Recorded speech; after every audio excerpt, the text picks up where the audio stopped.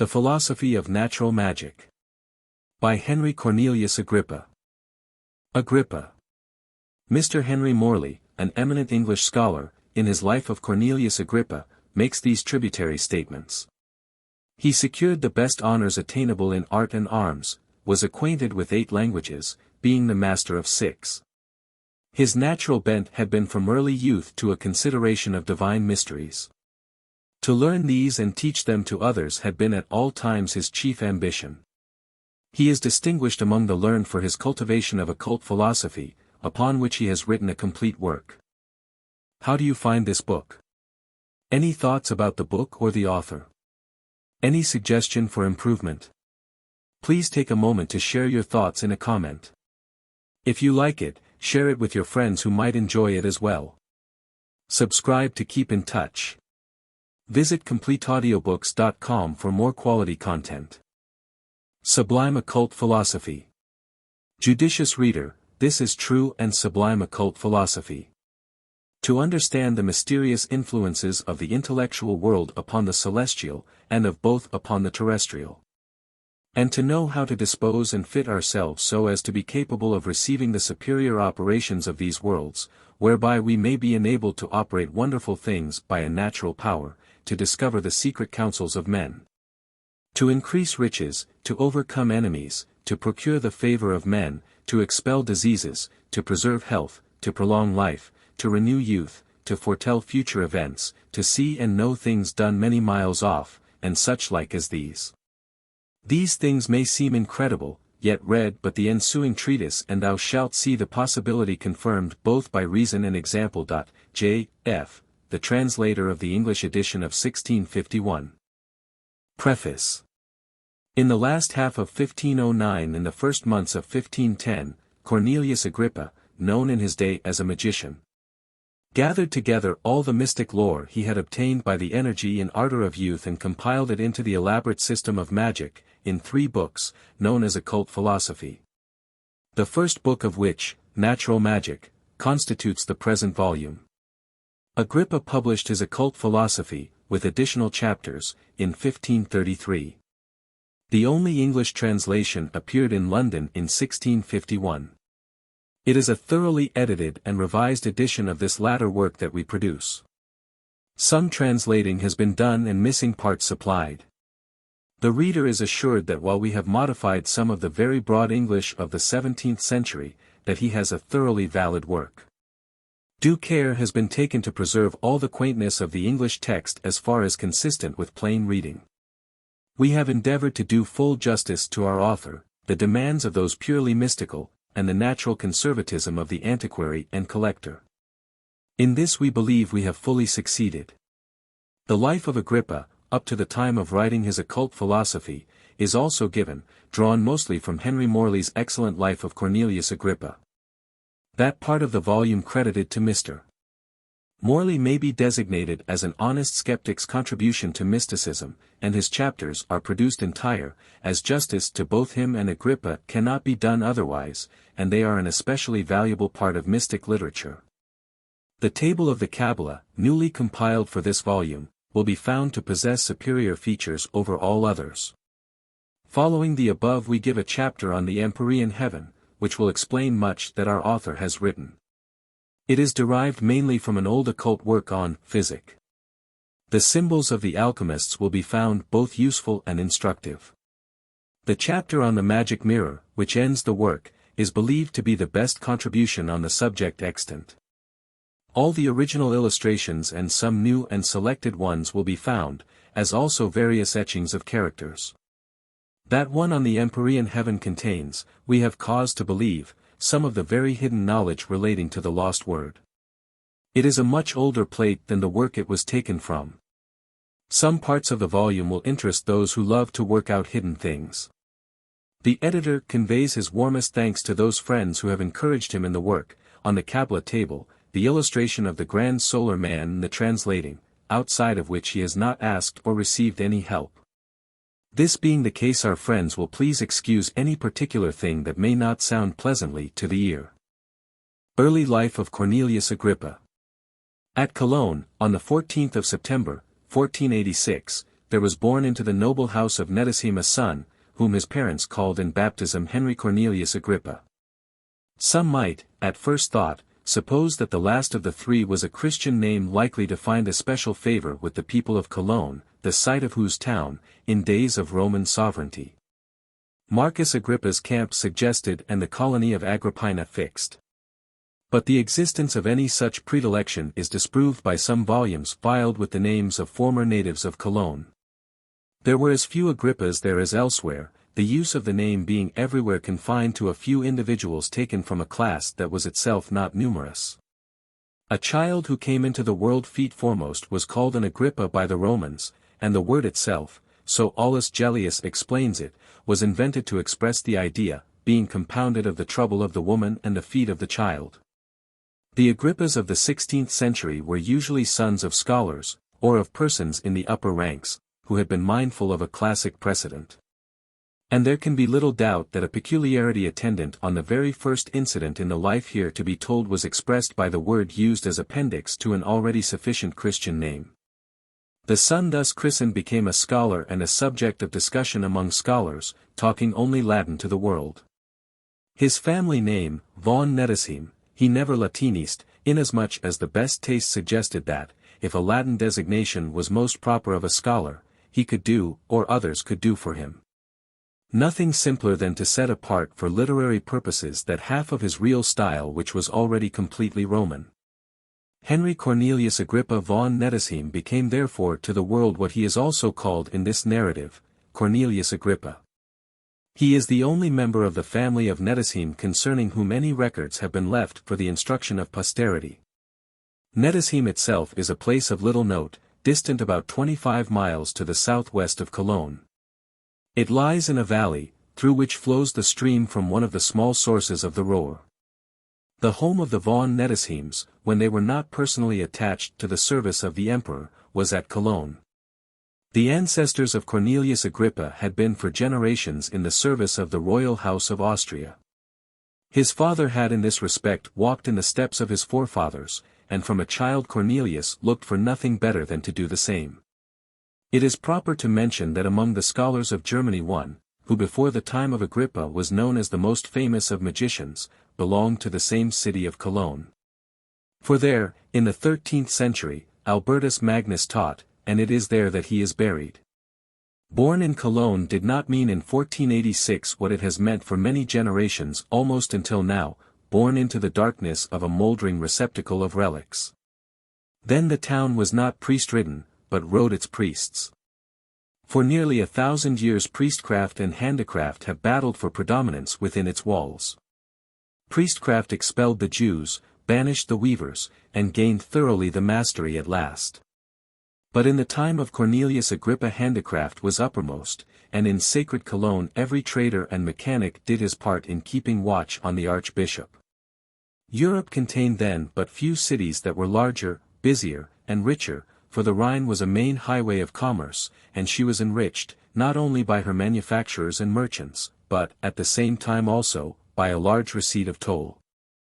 Commerce is the most powerful antagonist to despotism, and in whatever place both are brought together one of them must die. Passing by the earlier times to about the year 1350 there arose a devilish persecution of the Jews in many parts of Europe, and the Jews of Cologne, alarmed by the sufferings to which others of their race had been exposed, withdrew into their houses, with their wives and children, and burnt themselves in the midst of their possessions. The few who had flinched from this self-immolation were banished, and their houses and lands, together with all the land that had belonged to Cologne Jews, remained as spoils in the hands of the Cologne Christians. All having been converted into cash, the gains of the transactions were divided equally between the town and the archbishop. The Jews, 20 years later, were again allowed to reside in the place on payment of a tax for the protection granted them. In 1369 the city was again in turmoil, caused by a dispute concerning privileges between the authorities of the church and the town council. The weavers, as a democratic body, expressed their views very strong and there was fighting in the streets. The weavers were subdued, they fled to the churches, and were slain at the altars. 1,800 of them, all who survived, were banished, suffering, of course, confiscation of their property, and Cologne being cleared of all its weavers, who had carried on no inconsiderable branch of manufacture, their guild was demolished. This event occurred 20 years after the town had lost, in the Jews, another important part of its industrial population, and the proud city thus was passing into the first stage of its decay. In 1388 an university was established at Cologne, upon the model of the University of Paris. Theology and scholastic philosophy were the chief studies cultivated in it, and they were taught in such a way as to win many scholars from abroad. 8 years afterwards, churchmen, nobles, and traders were again contesting their respective claims, and blood was again shed in the streets. The nobles, assembled by night at a secret meeting, were surprised, and the final conquest of the trading class was in that way assured. A new constitution was then devised, continuing in force during the lifetime of Cornelius Agrippa. The Von Nettesheim's were likely to be on better terms with the archbishop than with the party who opposed him, and they were in the emperor's service. This must have influenced the early years of Agrippa. In these early years he displayed a rare aptitude for study, and, as Cologne was an university town and printing, discovered shortly before his birth, was carried on there in the production of Latin classics, the writings of ascetics, scholastics, and mystics like Thomas Aquinas and Albertus Magnus. It was only natural he should avail his eager desire for knowledge at these sources. He was remarkably successful in the study of European languages also, becoming proficient in several. Thus his years of home training were passed until he arrived at the age when princes are considered fit to be produced at court. He then left Cologne and became an attendant on the Emperor of Germany, Maximilian I, whom he served first as secretary, afterwards for 7 years as a soldier. At the age of 20 he was employed on secret service by the German court. At this time Spain was in a chaotic political condition. Ferdinand, the widower of Isabella, was excluded from the crown after his wife's death, that inheritance having passed with his daughter Joanna, as a dower, to her husband Philip, who was the son of Maximilian. In September, 1506, Philip died, shortly before having declared war against France. Thus it was that Cornelius went to Paris, ostensibly to attend the university there, but in reality to keep Maximilian advised of the important news regarding the French. In the capacity of secret service, in which he was engaged more than once, he showed himself abundantly able to preserve diplomatic secrets, though concerning his own affairs he was open, frank and free. Thus he is silent in regard to official duties at this time. In attending the university Agrippa came in contact with several other minds who had a love for the occult, mystics who found in him a natural leader to guide them into the realms of the unknown. With these he organized a secret band of theosophists or possibly Rosicrucians. Among these mystics was one more prominent as the friend of Agrippa, who might be regarded as second in leadership, an Italian by the name of Blasius Caesar Landolphus, who afterwards became noted in medicine, and also a professor in the University of Pavia. Among them were Germain, advocate, and author of a history of Charles V, etc., Gainey, theologian, linguist, Latin poet, and successively procurator, rector, and chancellor of the Paris University, Charles Foucard, M. de Molenfleur, Charles de Buelles, canon, professor of theology, and author of works on metaphysics and geometry, among which he treated of the quadrature of the circle and the cubication of the sphere, and other unusual matters. Germain de Brie, canon, linguist, and writer of Greek verse, Fash, Wigand, and Claire Champs, and Joanadin Baccara de Girona, a young Catalonian nobleman, temporarily at Paris while on his way to the court of Maximilian. Disturbances in Spain had spread to Aragon and Catalonia, and in the district of Tarragon the Catalonians had chased one of their local masters, the Seigneur de Girona, the last named of the secret band above. Agrippa and his friends devised a plan whereby Girona could be restored to his estates. The capture of a fortification known as the Black Fort was necessary to the enterprise, and to effect this a daring stratagem was decided upon. As the whole province of Tarragon could thus be held against the rebellious peasantry, it was believed the emperor, Maximilian, would sanction the enterprise in behalf of his kin, and Girona went to the German court for this purpose. Agrippa also returned to Cologne for a season early in 1507. It was over a year afterwards when the plans of the conspirators were carried out. The Black Fort was captured, as planned, by a stratagem. After remaining there for a time, Agrippa was sent with some others to garrison the place of Gerona at Villarodona. Landulf had, meanwhile, gone to Barcelona, and it was deemed prudent that Gerona, the peasants of the whole country being now in arms, should join him there. Gerona was, however, captured by the infuriated rustics, who immediately organized themselves in great force to storm his castle and exterminate the garrison there, who in Gerona's absence, were under the charge of Agrippa. Timely warning of the attack was conveyed to the garrison. To escape by breaking through the watches of the peasantry was madness, to remain was equally futile. But one way of escape presented itself, an old, half-ruined tower 3 miles distant, situated in one of the mountain wildernesses which characterize the district of Valls. The tower stood in a craggy, cavernous valley, where the broken mountains make way for a gulf containing stagnant waters, and jagged, inaccessible rocks hem it in. At the gorge by which this place is entered stood the tower, on a hill which was itself surrounded by deep bogs and pools, while it also was within a ring of lofty crags. There was but one way to this tower, except when the ground was frozen, and these events happened in the midsummer of 1508. The way among the pools was by a narrow path of stone, with turf walls as hedges. The site of the tower made it inexpugnable in summer time. It was owned by an abbot, who gave them permission to occupy and fortify it. This they accordingly done, having a poor bailiff, in charge of the place, for company. The retreat to the tower was safely accomplished under cover of night. Gerona's place was sacked the next day by the peasants, who sought fiercely for the German, as they termed Agrippa.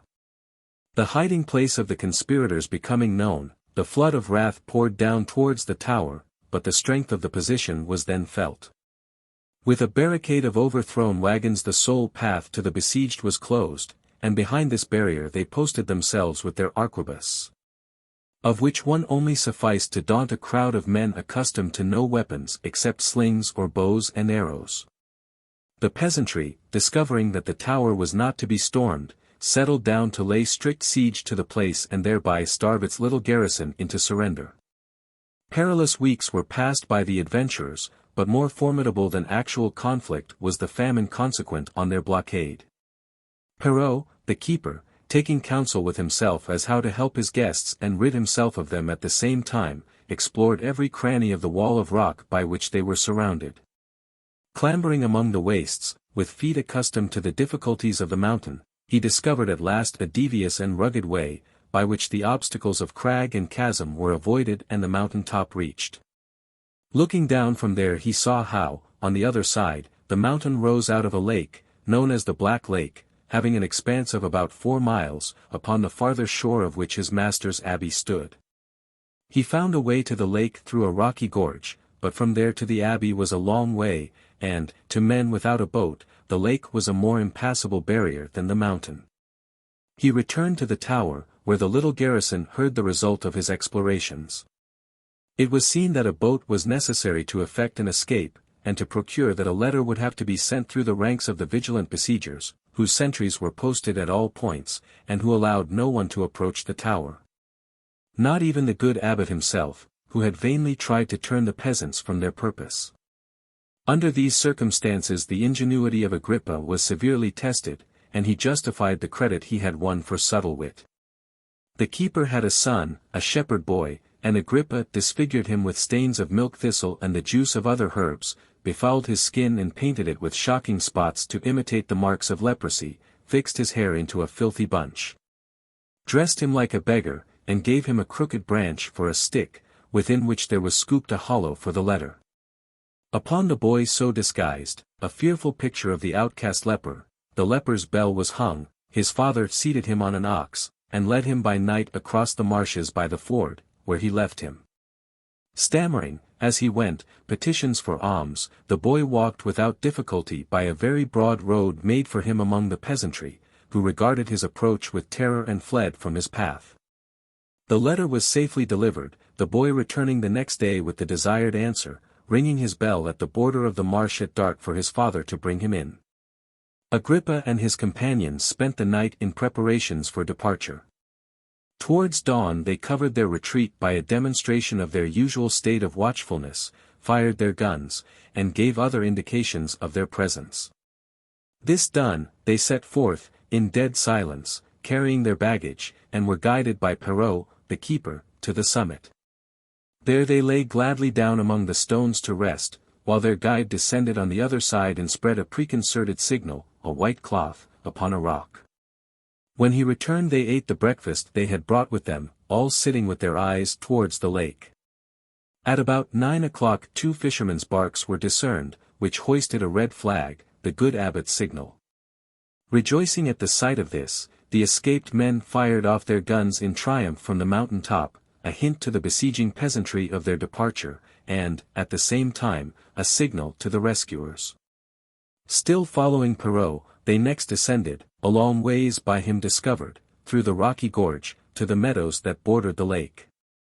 Entering the boats, before evening they found themselves safe under the abbot's roof. The day of this escape was the 14th of August, 1508. They had been suffering siege, therefore, during almost 2 months in the mountain fastness. Cornelius Agrippa being safe could quit the scene, and done so without waiting to see how the difficulty would be solved between the Catalonian peasants and their master. It perplexed him much that he had no tidings of Landulf, his closest friend. The abbot advised him to go to court again, but Agrippa replied that he had no mind to risk being again sent upon hazardous missions. After remaining several days in the abbey he set out, with an old man and his servant Stephen, for Barcelona. Antonius Xanthus, the companion of Agrippa, had seen much of the rough side of the world, was useful as a traveling companion, and became a member of Agrippa's secret league. Not finding Landulf at Barcelona they travelled to Valencia. From there they sailed for Italy, and by way of the Balearic Islands and Sardinia they went to Naples, where, disheartened by not finding Landulf, they shipped for Leghorn, and then travelled to Avignon. There they learned, from a travelling merchant, that Landulf was at Lyons. The friends now corresponded, Cornelius writing December 17th, nearly 4 months after he had left the abbey in search of his friend, the 24th of August. We may imagine many of the things these friends wrote each other. It was the suggestion of Agrippa that all the members of their league be called together that they might be absolved of their oaths regarding the Spanish conspiracy and to resume, once more, their former pleasant relations. He also hoped that Landulf might be able to visit him at Avignon and talk their secrets over, as he was unable to leave for Lyons, his funds being exhausted, until after the lapse of a little time. _______________________ The foregoing account, which has been condensed from Mr. Henry Morley's excellent Life of Cornelius Agrippa, is continued in that part of this volume that starts with the heading of Agrippa and the Rosicrucians. Agrippa's life now becomes so interwoven with mysticism that we give Morley's account in full. The next chapters in his life are replete with the fruition of his mystic nature, its full-blown flower being the occult philosophy, or 3 books of magic, the writing of which completes his early life. Cornelius Agrippa to the reader. I do not doubt but the title of our book of occult philosophy, or of magic, may by the rarity of it allure many to read it, amongst which some of a disordered judgment and some that are perverse will come to hear what I can say, who, by their rash ignorance, may take the name of magic in the worst sense and, though scarce having seen the title, cry out that I teach forbidden arts. Sow the seed of heresies, offend the pious, and scandalize excellent wits. That I am a sorcerer, and superstitious and devilish, who indeed am a magician, to whom I answer, that a magician doth not, amongst learned men, signify a sorcerer or one that is superstitious or devilish, but a wise man, a priest, a prophet. And that the Sibyls were magicianesses, and therefore prophesied most clearly of Christ, and that magicians, as wise men, by the wonderful secrets of the world, knew Christ, the author of the world, to be born, and came first of all to worship him. And that the name of magic was received by philosophers, commended by divines, and is not unacceptable to the gospel. I believe that the supercilious censors will object against the Sibyls, holy magicians, and the gospel itself sooner than receive the name of magic into favor. So conscientious are they that neither Apollo nor all the Muses, nor an angel from heaven can redeem me from their curse. Whom therefore I advise that they read not our writings, nor understand them, nor remember them. For they are pernicious and full of poison. The gate of Acheron is in this book, it speaks stones, let them take heed that it beat not out their brains. But you that come without prejudice to read it, if you have so much discretion of prudence as bees have in gathering honey, read securely, and believe that you shall receive no little profit, and much pleasure. But if you shall find any things that may not please you, let them alone and make no use of them, for I do not approve of them, but declare them to you. But do not refuse other things, for they that look into the books of physicians do, together with antidotes and medicines, read also of poisons. I confess that magic teacheth many superfluous things, and curious prodigies for ostentation. Leave them as empty things, yet be not ignorant of their causes. But those things which are for the profit of men, for the turning away of evil events, for the destroying of sorceries, for the curing of diseases, for the exterminating of phantasms, for the preserving of life, honor, or fortune, may be done without offense to God or injury to religion, because they are, as profitable, so necessary. But I have admonished you that I have writ many things rather narratively than affirmatively. For so it seemed needful that we should pass over fewer things, following the judgments of Platonists and other Gentile philosophers when they did suggest an argument of writing to our purpose. Therefore if any error have been committed, or anything hath been spoken more freely, pardon my youth, for I wrote this being scarce a young man, that I may excuse myself, and say, whilst I was a child I spake as a child. And I understood as a child, but being become a man, I retracted those things which I did being a boy, and in my book of the vanity and uncertainty of sciences I did, for the most part, retract this book. But here, haply, you may blame me again, saying, Behold, thou, being a youth, didst write, and now, being old, hast retracted it. What, therefore, hast thou set forth? I confess, whilst I was very young, I set upon the writing of these books, but, hoping that I should set them forth with corrections, and enlargements, and for that cause I gave them to Trithemius, a Neapolitanian abbot, formerly a Spanhamention. A man very industrious after secret things. But it happened afterwards that, the work being intercepted, before I finished it, it was carried about imperfect and impolished, and did fly aboard in Italy, in France, in Germany, through many men's hands. And some men, whether more impatiently or imprudently I know not, would have put it thus imperfect to the press, with which mischief, I, being affected, determined to set it forth myself. Thinking that there might be less danger if these books came out of my hands with some amendments than to come forth, torn and in fragments, out of other men's hands. Moreover, I thought it no crime if I should not suffer the testimony of my youth to perish. Also, we have added some chapters and inserted many things which did seem unfit to pass by, which the curious reader shall be able to understand by the inequality of the very phrase. For we were unwilling to begin the work anew and to unravel all that we had done, but to correct it and put some flourish upon it. Wherefore, I pray thee, courteous reader, weigh not these things according to the present time of setting them forth, but pardon my curious youth if thou find any thing in them that may displease thee. Underscore underscore underscore underscore underscore underscore underscore underscore underscore underscore underscore. When Agrippa first wrote his occult philosophy he sent it to his friend Trithemius, an abbot of Würzburg, with the ensuing letter.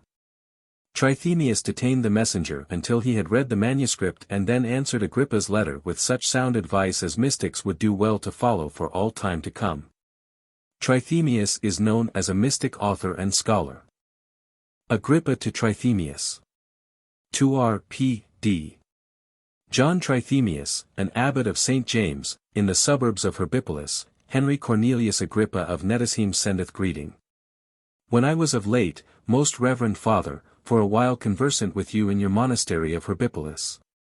We conferred together of diverse things concerning chemistry, magic, and Kabbalah, and of other things, which as yet lie hid in secret sciences and arts. And then there was one great question amongst the rest, why magic, whereas it was accounted by all ancient philosophers to be the chiefest science, and by the ancient wise men and priests was always held in great veneration, came at last, after the beginning of the Catholic Church, to be always odious to and suspected by the Holy Fathers, and then exploded by divines, and condemned by sacred canons, and, moreover, by all laws and ordinances forbidden. Now, the cause, as I conceive, is no other than this, viz. Because, by a certain fatal deprivation of times and men, many false philosophers crept in, and these, under the name of magicians, heaping together, through various sorts of errors and factions of false religions, many cursed superstitions and dangerous rites, and many wicked sacrileges, even to the perfection of nature. And the same set forth in many wicked and unlawful books, to which they have by stealth prefixed the most honest name and title of magic, hoping, by this sacred title, to gain credit to their cursed and detestable fooleries. Hence it is that this name of magic, formerly so honorable, is now become most odious to good and honest men, and accounted a capital crime if any one dare profess himself to be a magician either in doctrine or works.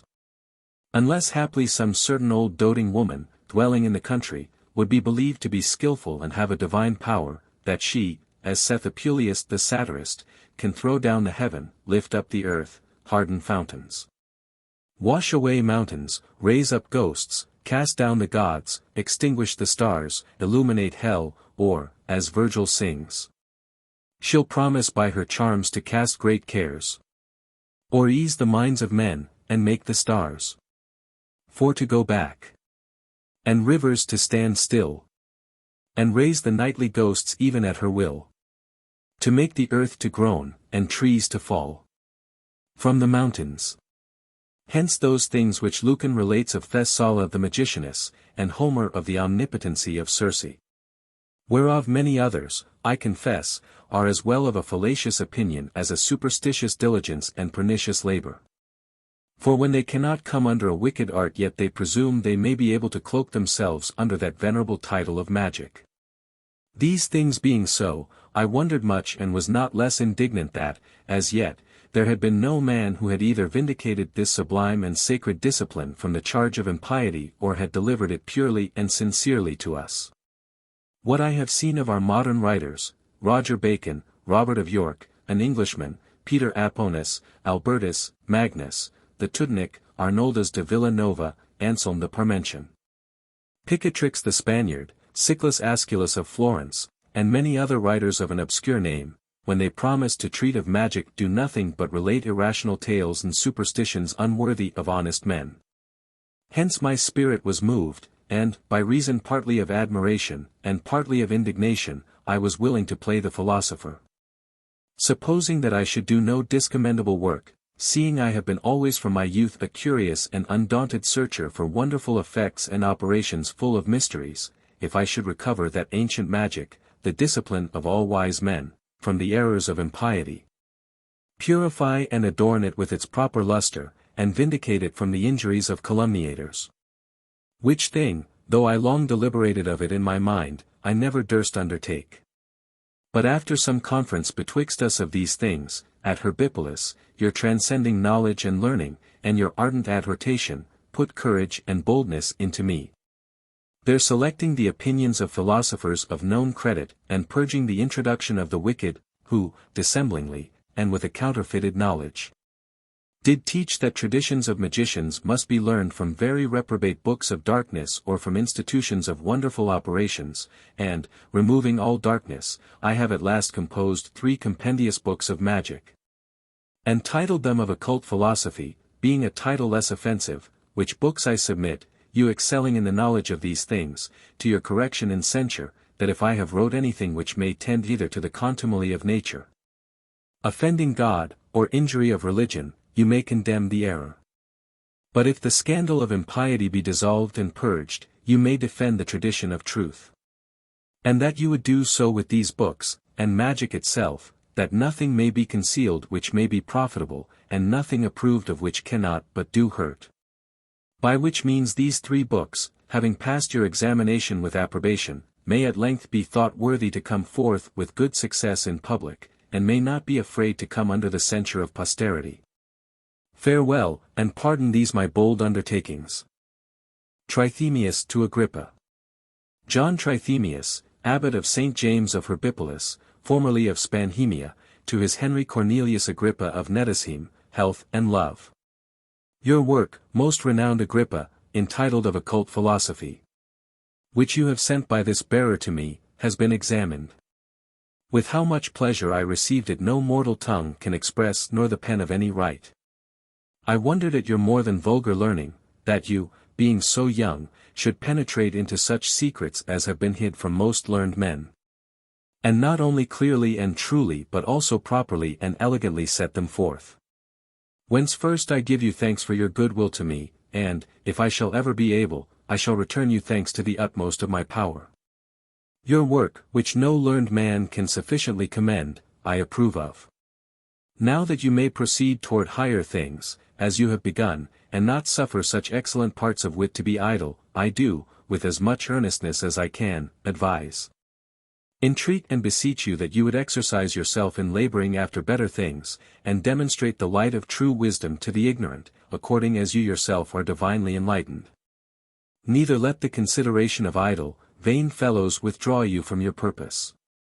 I say of them, of whom it is said, the wearied ox treads hard, whereas no man, to the judgment of the wise, can be truly learned who is sworn to the rudiments of one only faculty.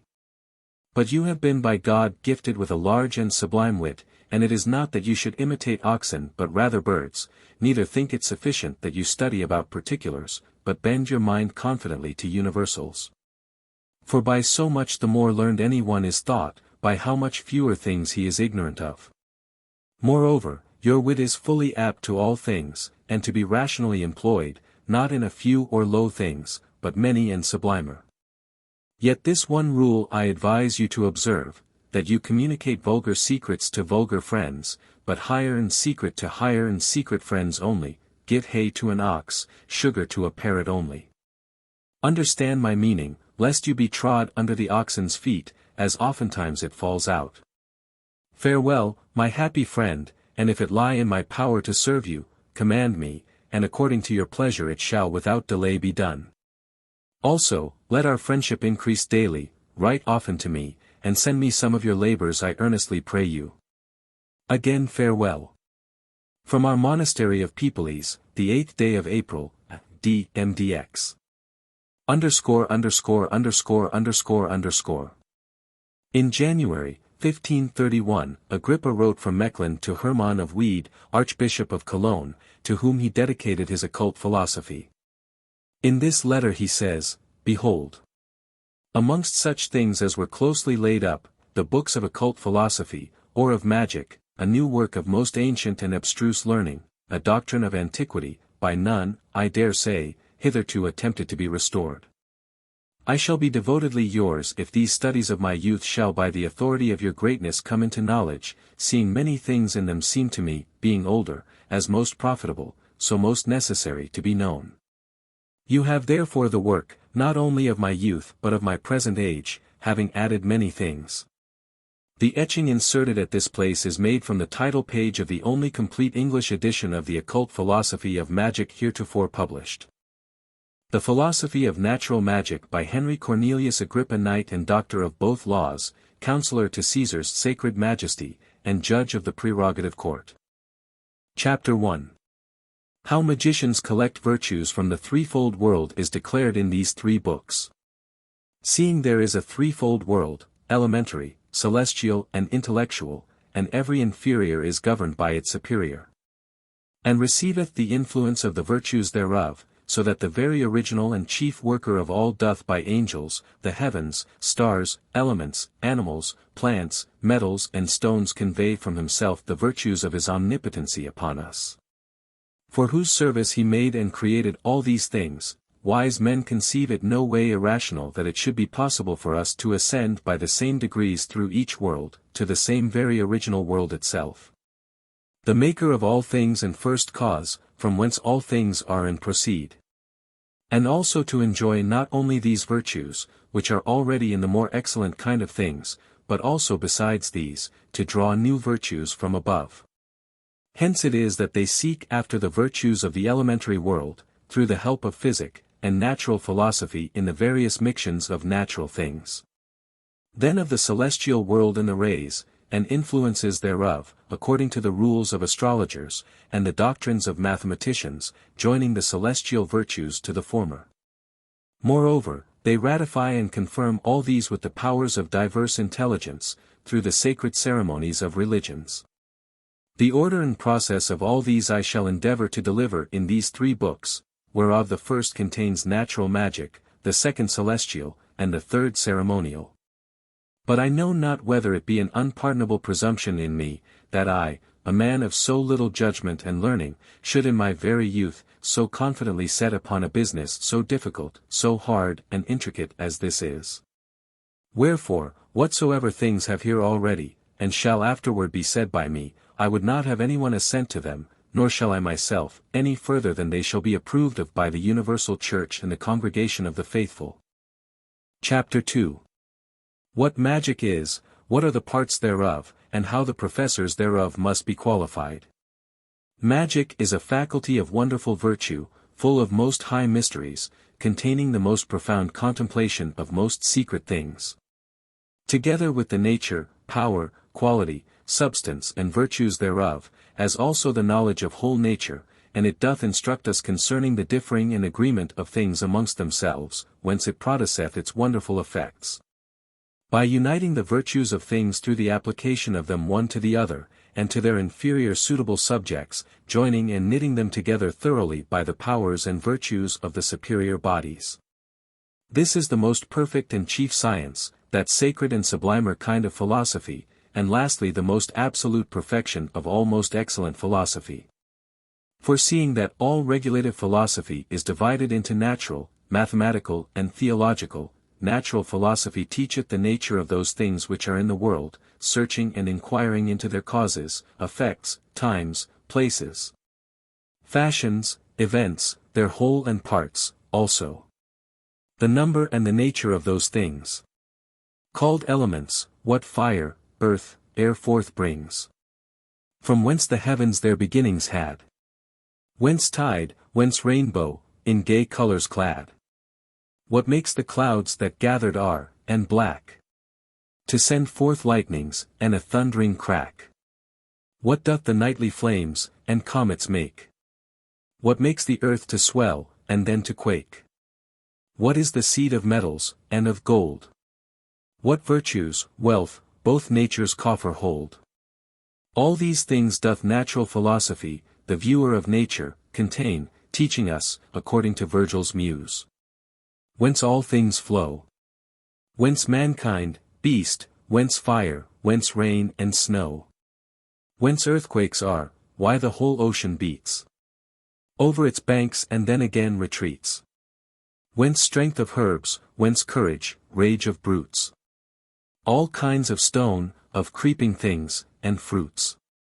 But mathematical philosophy teacheth us to know the quantity of natural bodies, as extended into 3 dimensions, as also to conceive of the motion and course of celestial bodies. As in great haste. What makes the golden stars to march so fast? What makes the moon sometimes to mask her face? The sun also, as if in some disgrace? And, as Virgil sings, how sun doth rule with 12 zodiac signs, the orb that's measured round about with lines, it doth the heaven's starry way make known, and strange eclipses of the sun and moon, Arcturus also, and the stars of rain, the 7 stars likewise, and Charles, his wain. Why winter suns make toward the west so fast? What makes the nights so long ere they be past? All which are understood by mathematical philosophy. Hence, by the heavens we may foreknow the seasons all, times for to reap and sow, and when 'tis fit to launch into the deep, and when to war, and when in peace to sleep, and when to dig up trees, and them again to set, that they may bring forth amain. Now theological philosophy, or divinity, teacheth what God is, what the mind, what an intelligence, what an angel, what a devil, what the soul, what religion, what sacred institutions, rites, temples, observations, and sacred mysteries are. It instructs us also concerning faith, miracles, the virtues of words and figures, the secret operations and mysteries of seals. And, as Apuleius saith, it teacheth us rightly to understand and to be skilled in the ceremonial laws, the equity of holy things and rule of religions. But to recollect myself. These three principal faculties one magic comprehends, unites and actuates, deservedly, therefore, was it by the ancients esteemed as the highest and most sacred philosophy. It was, as we find, brought to light by most sage authors and most famous writers, two amongst which principally Zamaxis and Zoroaster were so famous that many believed they were the inventors of this science. Their track Abaris the Hyperborean, Charmandes, Denigeron, Eudoxus, Hermippus followed. There were also other eminent, choice men, as Mercurius Trismegistus, Porphyrius, Iamblichus, Plotinus, Proclus, Dardanus, Orpheus the Thracian, Gog the Grecian, Germa the Babylonian, Apollonius of Tyana. Osthenes also wrote excellently of this art, whose books being as it were lost, Democritus of Abdera recovered, and set them forth with his own commentaries. Besides, Pythagoras, Empedocles, Democritus, Plato, and many other renowned philosophers travelled far by sea to learn this art, and being returned, published it with wonderful devoutness, esteeming of it as a great secret. Also it is well known that Pythagoras and Plato went to the prophets of Memphis to learn it, and travelled through almost all Syria, Egypt, Judea, and the schools of the Chaldeans that they might not be ignorant of the most sacred memorials and records of magic, as also that they might be furnished with divine things. Whosoever, therefore, is desirous to study in this faculty, if he be not skilled in natural philosophy, wherein are discovered the qualities of things, and in which are found the occult properties of every being. And if he be not skillful in the mathematics, and in the aspects, and figures of the stars, upon which depend the sublime virtue and property of everything. And if he be not learned in theology, wherein are manifested those immaterial substances, which dispense and minister all things, he cannot be possibly able to understand the rationality of magic. For there is no work that is done by mere magic, nor any work that is merely magical, that doth not comprehend these three faculties. Chapter 3. Of the four elements, their qualities, and mutual mixtions. There are four elements, and original grounds of all corporeal things, fire, earth, water, air, of which all element inferior bodies are compounded. Not by way of heaping them up together, but by transmutation and union, and when they are destroyed they are resolved into elements. For there is none of the sensible elements that is pure, but they are more or less mixed, and apt to be changed one into the other, even as earth becoming dirty, and being dissolved, becomes water, and the same being made thick and hard, becometh earth again. But being evaporated through heat, passeth into air, and that being kindled, passeth into fire, and this being extinguished, returns back again into air. But being cooled again after its burning, becomes earth, or stone, or sulfur, and this is manifested by lightning. Plato also was of that opinion, that earth was wholly changeable, and that the rest of the elements are changed, as into this, so into one another successively. But it is the opinion of the subtler sort of philosophers, that earth is not changed, but relented and mixed with other elements, which do dissolve it, and that it returns back into itself again. 3. Now, every one of the elements hath two specifical qualities, the former whereof it retains as proper to itself, in the other, as a mean, it agrees with that which comes next after it. For fire is hot and dry, the earth dry and cold, the water cold and moist, the air moist and hot. 4 And so after this manner the elements, according to two contrary qualities, are contrary one to the other, as fire to water, and earth to air. Moreover, the elements are upon another account opposite one to the other, for some are heavy, as earth and water, and others are light, as air and fire. Wherefore the Stoics called the former passives, but the latter actives. And yet once again, Plato distinguisheth them after another manner, and assigns to every one of them three qualities, viz., to the fire brightness, thinness and motion, but to the earth darkness, thickness and quietness. And according to these qualities the elements of fire and earth are contrary. But the other elements borrow their qualities from these, so that the air receives two qualities of the fire, thinness and motion, and one of the earth, viz., darkness. In like manner water receives two qualities of the earth, darkness and thickness, and one of fire, viz., motion. But fire is twice more thin than air, thrice more movable, and 4 times more bright. And the air is twice more bright, thrice more thin, and 4 times more movable than water. Wherefore water is twice more bright than earth, thrice more thin, and 4 times more movable. 5 As therefore the fire is to the air, so air is to the water, and water to the earth, and again, as the earth is to the water, so is the water to the air, and the air to the fire. And this is the root and foundation of all bodies, natures, virtues and wonderful works. And he which shall know these qualities of the elements, and their mixtions, shall easily bring to pass such things that are wonderful, and astonishing, and shall be perfect in magic. Chapter 4. Of a threefold consideration of the elements. There are, then, as we have said, 4 elements, without the perfect knowledge whereof we can effect nothing in magic. Now each of them is threefold, that so the number of 4 may make up the number of 12.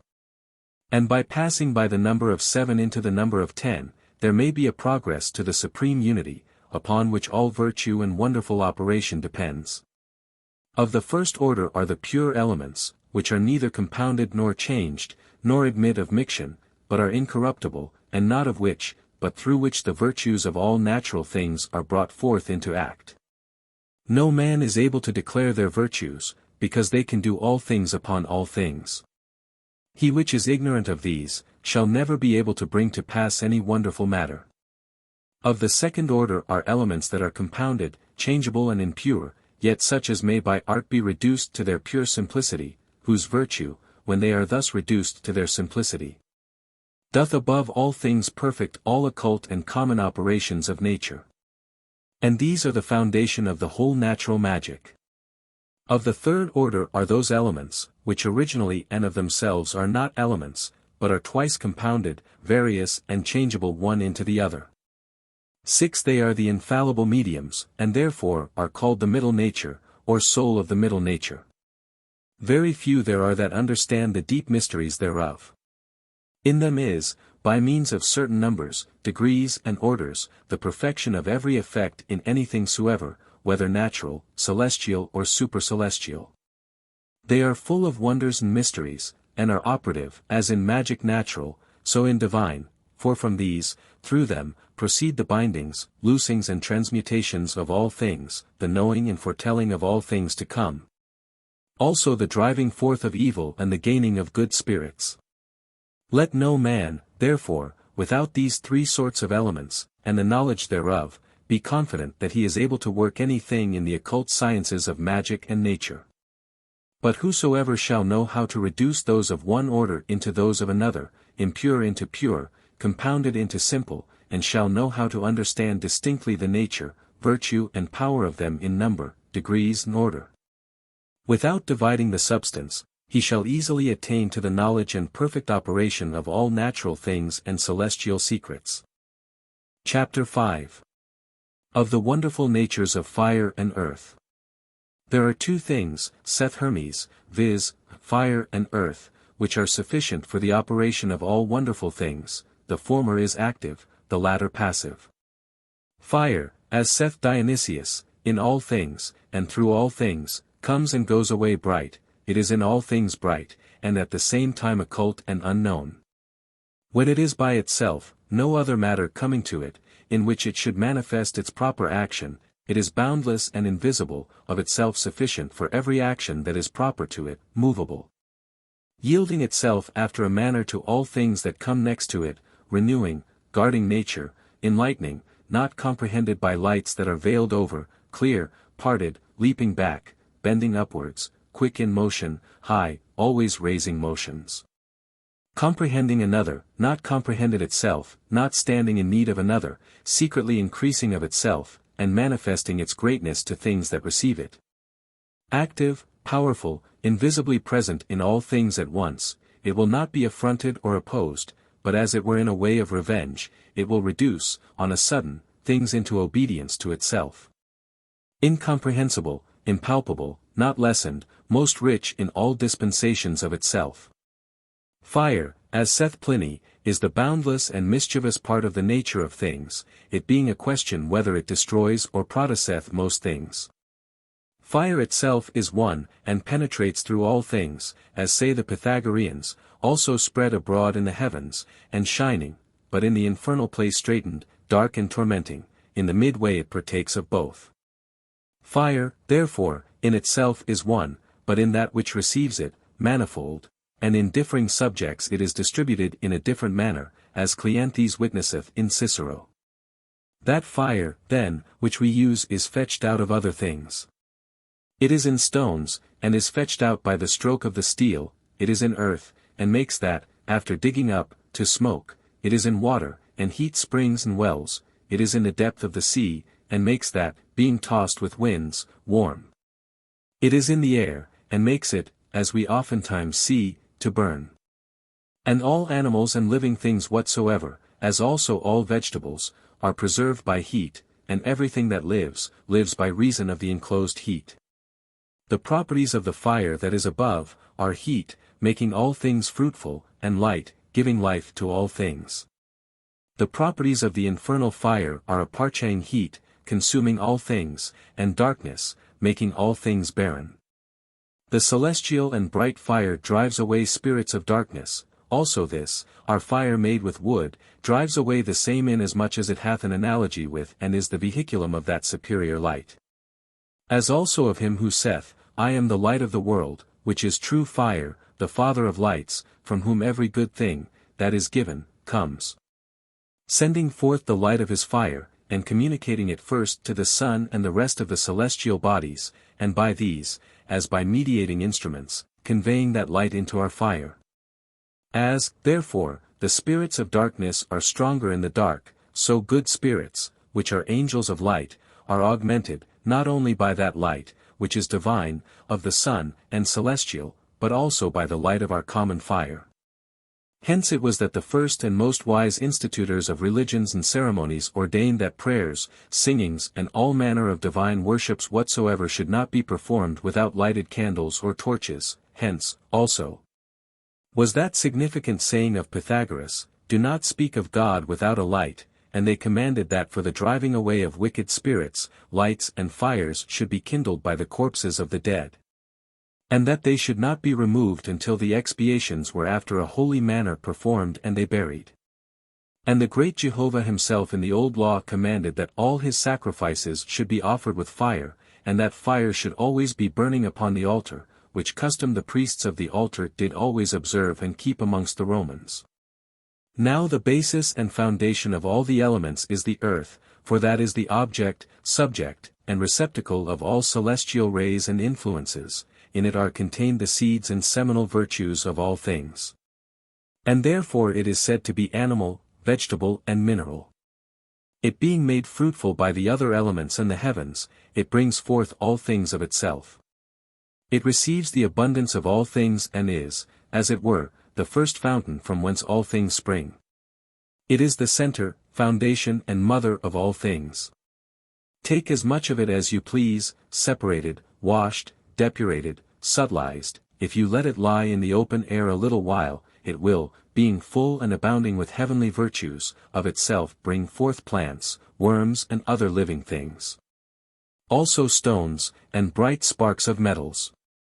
In it are great secrets, if at any time it shall be purified by the help of fire, and reduced unto its simplicity by a convenient washing. It is the first matter of our creation, and the truest medicine that can restore and preserve us. Chapter 6. Of the wonderful natures of water, air and winds. The other two elements, viz., water and air, are not less efficacious than the former, neither is nature wanting to work wonderful things in them. There is so great a necessity of water, that without it no living thing can live. No herb nor plant whatsoever, without the moistening of water can branch forth. In it is the seminary virtue of all things, especially of animals. The seeds also of trees and plants, although they are earthy, must notwithstanding of necessity be rotted in water before they can be fruitful. Whether they be imbibed with the moisture of the earth, or with dew or rain or any other water that is on purpose put to them. For Moses writes, that only earth and water bring forth a living soul. But he ascribes a twofold production of things to water, viz., of things swimming in the waters, and of things flying in the air above the earth.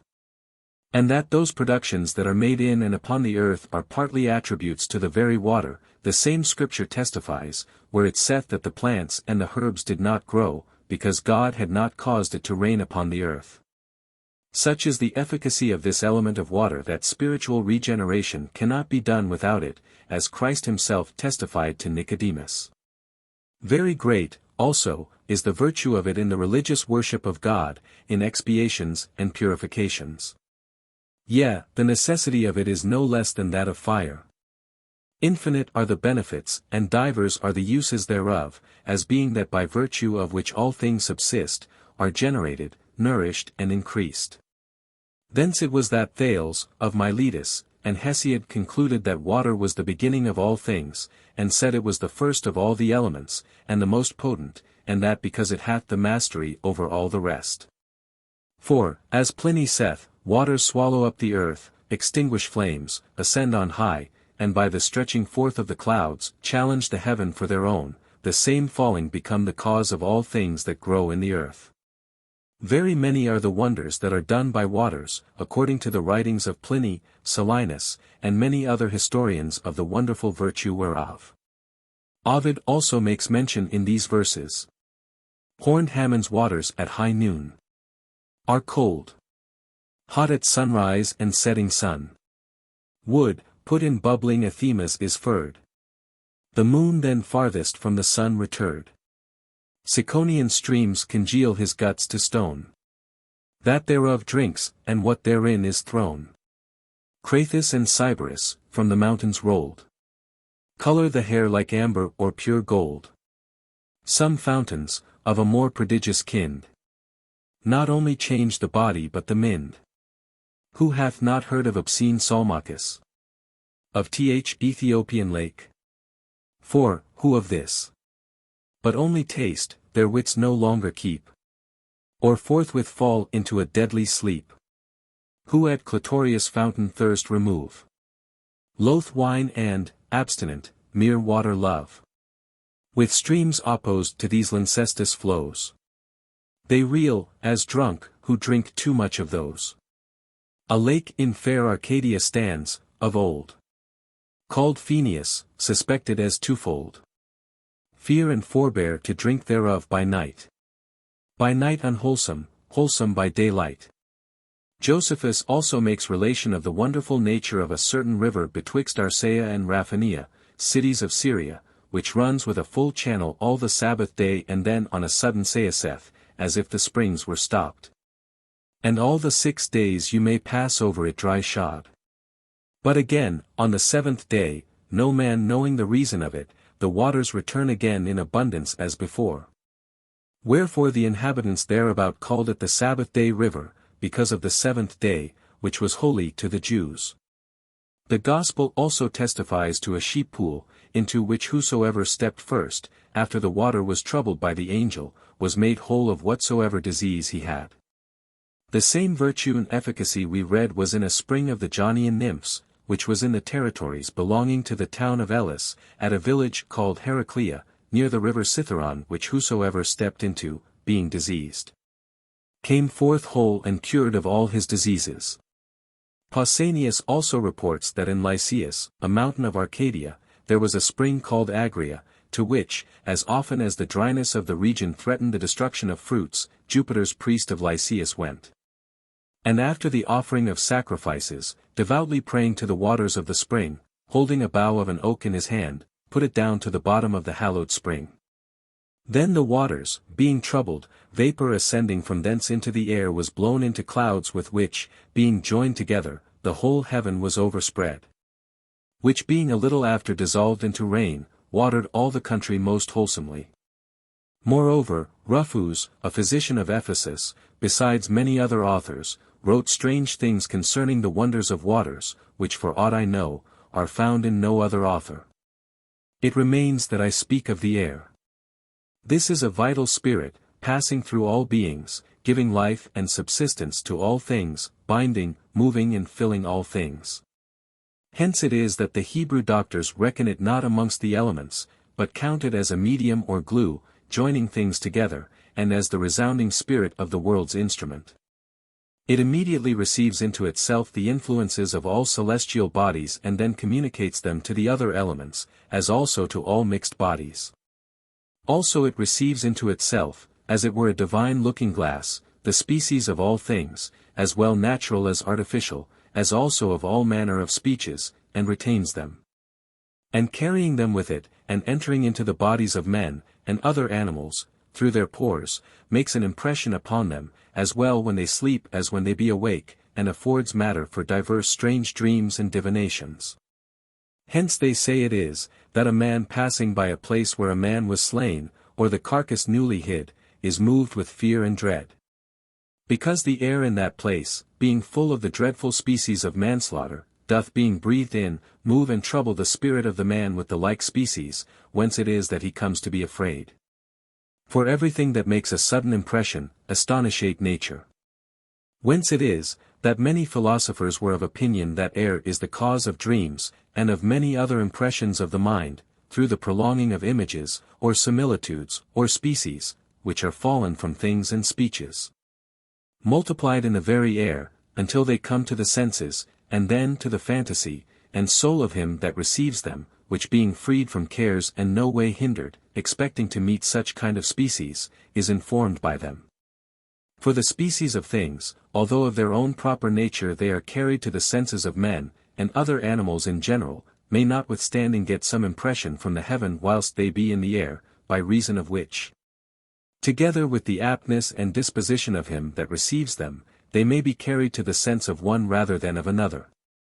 And hence it is possible naturally, and far from all manner of superstition, no other spirit coming between, that a man should be able in a very little time to signify his mind unto another man abiding at a very long and unknown distance from him. Although he cannot precisely give an estimate of the time when it is, yet of necessity it must be within 24 hours, and I myself know how to do it, and have often done it. 7. The same also in time past did the abbot Trithemius both know and do. Also, when certain appearances, not only spiritual but also natural, do flow forth from things, that is to say, by a certain kind of flowing forth of bodies from bodies 8 and do gather strength in the air. They offer and show themselves to us as well through light as motion, as well to the sight as to other senses, and sometimes work wonderful things upon us, as Plotinus proves and teacheth. And we see how by the south wind the air is condensed into thin clouds, in which, as in a looking-glass, are reflected representations at a great distance of castles, mountains, horses and men and other things which, when the clouds are gone, presently vanish. And Aristotle, in his Meteors, shows that a rainbow is conceived in a cloud of the air, as in a looking-glass. And Albertus saith that the effigies of bodies may, by the strength of nature, in a moist air be easily represented, in the same manner as the representations of things are in things. And Aristotle tells of a man to whom it happened, by reason of the weakness of his sight, that the air that was near to him became, as it were, a looking-glass to him, and the optic beam did reflect back upon himself, and could not penetrate the air, so that whithersoever he went he thought he saw his own image, with his face towards him, go before him. In like manner, by the artificialness of some certain looking-glasses, may be produced at a distance in the air, beside the looking-glasses, what images we please. Which when ignorant men see, they think they see the appearances of spirits, or souls, when, indeed, they are nothing else but semblances kin to themselves, and without life. And it is well known, if in a dark place where there is no light but by the coming in of a beam of the sun somewhere through a little hole, a white paper or plain looking-glass be set up against that light, that there may be seen upon them whatsoever things are done without, being shined upon by the sun.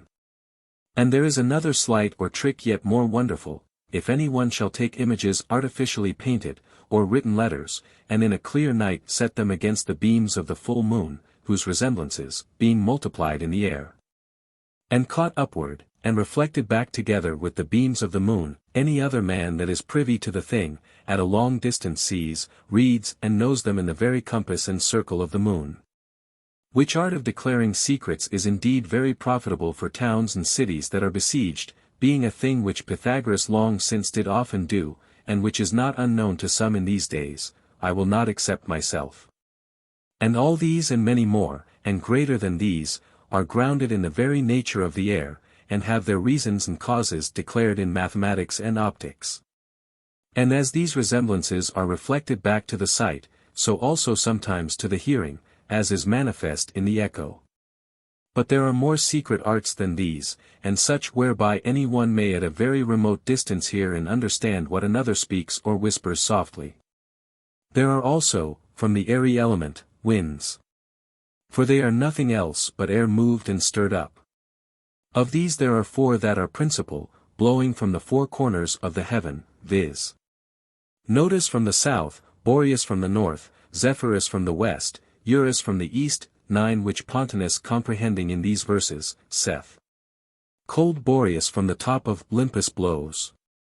And from the bottom cloudy Notus flows. From setting Phoebus fruitful Zephyrus flies. And barren Eurus from the sun's uprise. Notus is the southern wind, cloudy, moist, warm and sickly, which Hieronymus calls the butler of the rains. Ovid describes it thus. Out flies south wind with dropping wings, who shrouds his fearful aspect in the pitchy clouds. His white hair streams, his beard big swollen with showers. Mists bind his brows, rain from his bosom powers. But Boreas is contrary to Notus, and is the northern wind, fierce and roaring, and discussing clouds, makes the air serene, and binds the water with frost. Him doth Ovid thus bring in speaking of himself. Force me befits, with this thick clouds I drive. Toss the blue billows, knotty oaks uprive. Congeal soft snow, and beat the earth with hollow. When I my brethren in the air assail. For that's our field, we meet with such a shock. That thundering skies with our encounters rock. And cloud-struck lightning flashes from on high. When through the crannies of the earth I fly. And force her in her hollow caves. I make the ghosts to tremble, and the ground to quake. And Zephyrus, which is the western wind, is most soft, blowing from the west with a pleasant gale, it is cold and moist, removing the effects of winter, bringing forth branches and flowers. To this Eurus is contrary, which is the eastern wind, and is called Apeliotes, it is waterish, cloudy and ravenous. Of these 2 Ovid sings thus. To Persis and Sabia, Eurus flies. Whose gums perfume the blushing morns uprise. Next to the evening, and the coast that glows. With setting Phoebus, flowery Zephyrus blows. In Scythia horrid Boreas holds his reign. Beneath Boetes, and the frozen wain. The land to this Oppos doth Auster steep. With fruitful showres and clouds which ever weep. Chapter 7. Of the kinds of compounds, what relation they stand in to the elements, and what relation there is betwixt the elements themselves and the soul. Senses and dispositions of men. Next after the 4 simple elements follow the 4 kinds of perfect bodies compounded of them, and they are stones, metals, plants and animals, and although unto the generation of each of these all the elements meet together in the composition, yet every one of them follows, and resembles one of the elements, which is most predominant. For all stones are earthy, for they are naturally heavy and descend, and so hardened with dryness that they cannot be melted. But metals are waterish and may be melted, which naturalists confess, and chemists find to be true, viz. that they are generated of a viscous water or waterish argent 5. Plants have such an affinity with the air, that unless they be abroad in the open air, they do neither bud nor increase. So also all animals have in their natures a most fiery force, and also spring from a celestial source. And fire is so natural to them, that being extinguished they presently die. And, again, every one of those kinds is distinguished within itself by reason of degrees of the elements. For amongst the stones they especially are called earthy that are dark and more heavy. And those waterish which are transparent and are compacted of water, as crystal, beryl and pearls in the shells of fishes. And they are called airy which swim upon the water, and are spongeous, as the stones of a sponge, the pumice stone and the stone sophos. 10 And they are called fiery out of which fire is extracted, or which are produced of fire, as thunderbolts, firestones and the stone asbestos. Also amongst metals, lead and silver are earthy, quicksilver is waterish, copper and tin are airy. And gold and iron are fiery. In plants also, the roots resemble the earth by reason of their thickness, and the leaves water, because of their juice. Flowers the air, because of their subtility, and the seeds the fire, by reason of their multiplying spirit. Besides, they are called some hot, some cold, some moist, some dry, borrowing their names from the qualities of the elements. Amongst animals also, some are in comparison of others earthy, and dwell in the bowels of the earth, as worms and moles, and many other small creeping vermin, others are watery, as fishes, others airy, which cannot live out of the air. 11 Others also are fiery, living in the fire, as salamanders, and crickets, such as are of a fiery heat, as pigeons, ostriches, lions, and such as the wise men call beasts breathing fire. Besides, in animals the bones resemble the earth, flesh the air, the vital spirit the fire, and the humours the water. And these humours also partake of the elements, for yellow choler is instead of fire, blood instead of air, phlegm instead of water, and black choler, or melancholy, instead of earth. And lastly, in the soul itself, according to Austin, the understanding resembles fire, reason the air, imagination the water, and the senses the earth. And these senses also are divided amongst themselves by reason of the elements, for the sight is fiery, neither can it perceive without fire and light, the hearing is airy, for a sound is made by the striking of the air. The smell and taste resemble the water, without the moisture of which there is neither smell nor taste, and lastly, the feeling is wholly earthy, and taketh gross bodies for its object. The actions, also, and the operations of man are governed by the elements. The earth signifies a slow and firm motion, the water signifies fearfulness and sluggishness, and remissness in working. Air signifies cheerfulness and an amiable disposition, but fire a fierce, quick and angry disposition. The elements, therefore, are the first of all things, and all things, are of and according to them, and they are in all things, and diffuse their virtues through all things. Chapter 8. How the elements are in the heavens, in stars, in devils, in angels, and lastly in God himself. It is the unanimous consent of all Platonists, that as in the original and exemplary world, all things are in all. So also in this corporeal world, all things are in all, so also the elements are not only in these inferior bodies, but also in the heavens, in stars and devils, in angels, and lastly in God, the maker and original example of all things. Now in these inferior bodies the elements are accompanied with much gross matter, but in the heavens the elements are with their natures and virtues, viz., after a celestial and more excellent manner than in sublunary things. For the firmness of the celestial earth is there without the grossness of water, and the agility of the air without running over its bounds, the heat of fire without burning, only shining and giving life to all things by its heat. Amongst the stars, also, some are fiery, as Mars and Sol, airy, as Jupiter and Venus, watery, as Saturn and Mercury.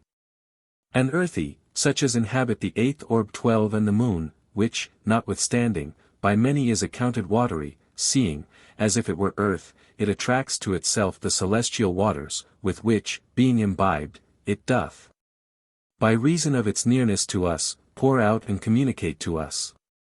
There are, also, amongst the signs 13 some fiery, some earthy, some airy, some watery, the elements rule them also in the heavens, distributing to them these four threefold considerations of every element, viz. The beginning, middle and end, so Aries possesseth the beginning of fire, Leo the progress and increase, and Sagittarius the end. Taurus the beginning of the earth, Virgo the progress, Capricorn the end. Gemini the beginning of the air, Libra the progress, Aquarius the end.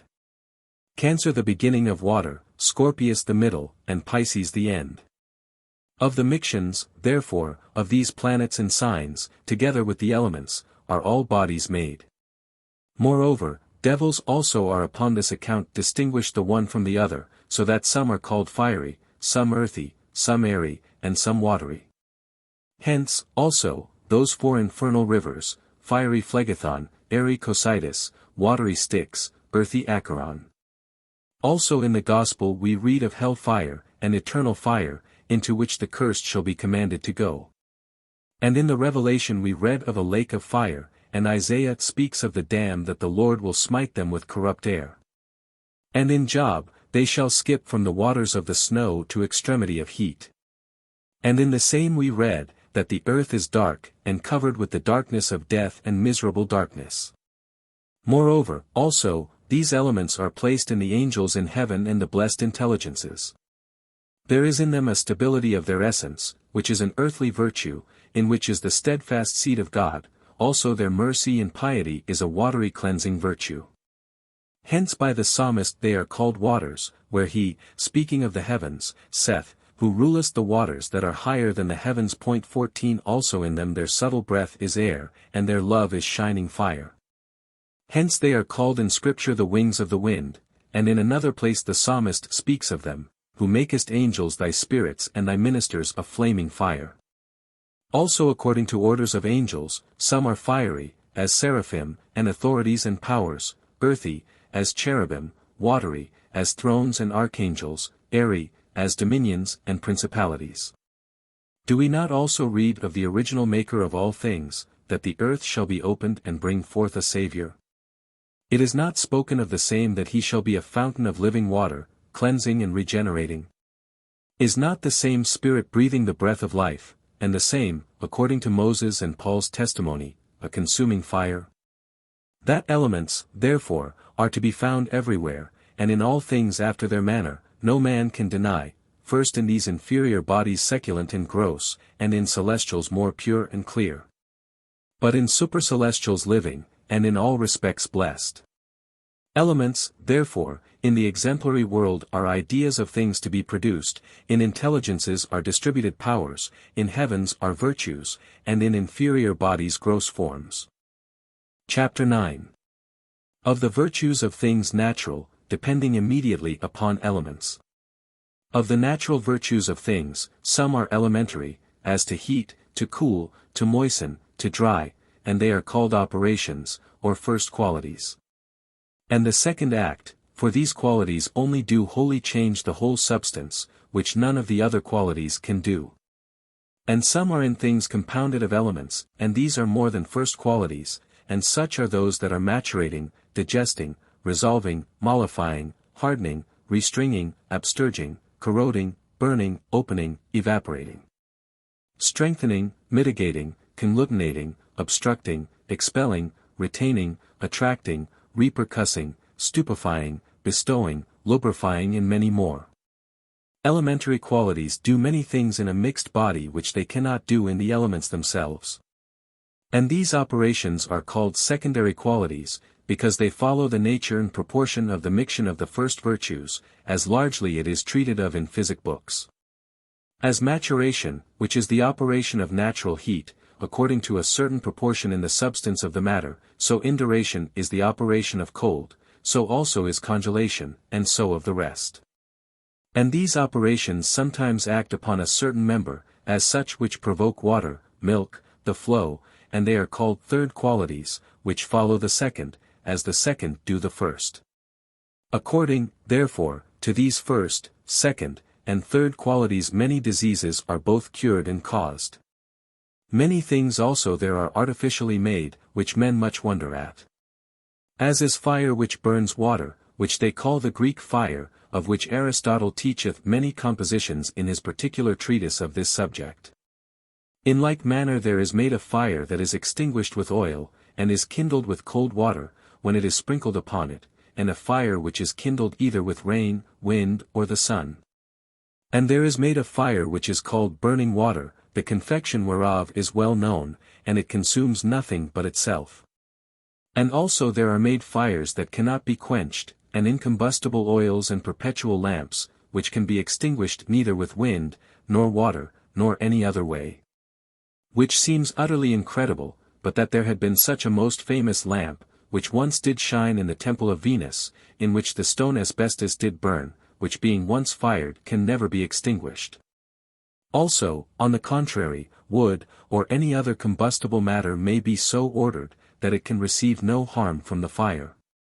And there are made certain confections, with which the hands being anointed, we may carry red-hot iron in them, or put them into melted metal, or go with our whole bodies, being first anointed therewith, into the fire without any manner of harm. And such like things as these may be done.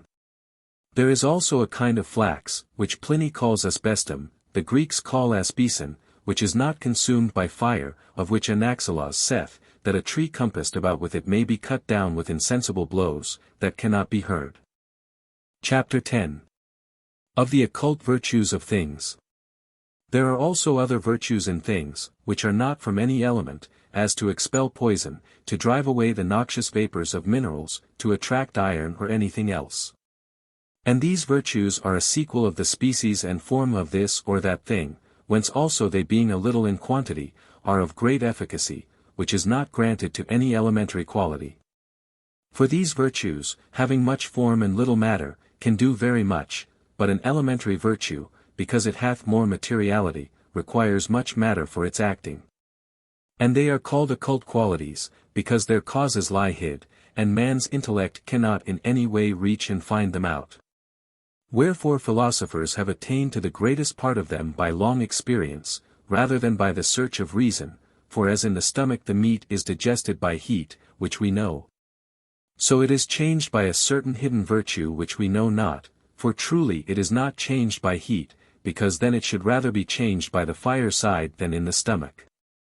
So there are in things, besides the elementary qualities which we know, other certain inbred virtues created by nature, which we admire and are amazed at, being such as we know not, and indeed seldom or never have seen.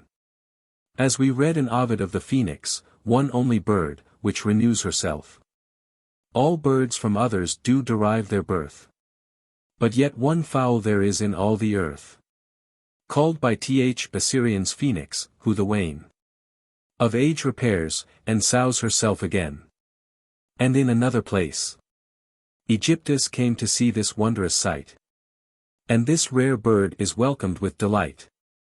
Long since Matrias brought a very great wonderment upon the Greeks and Romans concerning himself. He said that he nourished and bred a beast that did devour itself. Hence many to this day are solicitous what this beast of Matrias should be. Who would not wonder that fishes should be digged out of the earth, of which Aristotle, Theophrastus, and Polybius the historian, makes mention. And those things which Pausanias wrote concerning the singing stones. All these are effects of occult virtues. So the ostrich concocts cold and most hard iron, and digests it into nourishment for his body, whose stomach, they also report, cannot be hurt with red-hot iron. So that little fish, called Echinies, doth so curb the violence of the winds, and appease the rage of the sea, that, let the tempests be never so imperious and raging, the sails also bearing a full gale, it doth notwithstanding by its mere touch stay the ships and makes them stand still, that by no means they can be moved. So salamanders and crickets live in the fire, although they seem sometimes to burn, yet they are not hurt. The like is said of a kind of bitumen, with which the weapons of the Amazons were said to be smeared over, by which means they could be spoiled neither with sword nor fire. With which also the gates of Caspia, made of brass, are reported to be smeared over by Alexander the Great. We read also that Noah's ark vast joined together with this bitumen, and that it endured some thousands of years upon the mountains of Armenia. There are many such kind of wonderful things, scarce credible, which notwithstanding are known by experience. Amongst which antiquity makes mention of satyrs, which were animals, in shape half men and half brutes, yet capable of speech and reason. One whereof Saint Hierome reporteth, spake once unto holy Antonius the Hermit, and condemned the error of the Gentiles in worshipping such poor creatures as they were, and desired him that he would pray unto the true God for him. Also he affirms that there was one of these satyrs shoot openly alive, and afterward sent to Constantine the Emperor. Chapter 11. How occult virtues are infused into the several kinds of things by ideas through the help of the soul of the world, and rays of the stars. And what things abound most with this virtue? Platonists say that all inferior bodies are exemplified by the superior ideas.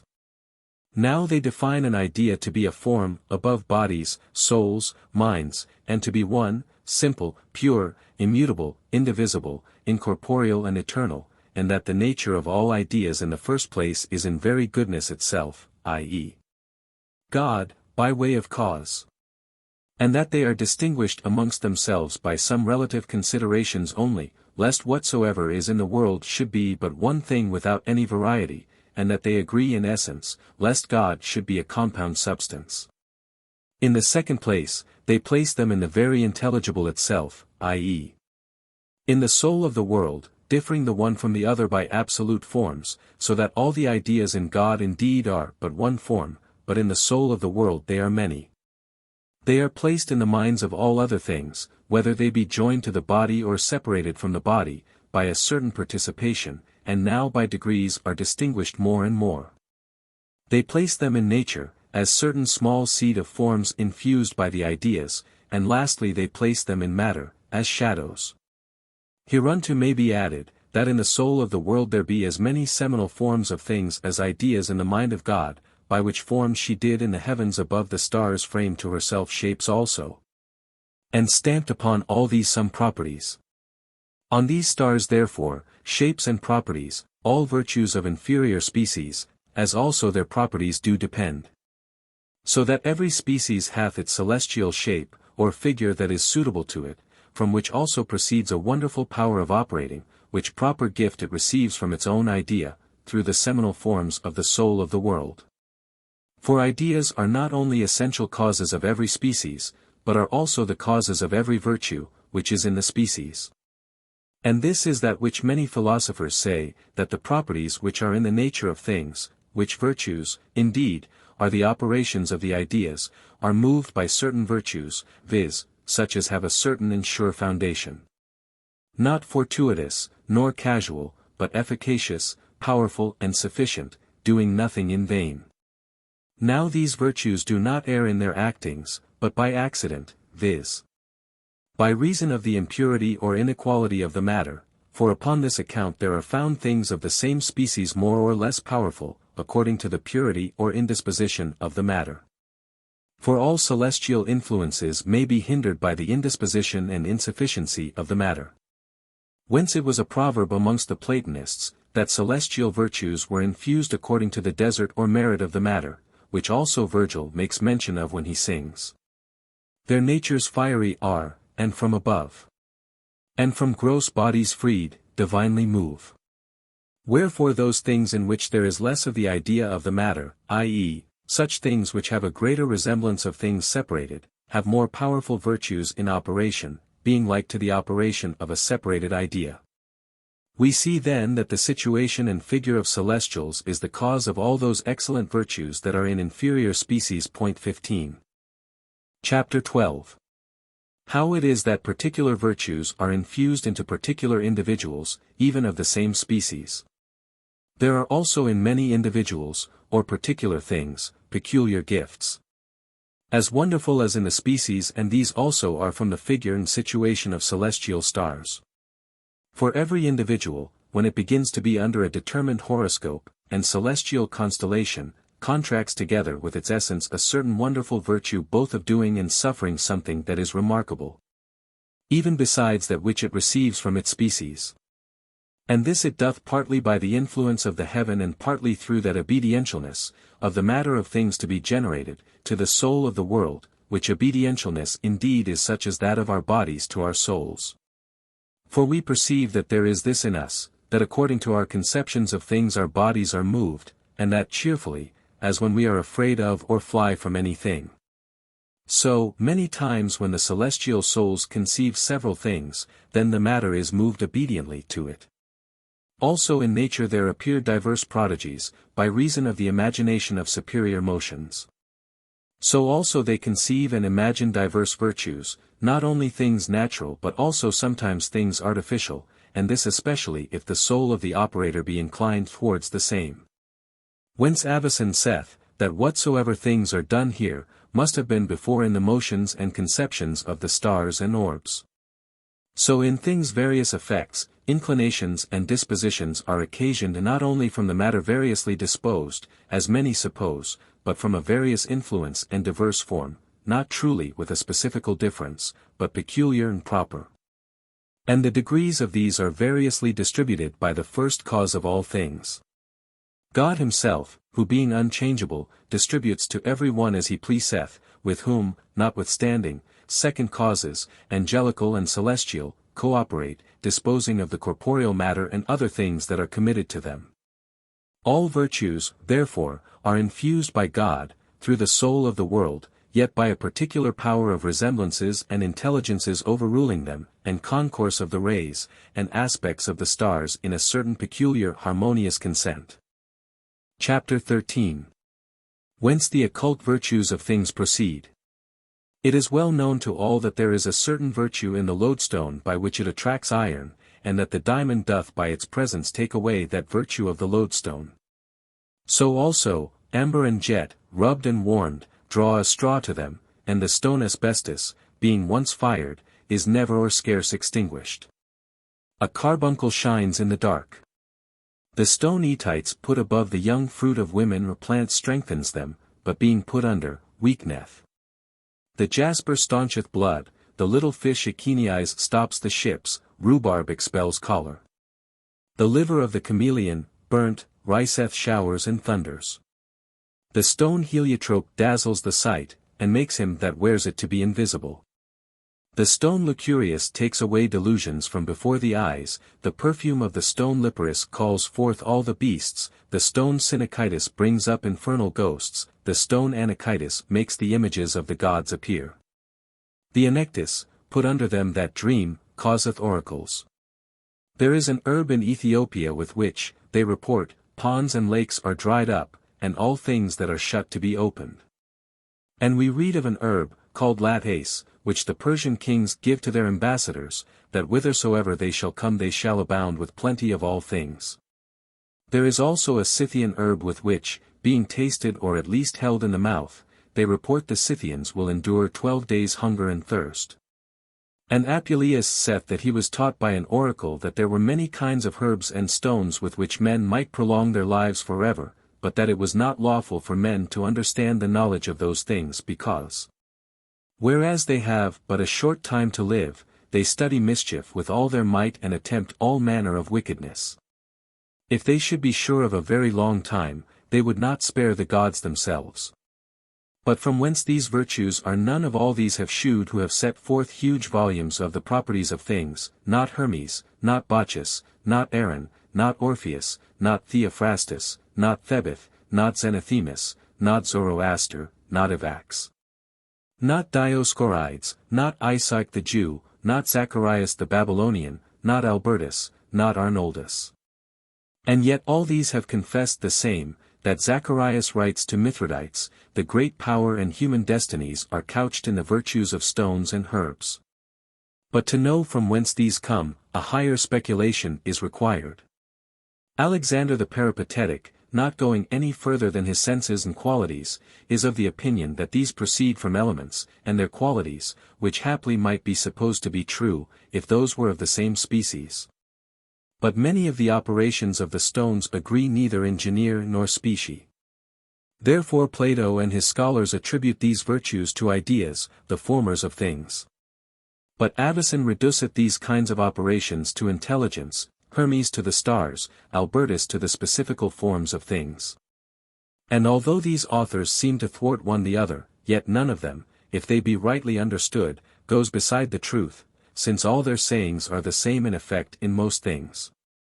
For God, in the first place, is the end and beginning of all virtues, he gives the seal of the ideas to his servants, the intelligences, who, as faithful officers, sign all things entrusted to them with an ideal virtue. The heavens and stars, as instruments, disposing the matter in the meanwhile for the receiving of those forms which reside in divine majesty, as saith Plato in Timaeus, and to be conveyed by stars. And the giver of forms distributes them by the ministry of his intelligences, which he hath set as rulers and controllers over his works, to whom such a power is entrusted in things committed to them, that so all virtues of stones, herbs, metals, and all other things may come from the intelligences, the governors. The form, therefore, and virtue of things comes first from the ideas, then from the ruling and governing intelligences, then from the aspects of the heavens disposing, and lastly from the tempers of the elements disposed. Answering the influences of the heavens, by which the elements themselves are ordered, or disposed. These kinds of operations, therefore, are performed in these inferior things by express forms, and in the heavens by disposing virtues, in intelligences by mediating rules, in the original cause by ideas and exemplary forms. All of which must of necessity agree in the execution of the effect and virtue of everything. There is, therefore, a wonderful virtue in operation in every herb and stone, but greater in a star, beyond which, even from the governing intelligences everything receiveth and obtains many things for itself, especially from the supreme cause, with whom all things do mutually and exactly correspond, agreeing in an harmonious consent, as it were in hymns, always praising the highest maker of all things. As by the 3 children in the fiery furnace were all things called upon to praise God with singings. Bless ye the Lord all things that grow upon the earth, and all things which move in the waters, all fowls of the heavens, beasts and cattle, together with the sons of men. There is, therefore, no other cause of the necessity of effects than the connection of all things with the first cause, and their correspondency with those divine patterns and eternal ideas whence everything hath its determinate and particular place in the exemplary world, from whence it lives and receives its original being, and every virtue of herbs, stones, metals, animals, words and speeches and all things that are of God, is placed there. Now the first cause, which is God, although he doth by intelligences and the heavens work upon these inferior things, both sometimes, these mediums being laid aside, or their officiating being suspended, works those things immediately by himself. Which works then are called miracles. But whereas secondary causes, which Plato and others call handmaids, do by the command and appointment of the first cause, necessarily act, and are necessitated to produce their effects, if God shall notwithstanding, according to his pleasure, so discharge and suspend them, that they shall wholly desist from the necessity of that command and appointment. Then they are called the greatest miracles of God. So the fire in the Chaldeans' furnace did not burn the children. So also the sun at the command of Joshua went back from its course the space of a whole day. So also at the prayer of Hezekiah it went back 10 degrees or hours. So when Christ was crucified the sun was darkened, though at full moon.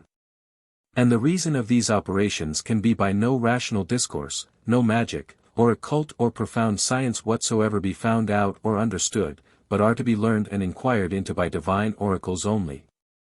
Chapter 14. Of the spirit of the world, what it is, and how by way of medium it unites occult virtues to their subjects. Democritus and Orpheus, and many Pythagoreans, having most diligently searched into the virtues of celestial things and natures of inferior things, said, that all things are full of God and not without cause. For there is nothing of such transcending virtues, which being destitute of divine assistance, is content with the nature of itself. Also they called those divine powers which are diffused in things, gods, which Zoroaster called divine allurements. Synesius, symbolical enticements. Others called them lives, and some also souls. Saying that the virtues of things did depend upon these because it is the property of the soul to be from one matter extended into divers things about which it operates, so is a man who extends his intellect unto intelligible things, and his imagination unto imaginable things. And this is that which they understood when they said, viz. that the soul of one thing went out and went into another thing, altering it, and hindering the operations of it, as the diamond hinders the operation of the lodestone, that it cannot attract iron. Now seeing the soul is the first thing that is movable and, as they say, is moved of itself. But the body, or the matter, is of itself unable and unfit for motion, and doth much degenerate from the soul, therefore they say there is need of a more excellent medium, viz., such a one that may be, as it were, no body, but, as it were, a soul. Or, as it were, no soul, but, as it were, a body, viz., by which the soul may be joined to the body. Now they conceive such a medium to be the spirit of the world, viz. that which we call the quintessence, because it is not from the four elements, but a certain first thing, having its being above and besides them.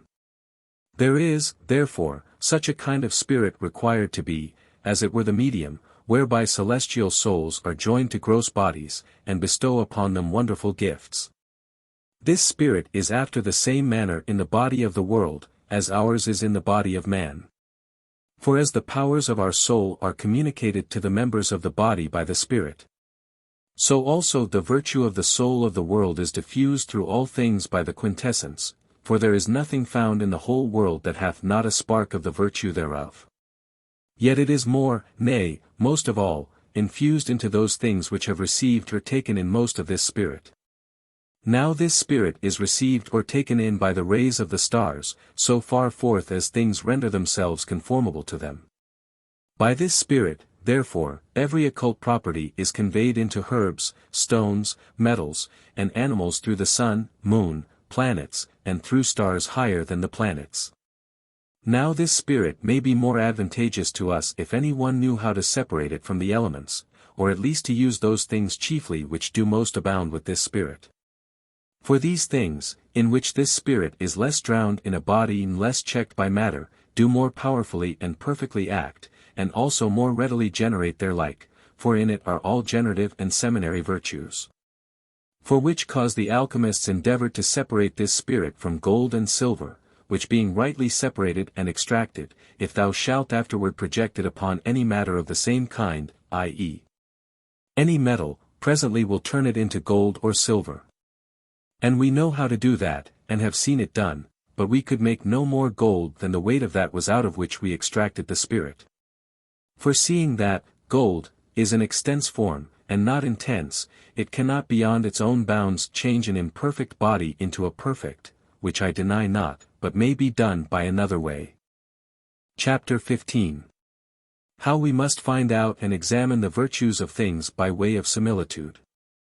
It is now manifest that the occult properties in things are not from the nature of the elements, but infused from above, hid from our senses, and scarce at last known by our reason, which indeed come from the life and the spirit of the world, through the rays of the stars, and can no otherwise but by experience and conjecture be inquired into by us. Wherefore, he that desires to enter upon this study must consider that everything moves and turns itself to its like, and inclines that to itself with all its might, as well in property, viz., occult virtue, as in quality, viz., elementary virtue.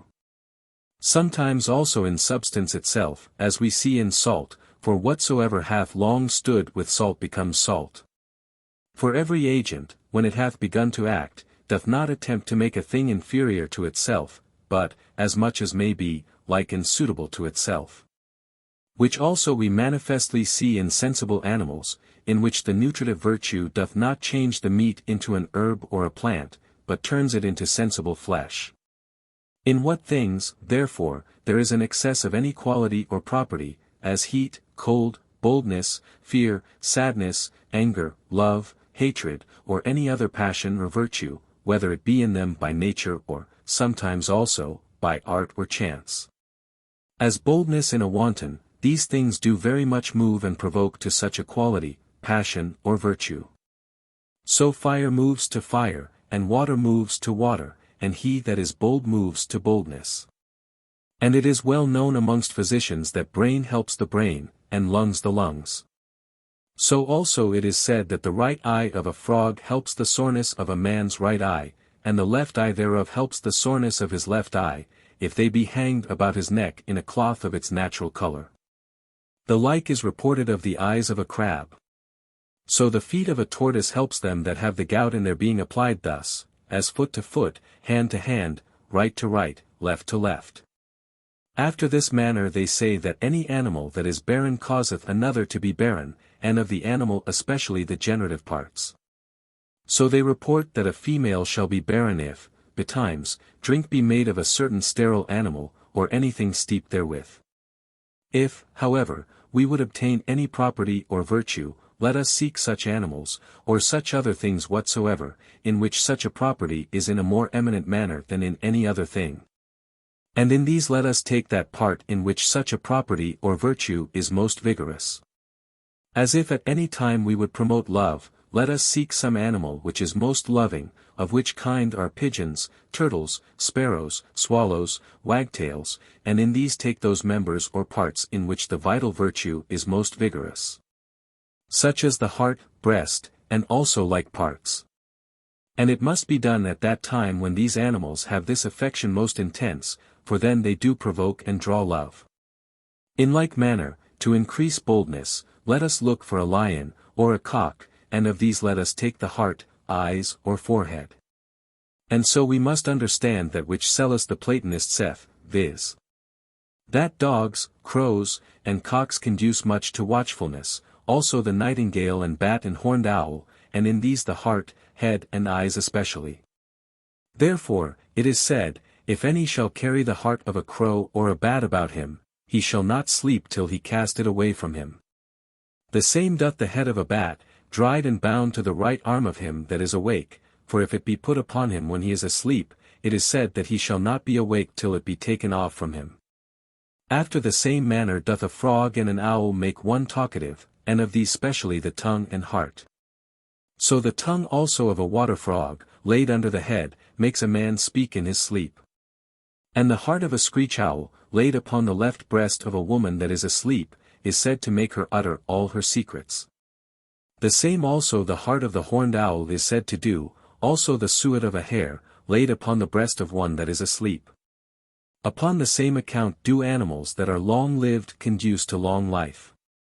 And whatsoever things have a power in themselves to renew themselves conduce to the renovation of our body and restoring of youth, which physicians have often professed they know to be true, as is manifest of the viper and snake. And it is known that hearts renew their old age by the eating of snakes. After the same manner the phoenix is renewed by a fire which she makes for herself. And the like virtue there is in a pelican, whose right foot being put under warm dung, after 3 months there is of that generated a pelican. Therefore some physicians by some certain confections made of vipers, and hellebore, and the flesh of some such kind of animals, do restore youth, and indeed do sometimes restore it so, as Medea restored old Pylias. It is also believed that the blood of a bear, if it be sucked out of her wound, doth increase strength of body, because that animal is the strongest creature. Chapter 16.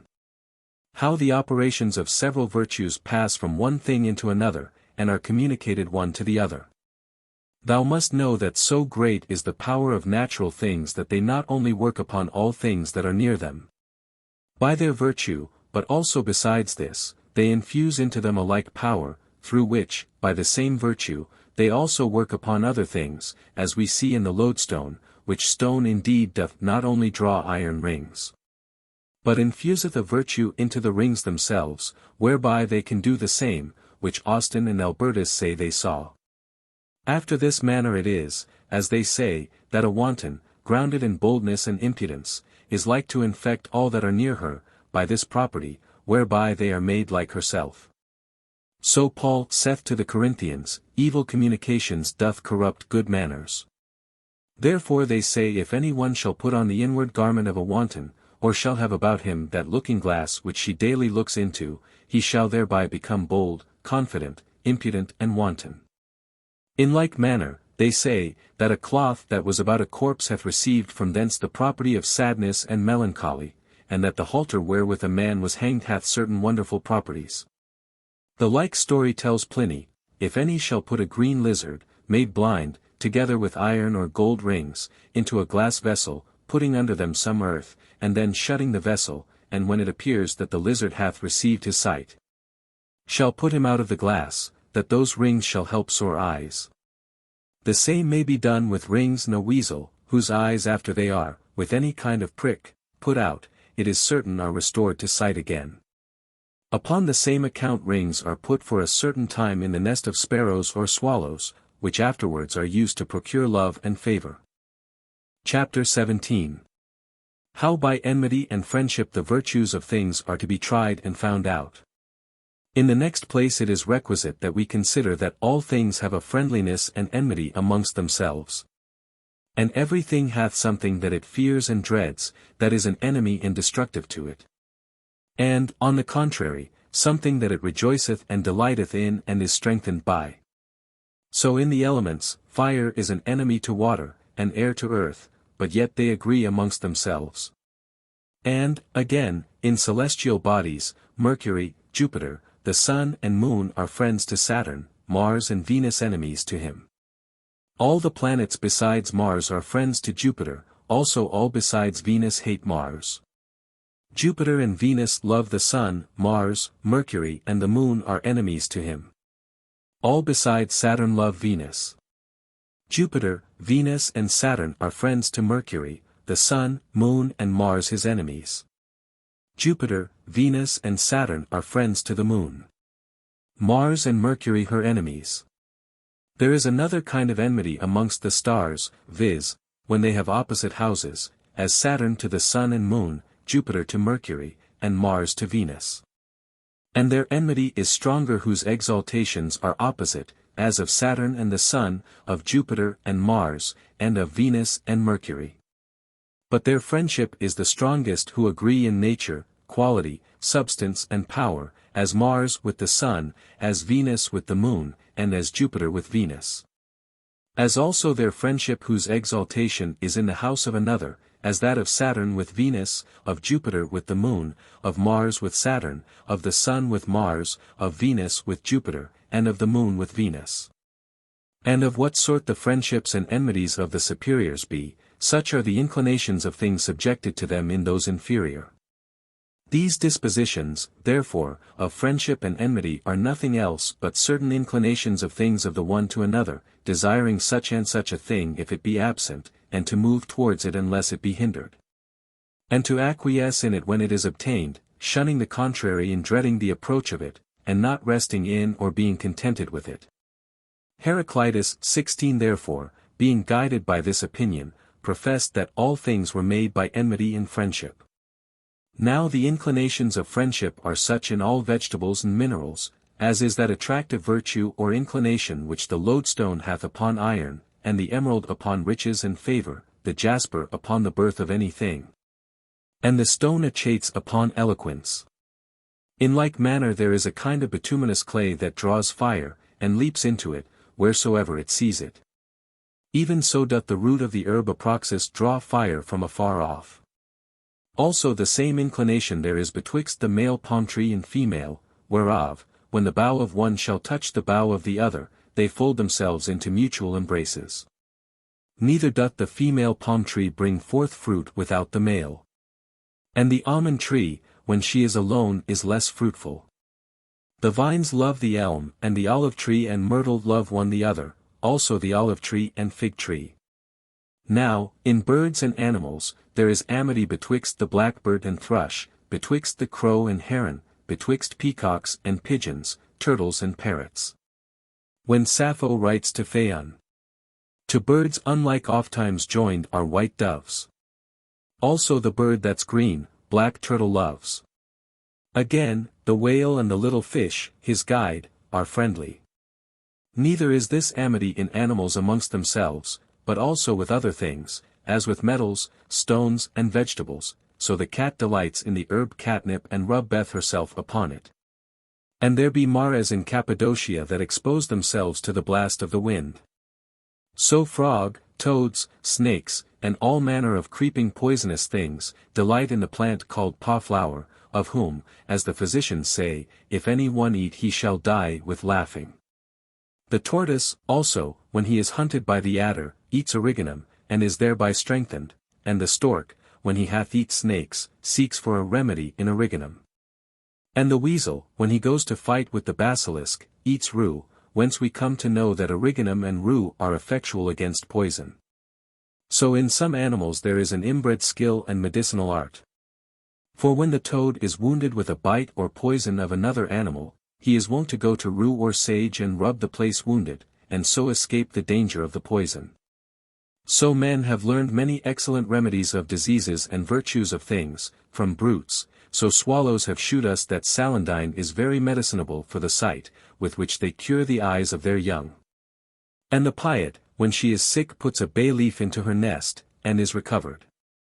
In like manner, cranes, jackdaws, partridges, and blackbirds purge their nauseous stomachs with the same, with which also crows allay the poison of the chameleon. And the lion, if he be feverish, is recovered by eating of an ape.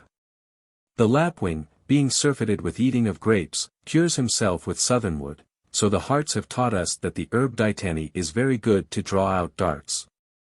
For they, being wounded with an arrow, cast it out by eating of this herb, the same do goats in candy. So hinds, a little before they bring forth, purge themselves with a certain herb called mountain osier. Also they that are hurt with spiders seek a remedy by eating of crabs.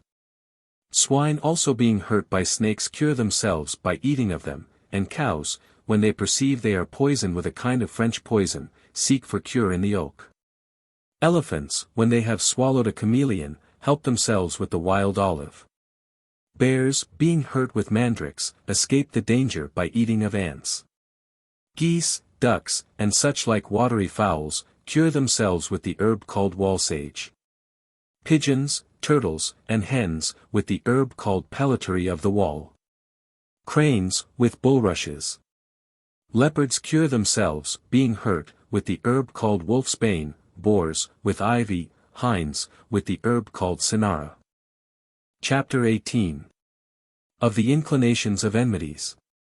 On the contrary, there are inclinations of enmities, and they are, as it were, the odium, and anger, indignation, and a certain kind of obstinate contrariety of nature. So that anything shuns its contrary and drives it away out of its presence. Such kinds of inclinations hath rhubarb against choler, treacle against poison, the sapphire stone against hot boils and feverish heats and diseases of the eyes. The amethyst against drunkenness, the jasper against flux of blood and offensive imaginations, the emerald and angus castus against lust, achates against poison, peony against the falling sickness. Coral against the ebullition of black choler and pains in the stomach. The topaz against spiritual heats, such as are covetousness, lust, and all manner of excesses of love. The like inclinations is there also of ants against the herb origanum. And the wing of a bat and the heart of a lapwing, from the presence of which they fly. Also origanum is contrary to a certain poisonous fly, which cannot endure the sun, and resists salamanders, and loathes cabbage with such a deadly hatred that they destroy one the other. So cucumbers hate oil, and will run themselves into a ring lest they should touch it. And it is said that the gall of a crow makes men afraid and drives them away from where it is, as also certain other things. So a diamond doth disagree with the lodestone, that being set by it, it will not suffer iron to be drawn to it. And sheep fly from frog parsley as from some deadly thing, and that, which is more wonderful, nature hath pictured the sign of this death in the livers of sheep, in which the very figure of frog parsley, being described, doth naturally appear. So goats do so hate garden basil as if there were nothing more pernicious. And again, amongst animals, mice and weasels do disagree. Whence it is said that mice will not touch cheese if the brains of a weasel be put in the rennet, and besides that the cheese will not be corrupt with age. So a lizard is so contrary to scorpions that it makes them afraid with its very sight, as also it puts them into a cold sweat, therefore they are killed with the oil of lizards, which oil also cures the wounds made by scorpions. There is also an enmity betwixt scorpions and mice, wherefore if a mouse be applied to a prick or wound made by a scorpion, it cures it, as it is reported. There is also an enmity betwixt scorpions and stalibers, asps and wasps. It is reported, also that no thing is so much an enemy to snakes as crabs, and that if swine be hurt therewith they eat them and are cured. The sun, also being in Cancer, serpents are tormented.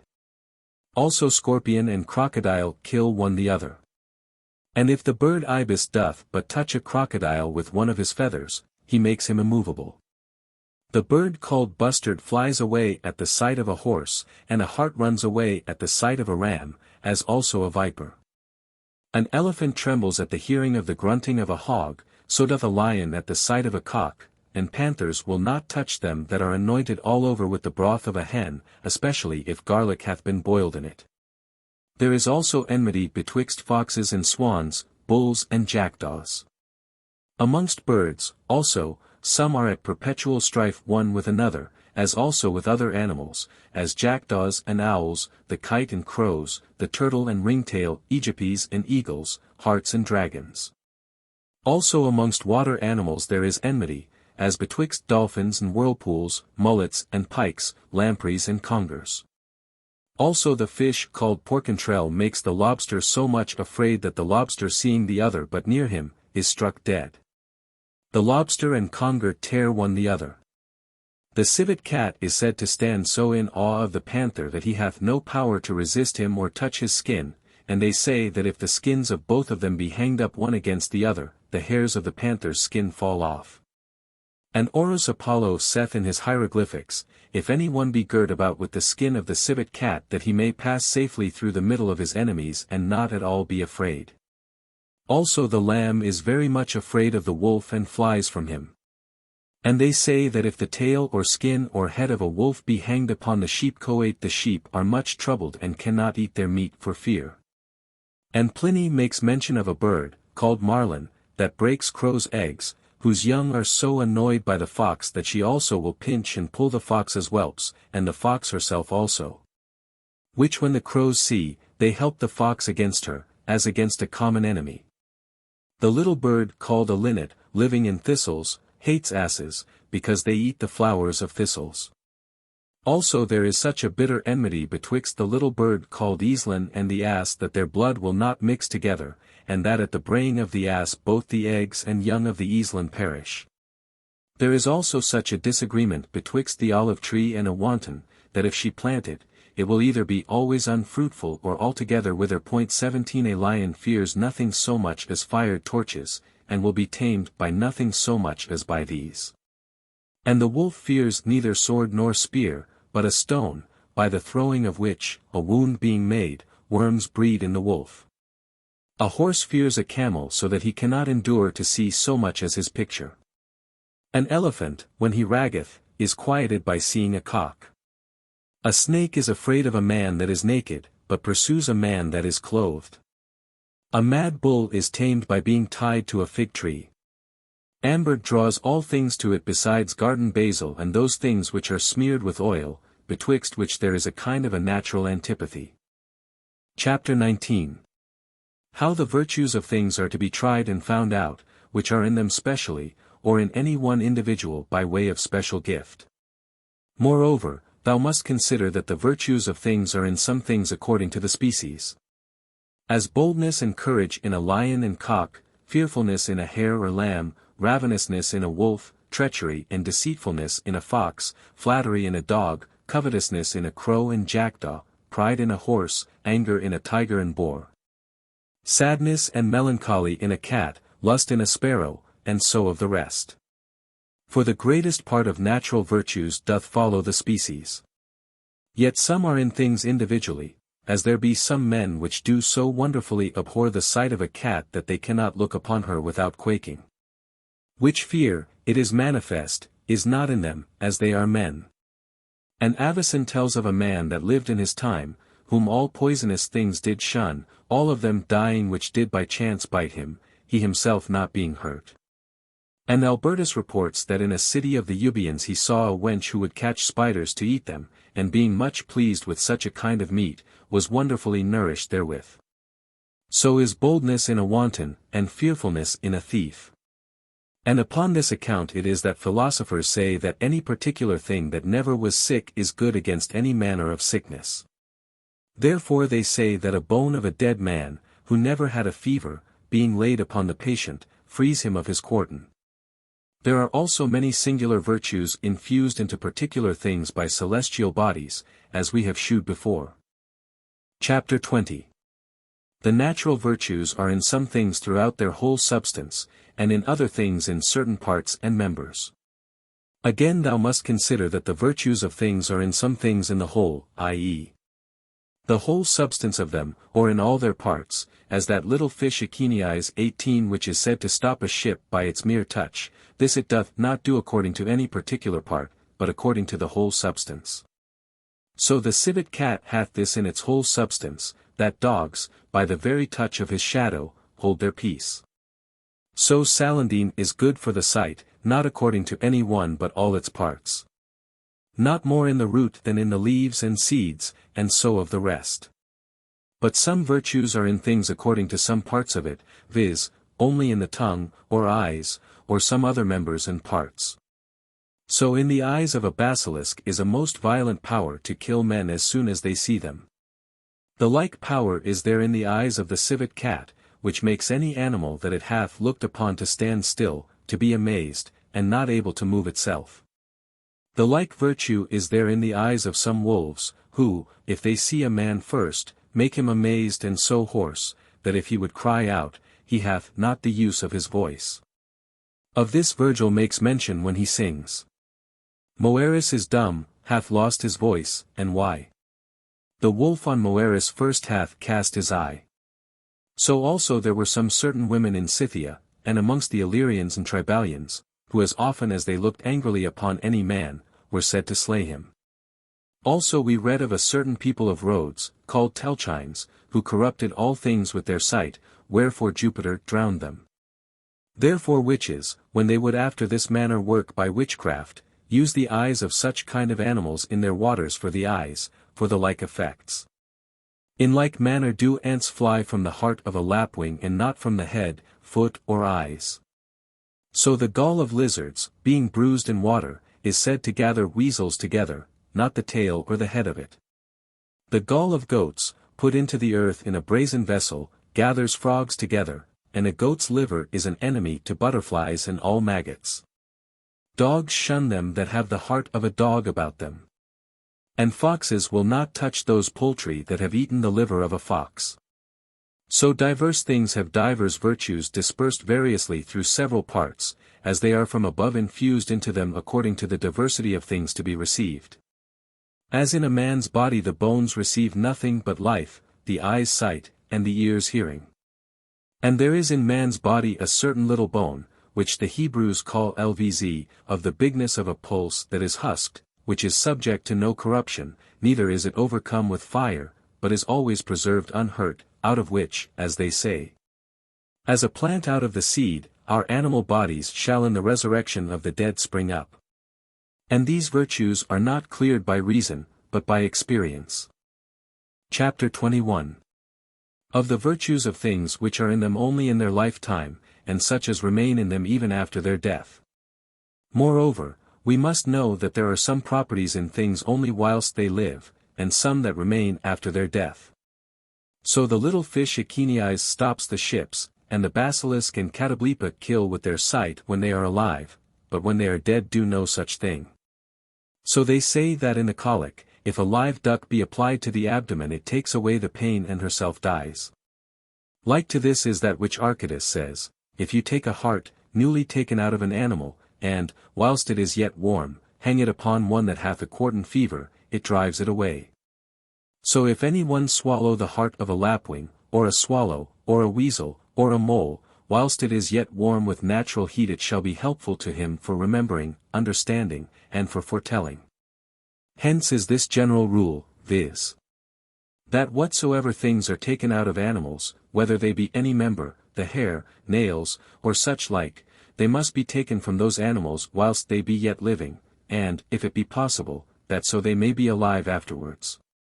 Whence they say, when you take the tongue of a frog, you must put the frog into the water again, and if you take the tooth of a wolf, you must not kill the wolf, and so of the rest. So writes Democritus, if any one take out the tongue of a water frog, yet living, no other part of the body sticking to it, and she be let go into the water again, and lay it upon the place where the heart beats of a woman, she shall answer truly whatsoever you ask her. Also they say, that if the eyes of a frog be before sunrising bound to the sick party, and the frog be let go again, blind, into the water, they will drive away tertian ague. As also that they will, being bound with the flesh of a nightingale in the skin of a hart, keep one always watchful without sleep. Also the ray of the fork fish, being bound to the navel, is said to make a woman have an easy travail, if the ray be taken from the fish alive and it put into the sea again. So they say the right eye of a serpent, being applied, doth help the watering of the eyes if the serpent be let go alive. And there is a certain fish or great serpent, called Myris, whose eye, if it be pulled out, and bound to the forehead of the patient, is said to cure the inflammation of the eyes, and that the eye of the fish grows again. And that he is taken blind who will not let the fish go. Also the teeth of all serpents, being taken out whilst they are alive, and hanged about the patient, are said to cure the quartan. So doth the tooth of a mole, taken out whilst she is alive, being afterwards let go, cure the toothache, and dogs will not bark at those that have the tail of a weasel that is escaped. And Democritus relates that the tongue of a chameleon, if it be taken from her alive, doth conduce to a good success in trials, and is profitable for women that are in travail, if it be about the outside of the house. For you must take heed that it be not brought into the house, because that would be most dangerous. Moreover, there be some properties that remain after death, and of these the Platonists say, that they are things in which the idea of the matter is less swallowed up. In these, even after death, that which is immortal in them doth not cease to work wonderful things. So in the herbs and plants, pulled asunder and dried, that virtue is quick and operative which was infused at first into them by the idea. Thence it is that as the eagle all her lifetime doth overcome all other birds, so also her feathers, after her death, destroy and consume the feathers of all other birds. Upon the same account doth a lion's skin destroy all other skins. And the skin of the civet cat destroys the skin of the panther, and the skin of a wolf corrodes the skin of a lamb. And some of these do not do it by way of a corporeal contact, but also sometimes by their very sound. So a drum made of the skin of a wolf makes a drum made of a lamb skin not so sound. Also a drum made of the skin of the fish called rochet drives away all creeping things, at what distance soever the sound of it is heard. And the strings of an instrument made of the intestines of a wolf, and being strung upon a harp or lute with strings made of the intestines of a sheep, will make no harmony. Chapter 22. How inferior things are subjected to superior bodies, and how the bodies, the actions, and dispositions of men are ascribed to stars and signs. It is manifest that all things inferior are subject to the superior. And after a manner, as saith Proclus, they are one in the other, viz. In inferiors are superior and in superiors are inferior, so in the heaven are things terrestrial, but as in their cause, and in a celestial manner, and in the earth are things celestial, but after a terrestrial manner, as in an effect. So we say that there be here certain things which are solary and certain which are lunary, in which the sun and moon make a strong impression of their virtues. Whence it is that these kind of things receive more operations and properties, like to those of the stars and signs which they are under. So we know that solary things respect the heart and head by reason that Leo is the house of the sun, and Aries the exaltation of the sun. So things under Mars are good for the head and secrets by reason of Aries and Scorpio. Hence they whose senses fail and heads ache by reason of drunkenness, find cold water and vinegar good to bathe the head and secrets. But in reference to these it is necessary to know how man's body is distributed to planets and signs. Know, therefore, that according to the doctrine of the Arabians, the sun rules over the brain, heart, the thigh, the marrow, the right eye, and the spirit. Also the tongue, the mouth, and the rest of the organs of the senses, as well internal as external, also the hands, feet, legs, nerves, and the power of imagination. That Mercury rules over the spleen, stomach, bladder, womb, and right ear, as also the faculty of the common sense. That Saturn rules over the liver and fleshy part of the stomach. That Jupiter rules over the abdomen and navel, whence it is written by the ancients, that the effigy of a navel was laid up in the temple of Jupiter Hammon. Also some attribute to him the ribs, breasts, bowels, blood, arms, and the right hand and left ear, and the powers natural. And some set Mars over the blood, the veins, the kidneys, the bag of the gall, the buttocks, the back, motion of the sperm, and the irascible power. Again they set Venus over the kidneys, the secrets, the womb, the seed, and concupiscible power. As also the flesh, fat, belly, breast, navel, and the venereal parts and such as serve thereto, as also the os sacrum, the backbone, and loins, as also the head, and the mouth, with which they give a kiss as a token of love. Now the moon, although she may challenge the whole body, and every member thereof according to the variety of the signs, yet more particularly they ascribe to her the brain, lungs, marrow of the backbone, the stomach, the menstrual and excretory parts, and the left eye, as also the power of increasing. But Hermes saith, that there are 7 holes in the head of an animal, distributed to the 7 planets, viz. The right ear to Saturn, the left to Jupiter, the right nostril to Mars, the left to Venus, the right eye to the Sun, the left to the Moon, and the mouth to Mercury. The several signs, also, of the zodiac take care of their members, so Aries governs the head and face, Taurus, the neck, Gemini, the arms and shoulders, Cancer, the breast, lungs, stomach and arms, Leo, the heart, stomach, liver and back. Virgo, the bowels and bottom of the stomach, Libra, the kidneys, thighs and buttocks, Scorpius, the secrets, Sagittarius, the thighs and groins, Capricornus, the knees, Aquarius, the legs and shins, Pisces, the feet. 19 And as the triplicities of these signs answer one the other, and agree in celestials, so also they agree in the members. Which is sufficiently manifest by experience, because with the coldness of the feet the belly and breast are affected, which members answer the same triplicity. Whence it is, if a medicine be applied to the one it helps the other, as by the warming of the feet the pain of the belly saith. Remember, therefore, this order, and know that things which are under any one of the planets have a certain particular aspect or inclination to those members that are attributed to that planet, and especially to the houses and exaltations thereof.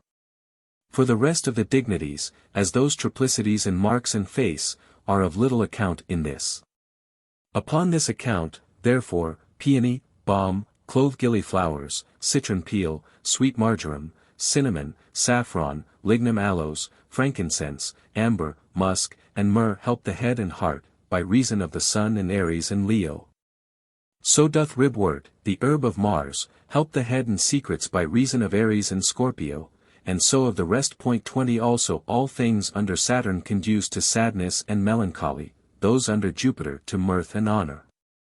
Those under Mars to boldness, contention and anger, those under the Sun to glory, victory and courage, those under Venus to love, lust and concupiscence, those under Mercury to eloquence, those under the Moon to a common life.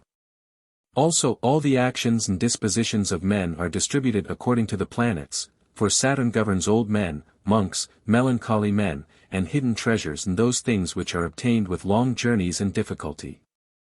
But Jupiter governs those that are religious, prelates, kings and dukes, and such kind of gains that are got lawfully. Mars rules over barbers, chirurgeons, physicians, sergeants, butchers, executioners, all that make fires, bakers, and soldiers, who are everywhere called martial men. Also do the other stars signify their office, as they are described in the books of astrologers. Chapter 23. How we shall know what stars natural things are under, and what things are under the sun, which are called Solary. Now it is very hard to know what star or sign everything is under. Yet it is known through the imitation of their rays, or motion, or figure of the superiors. Also some of them are known by their colors and odors, also some by the effects of their operations, answering to some stars. So, then, Solary things, or things under the power of the sun, are amongst elements, the lucid flame, in the humors, the purer blood and spirit of life, amongst tastes, that which is quick, mixed with sweetness. Amongst metals, gold, by reason of its splendor, and its receiving that from the sun which makes it cordial. And amongst stones, they which resemble the rays of the sun by their golden sparklings, as doth the glittering stone etites, which hath power against the falling sickness and poisons.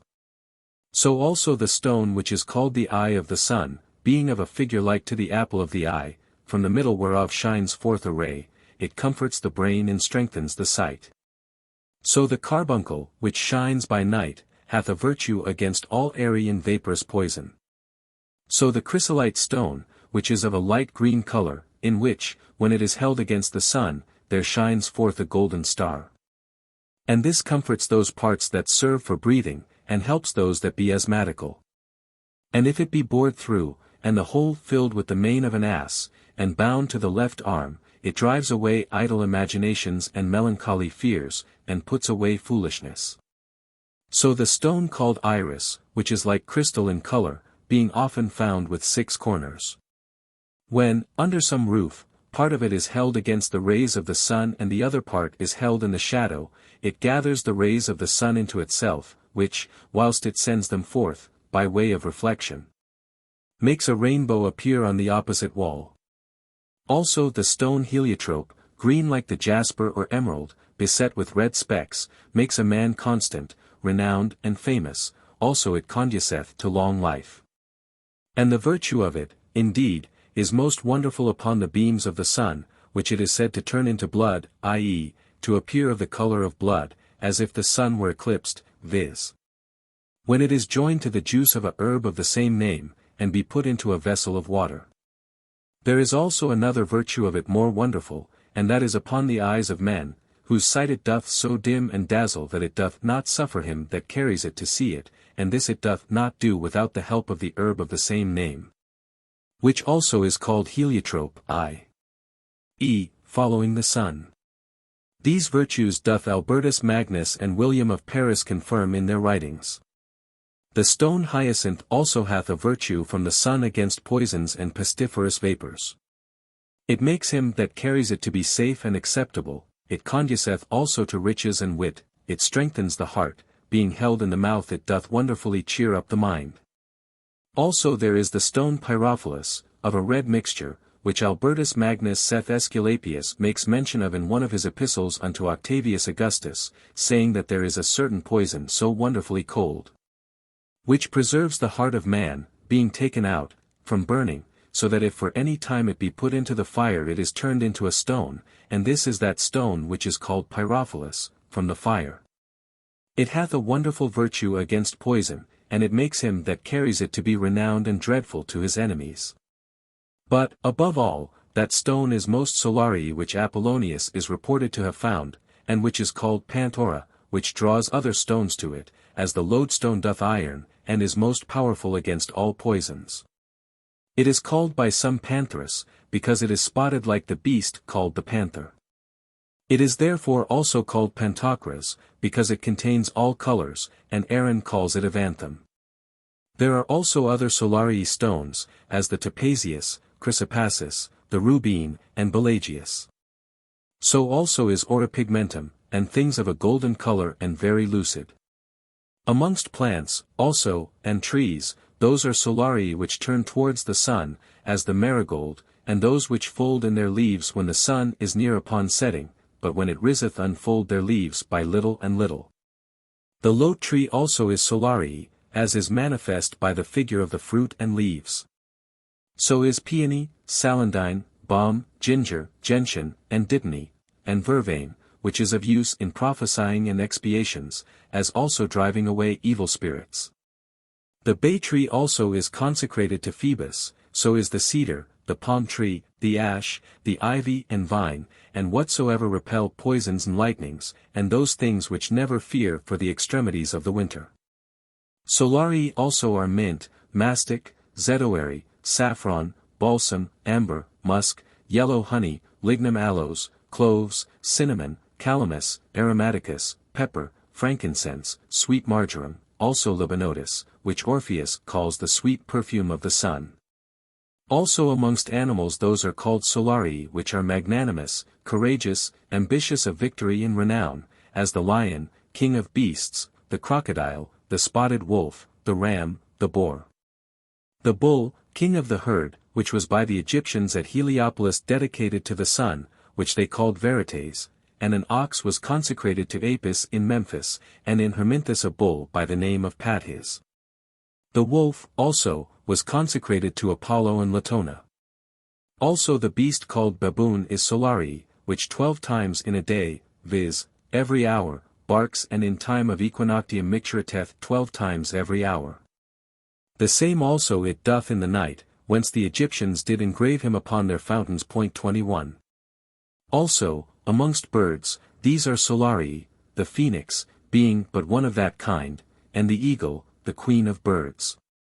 Also the vulture, the swan, and those which sing at the rising sun and, as it were, call upon it to rise, as the cock and crow.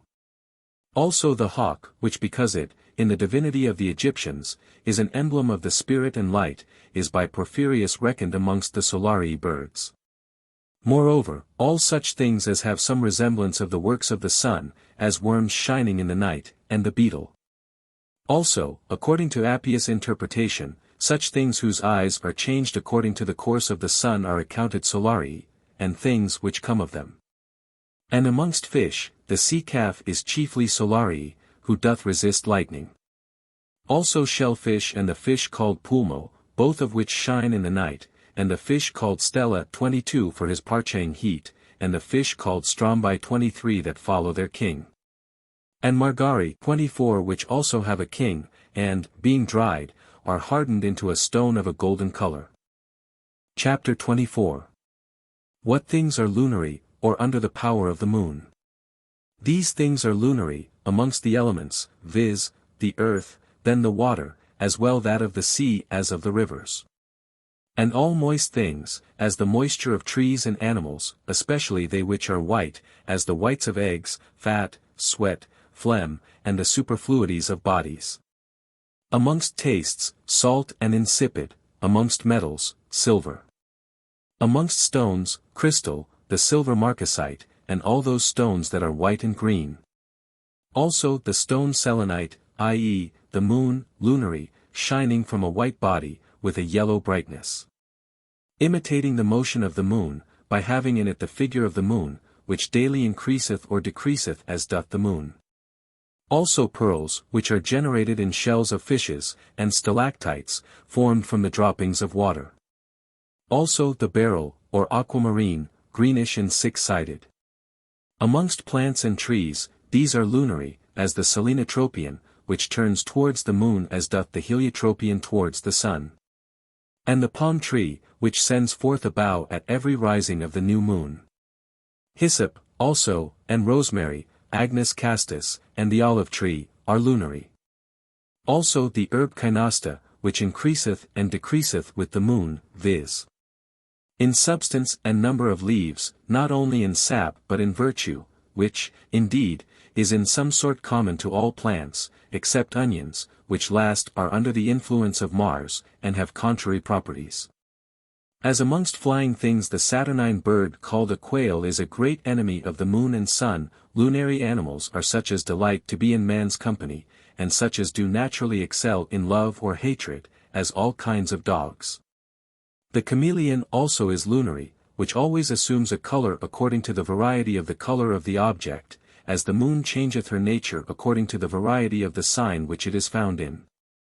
Lunary also are swine, hinds, goats, and all those animals, whatsoever, that observe and imitate the motion of the moon, as the baboon, and the panther, which is said to have a spot upon her shoulder like the moon, increasing into a roundness and having horns that bend inwards. Cats also are lunary, whose eyes become greater or less according to the course of the moon, and those things, which are of like nature, as catamenial blood, of which are made wonderful and strange things by magicians. The civet cat, also, changing her sex with the moon, being obnoxious to divers sorceries, and all animals that live in water as well as on land, as otters, and such as prey upon fish. Also all monstrous beasts, such as without any manifest seed are equivocally generated, as mice, which sometimes seem to be generated of the putrefaction of the earth. Amongst fowl, geese, ducks, didappers, and all kinds of watery fowl as prey upon fish, as the heron, and those that are equivocally produced, as wasps of the carcasses of horses, bees of the putrefaction of cows, small flies of putrefied wine, and beetles of the flesh of asses. But most lunary of all is the two-horned beetle, horned after the manner of a bull, which digs under cow-dung and there remains for the space of 28 days, in which time the moon measures the whole zodiac, and in the 29th day. When it thinks there will be a conjunction of their brightness, it opens the dung and casts it into water, from whence then come beetles. Amongst fish, these are lunary, Ailurus, whose eyes are changed according to the course of the moon, and whatsoever observes the motion of the moon, as the tortoise, the Echinies, crabs, oysters, cockles and frogs. Chapter 25. What things are Saturnine, or under the power of Saturn? Saturnine things, amongst elements, are earth and also water, amongst humours, black choler that is moist, as well natural as adventitious, a dust choler excepted. Amongst tastes, sour, tart, and deadlike. Amongst metals, lead, and gold, by reason of its weight, and the golden marcasite. Amongst stones, the onyx, the ziaza, the commonius, the sapphire, the brown jasper, the chalcedon, the lodestone, and all dark, weighty, earthy things. Amongst plants and trees, the daffodil, dragon's wort, rue, cummin, hellebore, the tree from whence benzoin comes, mandrake, opium, and those things which are never sown, and never bear fruit.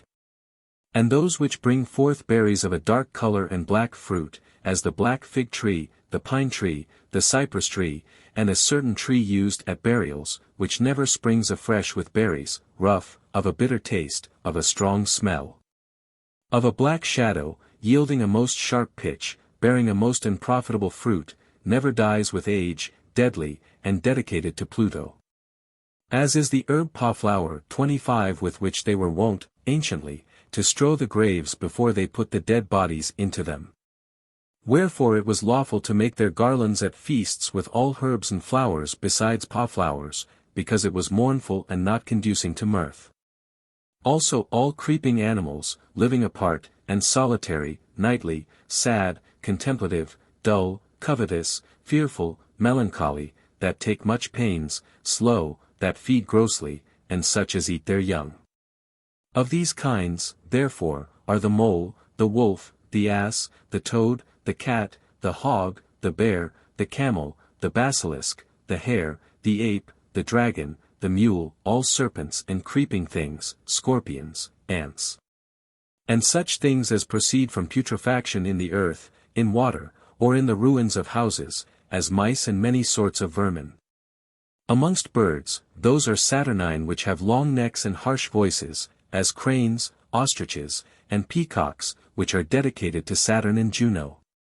Also the screech owl, the horned owl, the bat, the lapwing, the crow, the quail, which is the most envious bird of all. Amongst fishes, the eel, living apart from all other fish, the lamprey, the dogfish, which devours her young. Also the tortoise, oysters, cockles, to which may be added sea sponges and all such things as come of them. Chapter 26. What things are under the power of Jupiter, and are called jovial? Things under Jupiter, amongst elements, are the air, amongst humours, blood and the spirit of life. Also all things which respect the increase, nourishment, and vegetation of the life. Amongst tastes, such as are sweet and pleasant. Amongst metals, tin, silver and gold, by reason of their temperateness. Amongst stones, the hyacinth, beryl, sapphire, emerald, green jasper, and those of airy colors. Amongst plants and trees, sea green, garden basil, bugloss, mace, spike, mint, mastic, elecampane, the violet, darnel, henbane, the poplar tree, and those which are called lucky trees, as the oak, the aesculus, or horse-chestnut, which is like an oak but much larger. The holm or holly tree, the beech tree, the hazel tree, the service tree, the white fig tree, the pear tree, the apple tree, the vine, the plum tree, the ash, the dogwood tree, and the olive tree, and also oil tree. Also all manner of corn, as barley and wheat. Also raisins, licorice, sugar, and all such things whose sweetness is manifest and subtle, partaking somewhat of an astringent and sharp taste, as are nuts, almonds, pineapples, filberts, pistachio nuts, roots of peony, myrobalan, rhubarb, and manna. Orpheus ad storax. Amongst animals, such as have some stateliness and wisdom in them, and those which are mild, well trained up, and of good dispositions, as the hart and elephant, and those which are gentle, as sheep and lambs. Amongst birds, those that are of a temperate complexion, as hens, together with the yolk of their eggs. Also the partridge, the pheasant, the swallow, the cuckoo, and the stork and pelican, birds given to a kind of devotion, which are emblems of gratitude. The eagle is dedicated to Jupiter, she is the ensign of emperors, and an emblem of justice and clemency. Amongst fish, the dolphin, the fish, called anchia or anchovy, and the sheath or sheatfish, by reason of his devoutness. Chapter 27. What things are under the power of Mars, and are called martial? These things are martial, amongst elements, fire, together with all adust and sharp things. Amongst humours, choler. Also bitter tastes, tart and burning the tongue, and causing tears. Amongst metals, iron and red brass, and all fiery, red, and sulphureous things. Amongst stones, the diamond, lodestone, the bloodstone, the jasper, the stone that consists of divers kinds, and the amethyst. Amongst plants and trees, hellebore, garlic, euphorbium, castanea, ammoniac, radish, the laurel or sweet bay, wolfsbane, scammony. And all such as are poisonous, by reason of too much heat, and those which are beset, round about with prickles, or, by touching the skin, burn it, prick it, or make it swell, as cardus, the nettle, crowfoot and such as, being eaten, cause tears. As onions, ascalonia, leeks, mustard seed, and all thorny trees. And the dogwood tree, which is dedicated to Mars. And all such animals as are warlike, ravenous, bold, and of clear fancy, as the horse, mule, goat, kid, wolf, leopard, and wild ass. Serpents, also, and dragons, full of displeasure and poison. Also all such as are offensive to men, as gnats, flies, and the baboon, by reason of his anger. All birds that are ravenous, devour flesh, and break bones, as the eagle, the falcon, the hawk, and the vulture. And those which are called the fatal birds, as the horn owl, the screech owl, castrels, and kites. And such as are hungry and ravenous, and such as make a noise in their swallowing, as crows, daws, and the pie, which, above all the rest, is dedicated to Mars. And amongst fishes, the pike, the barbel, the fork fish, the fish that hath horns like a ram, the sturgeon, and the glaucus, all which are great devourers and ravenous. Chapter 28. What things are under the power of Venus, and are called venereal? These things are under Venus, amongst elements, air and water. Amongst humours, phlegm, with blood, spirit, and seed. Amongst tastes, those which are sweet, unctuous, and delectable. Amongst metals, silver, and brass, both yellow and red. Amongst stones, the beryl, chrysolite, emerald, sapphire, green jasper, carnelian, the stone etites, the lazuli stone, coral, and all of a fair, various, white, and green color. Amongst plants and trees, the vervain, violet, maidenhair. Valerian, which by the Arabians is called fu. Antithymal, for its fragrant and sweet smell, also thyme, the gum ladanum, ambergris, sanders or red sandalwood, coriander, and all sweet perfumes. And delightful and sweet fruits, as sweet pears, figs, pomegranates, which, the poets say, were, in Cyprus, first sown by Venus. Also the rose of Lucifer was dedicated to her, also the myrtle tree of Hesperus. Moreover, all luxurious, delicious animals, and of a strong love, as dogs, conies, odorous sheep and goats, both female and male, which generate sooner than any other animal, also the bull, for his disdain, and the calf, for his wantonness. Amongst birds, the swan, the wagtail, the swallow, the pelican, the brigander, which are very loving to their young. Also the crow, and the pigeon, which is dedicated to Venus. And the turtle dove, one whereof was commanded to be offered at the purification, after bringing forth. The sparrow also was dedicated to Venus, which was commanded in the law to be used in the purification, after the leprosy, a martial disease, than which nothing was of more force to resist it.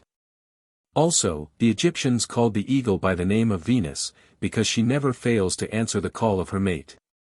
Amongst fishes, these are Venereal, the lustful pilchard, the lecherous gilt-head, the whiting, for her love to her young, and the crab, fighting for his mate. Chapter 29. What things are under the power of Mercury, and are called mercurial? Things under Mercury are these, amongst elements, water, though it moves all things indistinctly. Amongst humours, those especially which are mixed, as also the animal spirit. Amongst tastes, those that are various, strange, and mixed. Amongst metals, quicksilver, tin, and the silver marcasite. Amongst stones, the emerald, agate or agate, red marble, and topaz, and those which are of divers colours and various figures naturally, and those that are artificial, as glass, and those which have a colour mixed with green and yellow. Amongst plants and trees, the hazel, five-leaved grass, the herb mercury, fumitory, pimpernel, marjoram, parsley, and such as have shorter and less leaves, being compounded of mixed natures and divers colours. Animals, also, that are of quick sense, ingenious, strong, inconstant, and swift, and such as become easily acquainted with men, as dogs, weasels, apes, foxes, the hart and mule. And all animals that are of both sexes, and those which can change their sex, as the hare, civet cat, and such like. Amongst birds, those which are naturally witty, melodious and inconstant, as the linnet, nightingale, blackbird, lark, thrush, the gnat-snapper, the bird calandra, the parrot, the pie, the bird ibis, the bird porphyrio. The black beetle with one horn, and the sea-bird trochilus, which goes into the crocodile's mouth for its food. Amongst fishes, the fish called porcentrel, for deceitfulness and changeableness, the fork fish for its industry, and the mullet, also, that shakes off the bait on the hook with his tail. Chapter 30. That the whole sublunary world, and those things which are in it, are distributed to planets. Moreover, whatsoever is found in the whole world is made according to the governments of the planets, and accordingly receives its virtue. So in fire, the enlivening light thereof is under the government of the sun, the heat of it under Mars, in the earth, the various superficies thereof under the moon and Mercury, and the starry heaven, the whole mass of it under Saturn. But in the middle elements, air is under Jupiter, and water under the moon, but being mixed, are under Mercury and Venus.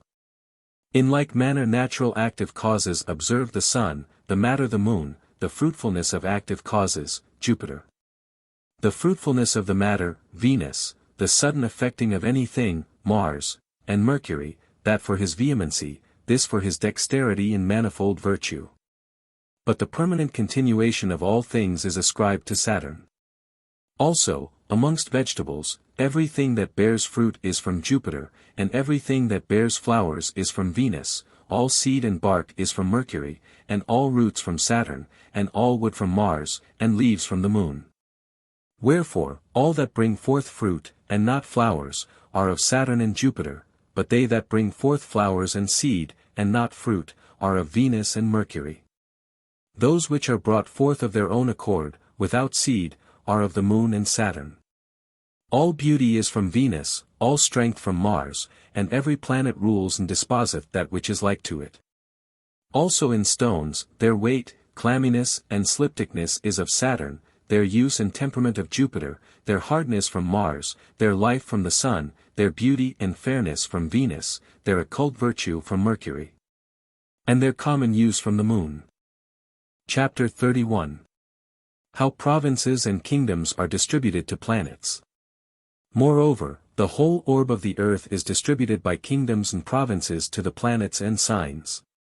For Macedonia, Thracia, Illyria, Ariana, Gordiana, India. many of which countries are in the Lesser Asia, are under Saturn with Capricornus. But with Aquarius under him are the Soramatian country, Oxiana, Sogdiana, Arabia, Phazania, Media and Ethiopia, which countries, for the most part, belong to the more inward Asia. Under Jupiter, with Sagittarius, are Toscana, Celtica, Spain, and Happy Arabia, and under him, with Pisces, are Lycia, Lydia, Cilicia, Pamphylia, Paphlagonia, Nazamonia, and Libya. Mars, with Aries, governs Brittany, France, Germany, Bastarnia, the lower parts of Syria, Idumea, and Judea. With Scorpio, he rules Syria, Commagena, Cappadocia, Metagonium, Mauritania, and Gatulia. The Sun, with Leo, governs Italy, Apulia, Sicilia, Phoenicia, Chaldea, and the Orcanians. Venus, with Taurus, governs the Isles Cyclades, the seas of Little Asia, Cyprus, Parthia, Media, Persia. But, with Libra, she commands the people of the island Braccia, of Caspia, of Ceres, of Thebais, of Oasis, and of Troglodytes. Mercury, with Gemini, rules Hyrcania, Armenia, Mantiana, Cyrenaica, Marmarica, and the Lower Egypt. But, with Virgo, he rules Greece, Achaia, Crete, Babylon, Mesopotamia, Assyria, and Ella, whence they of that place are in Scripture called Elamites.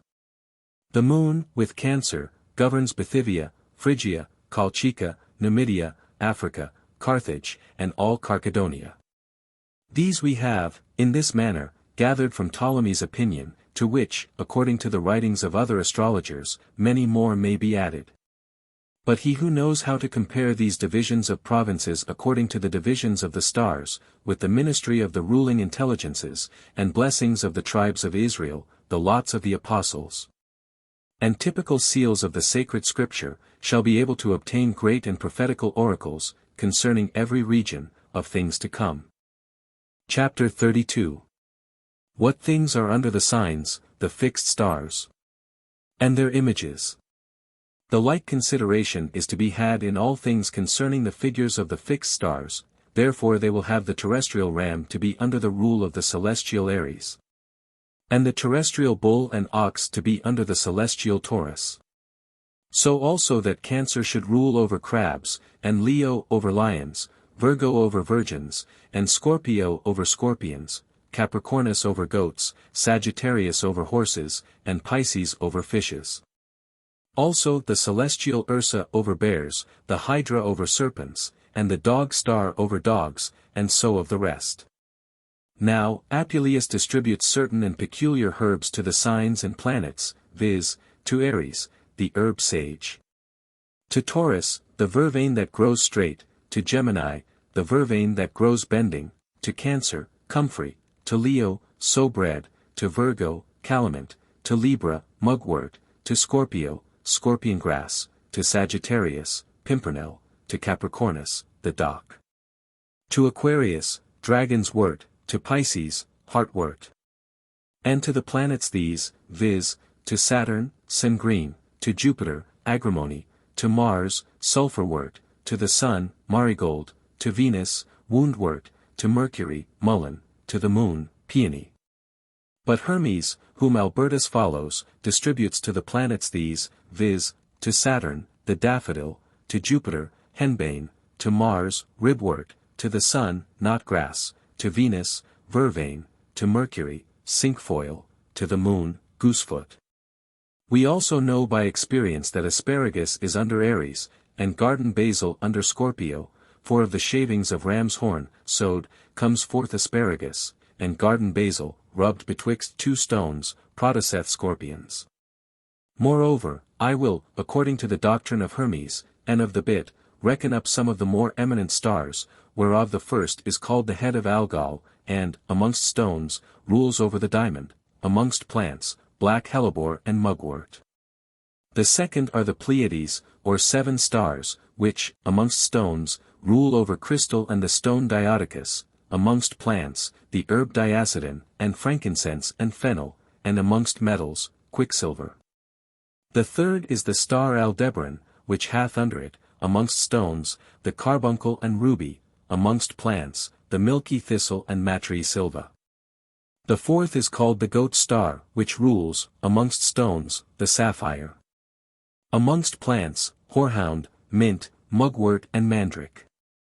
The fifth is called the great dog star, which, amongst stones, rules over the beryl, amongst plants, savon, mugwort and dragon's wort, and, amongst animals, the forked tongue of a snake. The sixth is called the lesser dog star, and, amongst stones, rules over agate or agate, amongst plants, the flowers of marigold and pennyroyal. The seventh is called the heart of the lion, which, amongst stones, rules over the granite or garnet. Amongst plants, celandine, mugwort and mastic. The eighth is the tail of the lesser bear, which, amongst stones, rules over the lodestone, amongst herbs, over succory or chicory, whose leaves and flowers turn towards the north. Also mugwort and the flowers of periwinkle, and, amongst animals, the tooth of a wolf. The ninth is called the wing of the crow, under which, amongst stones, are such stones as are of the color of the black onyx stone. Amongst plants, the burr, quadraginous, henbane and comfrey, and, amongst animals, the tongue of a frog. The tenth is called spica, which hath under it, amongst stones, the emerald, amongst plants, sage, trifoil, periwinkle, mugwort and mandrake. The 11th is called alchemist, which, amongst stones, rules over the jasper, amongst plants, the plantain.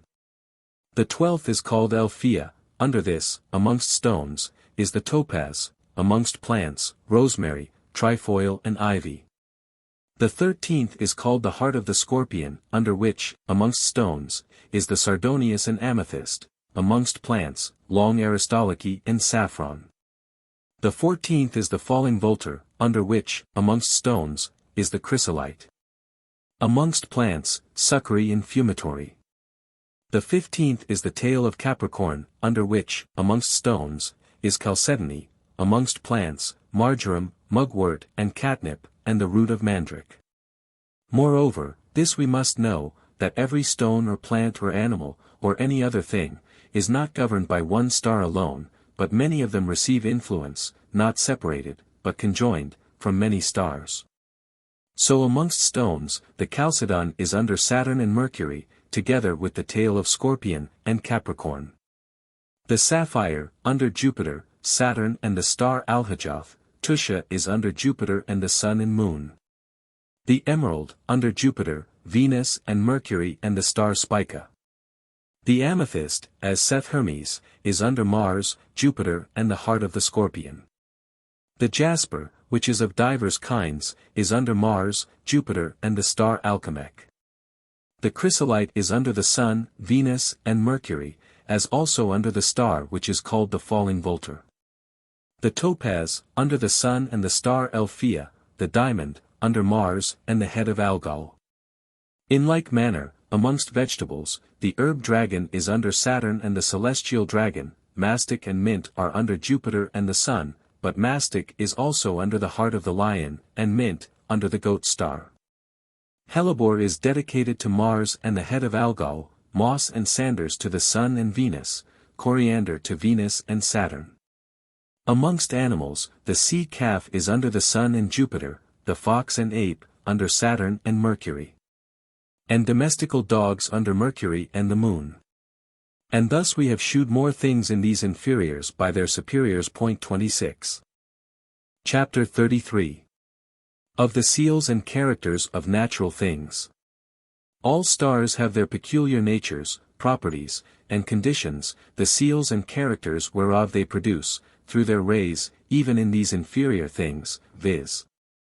In elements, in stones, in plants, in animals, and their members, whence every natural thing receives, from a harmonious disposition and from its star shining upon it, some particular seal, or character, stamped upon it.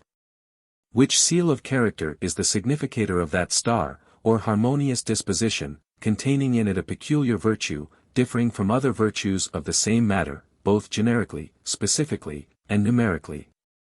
Every thing, therefore, hath its character pressed upon it by its star for some particular effect, especially by that star which doth principally govern it.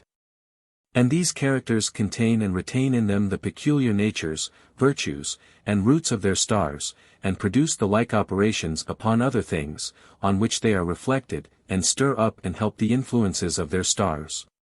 Whether they be planets, or fixed stars, or figures, or celestial signs, 27 viz. As oft as they shall be made in a fit matter, and in their due and accustomed times. Which ancient wise men considering, such as labored much in the finding out of the occult properties of things, did set down in writing the images of the stars, their figures, seals, marks, characters, such as nature herself did describe. By the rays of the stars, in these inferior bodies, some in stones, some in plants, and joints and knots of boughs, and some in divers members of animals. For the bay tree, the lote tree, and the marigold are solary plants, and in their roots and knots, being cut off, shew the characters of the sun. So also in the bones and shoulder blades in animals. Whence there arose a spatulary kind of divining, i.e., by the shoulder blades, and in the stones and stony things the characters and images of celestial things are often found. But seeing that in so great a diversity of things there is not a traditional knowledge, only in a few things, which human understanding is able to reach, therefore, leaving those things which are to be found out in plants and stones, and other things, as also in the members of divers animals, we shall limit ourselves to man's nature only, which, seeing it is the most complete image of the whole universe, containing in itself the whole heavenly harmony, will, without all doubt, abundantly afford us the seals and characters of all the stars and celestial influences, and those, as the more efficacious, which are less differing from the celestial nature. But as the number of the stars is known to God alone, so also their effects and seals upon these inferior things, wherefore no human intellect is able to attain to the knowledge of them. Whence very few of those things became known to us which the ancient philosophers and chiromancers attained to, partly by reason and partly by experience, and there be many things yet lying hid in the treasury of nature. We shall here, in this place, note some few seals and characters of the planets, such as the ancient chiromancers knew of, in the hands of men. These doth Julian call sacred and divine letters, seeing that by them, according to the Holy Scripture, is the life of men writ in their hands. And there are in all nations of all languages always the same and like to them, and permanent.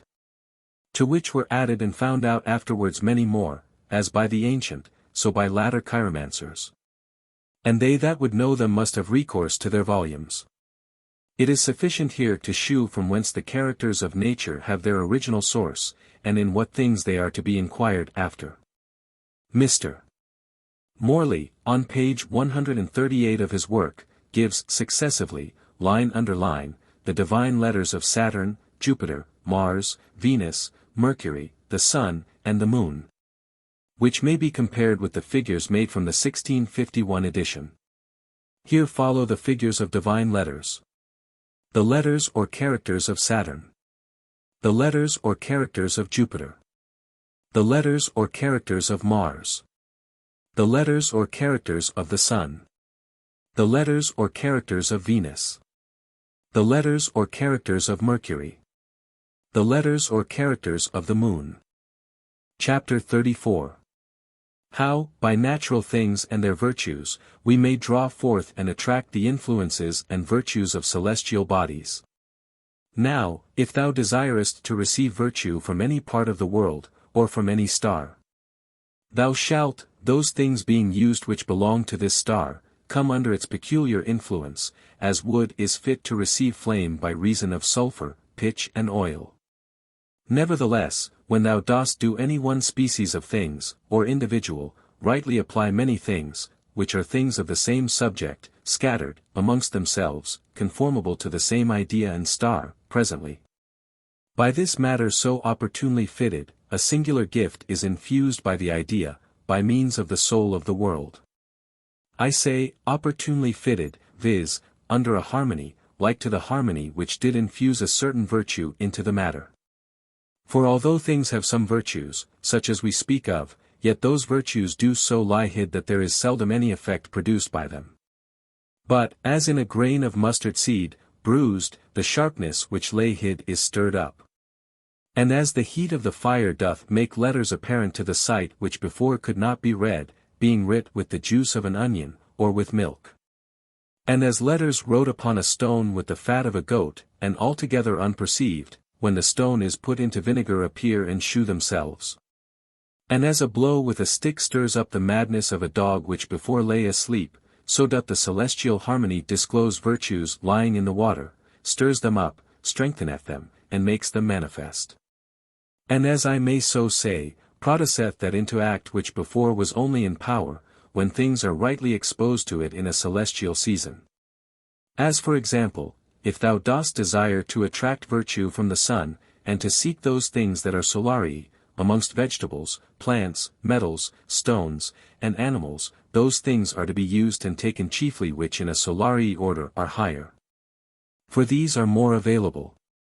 So thou shalt draw a singular gift from the sun, through the beams thereof, being seasonably received together, and through the spirit of the world. Chapter 35. Of the mixtions of natural things, one with another, and their benefit. It is most evident that in the inferior nature all the powers of superior bodies are not found comprehended in any one thing, but are dispersed through many kinds of things amongst us. As there are many solari things, whereof every one doth not contain all the virtues of the sun, but some have some properties from the sun, and others other some. Wherefore, it is sometimes necessary that there be mixtions in operations, that if 100 or 1,000 virtues of the sun were dispersed through so many plants, animals, and the like, we may gather all these together, and bring them into one form, in which we shall see all the said virtues, being united, contained. Now, there is a twofold virtue in commixion, one, viz., which was first planted in its parts, and is celestial. The other is obtained by a certain and artificial mixion of things, mixed amongst themselves, and of the mixtions of them according to certain proportions, such as agree with the heaven, under a certain constellation. And this virtue descends by a certain likeness and aptness that is in things, amongst themselves, towards their superiors, and just as much as the following things do by degrees correspond with them that go before. Where the patient is fitly applied to its superior agent. So from a certain composition of herbs, vapors, and such like, made according to the principles of natural philosophy in astronomy, there results a certain common form, endowed with many gifts of the stars, as, in the honey of bees. That which is gathered out of the juice of innumerable flowers and brought into one form, contains the virtue of all, by a kind of divine and admirable art of the bees. Yet this is not to be less wondered at, which Eudoxus Judaeus reports, of an artificial kind of honey which a certain nation of giants in Libya knew how to make out of flowers, and that very good and not far inferior to that of the bees. For every mixion, which consists of many several things, is then most perfect when it is so firmly compacted in all parts that it becomes one, is everywhere firm to itself, and can hardly be dissipated, as we sometimes see stones and divers bodies to be, by a certain natural power, so conglutinated and united that they seem to be wholly one thing. As we see two trees, by grafting, to become one, also oysters with stones, by a certain occult virtue of nature. And there have been seen some animals which have been turned into stones, and so united with the substance of the stone that they seem to make one body, and that also homogeneous, so the tree ebony is one while wood and another while stone. When, therefore, any one makes a mixion of many matters under the celestial influences, then the variety of celestial actions on the one hand, and of natural powers on the other hand, being joined together, doth indeed cause wonderful things, by ointments, by collieries, by fumes, and such like, which are read of in the books of Charames, Archita, Democritus, and Hermes, who is named Alcarat, and many others. Chapter 36. Of the union of mixed things, and the introduction of a more noble form and the senses of life. Moreover, we must know, that by how much the more noble the form of anything is, by so much the more prone and apt it is to receive, and powerful to act. Then the virtues of things do then become wonderful, viz., when they are put to matters that are mixed, and prepared in fit seasons, to make them alive, by procuring life for them from the stars, as also a sensible soul as a more noble form. For there is so great a power in prepared matters, which, we see, do then receive life when a perfect mixtion of qualities seems to break the former contrariety. For so much the more perfect life things receive, shews by how much their temper is more remote from contrariety. Now, the heaven, as a prevalent cause, doth, from the beginning of everything to be generated by the due concoction and perfect digestion of the matter, together with life, bestow celestial influences and wonderful gifts, according to the capacity that is in that life and sensible soul to receive more noble and sublime virtues. For the celestial virtue doth otherwise lie asleep, as sulphur kept from the flame, but in living bodies it doth always burn, as kindled sulphur, and then by its vapor, like the lighted sulphur, it fills all the places that are next to it. So certain wonderful works are wrought, such as are read of in the book of Nemeth, which is titled a book of the laws of Pluto, because such kind of monstrous generations are not produced according to the laws of nature. For we know that of worms are generated gnats, of a horse, wasps, of a calf or ox, bees, of a crab, his legs being taken off and he buried in the ground, a scorpion, of a duck, dried into powder and put into hot water, are generated frogs. But if the duck be baked in a pie, and cut into pieces, and then put into a moist place under the ground, toads are generated of it. Of the herb garden basil, bruised betwixt two stones, are generated scorpions. And of the hairs of a catamenial person, buried under compost, are bred serpents, and the hair of a horse's tail, put into water, receiveth life and is turned into a pernicious worm. And there is an art wherewith, by a hen sitting upon eggs, may be generated a form like to a man, which I have seen and know how to make, which magicians say hath in it wonderful virtues, and this they call the true mandrake. You must, therefore, know which and what kind of matters are either of nature or art, begun or perfected, or compounded of more things, and what celestial influences they are able to receive. For a congruity of natural things is sufficient for the receiving of influence from those celestial, because when nothing doth hinder the celestials to send forth their lights upon inferiors, they suffer no matter to be destitute of their virtue. Wherefore, as much matter as is perfect and pure, is not unfit to receive the celestial influence. For that is the binding and continuity of the matter to the soul of the world, which doth so daily flow in upon things natural, and all things which nature hath prepared, that it is impossible that a prepared matter should not receive life, or a more noble form. Chapter 37. How, by some certain natural and artificial preparations, we may attract certain celestial and vital gifts. Platonists, together with Hermes, say, and Jarchus Brachmanus and the Mecubles of the Hebrews confess, that all sublunary things are subject to generation and corruption, and that also there are the same things in the celestial world, but after a celestial manner, as also in the intellectual world, but in a far more perfect and better fashion and manner, and in the most perfect manner of all in the exemplary. And, after this course, that every inferior thing should, in its kind, answer its superior thing, and through this the supreme itself, and receive from heaven that celestial power they call the quintessence, or the spirit of the world, or the middle nature. And from the intellectual world a spiritual and enlivening virtue, transcending all qualities whatsoever. And, lastly, from the exemplary, or original, world, through the mediation of the other, according to their degree receive the original power of the whole perfection.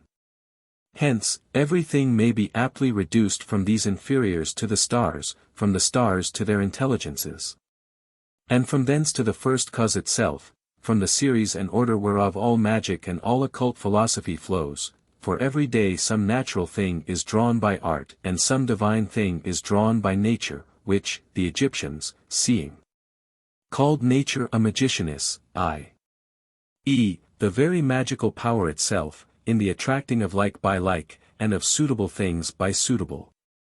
Now, such kind of attraction, by the mutual correspondency of things amongst themselves, of superiors with inferiors, the Grecians called sympathies. So the earth agrees with cold water, the water with moist air, the air with fire, the fire with the heaven in water, neither is fire mixed with water, but by air, nor the air with the earth, but by water. So neither is the soul united to the body, but by the spirit, nor the understanding to the spirit, but by the soul. So we see that when nature hath framed the body of an infant, by this very preparative she presently fetcheth its spirit from the universe. This spirit is its instrument to obtain of God its understanding and mind in its soul and body, as in wood the dryness is fitted to receive oil, and the oil, being imbibed, is food for the fire is the vehicle of light. By these examples you see how by some certain natural and artificial preparations we are in a capacity to receive certain celestial gifts from above. For stones and metals have a correspondency with herbs, herbs with animals, animals with the heavens with intelligences, and they with divine properties and attributes and with God himself, after whose image and likeness all things are created. Now, the first image of God is the world, of the world, man, of man, beasts, of beasts, the Zeophaton or zoophyte, i.e., half animal and half plant, of the Zeophaton, plants, of plants, metals, and of metals, stones. And, again, in things spiritual, the plant agrees with a brute in vegetation, a brute with a man in sense, man with an angel in understanding, and an angel with God in immortality.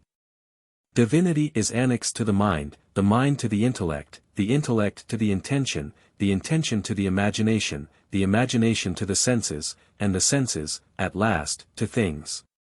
For this is the band and continuity of nature, that all superior virtue doth flow through every inferior with a long and continued series, dispersing its rays even to the very last things.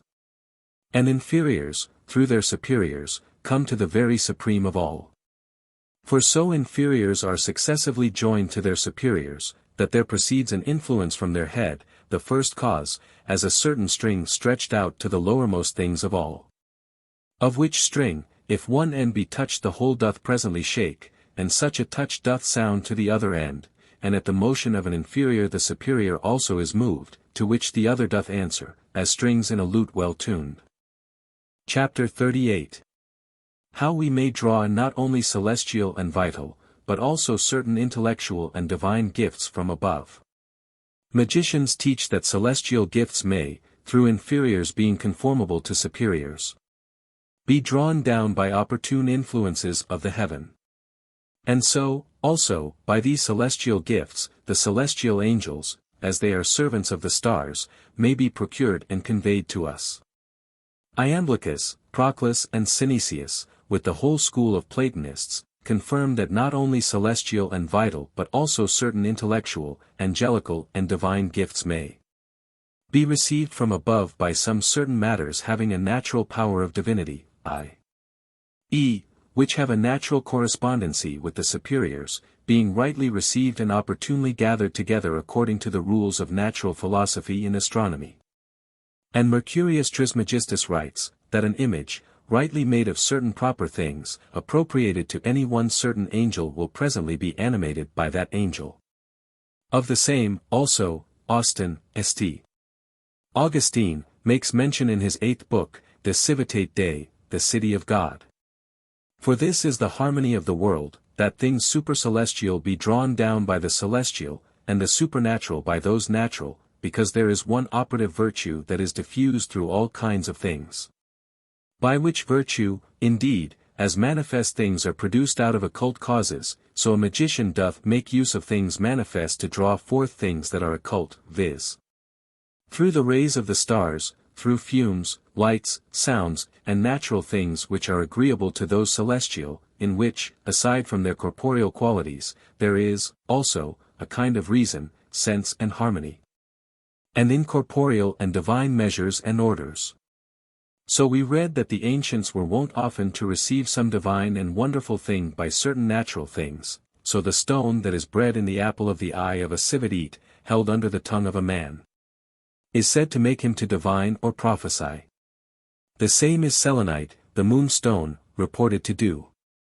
So they say that the images of gods may be called up by the stone called Enkitis, 28, and that the ghosts of the dead may be, being called up, kept up by the stone Synechitis.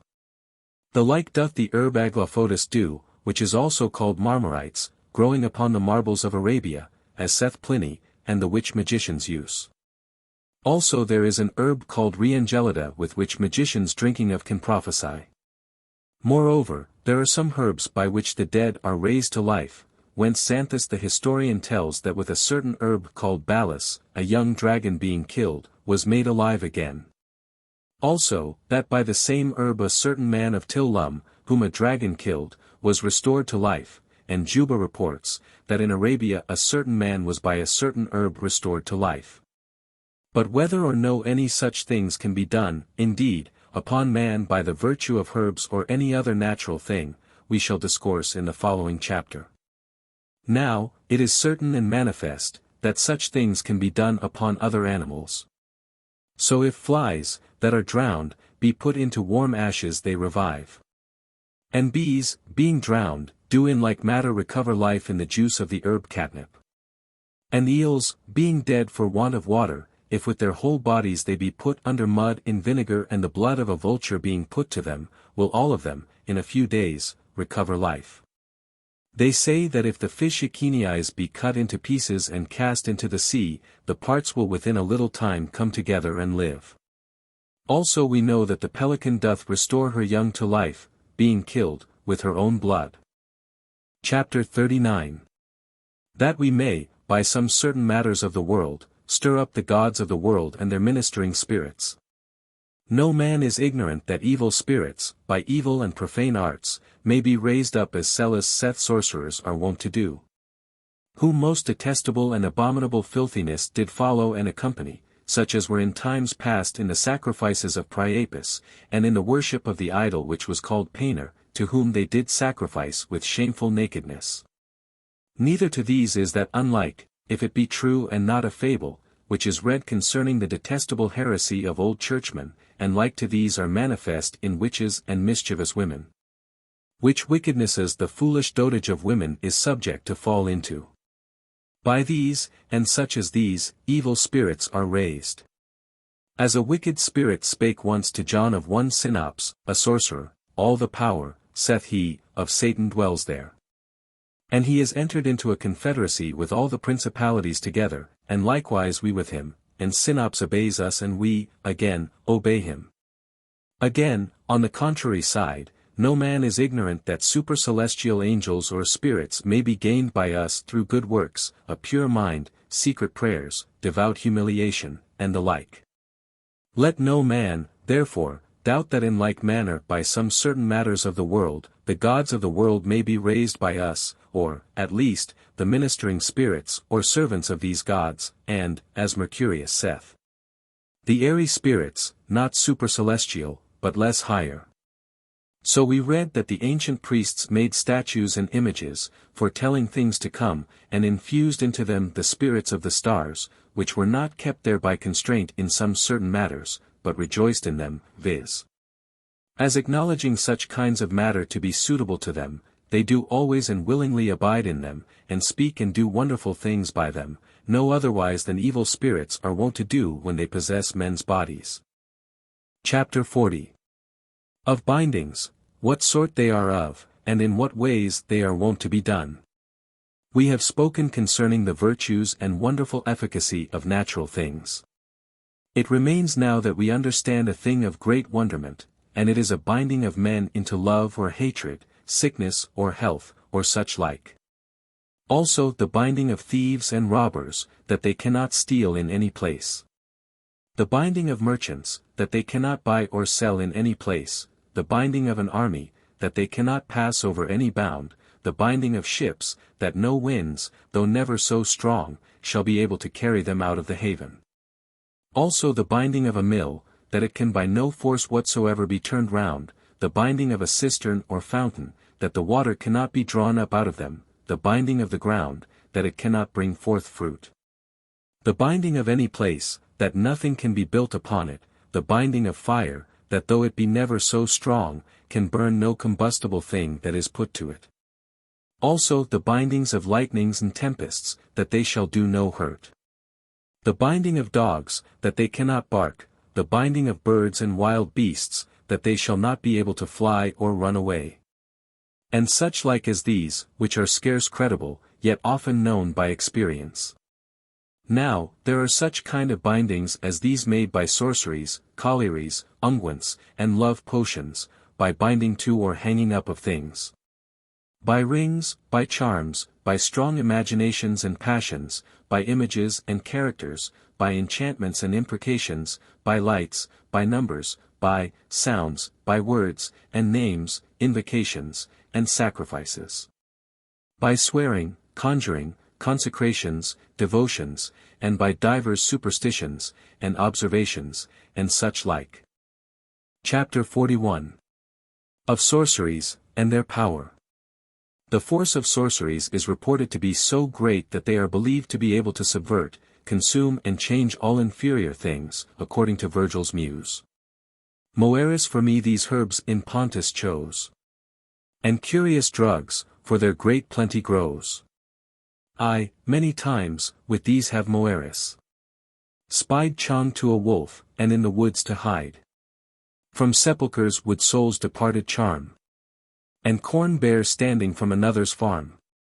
Also, in another place, concerning the companions of Ulysses, whom the cruel goddess, Circe, there invests with fierce aspects, and chonged to savage beasts. And, a little after, when love from Picus, Circe could not gain him, with her charming wand, and hellish bane, chonged to a bird, and spots his speckled wings with sundry colors.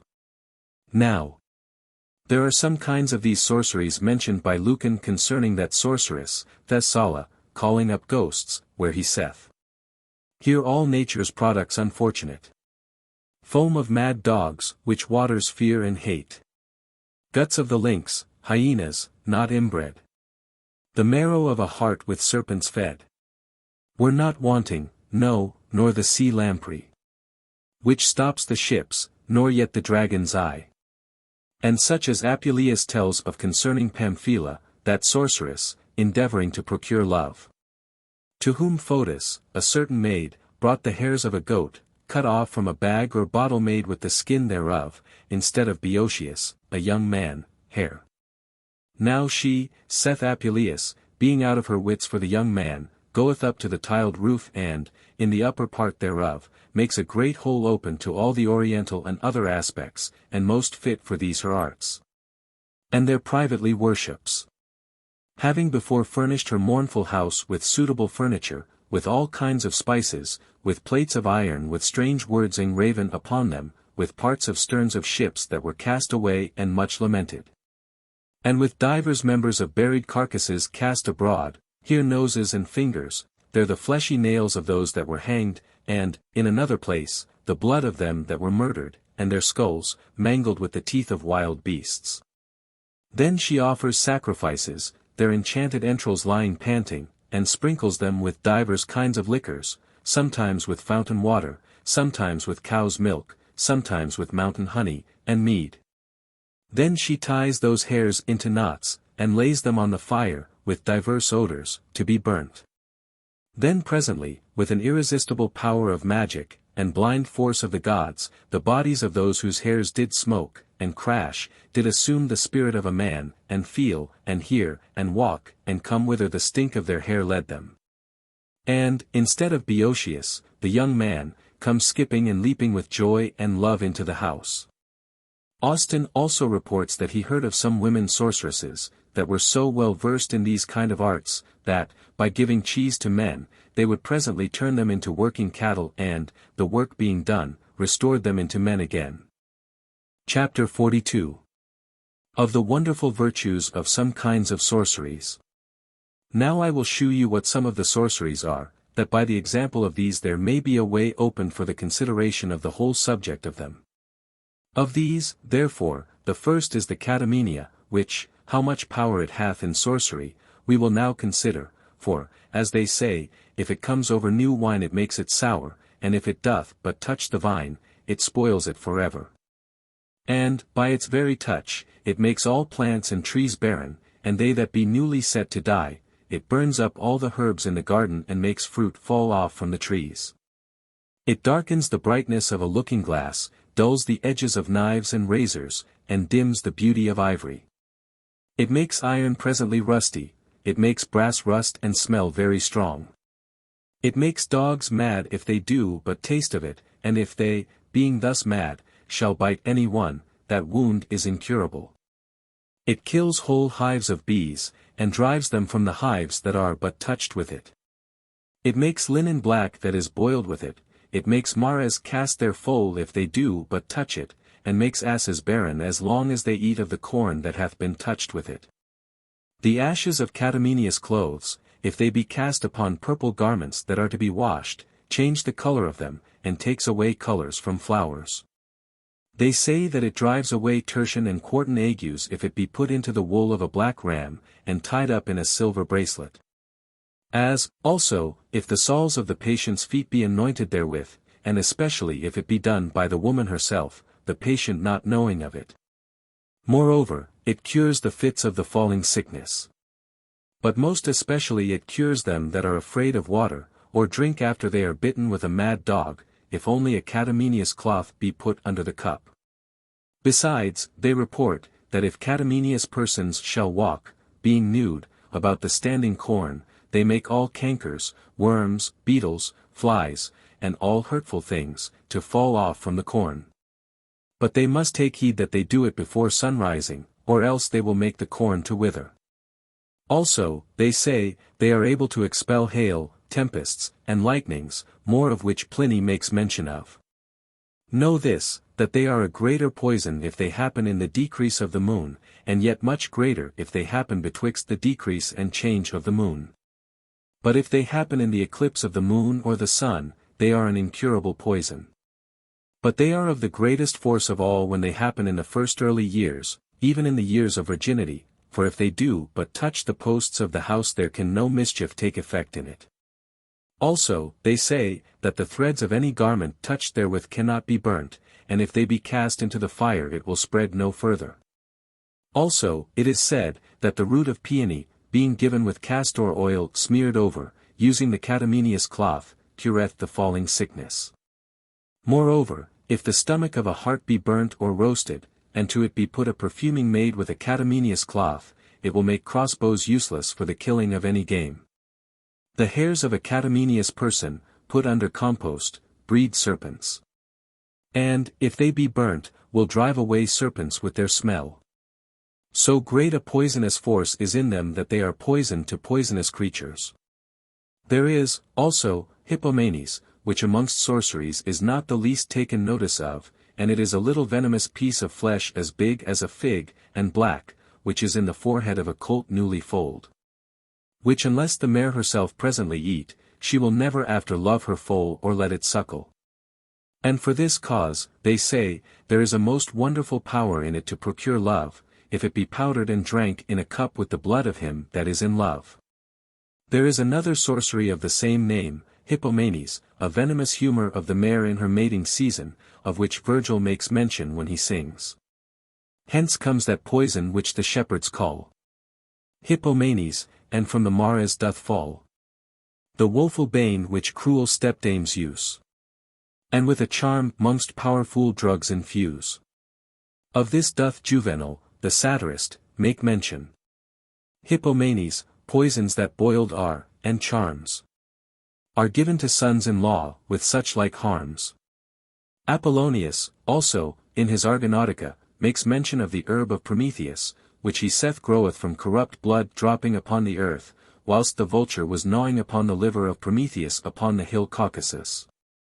The flower of this herb, he saith, is like saffron, having a double stalk hanging out, one further than the other the length of a cubit.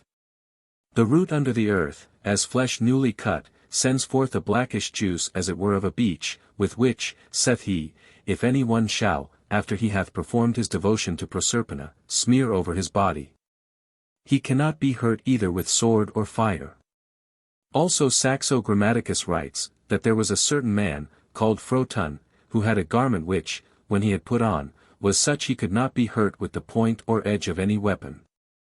The civet cat also abounds with sorceries, for, as Pliny reports, the posts of a door being touched with her blood, the arts of jugglers and sorcerers are so invalid that the gods cannot be called up, and will by no means be persuaded to talk with them. Also, that they are anointed with the ashes of the ankle bone of her left foot, being decocted with the blood of a weasel, shall become odious to all. The same, also, is done with the eye, being decocted. Also, it is said, that the straight gut is administered against the injustice and corruption of princes and great men in power, and for success of petitions, and to conduce to the ending of suits and controversies. If any one hath never so little of it about him. And that if it be bound unto the left arm, it is such a perfect charm that if any man do but look upon a woman, it will make her follow him presently, and that the skin of the civet cat's forehead doth withstand bewitchings.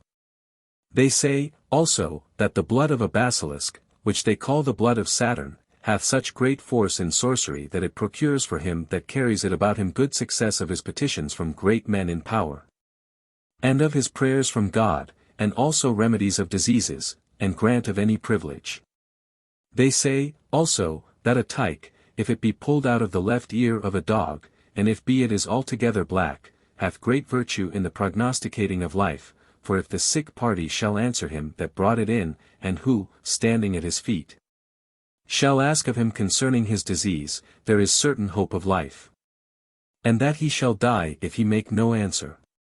They say, also, that a stone that is bit with a mad dog hath power to cause discord, if it be put in drink, and that lie shall not be barked at by dogs that puts the tongue of a dog in his shoe under his great toe. Especially if the herb of the same name, viz. hound's tongue, be joined with it. And that a membrane of the secondines of a dog doth the same, and that dogs will shun him that hath a dog's heart. And Pliny reports that there is a red toad that lives in briars and brambles, and is full of sorceries and doth wonderful things, for the little bone which is in his left side, being cast into cold water, makes it presently very hot. By which also the rage of dogs is restrained, and their love is procured if it be put in their drink, and, if it be bound to any one, it stirreth up desire. On the contrary, the little bone which is on the right side makes hot water cold, and that it can never be hot again unless that be taken out. Also it is said to cure quartans if it be bound to the sick in a snake's skin, as also all other fevers, and to restrain love and desire. And that the spleen and heart is an effectual remedy against the poisons of the said toad. Thus much Pliny writes. Also, it is said, that the sword with which a man is slain hath wonderful power in sorceries. For if the snaffle of the bridle, or spurs, be made of it, they say that with these any horse, though never so wild, may be tamed and gentled. And that if a horse should be shod with shoes made of it, he would be most swift and fleet, and never, though never so hard rode, tire. But yet they will that some certain characters and names should be written upon it. They say, also, if any man shall dip a sword, wherewith men were beheaded, in wine, and the sick drink thereof, he shall be cured of his quartan. They say, also, that a cup of liquor being made with the brains of a bear, and drank out of the skull, shall make him that drinks it be as fierce and as raging as a bear, and think himself to be changed into a bear. And judge all things he sees to be bears, and so to continue in that madness until the force of that draught shall be dissolved, no other distemper being all this while perceived in him. Chapter 43. Of Perfumes or Suffumigations. Their manner and power. Some suffumigations, also, or perfumings, that are proper to the stars, are of great force for the opportune receiving of celestial gifts under the rays of the stars, inasmuch as they do strongly work upon the air and breath. For our breath is very much changed by such kind of vapors, if both vapors be of another like. The air, also, being through the said vapors easily moved, or affected with the qualities of inferiors or those celestial, daily, and, quickly penetrating our breast and vitals, doth wonderfully reduce us to the like qualities. Wherefore, suffumigations are wont to be used by them that are about to soothsay or predict for to affect their fancy or conception. Which suffumigations, indeed, being duly appropriated to any certain deities, do fit us to receive divine inspiration. So they say that fumes made with linseed, fleabane seed, roots of violets, and parsley, doth make one to foresee things to come and doth conduce to prophesying. Let no man wonder how great things suffumigations can do in the air, especially when he shall with Porphyrius consider that by certain vapors, exhaling from proper suffumigations, airy spirits are presently raised. As also thunderings and lightnings, and such like things. As the liver of a chameleon, being burnt on top of the house, doth, as is manifest, raise showers and lightnings. In like manner the head and throat of the chameleon, if they be burnt with oaken wood, cause storms and lightnings. There are also suffumigations under opportune influences of the stars that make the images of spirits forthwith appear in the air or elsewhere. So, they say, that if of coriander, smallage, henbane, and hemlock, be made a fume, that spirits will presently come together, hence they are called spirits' herbs. Also, it is said, that fume made of the root of the reedy herb sagapen, with the juice of hemlock and henbane, and the herb Tapsis barbatus, red sanders, and black poppy, make spirits and strange shapes appear. And if smallage be added to them, the fume chaseth away spirits from any place and destroys their visions. In like manner, a fume made of calamint, peony, mints, and palma Christi, drives away all evil spirits and vain imaginations. Moreover, it is said, that by certain fumes certain animals are gathered together and also put to flight, as Pliny mentions concerning the stone Liparis, that with the fume thereof all beasts are called out. So the bones in the upper part of the throat of a hart, being burnt, gather all the serpents together, but the horn of the hart, being burnt, doth with its fume chase them all away. The same doth a fume of the feathers of peacocks. Also, the lungs of an ass, being burnt, puts all poisonous things to flight, the fume of the burnt hoof of a horse drives away mice, the same doth the hoof of a mule, with which, also, if it be the hoof of the left foot, flies are driven away. And, they say, if a house or any place be smoked with the gall of a cuttle fish, made into a confection with red storax, roses, and lignum aloes, or lignalos, and if then there be some sea water, or blood, cast into that place, the whole house will seem to be full of water or blood. And if some earth of ploughed ground be cast there, the earth will seem to quake. Now, such kinds of vapors, we must conceive, do infect any body and infuse virtue into it, which both continue long, even as any contagious or poisonous vapor of the pestilence. Being kept for 2 years in the wall of a house infects the inhabitants, and as the contagion of pestilence, or leprosy, lying hid in a garment, doth long after infect him that wears it. Therefore, were certain suffumigations used to affect images, rings, and such like instruments of magic and hidden treasures, and, as Porphyrius saith, very effectually. So, they say, if any one shall hide gold or silver, or any other precious thing, the moon being in conjunction with the sun, and shall fume the hiding place with coriander, saffron, henbane, smallage, and black poppy, of each a like quantity, bruised together, and tempered with the juice of hemlock, that which is so hid shall never be found or taken away. And that spirits shall continually keep it, and if any one shall endeavor to take it away he shall be hurt by them and shall fall into a frenzy. And Hermes saith that there is nothing like the fume of spermaceti for the raising of spirits. Wherefore, if a fume be made of that and lignum aloes, red storax, pepperwort, musk, and saffron, all tempered together, with the blood of a lapwing, it will quickly gather airy spirits together, and if it be used about the graves of the dead, it gathers together spirits and the ghosts of the dead. So, as often as we direct any work to the sun, we must make suffumigations with solary things, and if to the moon, with lunary things, and so of the rest. And we must know that as there is a contrariety and enmity in stars and spirits, so also in suffumigations unto the same. So there is also a contrariety betwixt lignum aloes and sulphur, frankincense, and quicksilver. Therefore, spirits that are raised by the fume of lignum aloes are allayed by the burning of sulphur. As Proclus gives an example of a spirit, which was wont to appear in the form of a lion, but, by the setting of a cock before it, vanished away because there is a contrariety betwixt a cock and a lion. And so the like consideration and practice is to be observed concerning such like things. Chapter 44. The composition of some fumes appropriated to the planets. We make a suffumigation for the sun in this manner, viz., of saffron, ambergris, musk, lignum aloes, lignum balsam, the fruit of the laurel, cloves, myrrh, and frankincense. All which being bruised and mixed in such a proportion as may make a sweet odor, must be incorporated with the brain of an eagle, or the blood of a white cock, after the manner of pills or troches.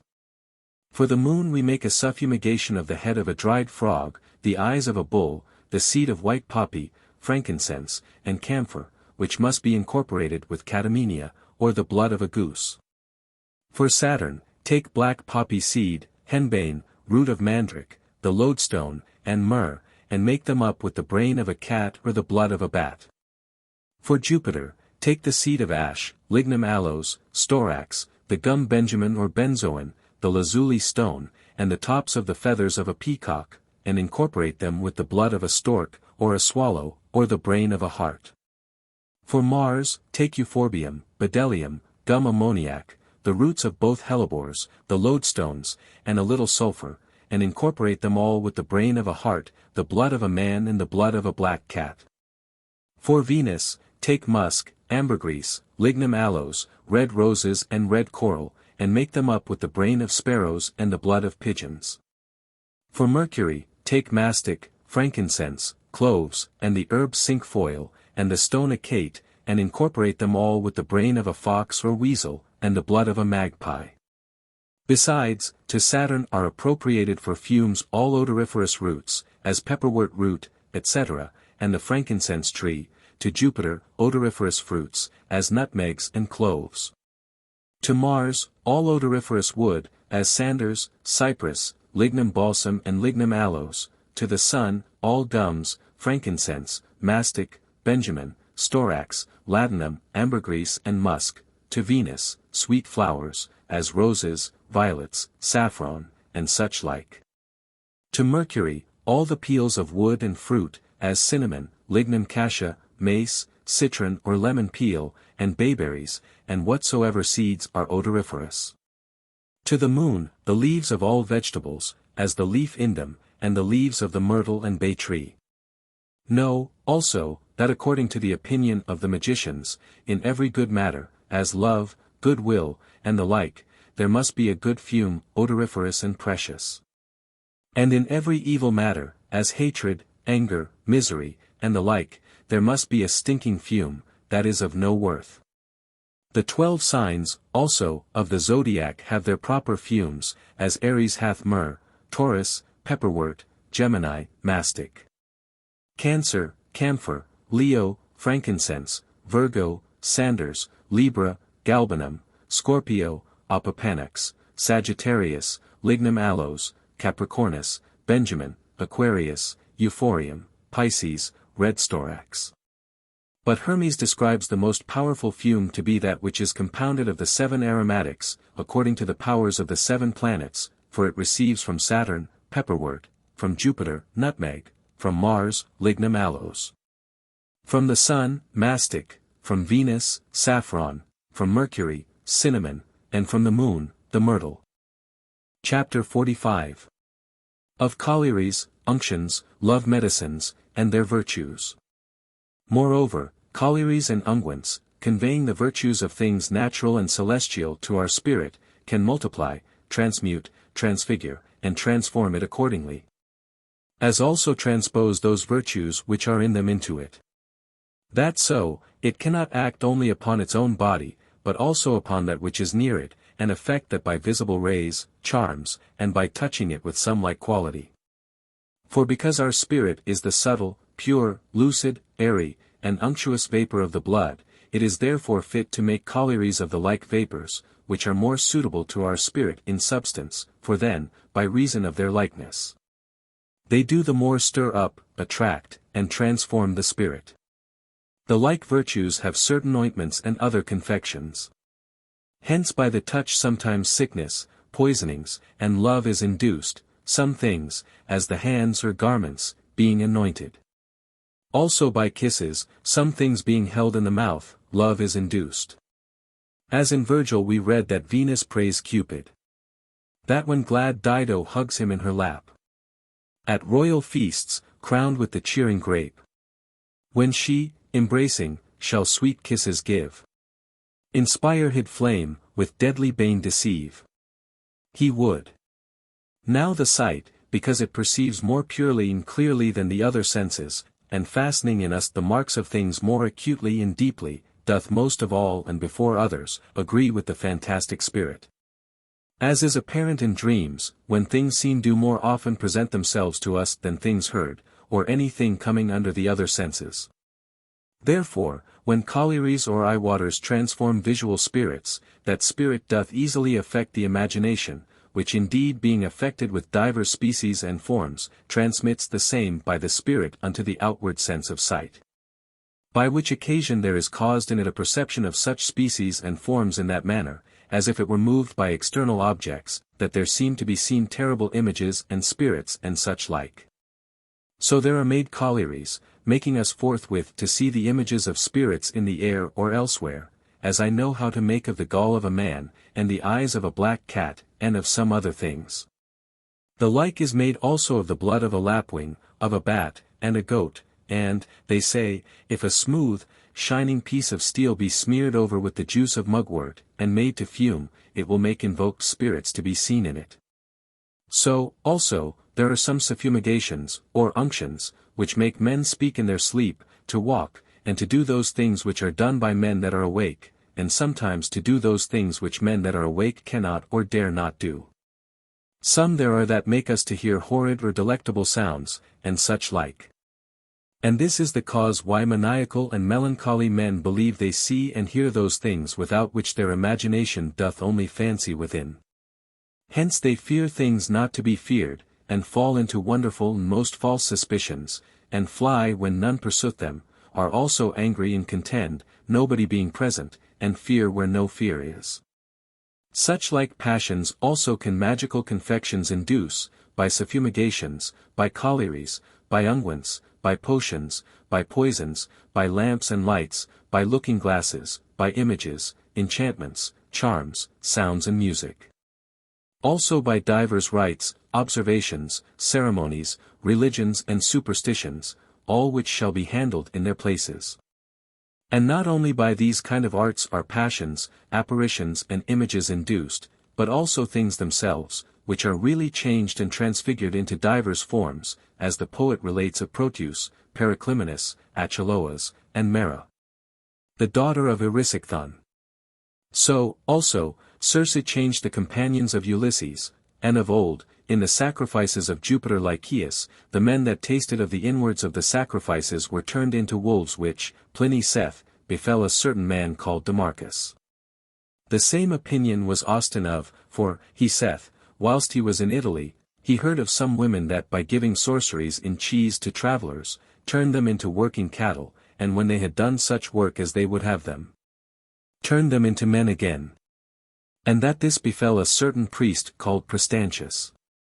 The scriptures themselves testify that Pharaoh's sorceries turned their rods into serpents and water into blood, and did other such like things. Chapter 46. Of Natural Allegations and Suspensions. When the soul of the world by its virtue doth make all things that are naturally generated or artificially made to be fruitful, by infusing into them celestial properties for the working of some wonderful effects, then things themselves, not only when applied by suffumigations, or collieries, or ointments, or potions, or any other such like way, but also when they, being conveniently wrapped up, are bound to or hanged about the neck, or in any other way applied, although by never so easy a contact, do impress their virtue upon us.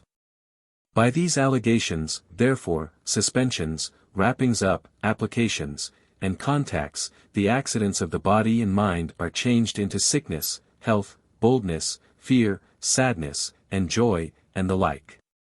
They render them that carry them gracious or terrible, acceptable or rejected, honored and beloved or hateful and abominable. Now these kind of passions are conceived to be by the above said to be infused, and not otherwise, like what is manifest in the grafting of trees, where the vital virtue is sent and communicated from the trunk to the twig grafted into it by way of contact and alligation. So in the female palm tree, when she comes near to the male her boughs bend to the male, and are bowed, which, the gardeners seeing, bind ropes from the male to the female, which becomes straight again, as if she had by this connection of the rope received the virtue of the male. In like manner we see that the cramp fish, or torpedo, being touched afar off with a long pole, doth presently stupefy the hand of him that toucheth it. And if any shall touch the sea hare with his hand or stick will presently run out of his wits. Also, if the fish called stella, or starfish, as they say, being fastened with the blood of a fox and a brass nail to a gate, evil medicines can do no hurt to any in such house. Also, it is said, that if a woman take a needle and bury it with dung, and then wrap it up in earth in which the carcass of a man was buried, and shall carry it about her in a cloth which was used at the funeral, that she shall be able to possess herself so long as she hath it about her. Now, by these examples, we see how, by certain allegations of certain things, as also suspensions, or by a simple contact, or the connection or continuation of any thread, we may be able to receive some virtues thereby. It is necessary that we know the certain rule of allegation and suspension, and the manner which the art requires, viz. that they be done under a certain and suitable constellation, and that they be done with wire, or silken threads, with hair, or sinews of certain animals. And things that are to be wrapped up must be done in the leaves of herbs, or the skins of animals, or fine cloths, and the like, according to the suitableness of things, as, if you would procure the solary virtue of any thing. This being wrapped up in bay leaves, or the skin of a lion, hang it about thy neck with a golden thread, or a silken thread of a yellow color, whilst the sun rules in the heaven, so thou shalt be endued with the solary virtue of that thing. But if thou dost desire the virtue of any Saturnine thing, thou shalt in like manner take that thing whilst Saturn rules, and wrap it in the skin of an ass, or in a cloth used at a funeral, especially if you desire it for sadness. And with a black thread hang it about thy neck. In like manner we must conceive of the rest. Chapter 47. Of magical rings and their compositions. Rings, also, which were always much esteemed of by the ancients, when they are opportunely made, do in like manner impress their virtue upon us. Inasmuch as they do affect the spirit of him that carries them with gladness or sadness, and render him courteous or terrible, bold or fearful, amiable or hateful. Inasmuch as they do fortify us against sickness, poisons, enemies, evil spirits, and all manner of hurtful things, or, at least, will not suffer us to be kept under them. Now, the manner of making these kinds of magical rings is this, viz. When any star ascends fortunately, with the fortunate aspect or conjunction of the moon, we must take a stone and herb that is under that star, and make a ring of the metal that is suitable to this star, and in it fasten the stone. Putting the herb or root under it, not omitting the inscriptions of images, names, and characters, as also the proper suffumigations. But we shall speak more of these in another place, where we shall treat of images and characters. So we read in Philostratus Jarchus that a wise prince of the Indies bestowed 7 rings made after this manner, marked with the virtues and names of the 7 planets, to Apollonius. Of which he wore every day of the week one thereof, distinguishing them in their order according to the name of the days, as is set forth by astrologers, viz. Sunday, the ring marked with the virtues and inscribed with the name and seal of the sun, that planet which ruleth over Sunday and from which the day taketh its name. Monday, the ring of the virtues, seal and name of the moon. Tuesday, that inscribed unto Mars. Wednesday, that unto Mercury. Thursday, that inscribed unto Jupiter. Friday, that unto Venus, and Saturday, that unto the planet Saturn, seeing as Saturday is the last day of the week and hath correspondence with the last end of life, and is ruled by Saturn which carries the sickle of death. And it is said, that Apollonius, by the benefit of these 7 magical rings, lived above 130 years, as also that he always retained the beauty and vigor of his youth. In like manner Moses, the lawgiver and ruler of the Hebrews, being skilled in the magic of the Egyptians, is said by Josephus to have made rings of love and oblivion. There was also, as saith Aristotle, amongst the Cyrenians, a ring of Battus which could procure love and honor. We read also that Eudemus, a certain philosopher, made rings against the bites of serpents, bewitchings, and evil spirits. The same doth Josephus relate of Solomon. Also we read in Plato that Gyges, the king of Lydia, had a ring of wonderful and strange virtues, the seal of which, when he turned it toward the palm of his hand, rendered him invisible. Nobody could see him, but he could see all things, and, by the opportunity of which ring, he deceived the queen and slew the king, his master, and killed whomsoever he thought stood in his way, and in these villainies no one could see him. And, at length, by the benefit of this ring he became king of Lydia himself. 29. Chapter 48. Of the virtue of places, and what places are suitable to every star. There be wonderful virtues of places accompanying them, either from things there placed, or by the influences of the stars, or in any other way. For, as Pliny relates of a cuckoo, in what place any one doth first hear him, if his right footprint be marked about and that place dug up, there will no fleas be bred in that place where it is scattered. So they say that the dust of the track of a snake, being gathered up and scattered amongst bees, makes them return to their hives. So, also, that the dust in which a mule hath rolled himself, being cast upon the body, doth mitigate the heat of passion, and that the dust wherein a hawk hath rolled herself, if it be bound to the body in a bright red cloth, cures the quartan. So doth the stone taken out of the nest of a swallow, as they say, presently relieve those that have the falling sickness, and being bound to the party, continually preserves them, especially if it be rolled in the blood or heart of a swallow. And it is reported that if any one shall cut a vein, being fasting, and shall go over a place where any one lately fell with the fit of a falling sickness, that he shall fall into the same disease. And Pliny reports that to fasten an iron nail in that place where he that fell with a fit of the falling sickness first did pitch his head, will free him from his disease. So they say that an herb, growing upon the head of any image, being gathered, and bound up in some part of one's garment with a red thread, shall presently allay the headache.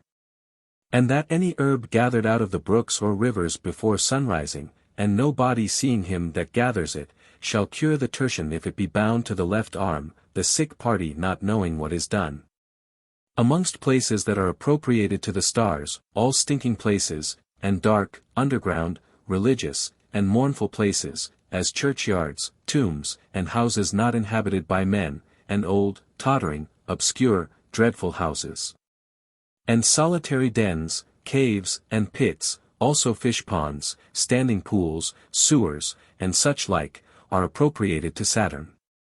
Unto Jupiter are ascribed all privileged places, consistories of noblemen, tribunals, chairs, places for exercise, schools, and all beautiful and clean places, and those sprinkled with diverse odors. To Mars, fiery and bloody places, furnaces, bakehouses, shambles, places of execution, and places where there have been great battles fought and slaughters made, and the like. To the Sun, light places, the serene air, kings' palaces and princes' courts, pulpits, theatres, thrones, and all kingly and magnificent places. To Venus, pleasant fountains, green meadows, flourishing gardens, garnished beds, stews, and, according to Orpheus, the sea, the seashore, baths, dancing places, and all places belonging to women. To Mercury, shops, schools, warehouses, exchanges for merchants, and the like. To the Moon, wildernesses, woods, rocks, hills, mountains, forests, fountains, waters, rivers, seas, seashores, ships, highways, groves, granaries for corn, and such like. On this account they that endeavor to procure love are wont to bury for a certain time the instruments of their art, whether they be rings, images, looking-glasses, or any other, or hide them in a stew-house.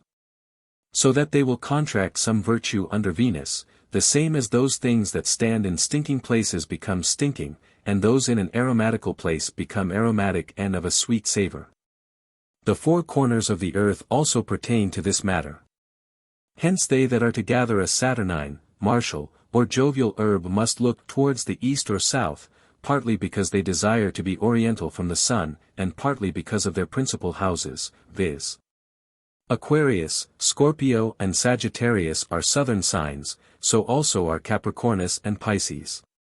But they that will gather a venereal, Mercury or Lunary herb must look towards the west because they delight to be western, or else they must look towards the north because their principal houses, viz.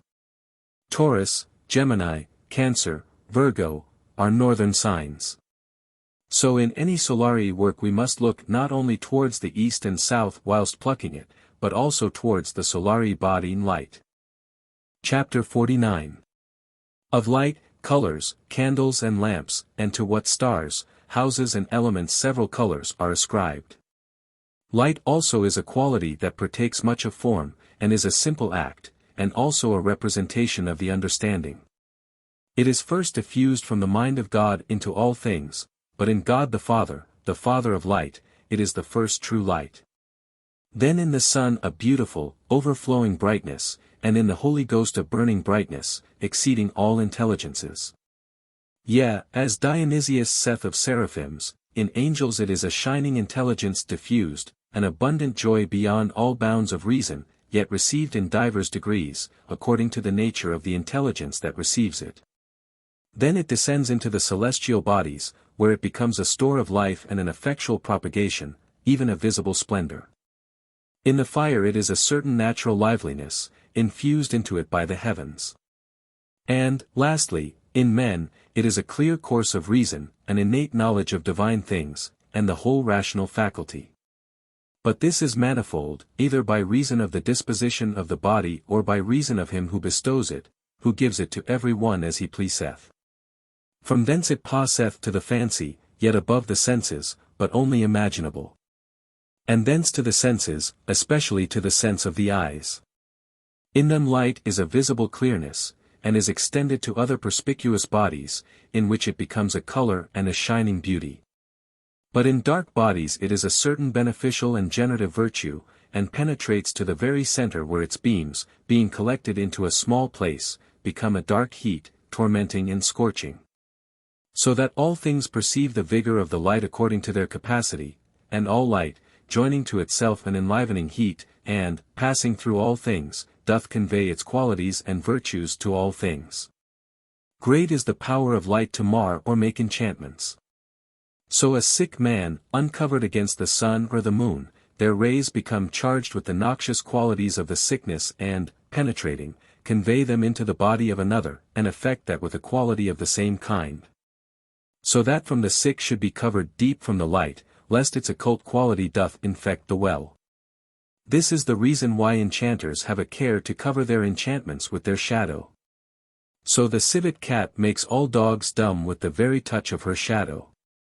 Also, there are made, artificially, some lights, by lamps, torches, candles, and such like, of some certain thing and fluids, opportunely chosen, according to the rule of the stars, and composed amongst themselves according to their congruity.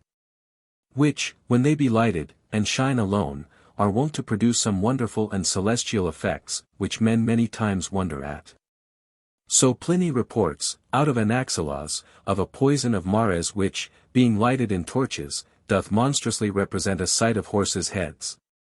The like may be done with flies, which being duly tempered with wax, and lighted, make a strange sight of flies, and the skin of a serpent, lighted in a proper lamp, mocketh serpents appear. They say that when grapes are in their flower, if any one shall bind a vial full of oil to them, and shall let it alone until they be ripe, and then the oil be put in a lamp and lighted, it makes grapes to be seen, and so with other fruits. If centaury be mixed with honey, and the blood of a lapwing, and be put in a lamp, they that stand about will look much larger than they are wont, and if it be lit in a clear night the stars will seem to scatter one from another. Such force, also, is in the ink of the cuttlefish that it, being put into a lamp, makes blackamoors appear. It is also reported that a candle, made of some Saturnine things, being lighted, if it be extinguished in the mouth of a man newly dead, will afterwards, as oft as it shines alone, bring a feeling of sadness and great fear upon them that stand about it.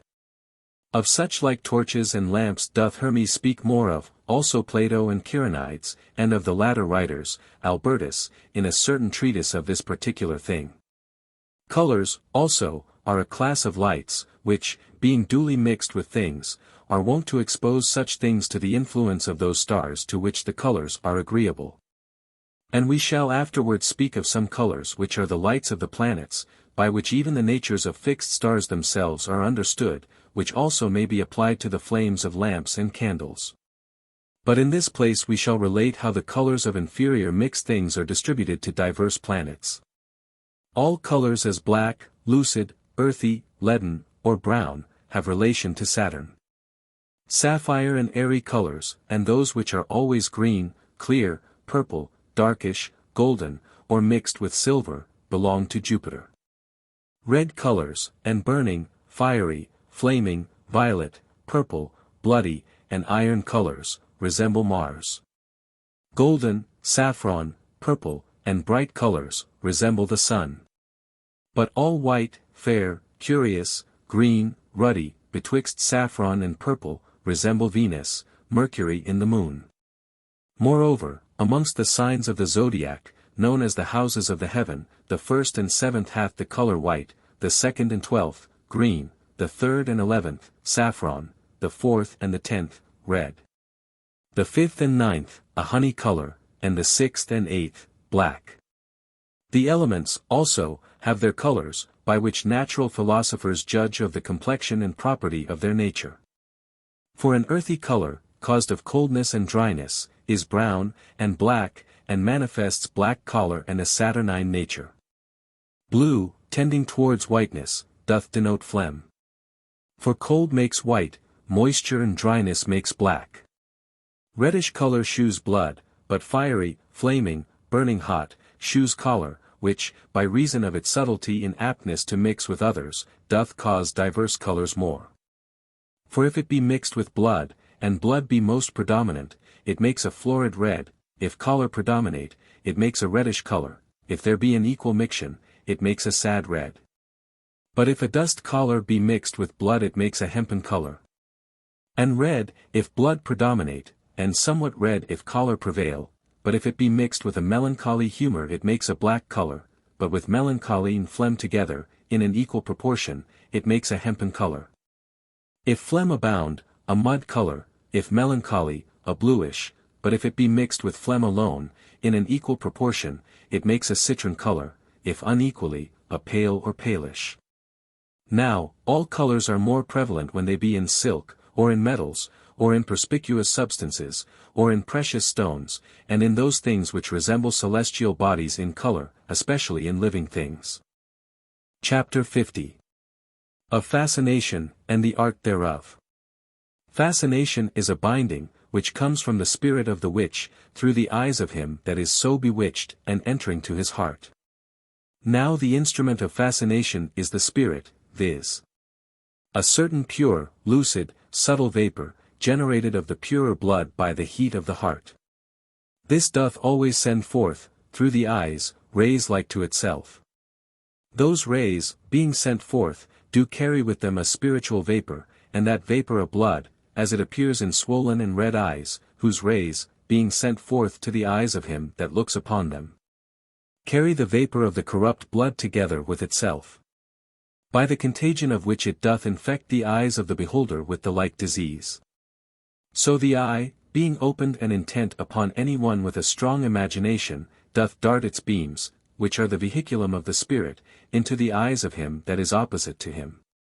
Which tender spirit strikes the eyes of him that is bewitched, being stirred up from the heart of him that strikes, and possesseth the breast of him that is stricken, wounds his heart and infects his spirit. Whence Apuleius saith, Thy eyes, sliding down through my eyes into mine inward breast, stir up a most vehement burning in my marrow.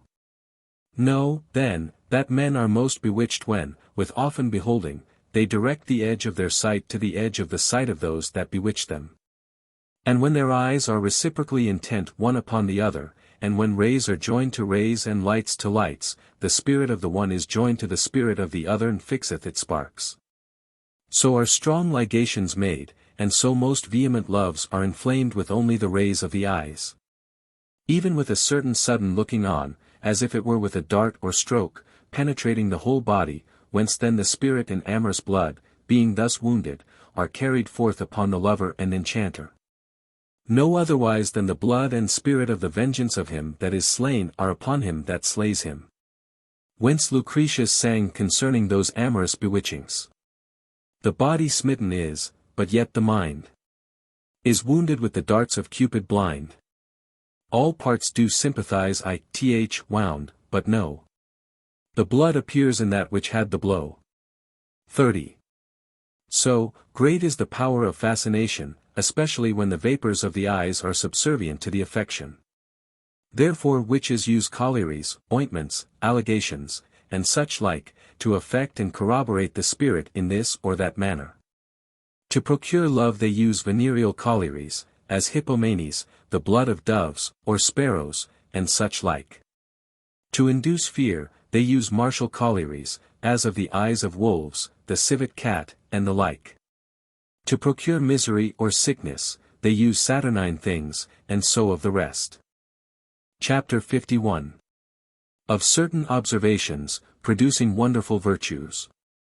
They say that certain acts and observations have a certain power of natural things, that they believe diseases may be expelled, or brought thus and thus. So they say that quartains may be driven away if the parings of the nails of the sick be bound to the neck of a live eel, in a linen cloth, and she be let go into the water. And Pliny saith that the parings of a sick man's nails of his feet and hands being mixed with wax, cure the quartan, tertian, and quotidian ague, and if they be before sunrising fastened to another man's gate, will cure such like diseases. In like manner, let all the parings of the nails be put into the caves of ants, and the first ant that begins to draw at the parings must be taken and bound to the neck of the sick, and by this means will the disease be cured. They say that by wood, stricken with lightning, and cast behind the back with one's hands, any disease may be removed, and, in quartains, a piece of a nail from a gibbet, wrapped up in wool, and hung about the neck, cures them. Also, a rope doth the like that is taken from a gallows and hid underground so that the sun cannot reach it. The throat of him that hath a hard swelling, or impostum, being touched with the hand of him that died by an immature death, will be cured thereby. They say, also, that a woman is presently eased of her hard labor if any one shall put into her bed a stone or dart with which a boar or a bear or man hath been killed with one blow. The same doth a spear that is pulled out of the body of a man, if it shall not first touch the ground. Also, they say, that arrows, pulled out of the body of a man, if they have not touched the earth, taken and stealthily placed under any one lying down, will procure love. The falling sickness is cured by meat made of the flesh of a wild beast, slain in the same manner as a man is slain.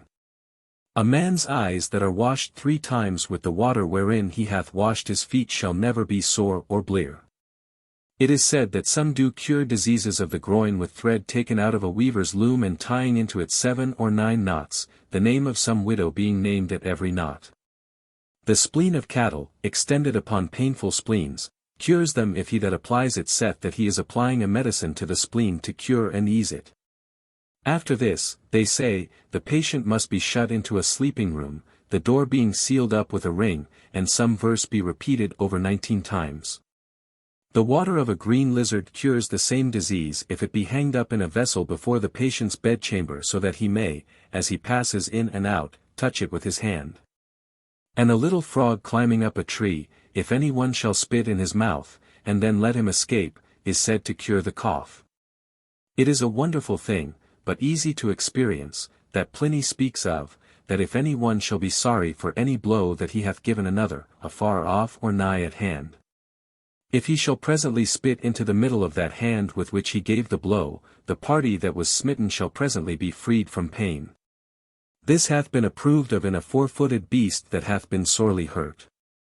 Some there are that aggravate the blow before they give it. In like manner, spittle carried in the hand, or to spit in the shoe of the right foot before it be put on, is good when any one passeth through a dangerous place. They say that wolves will not come to a field if one of them be taken and his blood let by little and little out of his legs, being unbroken, with a knife, and sprinkled about the outside of the field. And he himself be buried in that place from whence he was first drawn. The Methanenses, citizens of Trithemium, accounted it as a present remedy for preserving of vines from the wrong of the southern wind, having always found it by most certain experience, if, whilst the wind blows, a white cock should be pulled to pieces in the middle by 2 men, both of whom, each keeping his part, must walk each way around the vineyard, until both meet in the place from whence they began their circuit, and must in that place bury the pieces of the cock. Also, If any one shall hold a viper over a vapor with a staff, he shall prophesy, and that the staff wherewith a snake was beaten is good against female diseases. These things Pliny recites. It is said that in gathering roots and herbs we must draw 3 circles round about them first, with a sword, and then dig them up, meanwhile taking heed of any contrary wind. Also they say, that if any one shall measure a dead man with a rope, first from the elbow to the biggest finger, then from the shoulder to the same finger, and afterwards from the head to the feet, making thrice those mensurations. If any one afterwards shall be measured with the same rope, in the same manner, he shall not prosper, but be unfortunate and fall into misery and sadness. Albertus of Keranes saith, that if any woman hath enchanted thee to love her, take the gown she sleepeth in out of doors and spit through the right sleeve thereof, when the enchantment will be quitted. And Pliny saith, that to sit by women far with child, or when a medicine is given to any one of them, the fingers being joined together like the teeth of a comb, is a charm, so much the more if the hands be joined about one or both knees. Also, to sit cross-legged is sorcery, therefore it was forbidden to be done in the councils of princes and rulers, as a thing which hindered all acts. And, it is said, if any one shall stand before a man's chamber door, and call to him by name and the man answer, if then he fasten a knife or needle on the door, the edge or point being downward, and break it, he that be in the room shall be unable of his intention so long as those things shall be there. Chapter 52. Of the countenance and gesture, the habit and the figure of the body, and to what stars any of these do answer, whence physiognomy, and metaposcopy, and chiromancy, arts of divination, have their grounds. The countenance, gesture, motion, setting and figure of the body, being accidental to us, conduce to the receiving of celestial gifts and expose us to the superior bodies, which produce certain effects in us, like unto the effects following the methods of gathering hellebore, which, if thou pullest the leaf upward when gathering it, draws the humours upward and causeth vomiting. If downward, it causeth purging, drawing the humour downward. How much also the countenance and gesture of one person doth affect the sight, imagination and spirit of another no man is ignorant. So they that are parents discover those impressions in their children of their previous conditions, and that which they did then do, form and imagine. So a mild and cheerful countenance of a prince in the city makes the people joyful. But if it be fierce or sad doth terrify them. So the gesture and countenance of any one lamenting, doth easily move to pity. So the shape of an amiable person doth easily excite to friendship. Thou must know that such like gestures and figures as harmonies of the body, do expose it no otherwise to the celestials, than odors, and the spirit of a medicine, and internal passions, also, do the soul. For as medicines and passions of the mind are by certain dispositions of the heaven increased, so also the gesture and motions of the body do get an efficacy by certain influences of the heavens. For there are gestures resembling Saturn which are melancholy and sad, as are beating of the breast or striking of the head, also such as are religious, as the bowing of the knee, and a fixed look downwards, as of one praying. Also weeping, and such like, as are used by the austere and saturnine man, such an one as a satirist describes. With hang-down head, with eyes fixed to the ground. His raging words bites in, and muttering sound. He doth express with pouting lips. A cheerful and honest countenance, a worshipful or noble gesture or bearing, clapping of the hands as of one rejoicing and praising, and the bending of the knee with the head lifted up, as of one that is worshipping, are ascribed to Jupiter. A sour, fierce, cruel, angry, rough countenance and gesture are ascribed to Mars. Solary are honorable and courageous gestures and countenances, also, walking abroad, a bending of the knee, as of one honoring a king with one knee bent. Those under Venus are dances, embraces, laughters, and those of an amiable and cheerful countenance. Those mercurial are inconstant, quick, variable and such like gestures and countenances. Those lunary, or under the moon, are such as are movable, poisonous, and childish and the like. As we have spoken above of gestures so, also, are the shapes of men distinct, as follows. Saturn bespeaks a man to be of a black and yellowish color, lean, crooked, of a rough skin, great veins, the body covered with hair, little eyes. Of a frowning forehead, a thin beard, great lips, eyes intent upon the ground, of a heavy gait, striking his feet together as he walks, crafty, witty, a seducer and murderous. Jupiter signifies a man to be of a pale color, darkish red, a handsome body, good stature, bold, of great eyes, not black altogether, with large pupils, short nostrils not equal, great teeth before, curled hair, of good disposition and manners. Mars makes a man red, with red hair, a round face, yellowish eyes, of a terrible and sharp look, jocund, bold, proud and crafty. The Sun makes a man of a tawny color, betwixt yellow and black dashed with red, of a short stature yet of a handsome body, without much hair and curly, of yellow eyes, wise, faithful and desirous of praise. Venus signifies a man to be tending towards blackness, but more white, with a mixture of red, a handsome body, a fair and round face, fair hair, fair eyes, the blackness whereof is more intense, of good manners and honest love.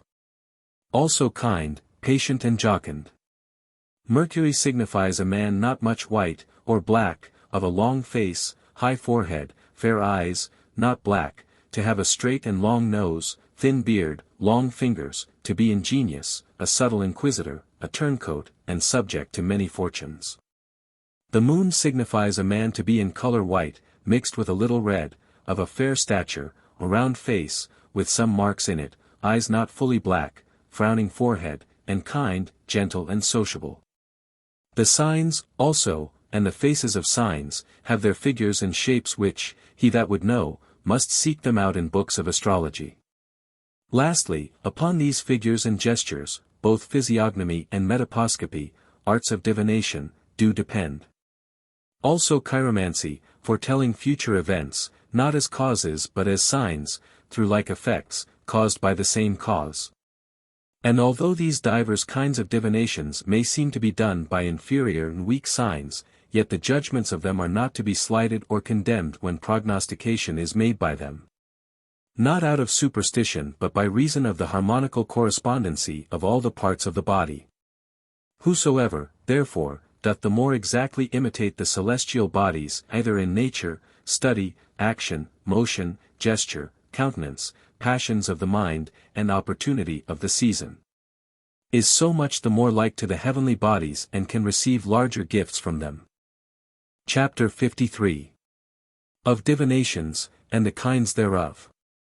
There are some other kinds of divinations, depending upon natural causes, which are known to every one in his art and experience to be in divers things, by which physicians, husbandmen, shepherds, mariners, and others, do prognosticate out of the probable signs of every kind of divination.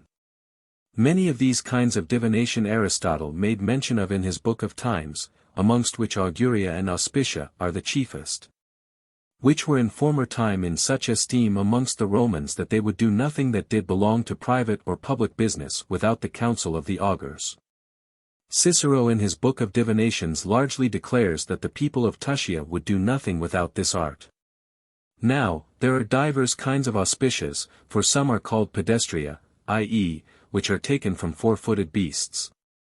Some are called auguria, which are taken from birds, some are celestial, which are taken from thunderings and lightnings, some are called caduca, i.e., when any fell in the temple, or elsewhere, some were sacred, which were taken from sacrifices.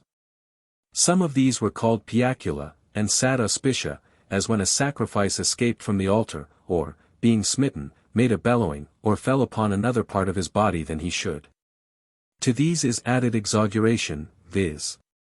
when the rod fell out of the hand of the augur with which it was the custom to view and take notice of the auspicium. Michael Scotus makes mention of 12 kinds of auguries, viz. 6 on the right hand, the names of which, he saith, are Fernova, Fervitas, Confert, Emponenthum, Sonus Arnova, and Sonus Arvitas. And 6 on the left hand, the names of which are Confernova, Confervitas, Viaram, Haranam, Scasarnova, and Scasarvitas. Expounding their names, he saith. For nova is an augury when thou goest out of thy house to do any business, and in going thou see a man or a bird going or flying, so that either of them set himself before thee upon thy left hand. That is a good signification in reference to thy business. For vitas is an augury when thou shalt go out of thy house to do any business, and in going thou find or see a bird or a man resting himself before thee on the left side of thee, that is an ill sign concerning thy business. Viaram is an augury when a man or a bird in his journey, or flying, pass before thee, coming from the right side of thee, and, bending toward the left, go out of thy sight, that is a good sign concerning thy business. Confernova is an augury when thou dost first find a man or a bird going or flying, and then rest himself before thee on thy right side, thou seeing of it, that is a good sign concerning thy business.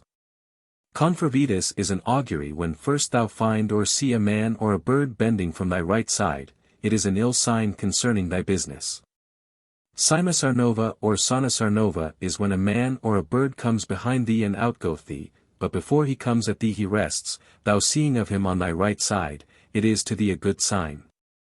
Simasarvitas or Sonasarvitas is when thou see a man or bird behind thee, but before he comes to thee he rests in that place, thou seeing of it, is a good sign. Confert is an augury when a man or bird in journeying or flying shall pass behind thee, coming from the left side of thee, and, bending toward thy right, pass out of thy sight, and is an evil sign concerning thy business. Scacervitas is when thou see a man or a bird pass by thee, and resting in a place on thy left side, is an evil sign to thee. Scasarnova is when thou see a man or a bird pass by thee, and resting in a place on thy right side, is an augury of good to thee. Empanenthum is when a man or a bird, coming from thy left side, and passing to thy right, goeth out of thy sight without resting, and is a good sign. Hartina or Haranam is an augury that, if a man or a bird coming from thy right hand, shall pass behind thy back to thy left, and thou shalt see him resting anywhere, this is an evil sign. The ancients did also prognosticate from sneezings, of which Homer in the 17th book of his poem of the Odyssey makes mention, because they thought that they proceeded from a sacred place, viz. the head, in which the intellect is vigorous and operative. Whence, also, whatsoever speech came into the breast or mind of a man rising in the morning, unawares, is said to be some presage and an augury. Chapter 54. Of diverse certain animals, and other things, which have a signification in auguries. All the auspicia, or auspices, which first happen in the beginning of any enterprise are to be taken notice of. As, if in the beginning of thy work thou shalt perceive that rats have gnawn thy garments, desist from thy undertakings. If going forth thou shalt stumble at the threshold, or if in the way thou shalt dash thy foot against any thing, forbear thy journey. If any ill omen happen in the beginning of thy business, put off thy undertakings, lest thy intentions be wholly frustrated, or accomplished to no purpose. But expect and wait for a fortunate hour for the dispatching of thy affairs with a better omen. We see that many animals are, by a natural power inbred in them, prophetical. Doth not the cock by his crowing diligently tell you the hours of the night and morning, and, with his wings spread forth, chase away the lion? Many birds, with their singing and chattering, and flies, by their sharp pricking, foretell rain, and dolphins, by their often leaping above the water, warn of tempests. It would be too long to relate all the passages which the Phrygians, Cilicians, Arabians, Umbrians, Tuscians, and other peoples, which follow the auguries, have learned by birds. These they have proved by many experiments and examples. For in all things the oracles of things to come are hid, but those are the chiefest which omenal birds shall foretell. These are those which the poets relate were turned from men into birds. Therefore, what the daw declares, hearken unto and mark, observing her setting as she sits, and her manner of flying, whether on the right hand or left, whether clamorous or silent, whether she goes before or follows after. Whether she waits for the approach of him that passeth by, or flies from him, and which way she goes. All these things must be diligently observed. Arus Apollo saith in his hieroglyphics that daws that are twins signify marriage, because this bird brings forth 2 eggs, out of which male and female must be brought forth. But if, which seldom happens, 2 males be generated, or 2 females, the males will not go with any other females, nor females with any other males, but will always live without a mate, and solitary. Therefore they that meet a single daw, divine thereby that they shall live a single life. The same also doth a black hen pigeon betoken, for after the death of her mate, she always lives single. Thou shalt, also, as carefully observe crows, which are as significant as daws, yea, and in greater matters. It was Epictetus the Stoics' philosopher's judgment, who was a sage author, that if a crow did croak over against any one, it did betoken some evil, either to his body, fortune, honor, wife, or children. Then thou shalt take heed to swans, who foreknow the secrets of the waters, for their cheerfulness doth presage happy events not only to mariners, but all other travellers, unless they be overcome by the coming over of a stronger bird. As of an eagle, who, by the most potent majesty of her sovereignty, makes null the predictions of all other birds if she speaks to the contrary. For she flies higher than all other birds, and is of more acute sight, and is never excluded from the secrets of Jupiter. She portends advancement and victory, but by blood, because she drinks no water but blood. An eagle flying over the Locrisians, fighting against the Cretonientians, gave them victory. An eagle setting herself unawares upon the target of Hiero, going forth to the first war, betokened that he should be king. 2 eagles sitting all day upon the house at the birth of Alexander, of Macedonia, did portend to him an omen of 2 kingdoms, viz., Asia and Europe. An eagle, also, taking off the hat of Lucius Tarquinius Priscus, son to Demarathus the Corinthian, and, by reason of some discord, being come into Hetraria and going to Rome, and then flying high with it. And afterwards putting it upon his head again, did portend to him the kingdom of the Romans. Vultures signify difficulty, hardness, and ravenousness, which was verified in the beginning of the building of cities. Also they foretell the places of slaughter, coming 7 days beforehand. And because they have most respect to that place where the greatest slaughter shall be, as if they gaped after the greatest number of the slain. Therefore the ancient kings were wont to send out spies to take notice what place the vultures had most respect to. The phoenix promiseth singular good success, which being seen anew, Rome was built very auspiciously. The pelican, because she hazards herself for her young, signifies that a man should, out of the zeal of his love, undergo much hardship. The painted bird gave the name to the city of Pictavia, and foreshowed the lenity of that people by its color and voice. The heron is an augury of hard things. The stork also is a bird of concord and makes concord. Cranes gives us notice of the treachery of enemies. The bird Cacapha betokens gratitude, for she alone doth express love to her dam, being spent with old age. On the contrary, the hippopotamus, that kills his dam, doth betoken ingratitude for good turns, also injustice. The bird Origes is most envious, and betokens envy. Amongst the smaller birds, the pie is talkative and foretells guests. The bird Albanellus flying by anyone, it from the left to the right, betokens cheerfulness of entertainment, if contrariwise, betokens the contrary.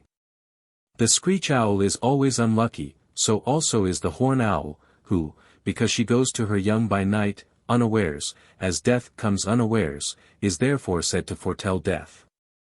Yet, sometimes, because she is not blind in the dark of the night, doth betoken diligence and watchfulness, which she made good when she sat upon the spear of Hiero.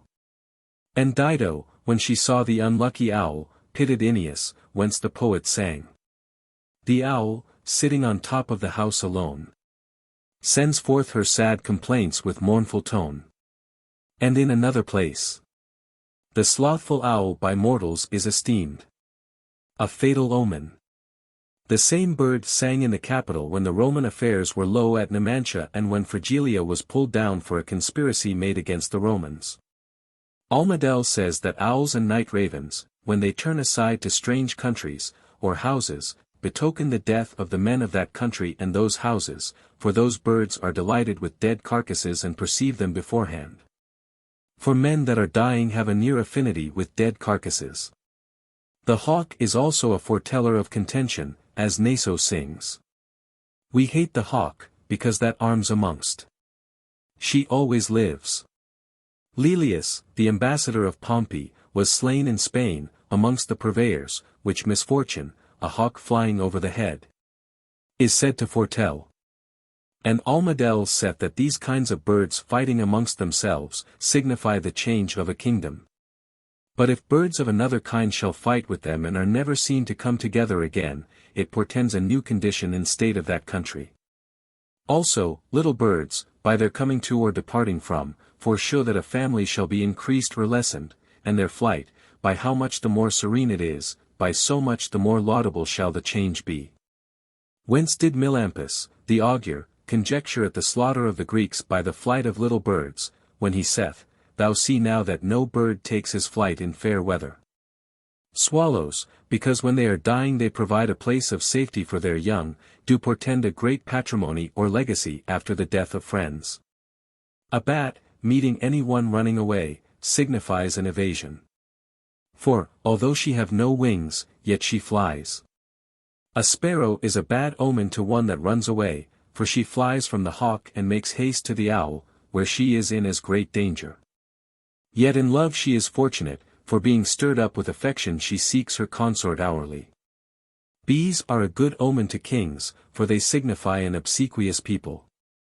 Flies signify importunity and impudence because being oftentimes driven away they do continually return. Also domestic birds are not without some auguries, for cocks, by their crowing, promote hope, and the journey of him that is undertaking it. Moreover, Livia, the mother of Tiberius, when she was great with him, took a hen's egg and hatched it in her bosom, and at length came forth a cock-chick with a great comb. Which the auguries interpreted that the child that should be born of her should be a king. And Cicero writes that at Thebais, cocks, by their crowing all night, did presage that the Boeotians would obtain victory against the Lacedaemonians. And the reason is according to the auguries' interpretations because that bird when he is beaten is silent, but when he himself hath overcome, crows. In like manner, also, omens of events are taken from beasts. For the meeting of a weasel is ominous, also, the meeting of a hare is an ill omen to a traveller, unless she be taken. A mule also is bad because barren. A hog is pernicious, for such is his nature, and therefore signifies pernicious men. A horse betokens quarrellings and fightings, whence Anchises, seeing of white horses, cries out in Virgil. With war are horses armed, yea, threaten war. But when they are joined together in a chariot, because they draw with an equal yoke, they signify that peace is to be hoped for. An ass is an unprofitable creature, yet did Marius good, who, when he was pronounced an enemy to his country, saw an ass disdaining provender that was offered to him, and running to the water, by which augury he, supposing he saw a way of safety showed to him, entreated the aid of his friends that they would convey him to the sea, which being granted, he was set into a little ship, and so escaped the threats of Sylla the conqueror. If the foal of an ass meet any one going to an augury, he signifies labor, patience and hindrances. A wolf meeting any one is a good sign, the effect whereof was seen in Hiero of Sicilia, from whom a wolf, snatching away a book whilst he was at school, confirmed to him the success of the kingdom. But yet the wolf makes him speechless whom he sees first. A wolf rent in pieces a watchman of P. Africanus and C. Fulvius at Minturn, when the Roman army was overcome by the fugitives in Sicilia. He signifies perfidious men, such as you can give no credit to, which was known in the progeny of Romans. For the faith which they long since sucked from their mother, the wolf, and kept to themselves from the beginning, as by a certain law of nature, passed over to their posterity. To meet a lion, seeing he is amongst animals the strongest and striking terror into all the rest, is good. But for a woman to meet a lioness is bad, because she hinders conception, for a lioness brings forth but once. To meet sheep and goats is good. It is read in the Ostentarian of the Tuscians, if this animal shall wear any unusual color, it portends to the emperor plenty of all things, together with much happiness. Whence Virgil to Pollio sings thus. But, in the meadows, rams shall scarlet bear. And changing, sometimes golden fleeces wear. It is good also to meet oxen treading out corn, but better to meet them ploughing, which although breaking the way, hinder thy journey, yet by the favor of their auspicium will recompense thee again. A dog in a journey is fortunate, because Cyrus, being cast into the woods, was nourished by a dog until he came to the kingdom, which, also, the angel, companion of Tobit, did not scorn as a companion. The castor, because he biteth himself sorely, so as to be seen by hunters, is an ill omen and portends that a man will injure himself. Also, amongst small animals, mice signify danger, for the same day that they did gnaw gold in the Capitol, both the consuls were intercepted by Hannibal by way of ambush, near Tarentum. The locust making a stand in any place, or burning the place, hinders one from their wishes and is an ill omen, and on the contrary the grasshopper promotes a journey and foretells a good event of things. The spider weaving a line downwards, is said to signify hope of money to come. Also the ants, because they know how to provide for themselves, and to prepare safe nests for themselves, portend security and riches, and a great army. Hence, when the ants had devoured a tame dragon of Tiberius Caesar, it was advised that he should take heed of the tumult of a multitude. If a snake meet thee, take heed of an ill-tongued enemy, for this creature hath no power but in his mouth. A snake creeping into the palace of Tiberius, portended his fall. 2 snakes were found in the bed of Sempronius Gracchus, wherefore a soothsayer told him, if he would let the male or the female escape, either he or his wife would shortly die. And he, preferring the life of his wife, killed the male and let the female go, and within a few days he died. So a viper signifies lewd women and wicked children. And an eel signifies a man displeased with everybody, for she lives apart from all other fishes, nor is ever found in the company of any. But, amongst all auguries and omens, there is none more effectual and potent than man himself, and none that doth signify the truth more clearly. Thou shalt, therefore, diligently note and observe the condition of the man that meeteth thee, his age, profession, station, stature, gesture, motion, exercise, complexion, habit, name, words, speech, and all such like things. For seeing there are in all other animals so many discoveries of presages, without all question these are more efficacious and clear which are infused into man's soul. Which Tully himself testifies, saying, that there is a certain auspicium naturally in men's souls of their eternity, for the knowing of the courses and causes of things. In the foundation of the city of Rome the head of a man was found with his whole face, which did presage the greatness of the empire, and gave the name to the mountain of the Capitol. The Brutian soldiers fighting against Octavius and Antonius, found an Ethiopian in the gate of their castle, and though they slew him as a presage of ill success, yet they were unfortunate in battle, and both their generals, Brutus and Cassius, were slain. The meeting of monks is commonly accounted an ill omen, and so much the rather if it be early in the morning, because these kind of men live for the most by the sudden death of men, as vultures do by slaughters. Chapter 55. How auspicious are verified by the light of natural instinct, and of some rules of finding it out. Auspicia and auguria, which foretell things to come by animals and birds, Orpheus, the divine, himself, as we read, did teach and show first of all. Which afterwards were had in great esteem with all nations. Now they are verified by the light of natural instinct, as if from this some lights of divination may descend upon 4-footed beasts, those winged, and other creatures, by which they are able to presage to us of the events of things. Which Virgil seems to be sensible of when he sings. Nor think I heaven on them such knowledge states. Nor that their prudence is above the fates. Now, this instinct of nature, as saith William of Paris, is more sublime than all human apprehension, and very near, and most like to prophecy. By this instinct there is a certain wonderful light of divination in some animals naturally, as is manifested in some dogs, who know thieves by this instinct and men that are hid, unknown both to themselves and men.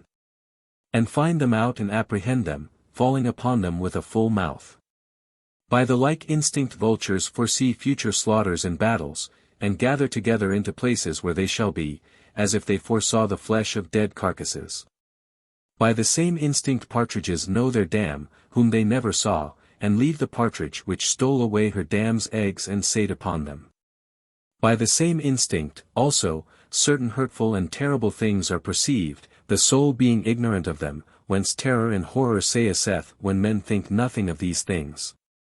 So a thief, lying hid in a house, although no one knows or thinks of his being there, strikes fear and terror and a troublesomeness of mind into the inhabitants of that house, although, haply, not of all.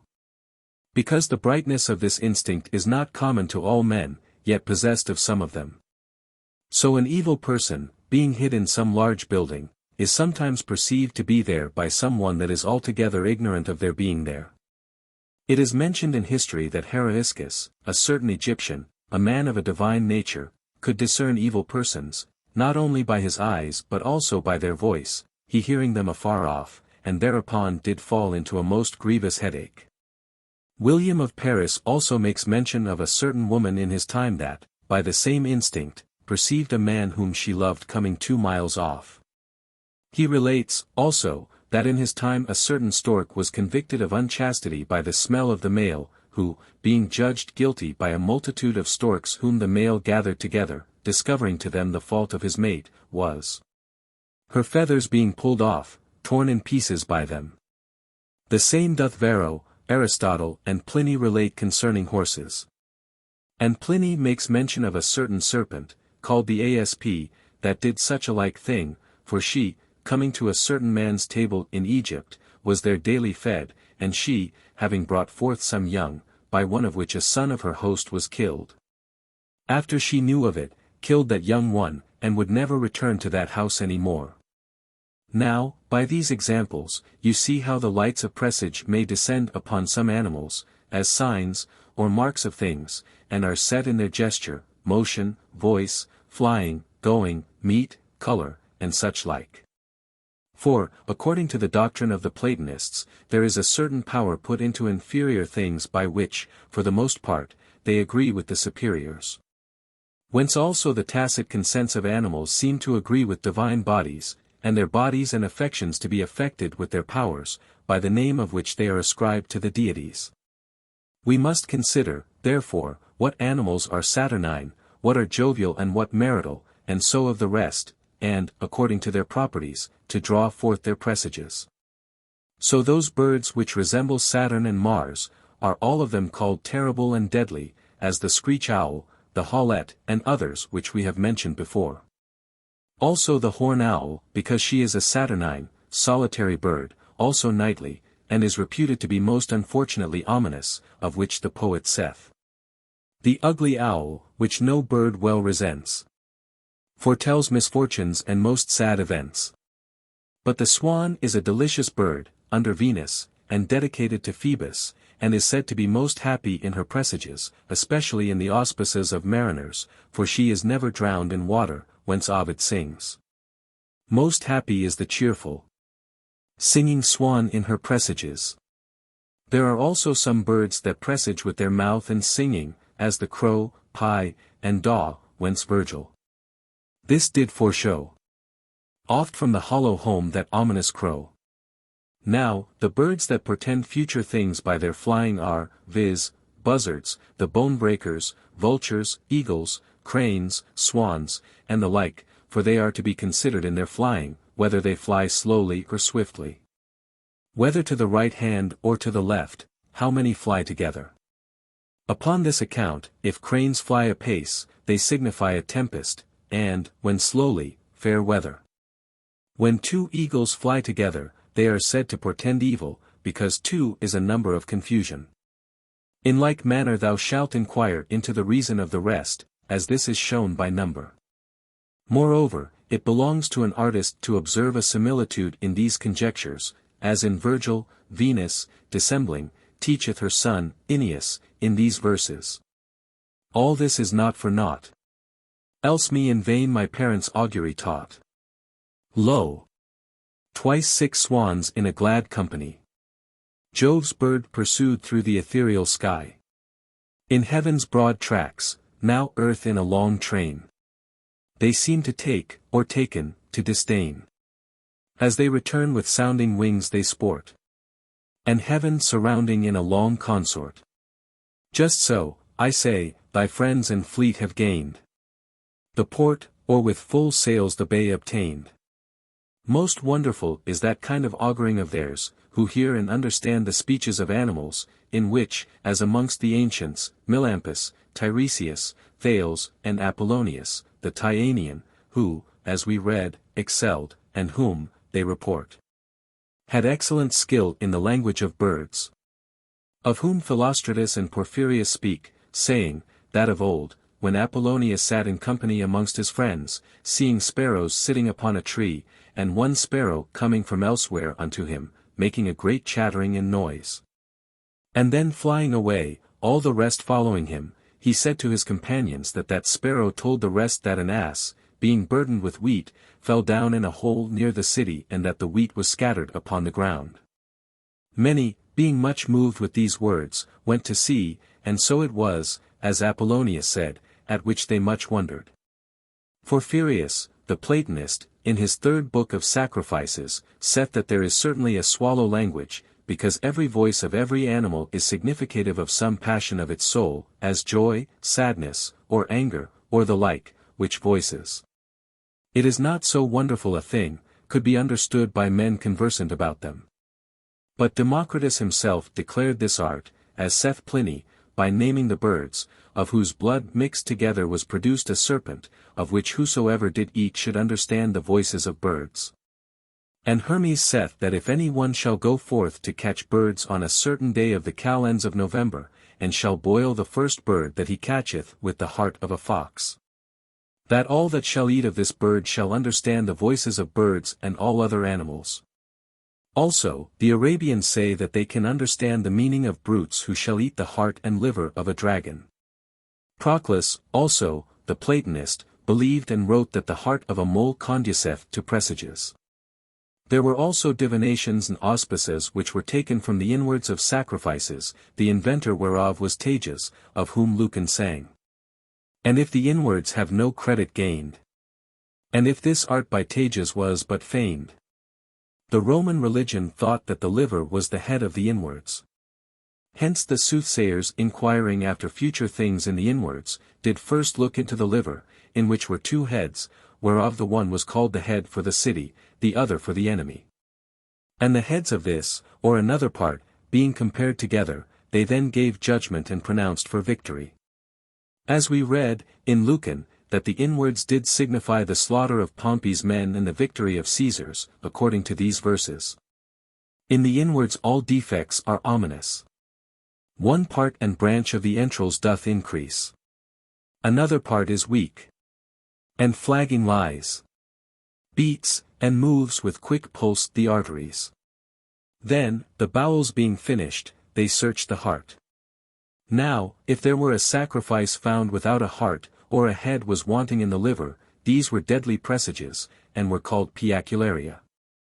Also, if a sacrifice fled from the altar, or, being smitten, made a lowing, or fell upon any part of his body than he ought to do, it was the like ominous. We read that when Julius Caesar on a day went forth to procession with his purple robe, and sitting in a golden chair and sacrificing, there was twice a heart wanting. When Marius Utica was sacrificing, there was wanting a liver. Also when Caius, the prince, and Marcellus, Claudius and Petelius Cos, were offering sacrifices, that the liver was consumed suddenly away and, not long after, one of them died of a disease, another was slain by men of Liguria, the entrails foretelling so much, which was thought to be done by the power of the gods, or help of the devil. Hence it was accounted a thing of great concernment amongst the ancients as oft as anything unusual was found in the inwards, as when Sylla was sacrificing at Laurentum, the figure of a crown appeared in the head of the liver, which Posthumius, the soothsayer, interpreted to portend a victory with a kingdom, and therefore advised that Sylla should eat those entrails himself. The color, also, of the inwards is to be considered. Of these Lucan made mention. Struck at the color prophets were with fear. For with foul spots pale entrails tinged were. Both black and blue, with specks of sprinkled blood. They were. There was in times past such a venerable esteem of these arts that the most potent and wise men sought after them. Yea, the senate and kings did nothing without the counsel of the augurs. But all these in these days are abolished, partly by the negligence of men and partly by the authority of the fathers. Chapter 56. Of the soothsayings of flashes and lightnings, and how monstrous and prodigious things are to be interpreted. Now, the soothsayings of flashes and lightnings, and of wonders, and how monstrous and prodigious things are to be interpreted. The prophets and priests of Etruscus have taught the art.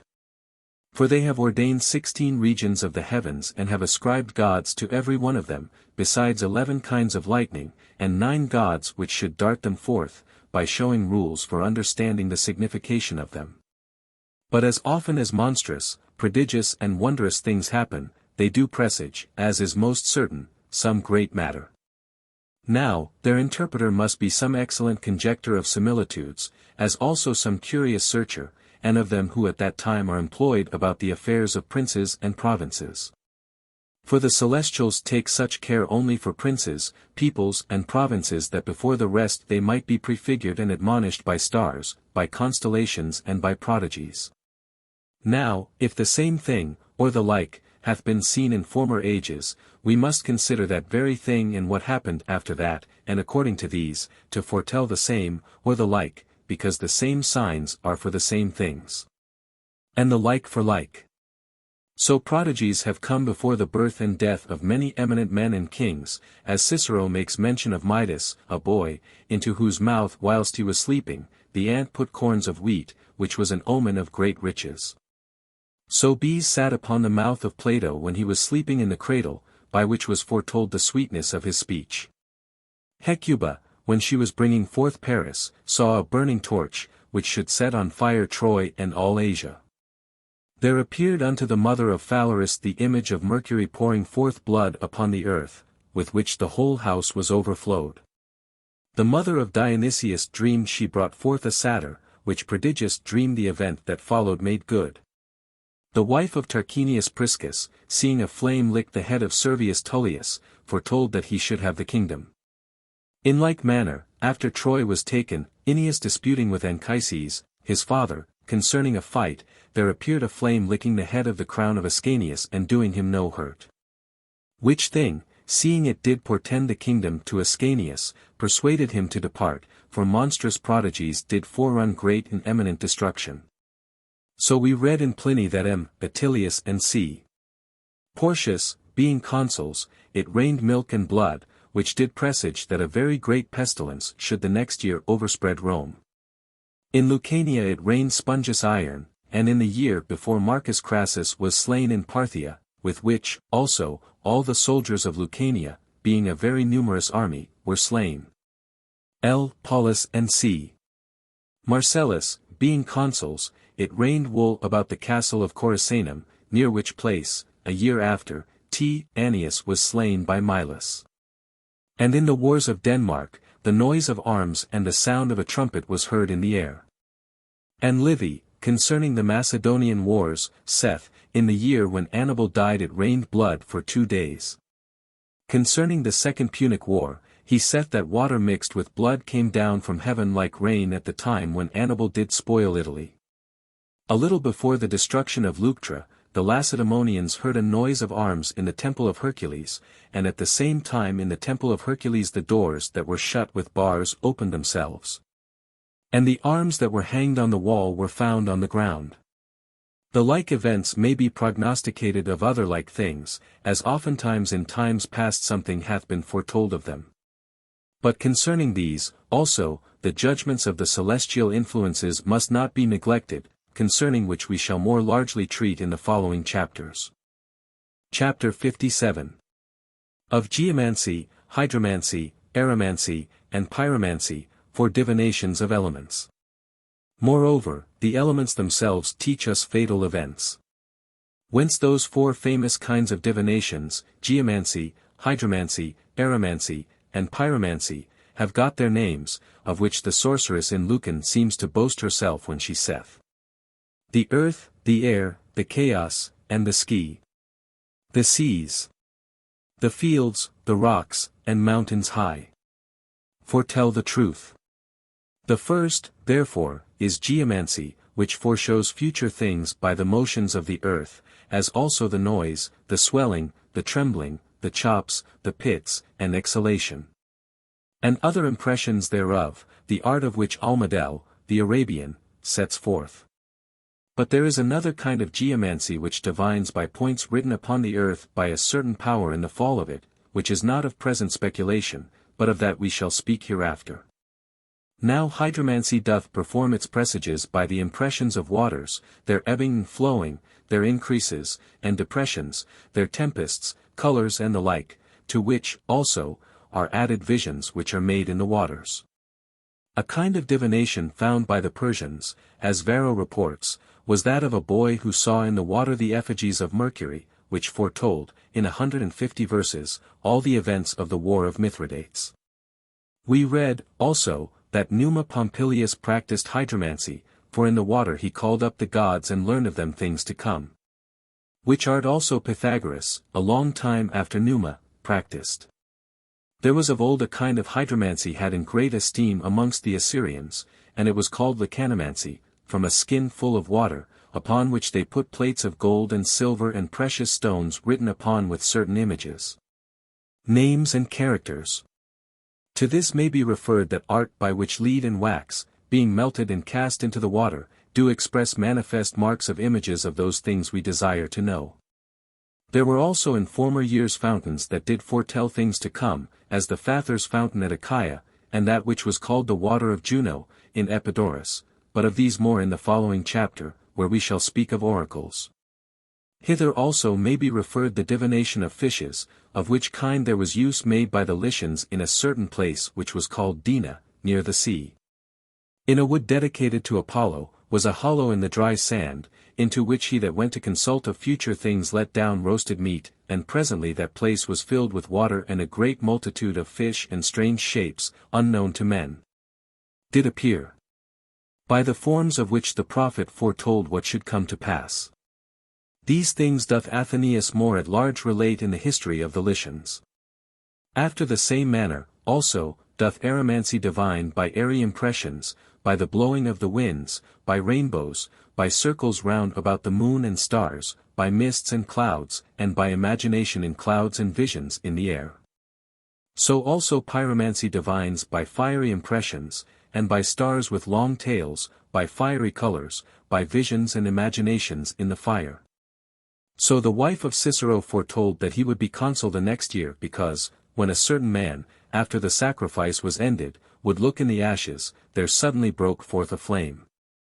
Of this kind are those that Pliny speaks of, that terrene, pale and buzzing fires presage tempests, circles about the snuffs of candles betoken rain, and if the flame fly, turning and winding, it portends wind. Also torches, when they strike the fire before them and are not kindled. Also when a coal sticks to a pot taken off from the fire, and when the fire casts off the ashes and sparkles. Or when ashes are hard grown together on the hearth, and when a coal is very bright. To these is also added capnomancy, so called from smoke, because it searcheth into the flame and smoke. And thin colours, sounds and motions when they are carried upright, or on one side, or round, which we read of in these verses in Statius. Let piety be bound, and on the altar laid. Let us implore the gods for divine aid. She makes acute, red, towering flames, and bright. Increased by air, the middle being white. And then she makes the flames without all bound. For to wind in and out, and to run round. Like a serpent. Also in the Athenian caves and fields of the nymphs in Apollonia, auguries were taken from fires and flames, joyful, if they did receive what was cast into them, and sad, if they did reject them. But of these things we shall speak of in the following chapters, amongst the answers of the oracles. Chapter 58. Of the reviving of the dead, and of sleeping or hibernating, wanting victuals, many years together. The Arabian philosophers agree that some men may elevate themselves above the powers of their body and above their sensitive powers. And, those being surmounted, they receive into themselves, by the perfection of the heavens and the celestial intelligences, a divine vigor. Seeing, therefore, that all the souls of men are perpetual, and, also, that all the spirits obey the perfect souls, magicians think that perfect men may, by the powers of their soul, repair their dying bodies, with other inferior souls, newly separated, and inspire them again, as a weasel, that is killed, is made alive again by the breath and cry of his dam. And as lions make alive their dead whelps by breathing upon them. And because, as they say, all like things, being applied to their like, are made of the same natures. And, also, every patient, subject, and thing that receives into itself the act of any agent is endowed with the nature of that agent and made connatural with it. Hence they think that to this vivification, or making alive, certain herbs, and magical confections, such as, they say, are made of the ashes of the phoenix and the cast skin of a snake, do much conduce. Which, indeed, to many may seem fabulous, and to some impossible, unless it could be accounted approved by an historical faith. For we read of some that have been drowned in water, others cast into the fire or put upon the fire, others slain in war, and others otherwise tried, and all these, after a few days were alive again, as Pliny testifies of Aviola. A man pertaining to the consul, of L. Lamia, Silinus, Tubero, Corfidius, Gabienus, and many others. We read that Aesop, the tale-maker, Tyndareus, Hercules and Pallice, the sons of Jupiter, and Talia, being dead, were raised to life again. Also that many were, by physicians and magicians, raised from death again, as the historians relate of Aesculapius. And we have above mentioned, out of Juba, and Xanthus and Philostratus, concerning Tillo, and a certain Arabian, and Apollonius the Tyanean. Also we read that Glaucus, a certain man that was dead, the herb dragonwort restored to life. Some say that he revived by the putting into his body a medicine made of honey, whence the proverb, Glaucus was raised from death by taking honey into his body. Apuleius, also, relating the manner of these kinds of restoring to life, saith of Zakla, the Egyptian prophet, that the prophet, being favorable, laid a certain herb upon the mouth of the body of a young man, being dead, and another upon his breast. Then, turning toward the east, or rising of the propitious sun, he prayed silently, a great assembly of people striving to see it, when, in the first place, the breast of the dead man did heave, then a beating in his veins. Then his body filled with breath, after which the body rose and the young man spoke. If these accounts are true, the dying souls must, sometimes lying hid in their bodies, be oppressed with vehement ecstasies and be freed from all bodily action. So that the life, sense, and motion forsake the body, and also that the man is not yet truly dead, but lies astonied, and dead, as it were, for a certain time. And this is often found, that in times of pestilence many that are carried for dead to the graves to be buried, revive again. The same also hath often befell women by reason of fits of the mother. And Rabbit Moises, out of the book of Galen, which Patriarcha translated, makes mention of a man who was suffocated for 6 days, and did neither eat nor drink, and his arteries became hard. And it is said, in the same book, that a certain man, being filled with water, lost the pulse of his whole body, so that the heart was not perceived to move, and he lay like a dead man. It is also said that a man, by reason of a fall from a high place, or great noise, or long staying under the water, may fall into a swoon, which may continue 48 hours, and so may lay as if he were dead, his face being very green. And in the same place there is mention made of a man that buried a man, who seemed to be dead, 72 hours after his seeming decease, and so killed him because he buried him alive. And there are given signs whereby it may be known who are alive, although they seem to be dead, and, indeed, will die, unless there be some means to recover them, as phlebotomy, or some other cure. And these are such as very seldom happen. This is the manner by which we understand magicians and physicians do raise dead men to life, as they that were tried by the stinging of serpents, were, by the nation of the Marsi in the Scilli, restored to life. We may conceive that such kind of ecstasies may continue a long time, although a man be not truly dead, as it is in dormice and crocodiles and many other serpents, which sleep all winter, and are in such a dead sleep that they can scarce be awakened with fire. And I have often seen a dormouse dissected and continue immovable, as if she were dead, until she was boiled, and when put into boiling water the dissected members did show life. And, although it be hard to be believed, we read in some approved historians, that some men have slept for many years together, and, in the time of sleep until they awaked, there was no alteration in them so as to make them seem older. The same doth Pliny testify of a certain boy, whom, he saith, being wearied with heat in his journey, slept 57 years in a cave. We read, also, that Epimenides Nosius slept 57 years in a cave. Hence the proverb arose, to outsleep Epimenides. M.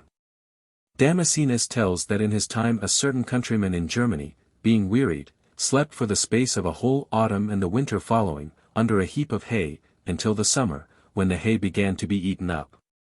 Then he was found awakened as a man half dead and out of his wits. Ecclesiastical histories confirm this opinion concerning the 7 sleepers, whom they say slept 196 years. There was in Norvegia a cave in a high sea shore, where, as Paulus Diaconus and Methodius, the martyr, write, 7 men lay sleeping a long time without corruption, and the people that went in to disturb them were contracted or drawn together. So that after a while, being forewarned by that punishment, they dared not disturb them. Xenocrates, a man of no mean repute amongst philosophers, was of the opinion that this long sleeping was appointed by God as a punishment for some certain sins. But Marcus Damascenus proves it, by many reasons, to be possible and natural, neither doth he think it irrational that some should, without meat and drink, avoiding excitements, and without consuming or corruption, sleep many months. And this may befall a man by reason of some poisonous potion, or sleepy disease, or such like causes, for certain days, months or years, according to the intention or remission of the power of the medicine, or of the passions of their mind. Physicians say that there are some antidotes, of which they that take too great a potion shall be able to endure hunger a long time. As Elias, in former time, being fed with a certain food by an angel, walked and fasted in the strength of that meat 40 days. And John Bocacius makes mention of a man in his time, in Venice, who would every year fast 4 days without any meat. Also, a greater wonder, that there was a woman in Lower Germany, at the same time, who took no food till the 13th year of her age, which, to us, may seem incredible, but that he confirmed it. He also tells of a miracle of our age, that his brother, Nicholas Stone, an Helvetian by nation, who lived over 20 years in the wilderness without meat till he died. That also is wonderful which Theophrastus mentions concerning a certain man, called Philinus, who used no meat or drink besides milk. And there are also grave authors who describe a certain herb of Sparta, with which, they say, the Scythians can endure 12 days' hunger, without meat or drink, if they do but taste it, or hold it in their mouth. Chapter 59. Of Divination by Dreams. There is also a certain kind of divination by dreams which is confirmed by the traditions of philosophers, the authorities of divines, the examples of histories and by daily experience. By dreams I do not mean vain and idle imaginations, for they are useless and have no divination in them, but arise from the remains of watchings, and disturbance of the body. For, as the mind is taken up about and wearied with cares, it suggests itself to him that is asleep. I call that a true dream which is caused by the celestial influences in the fantastic spirit, mind or body, being all well disposed. The rule of interpreting these is found amongst astrologers, in that part which is wrote concerning questions, but yet that is not sufficient, because these kinds of dreams come by use to divers men after diverse manners, and according to the divers qualities and dispositions of the fantastic spirit. Wherefore, there cannot be given one common rule to all for the interpretation of dreams. But, according to the doctrine of Synesius, seeing there are the same accidents to things, and like befalls like, so he which hath often fallen upon the same visible thing, hath assigned to himself the same opinion, passion, fortune, action, and event. As Aristotle saith, the memory is confirmed by sense, and by keeping in memory the same thing, knowledge is obtained, as also, by the knowledge of many experiences, by little and little, arts and sciences are thus obtained. After the same account you must conceive of dreams. Whence Synesius commands that every one should observe his dreams and their events, and such like rules, viz. To commit to memory all things that are seen, and accidents that befall, as well in sleep as in watching, and with a diligent observation consider with himself the rules by which these are to be examined. For by this means shall a diviner be able, by little and little, to interpret his dreams, if so be nothing slip out of his memory. Now, dreams are more efficacious when the moon overruns that sign which was in the ninth number 31 of the nativity, or revolution of that year, 32 or in the ninth sign from the sign of perfection. 33 For it is a most true and certain divination, neither doth it proceed from nature or human arts, but from purified minds, by divine inspiration. We shall now discuss and examine prophesying and oracles. Chapter 60. Of madness, and divinations which are made when men are awake, and of the power of a melancholy humor, by which spirits are sometimes induced into men's bodies. It happens also, sometimes, that not only they that are asleep, but also they that are watchful, do, with a kind of instigation of mind, divine. Which divination Aristotle calls ravishment, or a kind of madness, and teacheth that it proceeds from a melancholy humor, saying in his treatise of divination, melancholy men, by reason of their earnestness, do far better conjecture, and quickly conceive a habit, and most easily receive an impression of the celestials. And he, in his problems, saith that the Sibyls, and the Bacchides, and Niceratus the Syracusan, and Ammon, were, by their natural melancholy complexion, prophets and poets. The cause, therefore, of this madness, if it be anything within the body, is a melancholy humor. Not that which they call black choler, which is so obstinate and terrible a thing, that the violence of it is said, by physicians and natural philosophers, besides madness, which it doth induce, to draw or entice evil spirits to seize upon men's bodies. Therefore, we understand a melancholy humor here, to be a natural and white choler.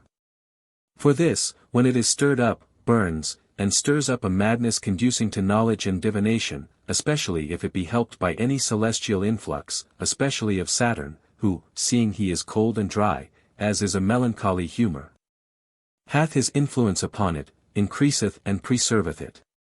Besides, seeing he is the author of secret contemplation, and estranged from all public affairs, and the highest of all the planets, he doth, as he withcalls his mind from outward business, so also make it ascend higher, and bestows upon men the knowledge and presages of future things.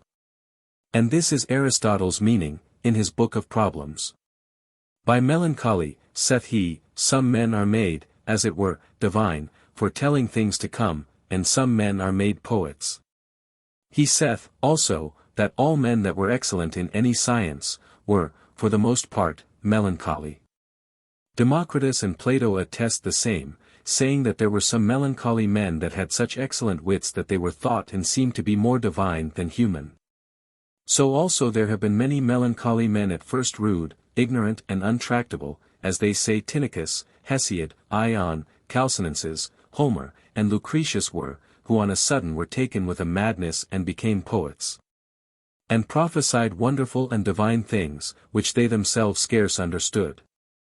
Whence Plato, in Ion, saith that many prophets, after the violence of their madness was abated, do not well understand what they wrote, yet treated accurately of each art in their madness, as all artists, by reading of them, judge.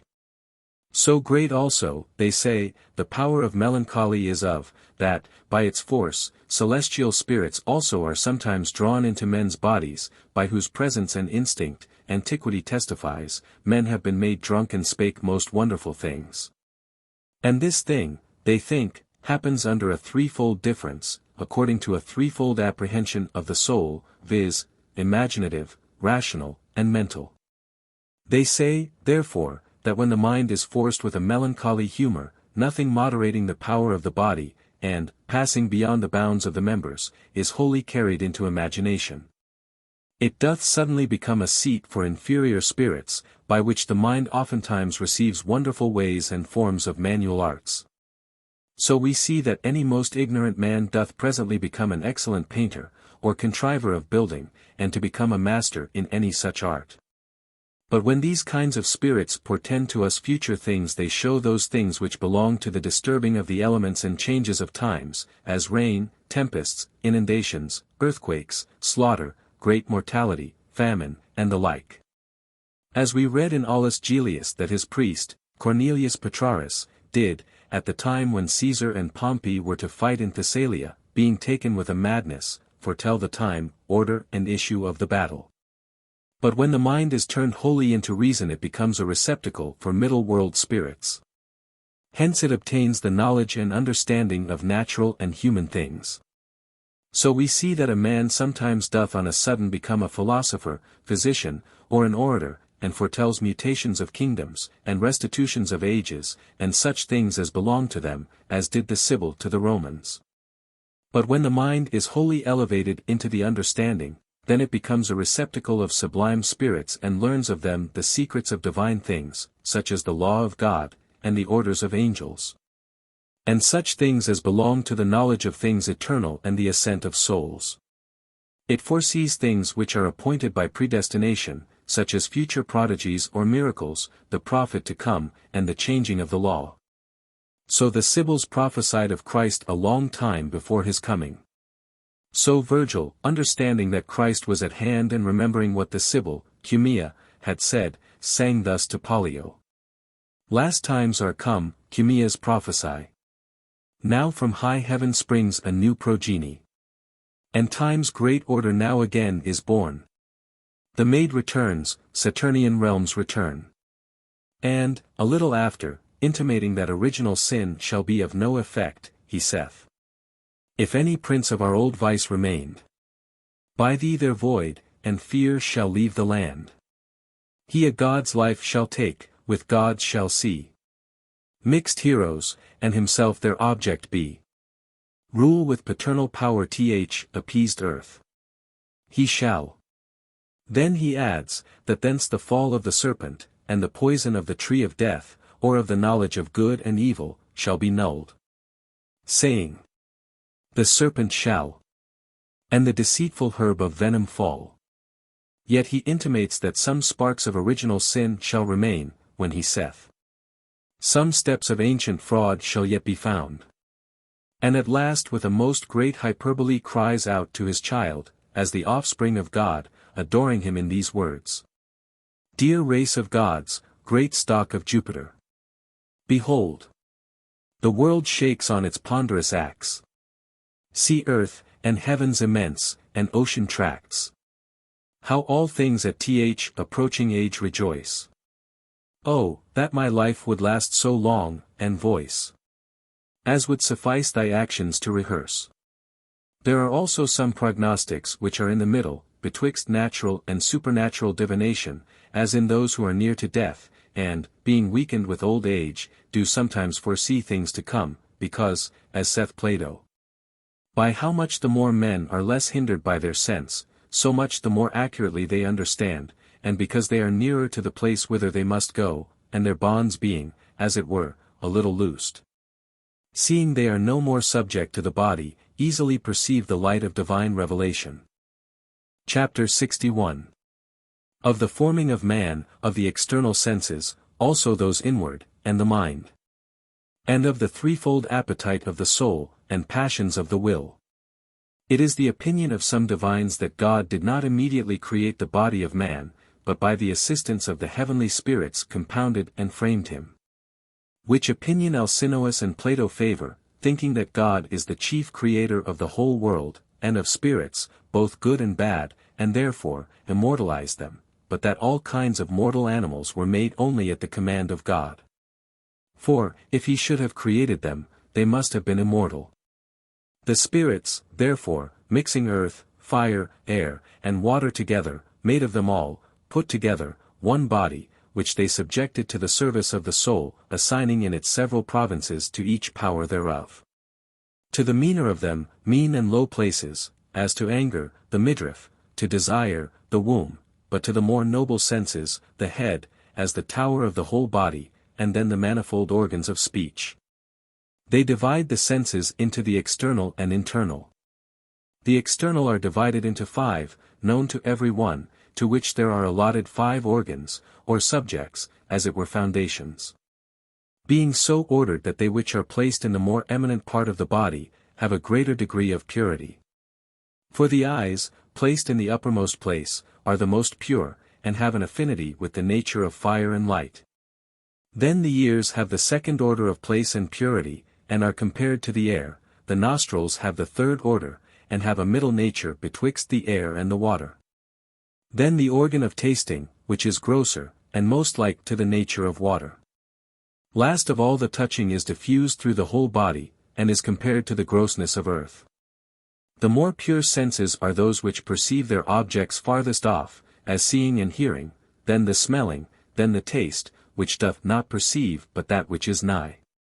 But the touch perceives both ways, for it perceives bodies nigh.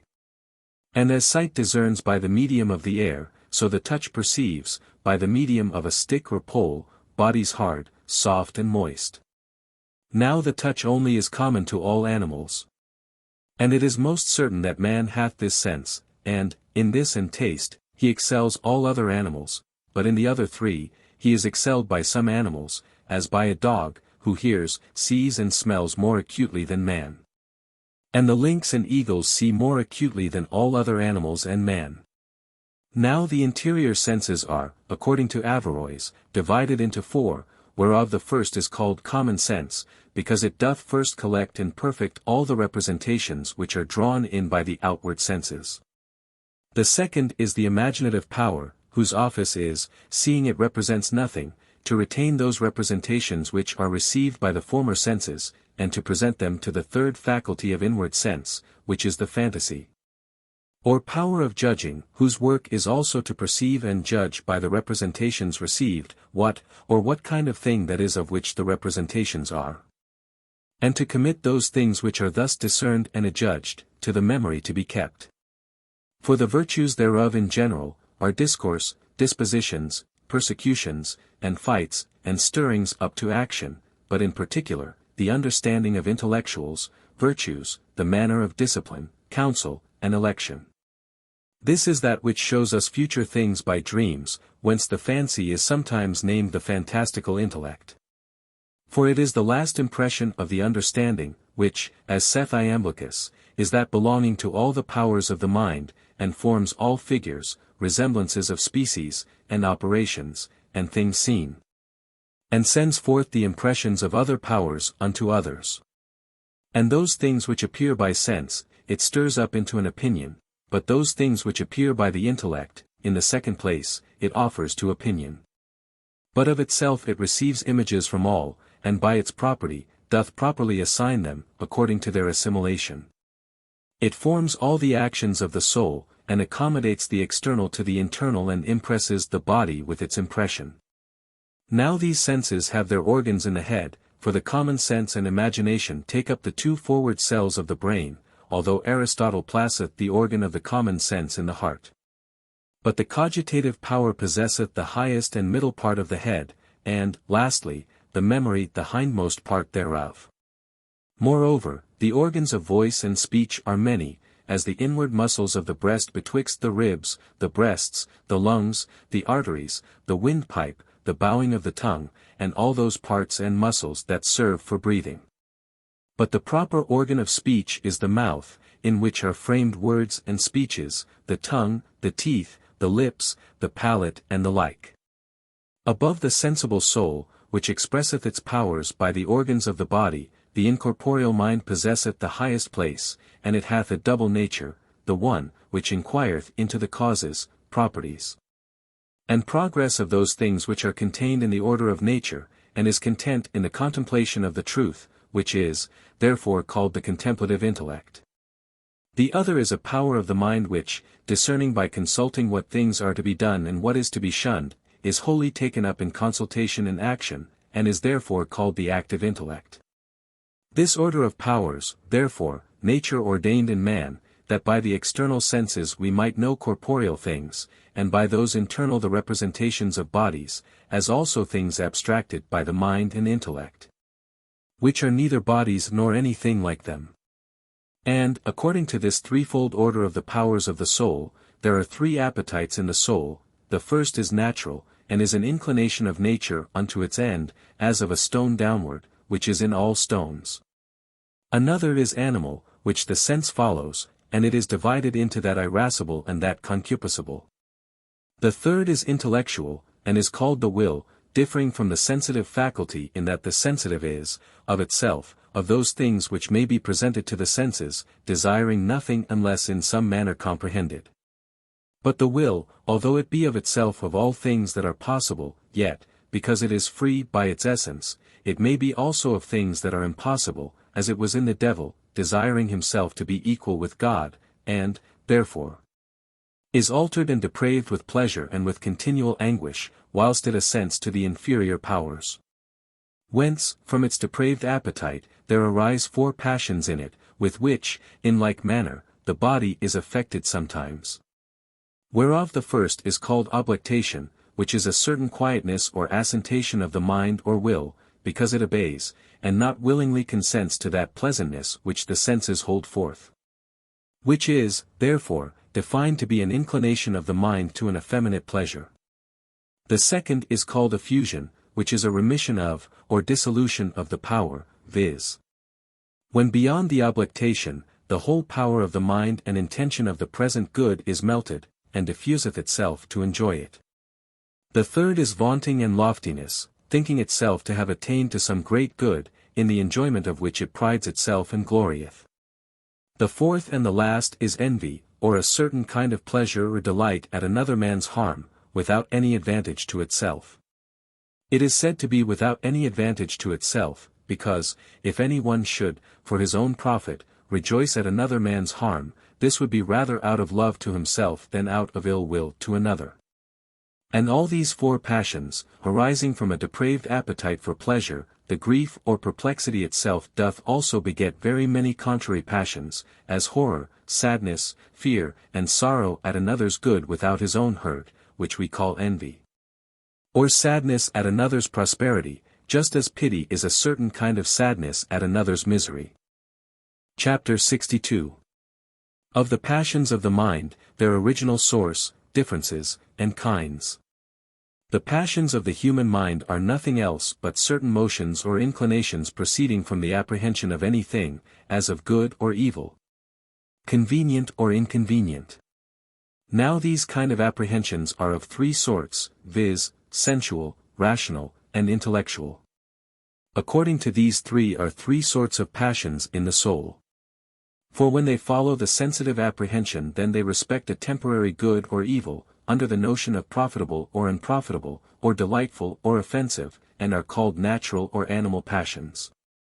When they follow the rational apprehension, and so respect good or bad, under the notions of virtue or vice, praise or disgrace, profitable or unprofitable, or honest or dishonest, they are called rational or voluntary passions. When they follow the intellectual apprehension, and respect good or bad, under the notion of just or unjust, or true or false, they are called intellectual passions, or syncresis, the faculty of choosing from comparison. Now, the subject of the passions of the soul is the concupitive power of the soul, and is divided into that concupiscible and that irascible, and both respect good and bad, but under a different notion. For when the concupiscible power respects good and evil absolutely, love or lust, or, on the contrary, hatred is caused. When it respects good, though absent, so desire is caused. Or evil, though absent or at hand, and so is caused horror, flying from, or loathing, or, if it respects good, though present, then there is caused delight, mirth or pleasure, but if evil, though present, then sadness, anxiety, or grief. But the irascible power respects good or bad, under the notion of some difficulty, to obtain the one, or to avoid the other, and this sometimes with confidence.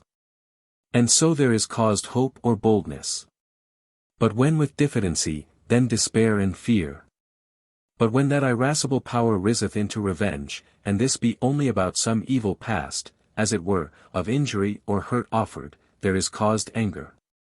And so we find 11 passions in the mind, which are, love, hatred, desire, horror, joy, grief, hope, despair, boldness, fear, and anger. Chapter 63. How the passions of the mind change the proper body by changing its accidents and moving the spirit. The fantasy, or imaginative power, hath a ruling power over the passions of the soul when they follow the sensual apprehension. For this doth, of its own power, according to the diversity of the passions, first of all, change the proper body with a sensible transmutation, by changing the accidents in the body, and by moving the spirit upward or downward, inward or outward. And by producing divers qualities in the members. So in joy, the spirits are driven outward, in fear, drawn back, in bashfulness, are moved to the brain.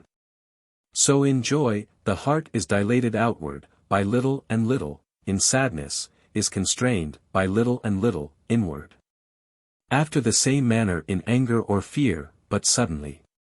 Again anger, or desire of revenge, produceth heat, redness, a bitter taste and a looseness. Fear induceth cold, trembling of the heart, speechlessness and paleness. Sadness causeth sweat and a bluish whiteness. Pity, which is a kind of sadness, doth often ill affect the body of him that takes pity, though it seems to be the body of another man so affected. Also, it is manifest that amongst some lovers there is such a strong tie of love that what the one suffers the other suffers. Anxiety induceth dryness and blackness. And how great heats love stirs up in the liver and pulse, physicians know, divining by that kind of judgment the name of the one that is so beloved in an heroic passion. So Nostratus knew that Antiochus was taken with the love of Stratonica. It is also manifest that such like passions, when they are most vehement, may cause death. And this is manifest to all men, that with too much joy, sadness, love, hatred, men many times die, and are sometimes freed from a disease. And so we read that Sophocles, and Dionysius, the Sicilian tyrant, did both suddenly die at the news of a tragical victory. So a certain woman, also, seeing her son returning from the Cannentian battle, died suddenly. Now, what sadness can do is known to all. We know that dogs oftentimes die with sadness because of the death of their masters. Sometimes, also, by reason of these like passions, long diseases follow, and are sometimes cured. So, also, some men looking from a high place, by reason of great fear, tremble, are dim-sighted and weakened, and sometimes lose their senses.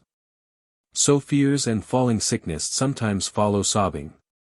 Sometimes wonderful effects are produced, as in the son of Croesus, whom his mother brought forth dumb, yet a vehement fear and ardent affection made him speak, which naturally he could never do. So with a sudden fall, oftentimes life, sense, or motion, on a sudden, leave the members, and presently again, are sometimes returned. And how much vehement anger, joined with great audacity, can do, Alexander the Great shows, who, being circumvented with a battle in India, was seen to send forth from himself lightning and fire.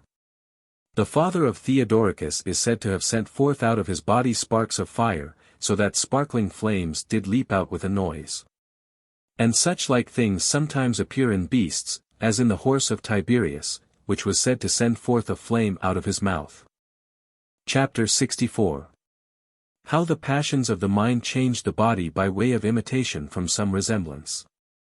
Of the transforming and translating of men, and what force the imaginative power hath, not only over the body but the soul. The foresaid passions sometimes alter the body by reason of the virtue which the likeness of the thing hath to change it. Which power the vehement imagination moves, as in setting the teeth on edge at the sight or hearing of something, or because we see, or imagine, another to eat sharp or sour things. So he, which sees another gape, gapes also, and some, when they hear any one name sour things, their tongues waxeth tart. Also, the seeing of any filthy thing causeth nauseousness. Many, at the sight of a man's blood, fall into a swoon. Some, when they see bitter meat given to any, perceive a bitter spittle in their mouth. And William of Paris saith that he saw a man, that at the sight of a medicine, was affected as much as he pleased. When, as neither the substance of the medicine, nor the odor, nor the taste of it came to him, but only a kind of resemblance was apprehended by him. Upon this account, some that are in a dream think they burn and are in a fire, and are fearfully tormented, as if they did truly burn, when, as the substance of the fire is not near them, but only a resemblance apprehended by their imagination. And sometimes men's bodies are transformed, and transfigured, and also transported, and this oft times when they are in a dream, and sometimes when they are awake. So Cyprus, after he was chosen king of Italy, did very much wonder at and meditate upon the fight and victory of bulls, and in the thought thereof did sleep a whole night, and in the morning he was found horned. No otherwise than by the vegetative power, being stirred up by a vehement imagination, elevating cornific humours into his head and producing horns. For a vehement cogitation, whilst it vehemently moves the species, pictures out the figure of the thing thought on, which they represent in their blood, and the blood impresseth the figure on the members that are nourished by it. As upon those of the same body, so upon those of another's. So the imagination of a woman with child impresseth the mark of the thing longed for upon her infant, and the imagination of a man, bit with a mad dog, impresseth upon his body the image of dogs. So men may grow grey on a sudden. And some, by the dream of one night, have grown up from boys into perfect men. Here too, also, may be referred those many scars of King Dagobertus, and marks of Franciscus, which they received, the one, whilst he was afraid of correction, and the other, whilst he did wonderfully meditate upon the wounds of Christ. So, many are transported from place to place, passing over rivers, fires and unpassable places, viz. When the species of any vehement desire, or fear, or boldness, are impressed upon their spirits, and, being mixed with vapours, do move the organ of the touch in their original, together with fantasy, which is the original of local motion. Whence they stir up the members and organs of motion to motion, and are moved, without any mistake, unto the imagined place, not out of sight, but from the interior fantasy. So great a power is there of the soul upon the body, that whichever way the soul imagines and dreams that it goes, thither doth it lead the body.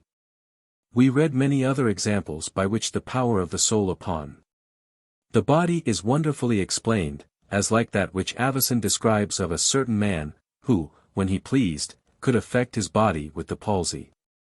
They report of Gallus Vibius that he did fall into madness, not casually, but on purpose, for, whilst he did imitate madmen, he assimilated their madness to himself and became mad indeed.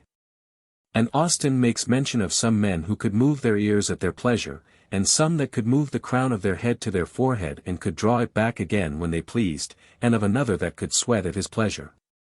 And it is well known that some can weep at their pleasure, and pour forth abundance of tears, and there are some that can bring up what they have swallowed, when they please, as out of a bag, by degrees. And we see that in these days there are many who can so imitate and express the voices of birds, cattle, dogs, and some men, that they can scarce at all be discerned. Also Pliny relates, by diverse examples, that women have been turned into men. Pontanus testifieth that in his time, a certain woman called Caiatava, and another one called Emilia, who, many years after they were married, were changed into men. Now, how much imagination can affect the soul no man is ignorant, for it is nearer to the substance of the soul than the sense is, and therefore acts more upon the soul than the sense doth. So women, by certain strong imaginations, dreams, and suggestions, brought in by certain magical arts, do often bind themselves into a strong affection for any one. So they say that Medea, by a dream, was filled with love for Jason. So the soul sometimes is, by a vehement imagination or speculation, altogether abstracted from the body, as Celsus relates of a certain presbyter, who, as often as he pleased, could make himself senseless and lay like a dead man. So that when any one pricked or burnt him he felt no pain, but lay without any motion or breathing. Yet he could, as he said, hear men's voices, as it were, afar off, if they cried out aloud. Chapter 65. How the passions of the mind can work of themselves upon another's body. The passions of the soul which follow the fantasy when they are most vehement, cannot only change their own body, but also can transcend so as to work upon another body. So that some wonderful impressions are thence produced in elements and extrinsical things, and they can thus take away or bring some disease of the mind or body. For the passions of the soul are the chiefest cause of the temperament of its proper body. So the soul, being strongly elevated, and inflamed with a strong imagination, sends forth health or sickness, not only in its proper body, but also in other bodies. So Avicen is of the opinion that a camel may fall by the imagination of any one. So he who is bitten with a mad dog presently falls into a madness, and there appear in his body the shapes of dogs. So the longing of a woman with child doth act upon another's body when it signs the infant in the womb with the mark of the thing she longs for. So many monstrous generations proceed from monstrous imaginations of women with child, as Marcus Damascenus reports that at Petra Ceneda, a town situated upon the territories of Pisa, there was a wench presented to Charles, king of Bohemia, who was rough and hairy all over her body, like a wild beast, whom her mother, affected with a religious kind of horror by the picture of John the Baptist, which was in the chamber she occupied, afterwards brought her forth after this fashion. And this, we see, is not only in men, but also is done among brute creatures. So we read that Jacob, the patriarch, with his speckled rods set in the watering places, did discolor the sheep of Laban. So the imaginative powers of peacocks, and other birds, whilst they be mating, impress a colour upon their wings. Whence we produce white peacocks, by hanging white clothes round the places where they mate. Now, by the above examples, it appears how the affection of the fantasy, when it vehemently intends itself, doth not only affect its own proper body, but also another's. So also the desire of witches to hurt doth bewitch men most perniciously with steadfast looks. To these things Avicen, Aristotle, Algazel, and Galen assent. For it is manifest that a body may most easily be affected with the vapour of another's diseased body, which we plainly see in the plague and leprosy. Again, in the vapour of the eyes there is so great a power that they can bewitch and infect any that are near them, as the cockatrice or basilisk which kill men with their looks. And certain women in Scythia, amongst the Illyrians and Triballi, killed whomsoever they looked angry upon. Therefore, let no man wonder that the body and soul of one may, in like manner, be affected with the mind of another, seeing the mind is far more powerful, strong, fervent, and more prevalent in its motion than the vapours exhaling out of bodies. Neither are there wanting mediums by which it should work, neither is another's body less subject to another's mind than to another's body. Upon this account, they say that a man, by his affection and habit only, may act upon another. Therefore, philosophers advise that the society of evil and mischievous men must be shunned, for their soul, being full of noxious rays, infects them that are near with a hurtful contagion. On the contrary, they advise that the society of good and fortunate men be endeavoured after, because by their nearness they do us much good. For as the smell of musk doth penetrate, so something of either bad or good is derived from anything bad or good by those that are nigh to them, which may continue a long time. Now, if the foresaid passions have so great a power in the fantasy, they have certainly a greater power in the reason, inasmuch as the reason is more excellent than the fantasy, and, lastly, they have much greater power in the mind. For this, when it is fixed upon God for any good with its whole intention, doth oftentimes affect another's body, as well as its own, with some divine gift. By this means we read that many miracles were done by Apollonius, Pythagoras, Empedocles, Philolaus, and many prophets and holy men of our religion, which things we shall now consider. Chapter 66. That the passions of the mind are helped by a celestial season, and how necessary the constancy of the mind is in every work. The passions of the mind are much helped, and are helpful, and become most powerful by virtue of the heavens. As they agree with the heaven, either by any natural agreement or by voluntary election. For, as saith Ptolemy, he which chooseth that which is the better seems to differ nothing from him who hath this by nature. It conduceth, therefore, very much for the receiving of the benefit of the heavens, in any work, if we shall, by the heaven, make ourselves suitable to it in our thoughts, affections, imaginations, deliberations, elections, contemplations, and the like. For such like passions do vehemently stir up our spirit to the likeness of the heavens and expose us and ours straightway to the superior significators of such like passions. And, also, by reason of their dignity and nearness to the superiors do much more partake of the celestials than any other material things. For our mind can, through imagination or by reason of a kind of imitation, be so conformed to any star as suddenly to be filled with the virtues of that star, as if it were a proper receptacle of the influence thereof. Now, the contemplating mind, as it withdraws itself from all sense, imagination, nature, and deliberation, and calls itself back to things separated, unless it exposeth itself to Saturn, is not of present consideration or inquiry. For our mind both effect diverse things by faith, which is a firm adhesion, a fixed intention, and a vehement application of the worker, or receiver, to him that cooperates in any thing, and gives power to the work which we intend to do. So that there is made, as it were, in us, the image of the virtue to be received, and the thing to be done in us, or by us. We must, therefore, in every work and application of things, affect vehemently, imagine, hope, and believe strongly, for that will be a great help. And it is verified amongst physicians, that a strong belief, and an undoubted hope and love towards the physician in medicine, conduce much to health, yea, more, sometimes, than the medicine itself. For the same that the efficacy and virtue of the medicine works, the same doth the strong imagination of the physician work, being able to change the qualities in the body of the sick. Especially when the patient placeth much confidence in the physician, by that means disposing himself for the receiving of the virtue of the physician in physic. Therefore, he that works in magic must be of a constant belief, be credulous, and not at all doubtful of obtaining the effect.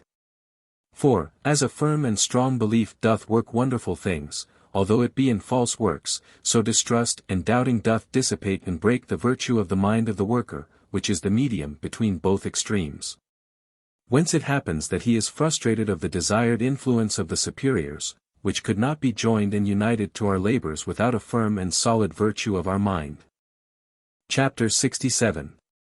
How the mind of man may be joined with the mind of the stars, and intelligences of the celestials, and, together with them, impress certain wonderful virtues upon inferior things. The philosophers, especially the Arabians, say that man's mind, when it is most intent upon any work, through its passion and effects, is joined with the mind of the stars and intelligences. And, being so joined, is the cause of some wonderful virtue being infused into our works and things. And this, because there is in the mind an apprehension and power of all things, so all things have a natural obedience to it, and of necessity an efficacy, and more to that which desires them with a strong desire. And according to this is verified the art of characters, images, enchantments, and some speeches, and many other wonderful experiments as to everything which the mind affects.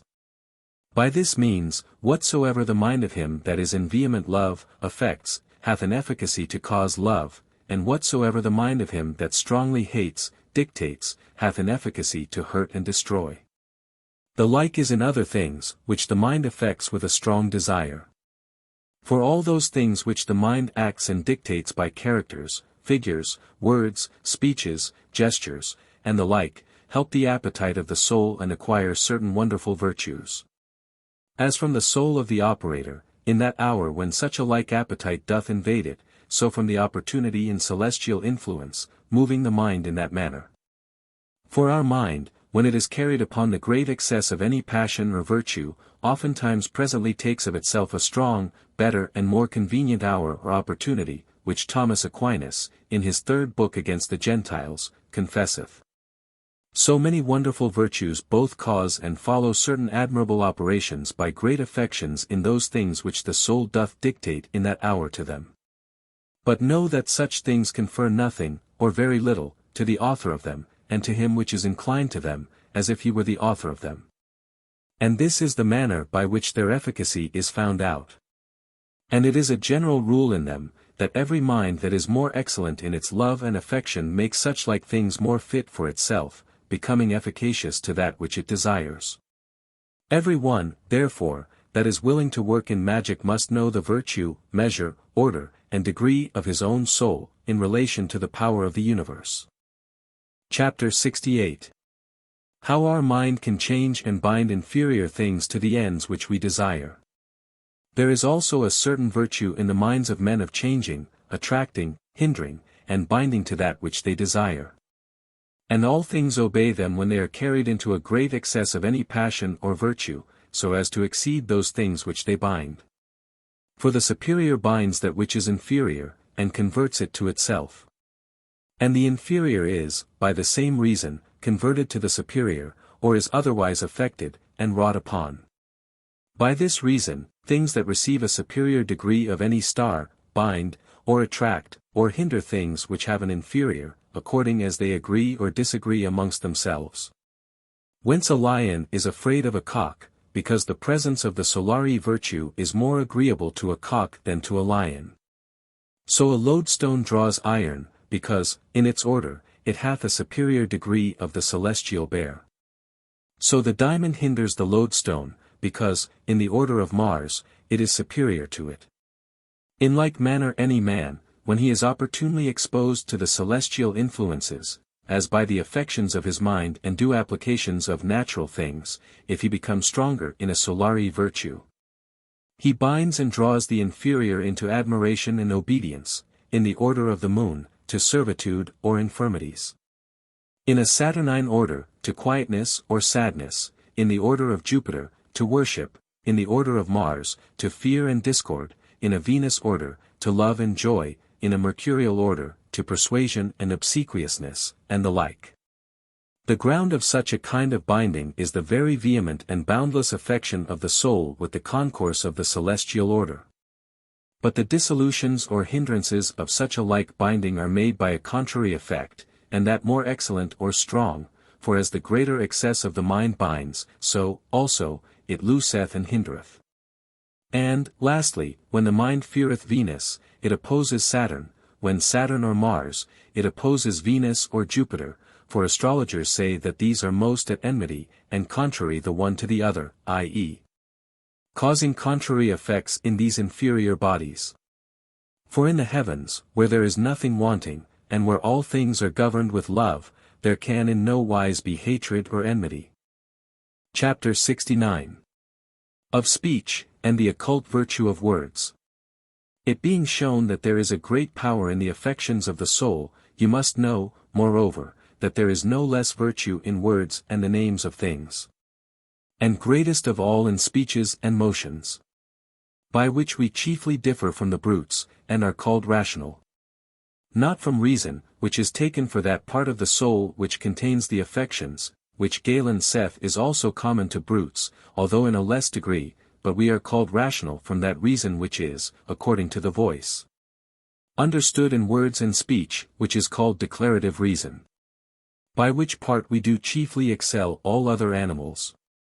For logos, in Greek, signifies reason, speech, and a word. Now, a word is twofold, viz., internal and uttered. An internal word is a conception of the mind and motion of the soul, which is made without a voice, as in dreams we seem to speak and dispute with ourselves, and whilst we are awake, we run over a whole speech silently. But an uttered word hath a certain act in the voice, and properties of locution, and is brought forth with the breath of a man, with opening of his mouth and with the speech of his tongue. In which nature hath coupled the corporeal voice and speech to the mind and understanding, making that a declarer and interpreter of the conception of our intellect to the hearers, and of this we now speak. Words, therefore, are the fittest medium betwixt the speaker and the hearer, carrying with them not only the conception of the mind, but also the virtue of the speaker, with a certain efficacy, unto the hearers. And this oftentimes with so great a power, that often they change not only the hearers but also other bodies and things that have no life. Now those words are of greater efficacy than others which represent greater things, as intellectual, celestial, and supernatural, as more expressly, so more mysteriously. Also those that come from a more worthy tongue, or from any of a more holy order. For these, as it were certain signs and representations, receive a power of celestial and supercelestial things, as from the virtue of things explained, of which they are the vehicle, and from a power put into them by the virtue of the speaker. Chapter 70. Of the virtue of proper names.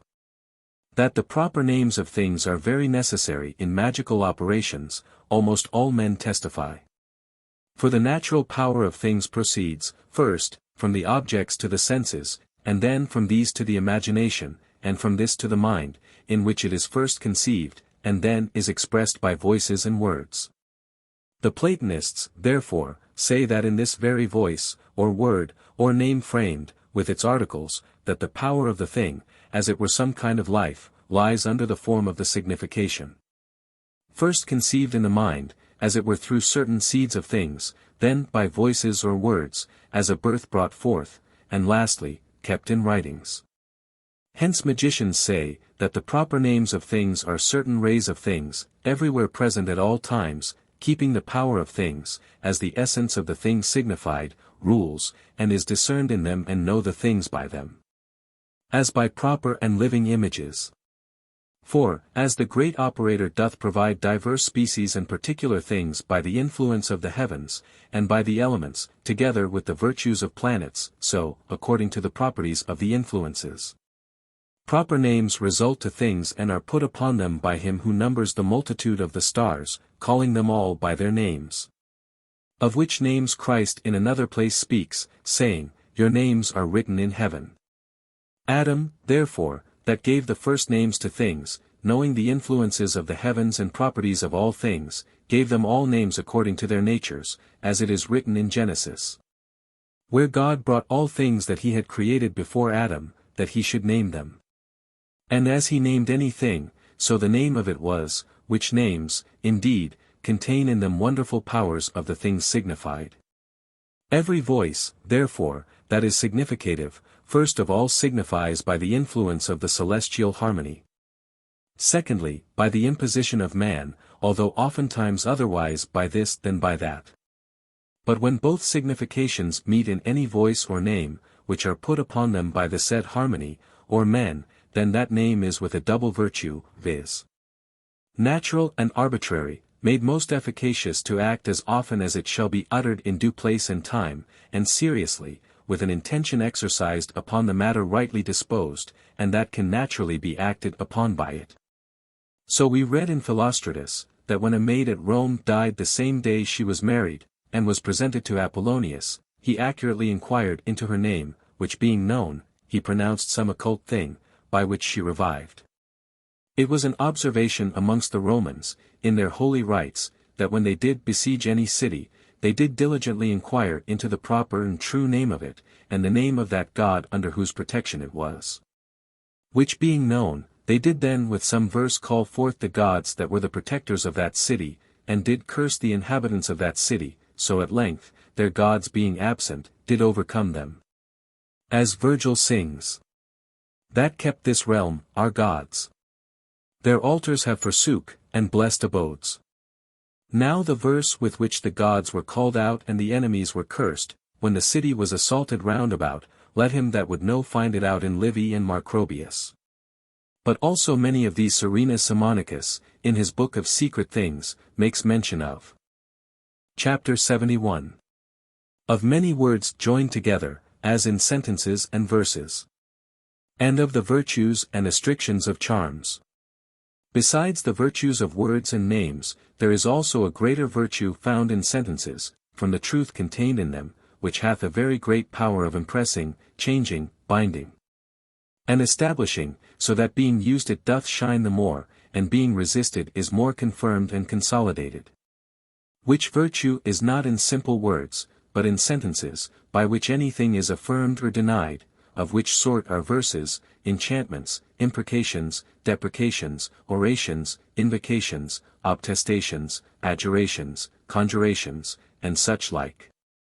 Therefore, in composing verses and orations for attracting the virtue of any star or deity, you must diligently consider what virtue any star contains, as, also, what effects and operations, and to infer them in verses, by praising, extolling, amplifying, and setting forth those things which such a kind of star is wont to cause by way of its influence, and by vilifying and dispraising those things which it is wont to destroy and hinder.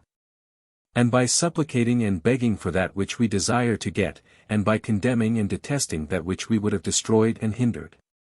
And after the same manner to make an elegant oration, and duly distinct, by articles, with competent numbers and proportions. Moreover, magicians command that we call upon and pray by the names of the same star, or name to them to whom such a verse belongs, by their wonderful things, or miracles, by their courses and ways in their sphere, by their light. By the dignity of their kingdom, by the beauty and brightness that is in it, by their strong and powerful virtues, and by such like things as these. As Psyche, in Apuleius, prays to Ceres, saying, I beseech thee by thy fruitful right hand, I entreat thee by the joyful ceremonies of harvests, by the quiet silence of thy chests, by the winged chariots of dragons, thy servants. By the furrows of the Sicilian earth, the devouring wagon, the clammy earth, by the place of going down into cellars at the light nuptials of Proserpina, and returns at the light inventions of her daughter. And other things which are concealed in her temple in the city of Eleusis, in Attica. Besides, with the divers sorts of the names of the stars, they command us to call upon them by the names of the intelligences ruling over the stars themselves, of which we shall speak more at large in their proper place. They that desire further examples of these, let them search into the hymns of Orpheus, than which nothing is more efficacious in natural magic, if they, together with their circumstances, which wise men know, be used according to a due harmony with all attention. But to return to our purpose. Such like verses, being aptly and duly made, according to the rule of the stars, and being full of signification and meaning, and opportunely pronounced with vehement affection, as according to the number and the proportion of their articles. So according to the form resulting from the articles, and, by the violence of imagination, do confer a very great power in the enchanter, and sometimes transfers it upon the thing enchanted. To bind and direct it to the same purpose for which the affections and speeches of the enchanter are intended. Now, the instrument of enchanters is a most pure, harmonical spirit, warm, breathing, living, bringing with it motion, affection, and signification, composed of its parts, endued with sense, and conceived by reason. By the quality, therefore, of this spirit, and by the celestial similitude thereof, besides those things which have already been spoken of, verses, also, from the opportunity of time, receive from above most excellent virtues. And, indeed, are more sublime and efficacious than spirits, and vapors exhaling out of the vegetable life, such as herbs, roots, gums, aromatical things, and fumes and such like. And, therefore, magicians enchanting things, are wont to blow and breathe upon them the words of the verse, or to breathe in the virtue with the spirit, that so the whole virtue of the soul be directed to the thing enchanted, being disposed for the receiving of said virtue. And here it is to be noted that every oration, writing and words, as they induce accustomed motions by their accustomed numbers, proportions, and form, so, besides their usual order, being pronounced, or wrote backwards, move unto unusual effects. Chapter 72. Of the wonderful power of enchantments. They say that the power of enchantments and verses is so great, that it is believed they are able to subvert almost all nature.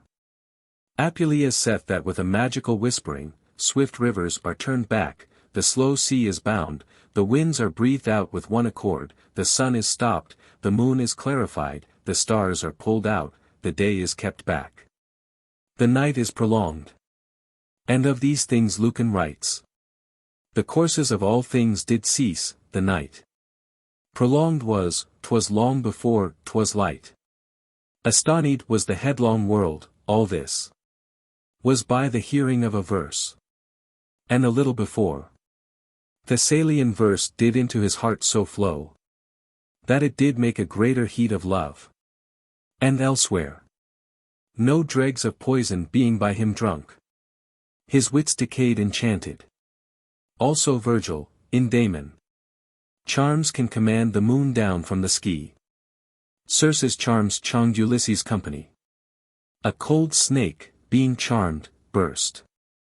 And Ovid, in his untitled book, saith, with charms doth with ring Ceres die. Dried are the fountains all. Acorns from oaks, enchanted grapes, and apples from trees fall. If these things were not true, there would not be such strict penal statutes made against them that should enchant fruit. And Tibullus saith of a certain enchantress, Her with charms drawing stars from heaven, aye. And turning the course of rivers, did espy. She parts the earth, and ghosts from sepulchres. Draws up, and fetcheth bones away from fires. And at her pleasure scatters clouds air. And makes it snow in summer hot and fair.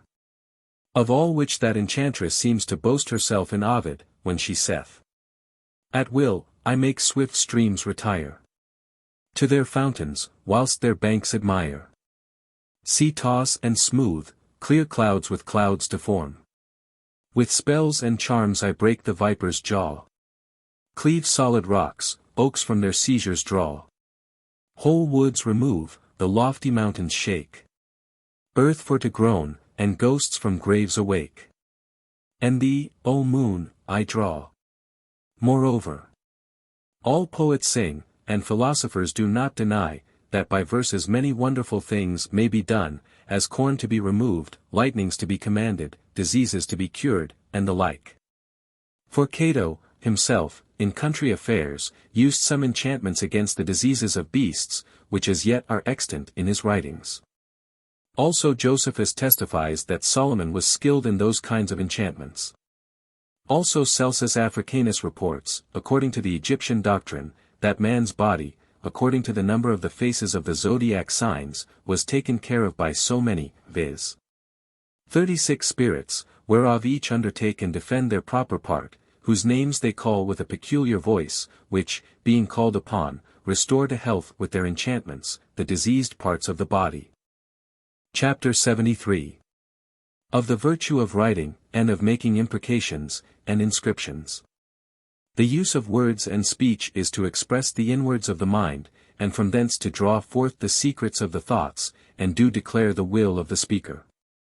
Now, writing is the last expression of the mind, and is the number of speech and voice, as, also, the collection, state, end, continuing, and iteration, making a habit, which is not perfected with the act of one's voice. And whatsoever is in the mind, in voice, in word, in operation, and in speech, the whole and all of this is in writing also. And as nothing which is conceived in the mind is not expressed by voice, so nothing which is expressed is not also written. And, therefore, magicians command that in every work there be imprecations and inscriptions made, by which the operator may express his affection, that if he gather an herb, or a stone, he declare for what use he doth it. If he make a picture, he say and write to what end he mocketh it, with imprecations and inscriptions. Albertus, also, in his book, called the Speculum, doth not disallow this, without which all our works would never be brought into effect, seeing a disposition does not cause an effect, but the act of the disposition. We find, also, that the same kind of precepts was in use amongst the ancients, as Virgil testifies when he sings. I walk around. First with these threads, in number which 3 are. Bout altars, thrice I shall thy image bear. And a little after. Knots, amaryllis, tie. Of colors 3. Then say, these bonds I knit for Venus be. And in the same place. As with one fire this clay doth harder prove. The wax more soft, so, doffness, with our love. Chapter 74. Of the proportion, correspondency, and reduction of letters to the celestial signs and planets, according to various tongues, and a table thereof. God gave to man a mind and speech, which, as saith Mercurius Trismegistus, are thought to be a gift of the same virtue, power, and immortality. The omnipotent God hath by his providence divided the speech of men into divers languages, which languages have, according to their diversity, received diverse and proper characters of writing, consisting in their certain order, number, and figure.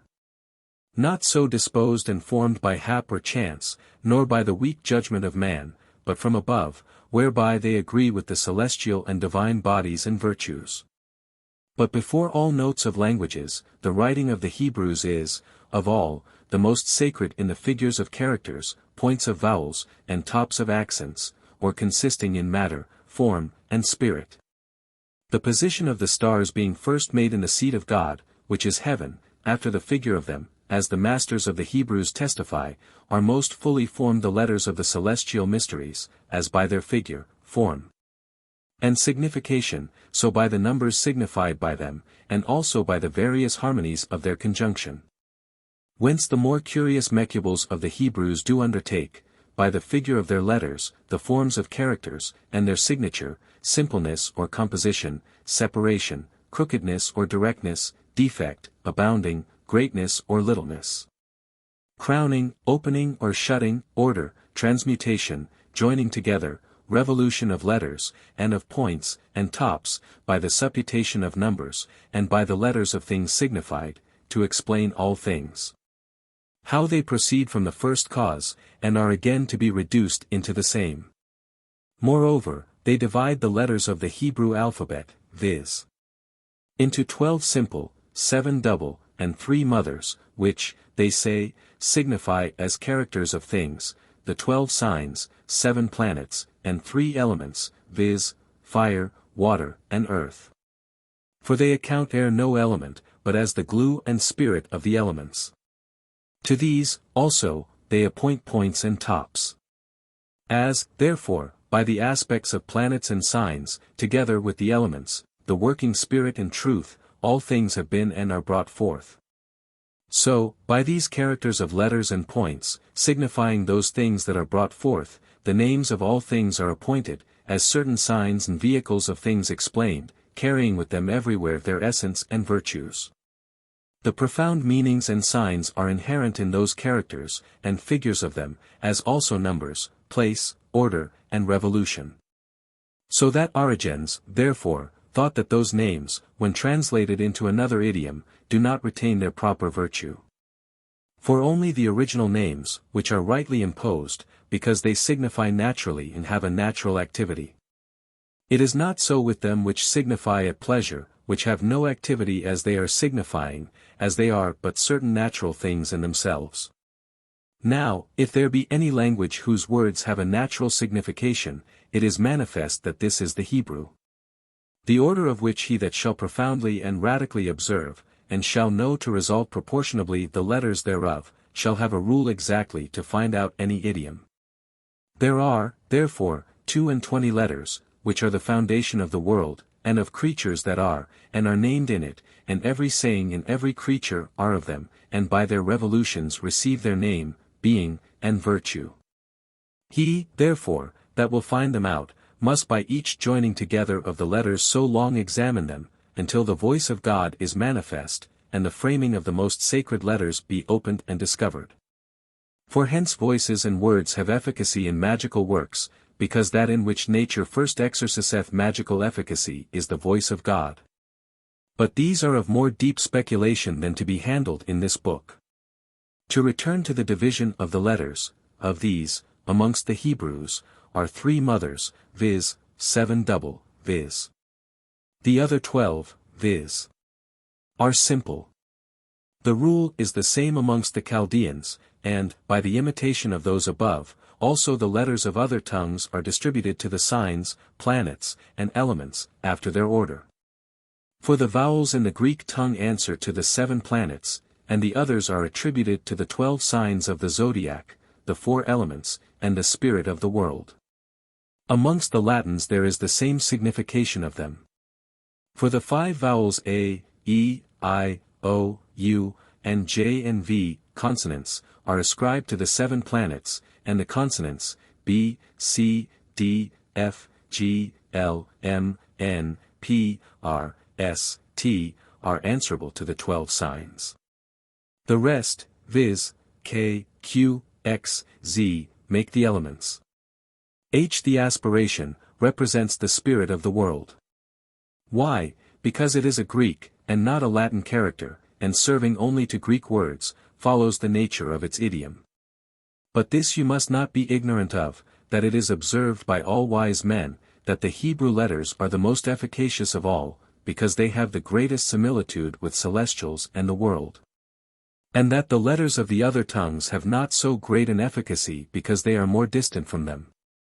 Now the disposition of these the following table will explain. Also all the letters have double numbers of their order, viz., extended, which simply express of what number the letters are, according to their order. And collected, which recollect with themselves the numbers of all the preceding letters.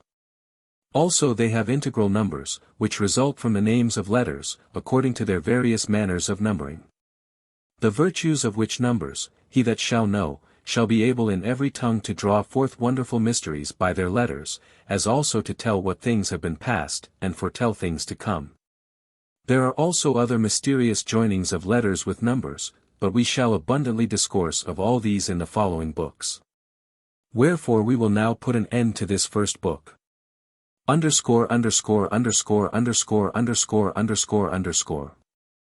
The table above referred to, on the following page, is from the English edition of 1651. The reader will also find a table of the Kabbalah elsewhere in this volume. At this place we insert Mr. Henry Morley's appropriate criticism on Agrippa's Book of Natural Magic. End matter by Morley. Henry Morley's criticism.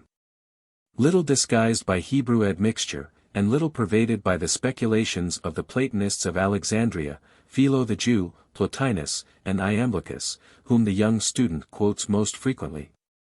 We have again the Attic Moses, Plato, speaking through a young and strong heart to the world. Very great was the influence of Plato in this period of wakening to thought. Nothing was known by experience of nature, for little had been learnt since the time when Plato, theorizing upon nature, owned it to be impossible to arrive at any certain result in our speculations upon the creation of the visible universe and its authors. Wherefore, he said, even if we should only advance reasons not less probable than those of others, you should still be content. In this spirit alone Cornelius Agrippa taught his age, there are these marvels well accredited. There is this cumbrous and disjointed mass of earthly, sensible experience, which there is no way of explaining left to me but one. I accept the marvels, foolish as they seem, they are as well accredited as things more obviously true. With God all things are possible. In God all things consist. I will adopt Plato's belief, that the world is animated by a moving soul, and from the soul of the world I will look up to its creator. I cannot rest content with a confused mass of evidence, I will animate with my own soul, and a faith in its divine origin, the world about me. I will adopt the glorious belief of Plato, that we sit here as in a cavern with our faces held from looking to the cavern's mouth, down which a light is streaming and pours in a flood over our heads. Broken by shadows of things moving in the world above. We see the shadows on the wall, hear echoes, and believe in all as the one known truth of substance and of voice, although these are but the images of the superiors. I also will endeavor to climb up out of the cave into the land flooded with sunlight. I connect all that we see here with Plato's doctrine of superior ideas, I subdue matter to spirit, I will see true knowledge in apparent foolishness, and connect the meanest clod with its divine creator. I will seek to draw down influences, and to fill my soul with a new strength imparted by the virtue of ideas streaming from above. The superior manifest in the inferior is the law of nature manifested in the thing created. My soul is not sufficient for itself, beyond it and above it lie eternal laws, subtle, not having substance or form, yet the cause of form and substance. I cannot hope to know them otherwise than as ideas. To unborn generations they will be revealed, perhaps, to me they are ideas, celestial influences, working intelligences.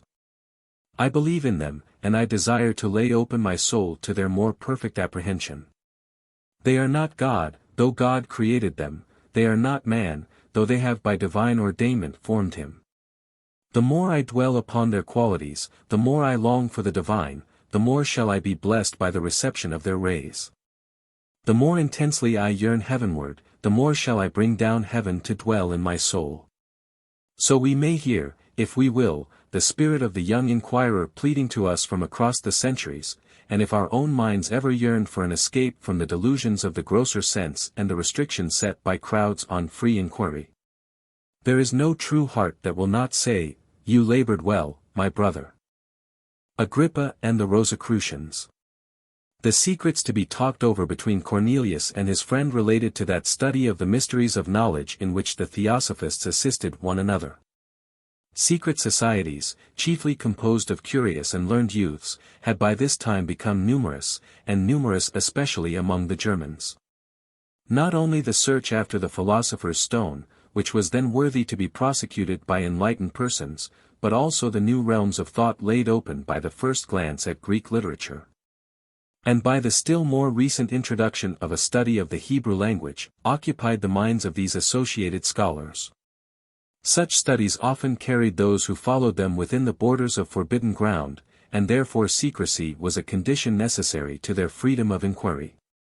Towards the close of the 16th century such associations, the foundation of which had been a desire to keep thought out fetters, were developed into the form of brotherhoods of Rosicrucians, physician, theosophist, chemist, and now, by the mercy of God, Rosicrucian, became then the style in which a brother gloried.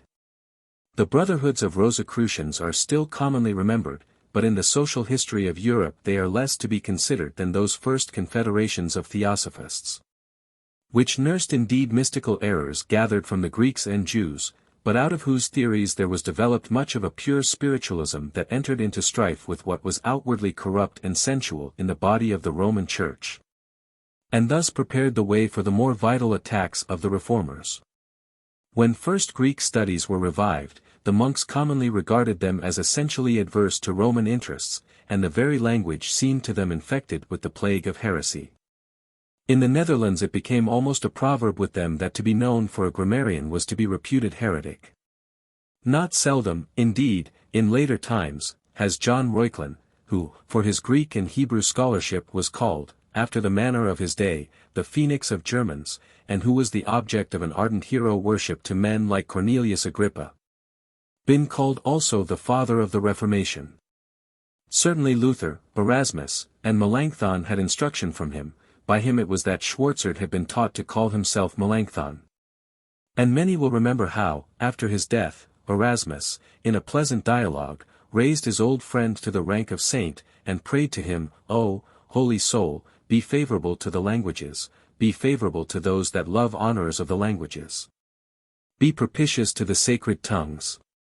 But Reuchlin, for the taste of smoke in it, Reuchlin quasi Riki, his name was turned into the Greek form, Capnio, Reuchlin, or Capnio, never passed as a reformer beyond detestation of the vices of the priesthood.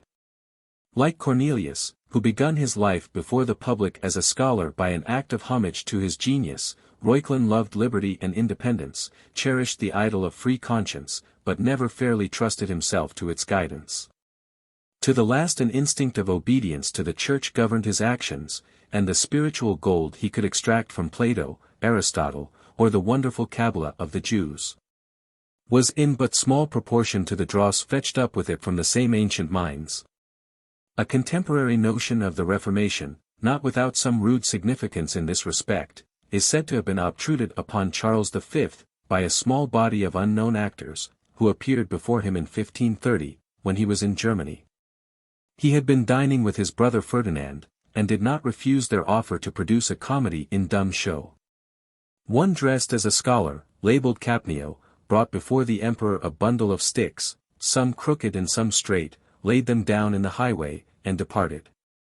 Then entered another, who professed to represent Erasmus, looked at the sticks, shook his head, made various attempts to straighten the crooked ones, and finding that he could not do so, shook his head over them again, put them down where he had found them, and departed. Then came an actor, labeled Luther, with a torch, who set all that was crooked in the bundle blazing. When he was gone entered one dressed as an emperor, who tried in vain to put the fire out with his sword. Last came Pope Leo X, to whom, grieving dismally over the spectacle before him, there were 2 pails brought, one contained oil, the other water. His Holiness, to quell the fire, poured over it the bucketful of oil, and while the flame attracted all eyes by the power, beyond mastery, with which it shot up towards heaven, the actors made their escape undetected. Now, it was over the crooked sticks of Capnio, and many other matters difficult of comprehension, that Cornelius and his confederates were bent in curious and anxious study. The bearer of the letters, said Landulf, in excusing himself on the plea of illness, from a winter journey to a friend at Avignon, the bearer of these letters is a German, native of Nuremberg, but dwelling at Lyons. And he is a curious inquirer after hidden mysteries, a free man restrained by no fetters, who, impelled by I know not what rumor concerning you, desires to sound your depths. That the man himself might be sounded, as one likely to have knowledge of some important things, and that if it seemed fit, he should be made a member of their brotherhood. Was the rest of the recommendation of this person by Landulf to his friend Agrippa. At Lyons were assembled many members of his league, awaiting the arrival of the young soldier-philosopher. His early taste for an inquiry into mysteries had caused him to take all possible advantage, as a scholar, of each change of place and each extension of acquaintance among learned men who were possessors of rare books. He had searched every accessible volume that might help him in the prosecution of the studies that had then a fascination, not for him only, but for not a few of the acutest minds in Christendom. At that time there was, in the modern sense, no natural science, the naturalists of ancient Greece and Rome being the sole authorities in whom the learned could put trust. Of the miraculous properties of plants and animals, and parts of animals, even at the close of the 16th century, careful and sober men placed as accepted knowledge many extravagant ideas on record. At the beginning of the century, when a belief in the influences of the stars, in the interferences of demons, and in the most wonderful properties of bodies, was the rule among learned and unlearned, Luther himself not excluded from the number, an attempt to collect and group, if it might be, according to some system, the most recondite secrets of what passed for the divine ordering of nature, was in no man's opinion foolish, though in the opinion of the greater number criminal. Belief in the mysteries of magic, not want of belief, caused men to regard with enmity and dread researches into secrets that might give to those by whom they were discovered subtle and superhuman power, through possessing which they would acquire an influence, horrible to suspect, over their fellow creatures. Detaching their search into the mysteries of the universe from all fear of this kind, the members of such secret societies as that to which Cornelius belonged gathered whatever fruit they could from the forbidden tree, and obtained mutual benefit by frank exchange of information. Cornelius had already, by incessant search, collected notes for a complete treatise upon magic, and of these not a few were obtained from Reuchlin's Hebrew Christian way of using the Kabbalah. From Avignon, after a short stay, Cornelius Agrippa went to Lyons, and remaining there some weeks, compared progress with his friends, and no doubt also formally divested himself of any further responsibility connected with the Spanish enterprise.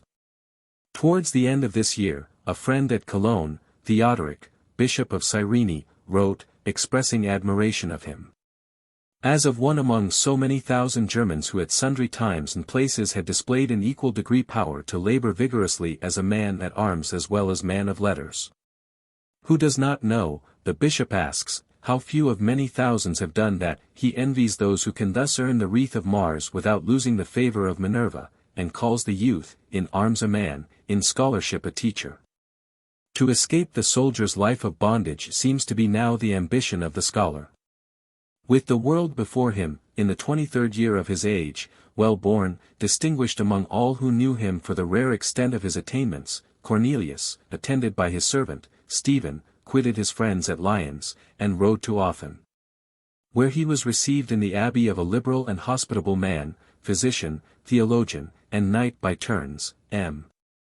Champier, who, having been born at Saint Saphrin-le-Château, near Lyons, was called Symphorianus Champier, or Campegius, and who, not content with his own noble ancestry, assigned himself, by right of the Campegius, to the family of the Campegii of Bologna, and assumed its arms.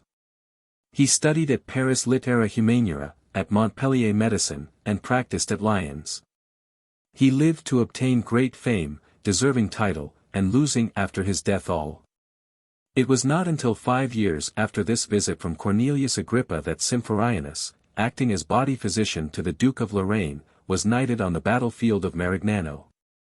Among his writings, those which most testify his sympathy with the inquiries of Cornelius, are a book on the miracles of Scripture, a life of Arnold of Villeneuve, and a French version of Sibylline oracles.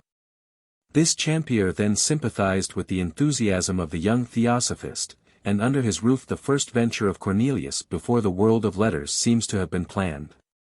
In the last week of May, we find that he has sent Stephen to fetch debris from Dole, has summoned Antonius Xanthus from Nivern, and wishes, in association with Symphorionus, to arrange a meeting with Landulf, at any convenient place and time.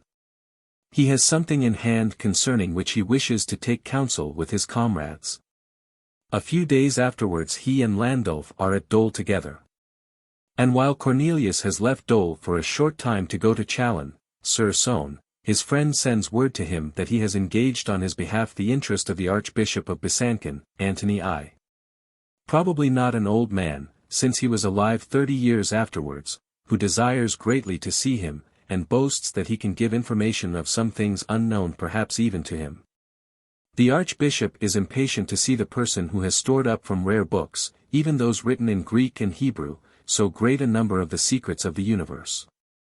Landulf, to content him, antedates the time appointed for his friend's return, and while reporting this, adds that there are many at Dole loud in the praise of Cornelius, and none louder than himself. The influence of his associates is evidently at work on his behalf among the magnates of the town and University of Dole, and learned men in the adjoining towns of Burgundy. For it is at Dole that he has resolved to make his first public appearance as a scholar, by expounding in a series of orations Reuchlin's book on the Mirific word. At Chalon, however, Cornelius fell sick of a summer pestilence, from which he was recovering on the 8th of July. As soon as health permitted he returned to Dole, where there was prepared for him a cordial reception. Dole is a pretty little town, and at that time possessed the university which was removed in after years to Besançon. Its canton was called, for its beauty and fertility, the Val d'Amour. And when Besançon was independent of the lords of Burgundy, Dole was their capital. A pleasant miniature capital, with not 4,000 inhabitants, a parliament, a university, a church of Notre Dame whereof the tower could be seen from distant fields. A princely residence, Dole la Joyeuse they called it until 30 years before Cornelius Agrippa declaimed his orations there.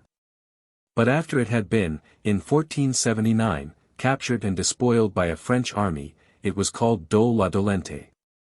Mistress of Dole and Burgundy was Maximilian's daughter, Margaret of Austria, who, in this year of Agrippa's life, was 29 years old. She was already twice a widow. When affianced twice, once vainly to France, a second time to Spain, and likely to perish in a tempest before reaching her appointed husband, she had wit to write a clever epitaph upon herself. Her Spanish husband died almost after the first embrace, and she had since, after 4 years of wedded happiness, lost her true husband, Philibert of Savoy. She was 24 years old when that happened, and resolved to make an end of marrying. In 1506, after the death of Archduke Philip, her father Maximilian being guardian of his grandson Charles V, made Margaret his governor over the Netherlands, and appointed her to rule also over Burgundy and the Charolais. Thus she came to be, in the year 1509, mistress at Dole.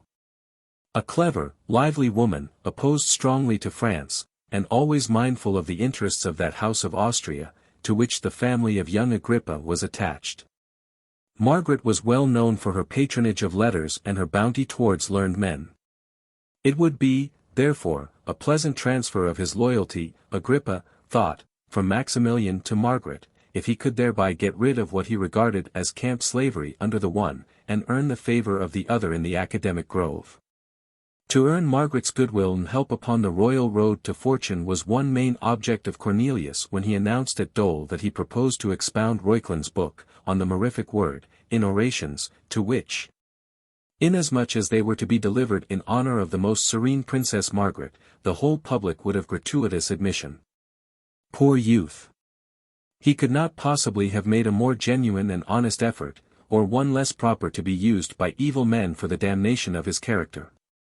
Margaret was the princess to whom of all others he was able to pay unaffected homage, and Reuchlin, then the boast of Germans, was the scholar of whom before every other, he, a German youth, might choose to hold discourse to the Burgundians. Of Reuchlin, Egidius, chief of the Austin friars, wrote, that he had blessed him and all mortals by his works. Philip Baraldus, the younger, wrote to him, Pope Leo X has read your Pythagorean book, as he reads all good books, greedily. Then it was read by the Cardinal de' Medici, and I am expecting next to have my turn. This book, which had been read by the Pope himself with eager pleasure, was a wonder of the day, and was in the most perfect unison with the whole tone of Agrippa's mind.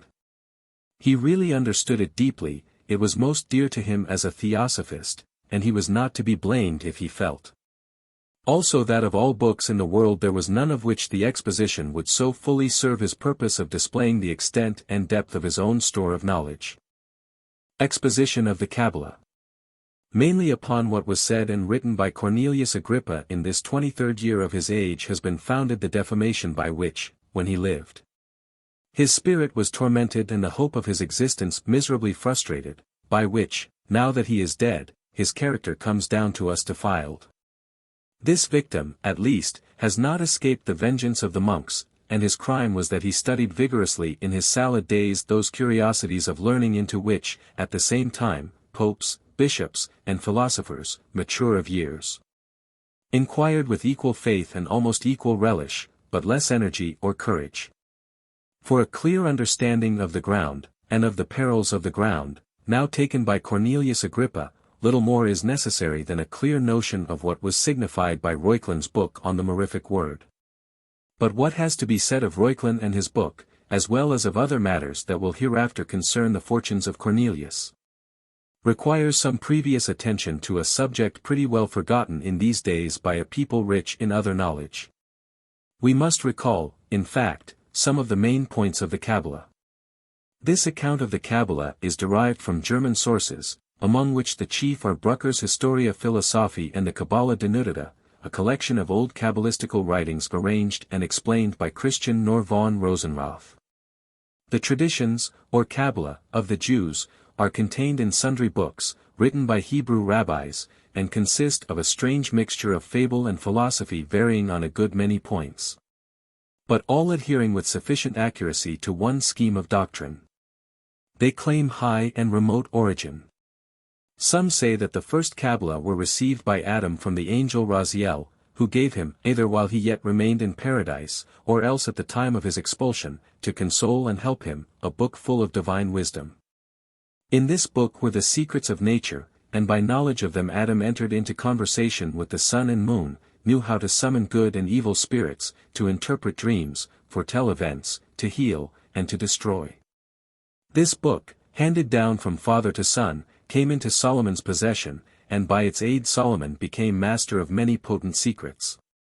A Kabbalistic volume, called the Book of Raziel, was, in the Middle Ages, sometimes to be seen among the Jews. Another account said that the first Kabbalistical book was the Sefer Jezira, written by Abraham.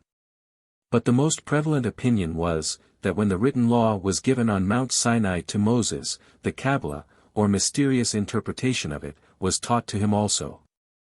Then Moses, it was said, when he descended from the mountain, entered Aaron's tent, and taught him also the secret powers of the written word. And Aaron, having been instructed, placed himself at the right hand of Moses, and stood by while his sons, Eleazar and Ithamar, who had been called into the tent, received the same instruction.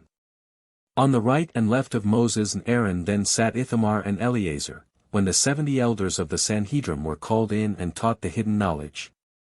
The elders finally were seated, that they might be present when all those among the common people who desired to learn came to be told those mysteries. Thus the elect of the common people heard but once what the Sanhedrin heard twice, the sons of Aaron 3 times, and Aaron 4 times repeated of the secrets that had been made known to Moses by the voice of the Most High.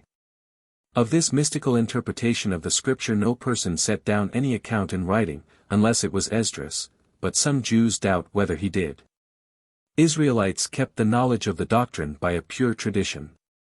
But about 50 years after the destruction of Jerusalem, Agrippa, a great rabbi, wrote the chief part of it in that book, Sefer Jezira, or the Book of the Creation, which was foolishly ascribed by a few to Abraham. A disciple of the Rabbi Agrippa was Rabbi Simeon ben Jokai, who wrote more of the tradition in a book called Zor.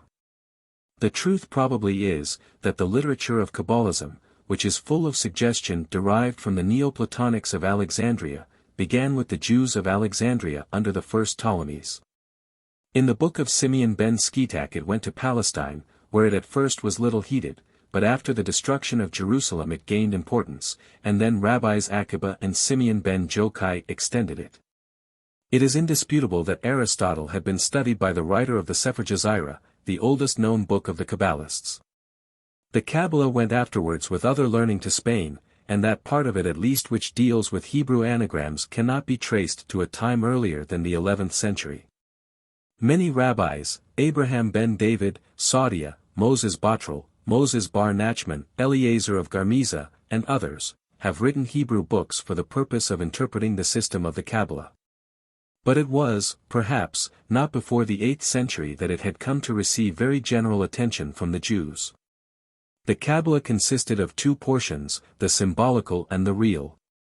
The symbolical Kabbalah being the means by which the doctrines of the real Kabbalah were elicited. In the Hebrew text of the Scriptures, it was said, there is not only an evident, but there is also a latent meaning. And in its latent meaning are contained the mysteries of God and of the universe. It need scarcely be said that a belief in secret wisdom has for ages been inherent in the Oriental mind, and in the Scriptures, it was reasoned by the later Jews, all wisdom must be, of necessity, contained. Of divine authorship, they cannot be like ordinary works of men. But if they were taken only in the natural sense, might it not be said that many human works contain marvels not less surprising in morality as pure? No, it was said, as we have entertained angels, and regarded them as men, so we may entertain the words of the Most High, if we regard only their apparent sense and not their spiritual mystery. And so it was that through a blind excess of reverence the inspired writings were put to superstitious use.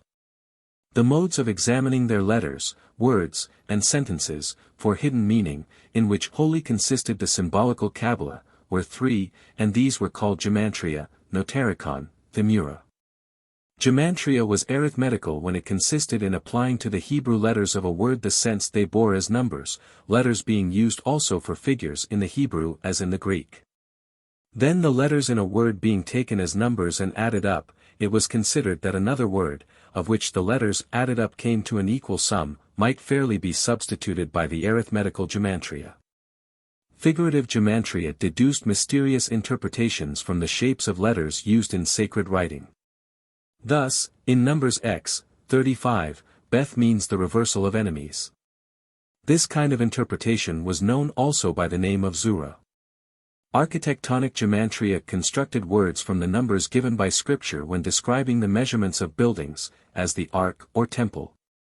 By notarikon more words were developed from the letters of a word, as if it had consisted of so many abbreviations, or else first and last letters of words, or the first letters of successive words, were detached from their places and put side by side. By themura, any word might be made to yield a mystery out of its anagram. These sacred anagrams were known as ziraph. By the same branch of the symbolical Kabbalah three systems were furnished, in accordance with which words might be transformed by the substitution of one letter for another. The first of the systems, album, arranged the letters of the alphabet in two rows, one below another. The second, athbath, gave another couple of rows. The third, athbak, arranged them by pairs in 3 rows, all the pairs in the first row being the numerical value 10, in the second row 100, in the third 1,000. Any one of these forms might be consulted, and any letter in a word exchanged for another standing either in album, athbath, or athbak, immediately above it or below it, or on the right hand of it or the left. This was the symbolical Kabbalah, and the business of it was to extract, by any of the means allowed, the hidden meaning of the Scriptures. The real Kabbalah was the doctrine in this way elicited. It was theoretical, explaining divine qualities, the 10 Sephiroth, the fourfold Kabbalistical worlds, the 32 footprints of wisdom, the 50 doors to prudence, Adam Kadmon, and or it was practical, explaining how to use such knowledge for the calling of spirits, the extinguishing of fires, the banishing of disease, and so forth. The theoretical Kabbalah contained, it was said by Christian students, many references to the Messiah. Its main points were, 1. The tree, 2. The chariot of Ezekiel, 3. The work of creation, 4. The Ancient of Days mentioned in Daniel. It concerns us most to understand the tree. The chariot of Ezekiel, or Maseh Merkabah, was a description of prefigurements concerning ceremonial and judicial law. The doctrine of creation, in the book Levishith, was a dissertation upon physics. The Ancient of Days treated of God and the Messiah in a way so mystical that Kabbalists generally declined to ascribe any meaning at all to the direct sense of the words employed. Of these things we need say no more, but of the Kabbalistical tree it will be requisite to speak in more detail. It was an arrangement of the 10 Sephiroth. The word Sephiroth is derived by some rabbis from a word meaning to count, because they are a counting of the divine excellence. Otherwise it is considered an adaptation of the Greek word sphere, because it represents the spheres of the universe which are successive emanations from the deity. In the beginning was Or-Hensef, the eternal light, from whose brightness there descended a ray through the firstborn of God, Adam Kadmon, and presently, departing from its straight course, ran in a circle. And so formed the first of the Sephiroth, which was called Kethii, or the crown, because superior to all the rest. Having formed this circle, the ray resumed its straight course till it again ran in a circle to produce the second of the 10 Sephiroth, Chokmah, wisdom, because wisdom is the source of all. The same ray of divine light passed on, losing gradually, as it became more distant from its holy source, some of its power, and formed presently, in like manner, the third of the Sephiroth, called Bina, or understanding. Because understanding is the channel through which wisdom flows to things below, the origin of human knowledge. The fourth of the Sephiroth is called Gedolah or Chesed, greatness or goodness, because God, as being great and good, created all things. The fifth is Geburah, strength, because it is by strength that he maintains them, and because strength is the only source of justice in the world. The sixth of the Sephiroth, Thbereth, beauty or grace, unites the qualities of the preceding. The four last of the Sephiroth are successively named Nezak, victory, Hod, honor, Jesed, or Skalam, the foundation or peace, and finally, Malkuth, the kingdom.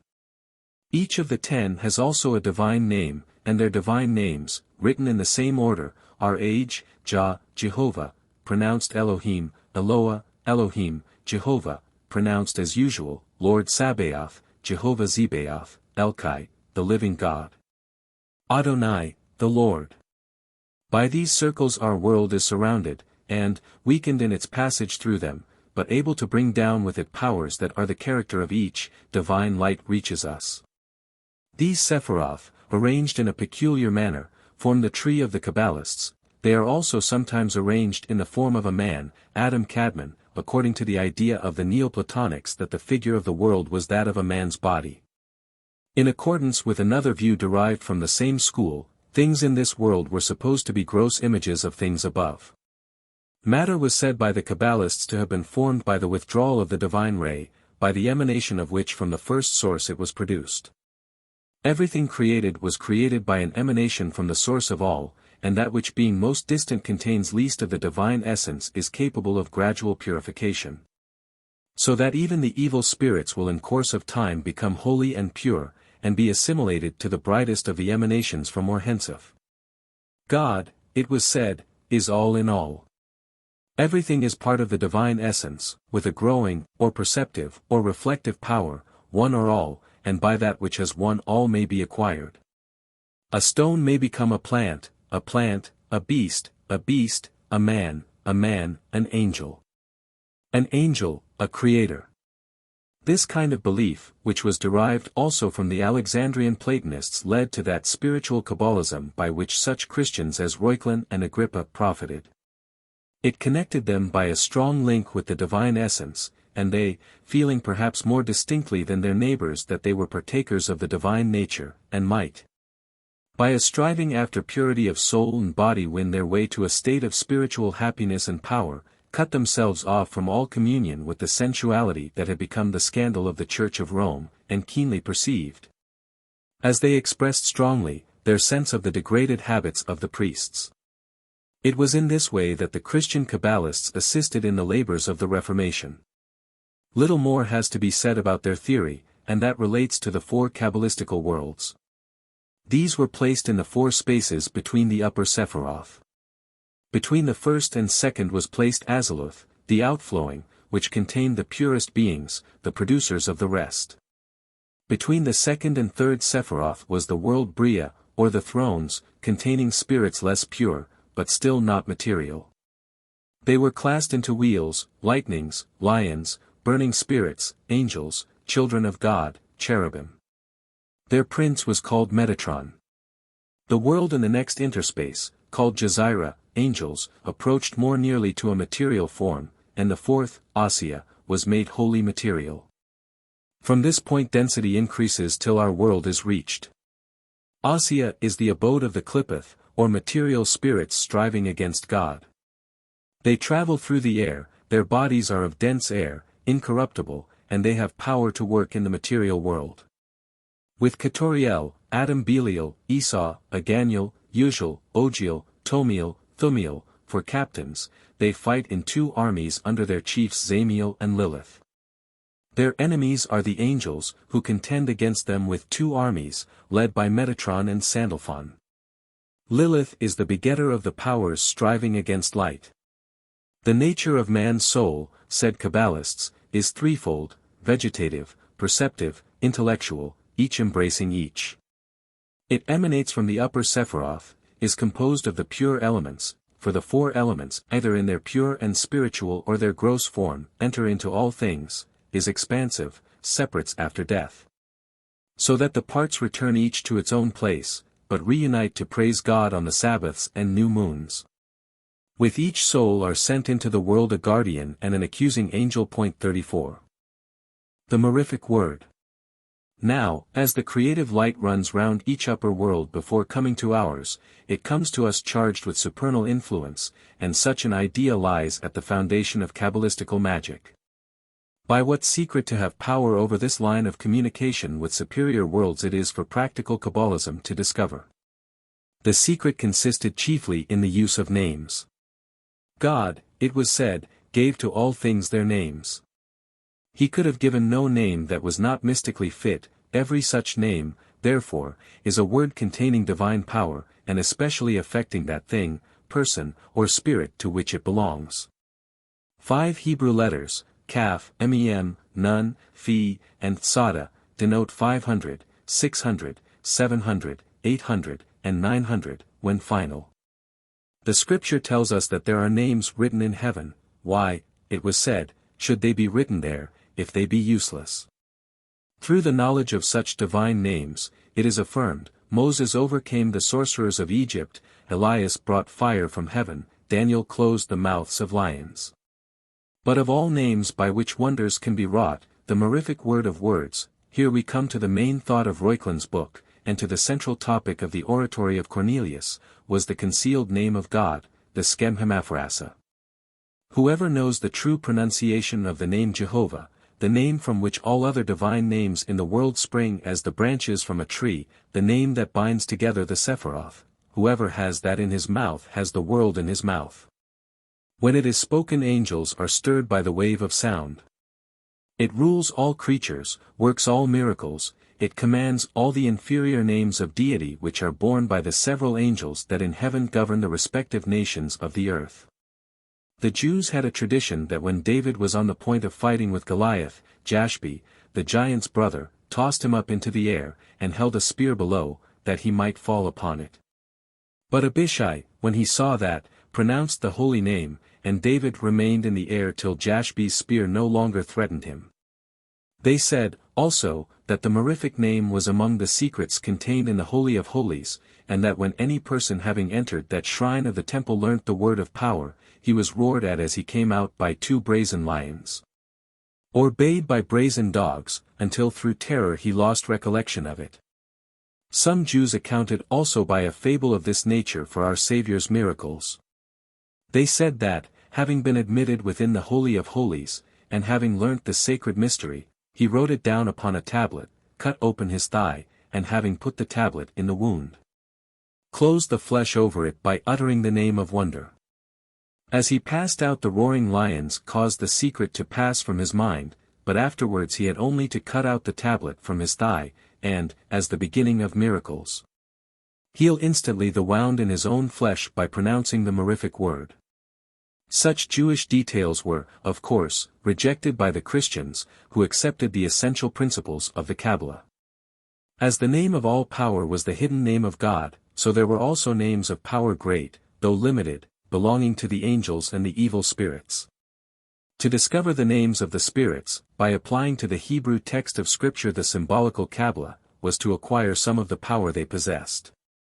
Thus, it being said of the Sodomites that they were struck with blindness, the Hebrew word for blindness was translated into Chaldee, and the Chaldee word by one of the symbolical processes was made to yield the name of a bad angel, Shabriri, which, being written down, was employed as a charm to cure ophthalmia.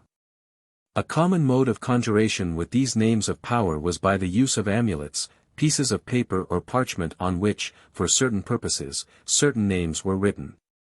At his first entrance into the world such an amulet, with the names Sainoi Sansanoi, Semengelof, upon it was slipped round the neck of the newborn child, so that the infant scarcely saw the light before it was collared by the genius of superstition.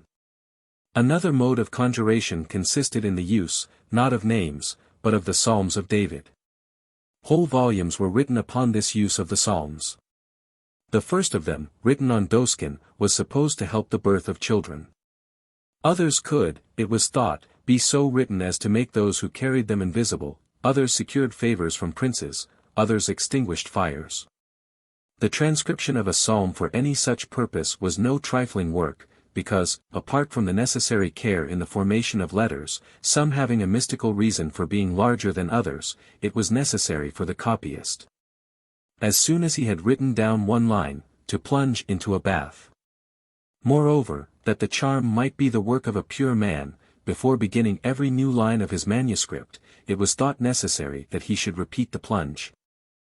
Reuchlin the Mystic. Such were the mysteries of the Hebrew Kabbalah, strangely blending a not unrefined philosophy with basest superstition. It remains for us to form some just opinion of the charm they had for many Christian scholars in the first years of the 16th century. Reuchlin, or Capnio, was of such scholars the leader and the type.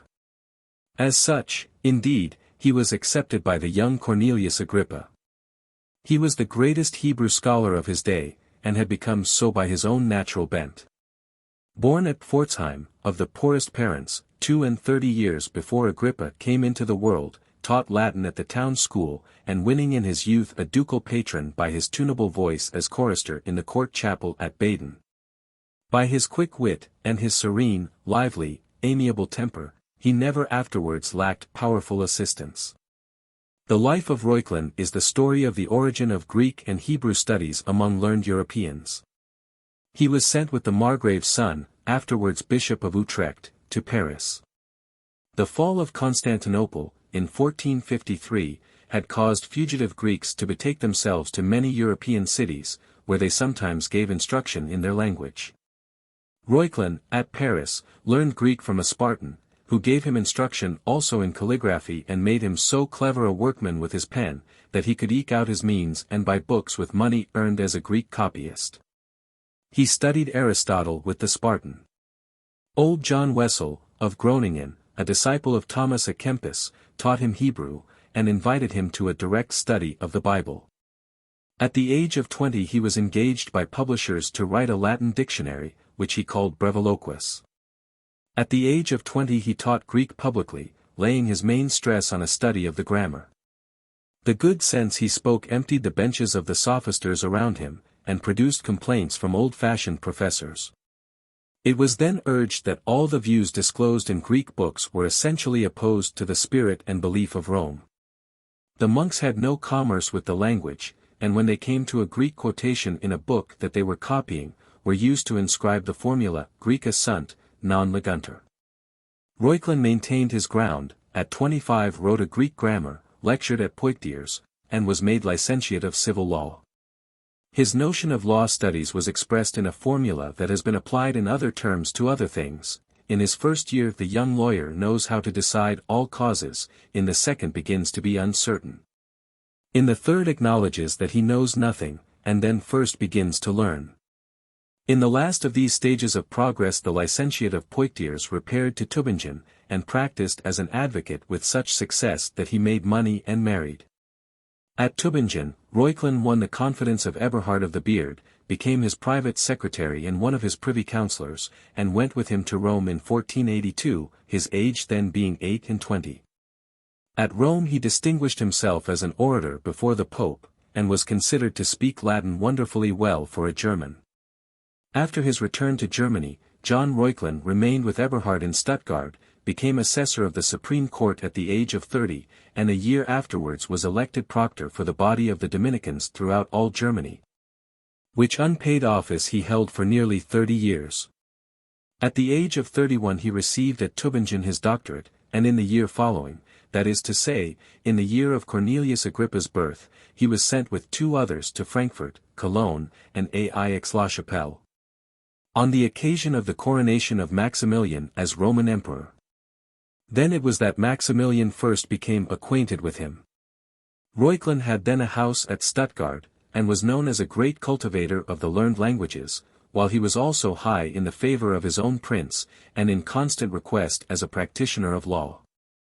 In 1490 he was sent to Rome on another mission, and on his way through Florence enjoyed personal intercourse with Giovanni Pico di Mirandola, the scholar who, although a determined antagonist to the astrologers, was a great friend to Kabbalism and the introducer of the Kabbalistic mysteries into the favor of Italian scholars. By him Reuchlin was further stimulated to the love of Hebrew lore. When, 2 years afterwards, Reuchlin was at Linz on state business with the Emperor Frederick III. It was something, indeed, that the base-born scholar was raised to the dignity of court palatine, but it was more to Reuchlin that the court physician was a learned Jew, Jovial Loans, who perfected his intimacy with the Hebrew.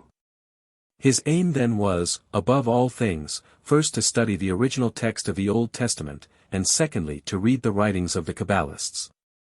The emperor, whose life was then about to close, he died while Reuchlin was at Linz, saw here another way of gratifying the agreeable and kindly scholar, for he not only made Reuchlin a Count Palatine, his arms were a golden altar, from which smoke arose, with the inscription Era Capniones, but he also presented to him a very ancient Hebrew Bible, written carefully on parchment, a treasure then worth 300 gold crowns, which is to be seen still in the library of the Grand Duke of Karlsruhe, where it is regarded as the oldest of its kind in Europe.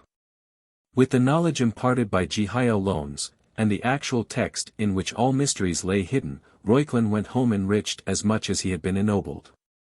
Hebrew writing was at that time very rare, and was to be met with chiefly in the hands of Jews. At Hebrew Reuchlin labored, collecting Hebrew books and works expounding the Kabbalah, whenever possible. And eventually he gave life in Germany, as Giovanni Pico di Mirandola was giving life in Italy, to the Kabbalistical philosophy, the great impulse to this German revival being the publication of the book on the Mirific Word. It first appeared at Bâle, in the year 1495, the author's age then being 41. It was not published at Tübingen till 1514. The book was regarded as a miracle of heavenly wisdom. Philip Baraldus told of the Pope's enjoyment, and wrote word also to its author that he had caused not only men of letters, but even statesmen and warriors, to betake themselves to studying the mysteries of the Kabbalah. The death of Reuchlin's patron, Eberhard the Elder, soon after his elevation to the rank of duke in 1495, was followed by a period of misrule in the little state. One of the first acts of Eberhard the Younger was to release his favorite, a dissolute priest, named Holzinger, from the prison in which he had been kept by the good counsel of Reuchlin. And for the further discomfiture of the scholar this man was appointed chancellor over the University of Tübingen. Reuchlin of course resigned. He had been long wanted at Heidelberg, and went there to be cherished by a new patron in the Elector Palatine. He showed, as usual, his lively energy by the establishment of a Greek chair, which the monks pronounced upon the spot to be a heresy.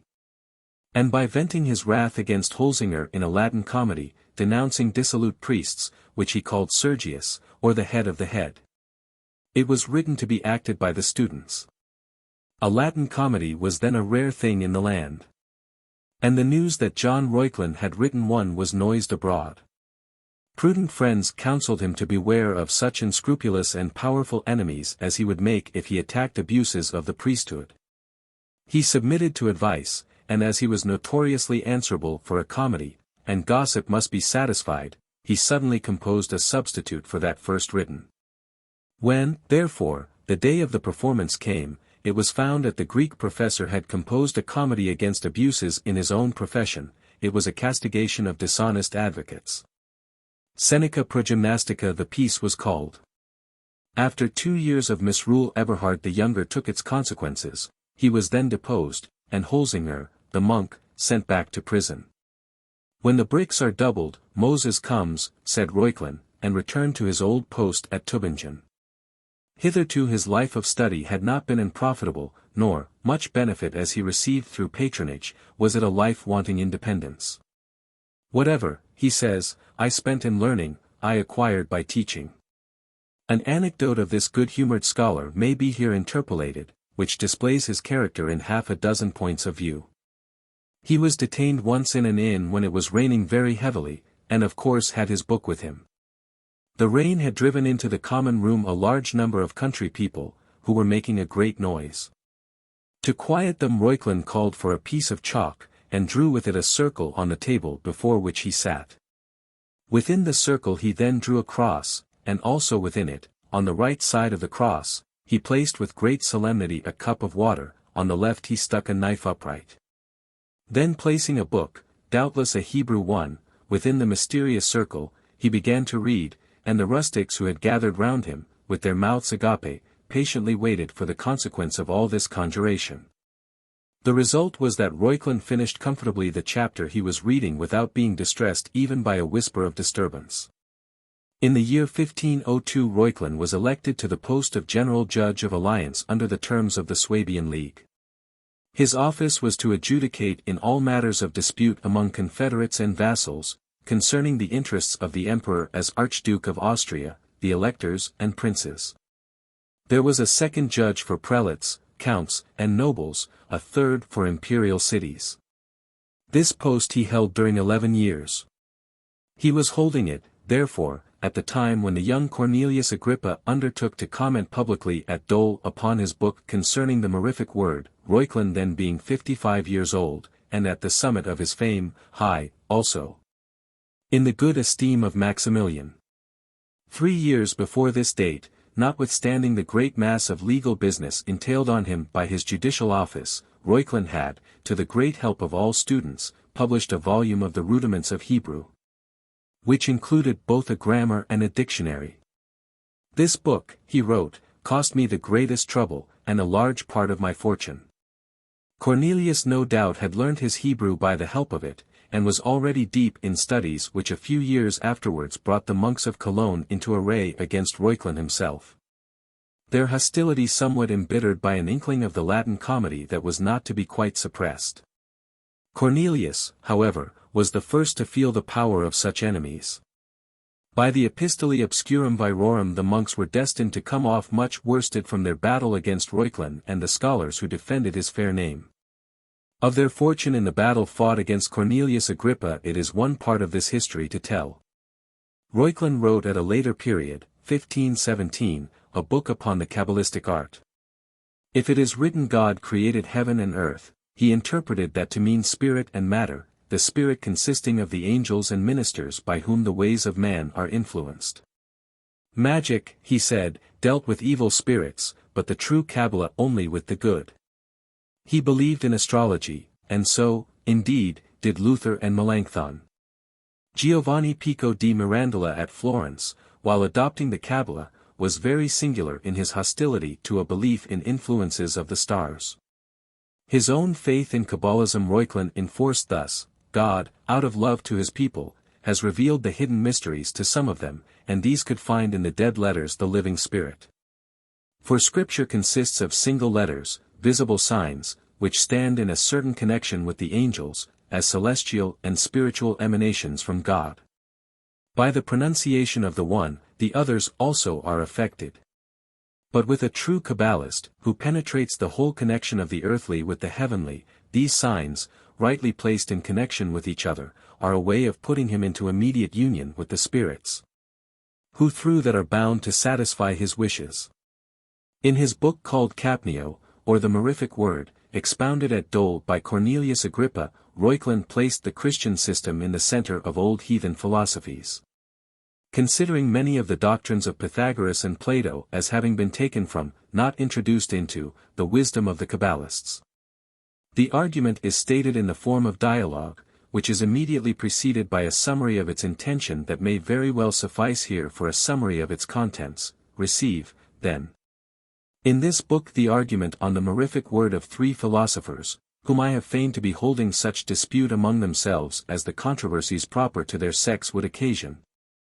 As to the best elucidation of the hidden properties of sacred names. Out of which, great as they are in number and importance, occasion will at last be the more easily afforded for selecting one name that is above all names supremely mirific and beatific. And this you may know the whole matter in brief. Sidonius, at first ascribed to the school of Epicurus, but found afterwards, Nelius Gerari in Verba Magistri, an unfettered philosopher, travels about to satisfy his thirst for knowledge, and after many experiences enters Swabia. Where he meets in the town of Pforzheim, Reuchlin's birthplace, two philosophers, Baruch, a Jew, and Capnio, Reuchlin himself, a Christian, with whom he disserts upon many systems. And presently upon the knowledge itself of divine and human things, upon opinion, faith, miracles, the powers of words and figures, secret operations, and the mysteries of seals. In this way question arises concerning the sacred names and consecrated characters of all nations which have anything excellent in their philosophy, or not unworthy in their ceremonies. An enumeration of symbols is made by each speaker zealously on behalf of the rites cherished in his sect, until at last Capnio, in the third book, collects out of all that is holy one name, Jehoshua. In which is gathered up the virtue and power of all sacred things, and which is eternally, supremely blessed. Agrippa expounds Reuchlin. Here was a vast theme for the oratory of a youth of 23, and it was one also that enabled him to display the whole range of his learning. The newly recovered treasures of Greek literature. The study of Plato, that had lately been revived by Marsilius Ficinus in Italy. The study of Aristotle, urged and helped in France by Faber Stapulensis, Dietipes, appeared to bring the fullest confirmation of the principles of the Kabbalah to men ignorant, as all were then.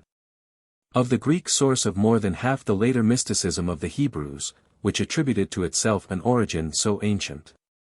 That he had acquired so early in his life Hebrew and Greek lore, that he was deeply read in studies which were admired from afar only by so many scholars of his day, and, thus prepared. That he discussed mysteries about which men in all ages feel instinctive curiosity, and men in that age reasoned eagerly, would alone account sufficiently for the attention paid to the young German by the University of Dole.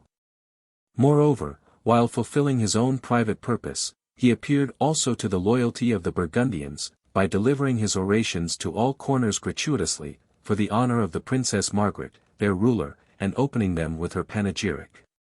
The young orator being also remarkable for an effective manner of delivery, the grave and learned men who came to his prelections honored him by diligent attendance. The exposition was made from the pulpit of the gymnasium, before the parliament and magistracy of Dole, the professors and the readers of the university. Simon Vernet, vice-chancellor of the university, dean of the church, and doctor in each faculty, was not once absent. The worthy vice-chancellor, or dean, appears, indeed, to have taken an especial interest in the fame of their visitor. He had himself a taste for public declamation, and to a friend who was urging on Cornelius that he should seek durable fame rather by written than by spoken words, expressed a contrary desire on his behalf. He preferred orator to author. When Cornelius had complied with the request of another friend, who wished to translate into the vernacular his panegyric upon Margaret, praising his oratory for the perfect fitness of each word employed in it, and its complete freedom from verbiage, and desiring that through a translation the illustrious princess might be informed how famously Cornelius had spoken in her honor, and so be the more disposed to reward him with her favor. The translation came back with a note, saying that the vice-chancellor had been its censor and corrector. Vernet was diligent, in fact, on the young scholar's behalf, and his interests were seconded by the Archbishop of Besançon. Not a syllable was whispered about heresy. The friend who urged Cornelius, in spite of the dean's contrary counsel, to become an author, gave a familiar example from his own experience of the vanity of spoken words. He had declaimed publicly from memory, and without one hitch, upwards of 2,200 verses of his own composition, yet, because they were not printed, earned only a temporary local fame. Of the value of the written word evidence very soon afterwards was enclosed to Cornelius by that other friend who had translated his oration. Zealous to do good service, he had caused a copy of the panegyric to proceed, by way of Lyons, on the road to royal notice, and delighted the aspirant after patronage by enclosing to him flatteries from John Perreal, a royal chamberlain. Probably the same learned Frenchman who became known 20 or more years later as Johannes Parellus, translated into Latin Gaza on the Attic months, and wrote a book about the epochs of the moon. To the youth flushed with triumph as a scholar there came also reminders of the military life he was so ready to forsake. A correspondent sent him news of a defeat of the Venetians by the French, near Agnadello, the first fruits of the discreditable League of Cambrai. The French, it will be remembered, won this victory while Maximilian, their new ally, was still perplexed by the dissatisfaction of his subjects evidenced during the late diet at Worms. Agrippa's friend wished to have in return for his news any knowledge that his relation to the emperor might give him of intentions that might be disclosed at an approaching diet. His real intentions were to break a pledge by marching against the Venetians, his fate, to retire ere long, defeated, from before the walls of Padua. He was renewing with his enemy, the King of France, the Treaty of Cambrai, and sending a messenger to Spire to burn the book in which he had recorded all the injuries and insults suffered by his family, or empire, at the hands of France. Cornelius cared little for France or Padua, his hopes as a scholar were with Margaret at Ghent, though she, too, being another member of the League, could have employed him as a soldier. Other hopes, as a man, he was directing towards a younger and a fairer mistress. He desired not only to prosper but to marry. The little University of Dole favored the young man heartily. His prelections had excited great attention, and procured for him the admiration of the neighborhood. From the university they won for him at once the degree of Doctor of Divinity, together with a stipend. The nobility of woman. Angling for private patronage was in the 16th century correlative to the habit not very uncommon in these days of using baits to catch the public favor. Men who once lived by the help of princes now owe their support to the whole people. And the pains bestowed upon the cultivation of the goodwill of the people in these days are neither less nor more to be reprehended than the pains taken by scholars of past time to procure a safe means of subsistence through the goodwill of a prince. It may be said, with a fair approximation to the truth, that as much as a man may do now, with the intention of deserving popularity, and not discredit himself in his own eyes or those of the great number of his neighbors, he might have done with as little discredit in the 16th century with the design of earning favor from the great. We have seen how, in the case of Reuchlin, a poor chorister was fostered at first by small princes of Germany, afterwards even by the emperor, and enabled to develop into a great Hebrew scholar. When one patron died having another ready to befriend him, and enjoying dignity and wealth with a complete sense of independence. That age was, in fact, as far removed as this is from the transition period, during which the patronage of letters by the great, extinct as a necessity, survived as a tradition. And the system that had once been vigorous and noble became imbecile and base. Nobody at Dole was ignorant that the design of Cornelius Agrippa was to earn the patronage of Margaret, a liberal encourager of learning. Nobody considered it dishonorable to seek this by showing that it was deserved. The prevalent feeling was so far removed from any such impression, that from many quarters the young man was urged to magnify his claim on Margaret's attention by devoting not only the orations, but also some piece of writing to her honor. Even the cordial vice-chancellor, desirous to advance the interests of the young orator, set aside his predilection for the spoken word, and was among the foremost in admonishing Cornelius to write.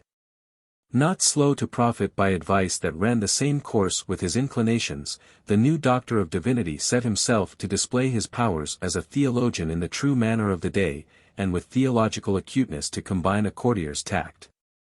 By dedicating to the most conspicuous example of his argument a treatise on the nobility and pre-excellence of the female sex. As I have hinted, too, there was a private example of it known to his own heart. Angling for patronage shown from another point of view, mean arts used by mean spirits to compel the favor of the rich and base. But to secure the favor of the rich and noble the arts used were not to be accounted mean. Now let us trace in a brief summary the argument for the nobility of the female sex and the superiority of woman over man, written at Dole, in the year 1509, by a doctor of divinity, aged 23. He sets out with the declaration that when man was created male and female, difference was made in the flesh, not in the soul. He quotes scripture to show that after the corruption of our bodies difference of sex will disappear, and that we shall all be like angels in the resurrection.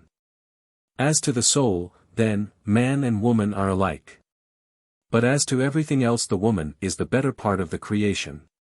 In the first place, woman being made better than man, received the better name. Man was called Adam, which means earth, woman Eva, which is by interpretation life.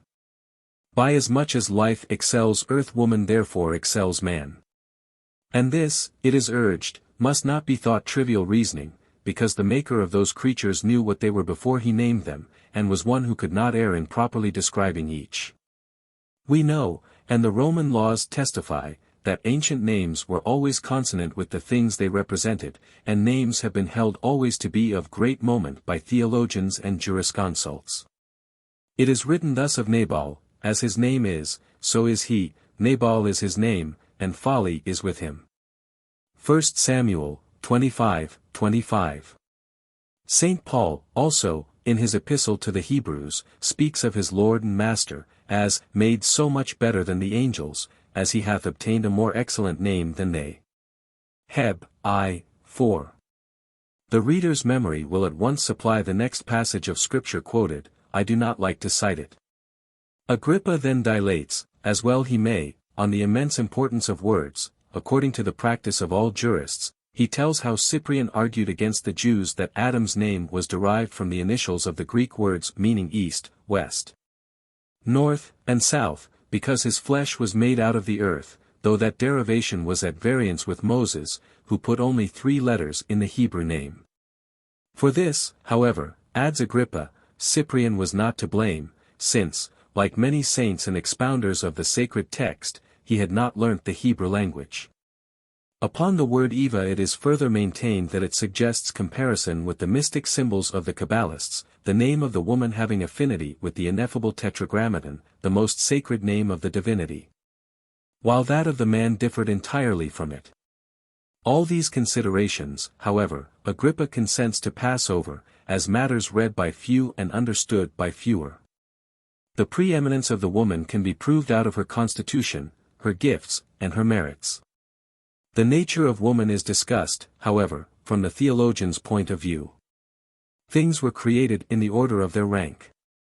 First, indeed, incorruptible soul, then incorruptible matter, but afterwards, out of that matter, more or less corruptible things, beginning with the meanest. First minerals, then herbs, and shrubs, and trees, then zoophytes, then brutes in their order, reptiles first, afterwards fishes, birds, quadrupeds. Lastly, 2 human beings, but of these first the male, and finally the female, in which the heavens and the earth and their whole adornment were perfected. The divine rest followed, because the work was consummated, nothing greater was conceived. The woman was thus left the most perfect and the noblest of the creatures upon earth, as a queen placed in the court that had been previously prepared for her.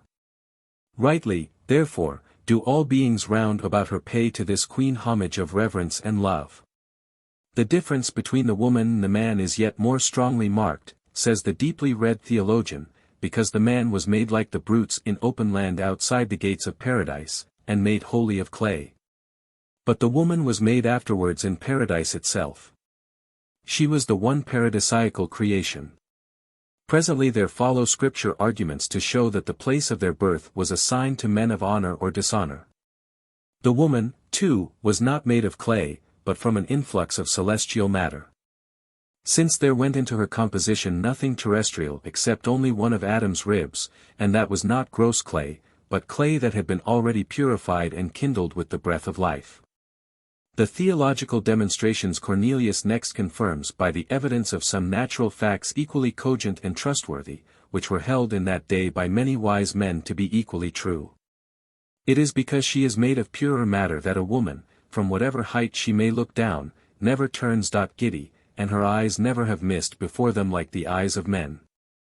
Moreover, if a woman and man tumble together into water, far away from all external help, the woman floats long upon the surface, but the man soon sinks to the bottom. Is there not also the divine light shining through the body of the woman, by which she is made often to seem a miracle of beauty? Then follows a clever inventory of all a woman's charms of person, written with due reserve. Which might be here translated, if the English language had the terseness of the Latin. In short, woman is the sum of all earth's beauty, and it proved that her beauty has sometimes inspired even angels and demons with a desperate and fatal love. Then follows a chain of scripture texts honoring female beauty, which all lead up to the 20,000 virgins, solemnly celebrated by the Church, and the admiration of the beauty of the Virgin Mary by the sun and moon.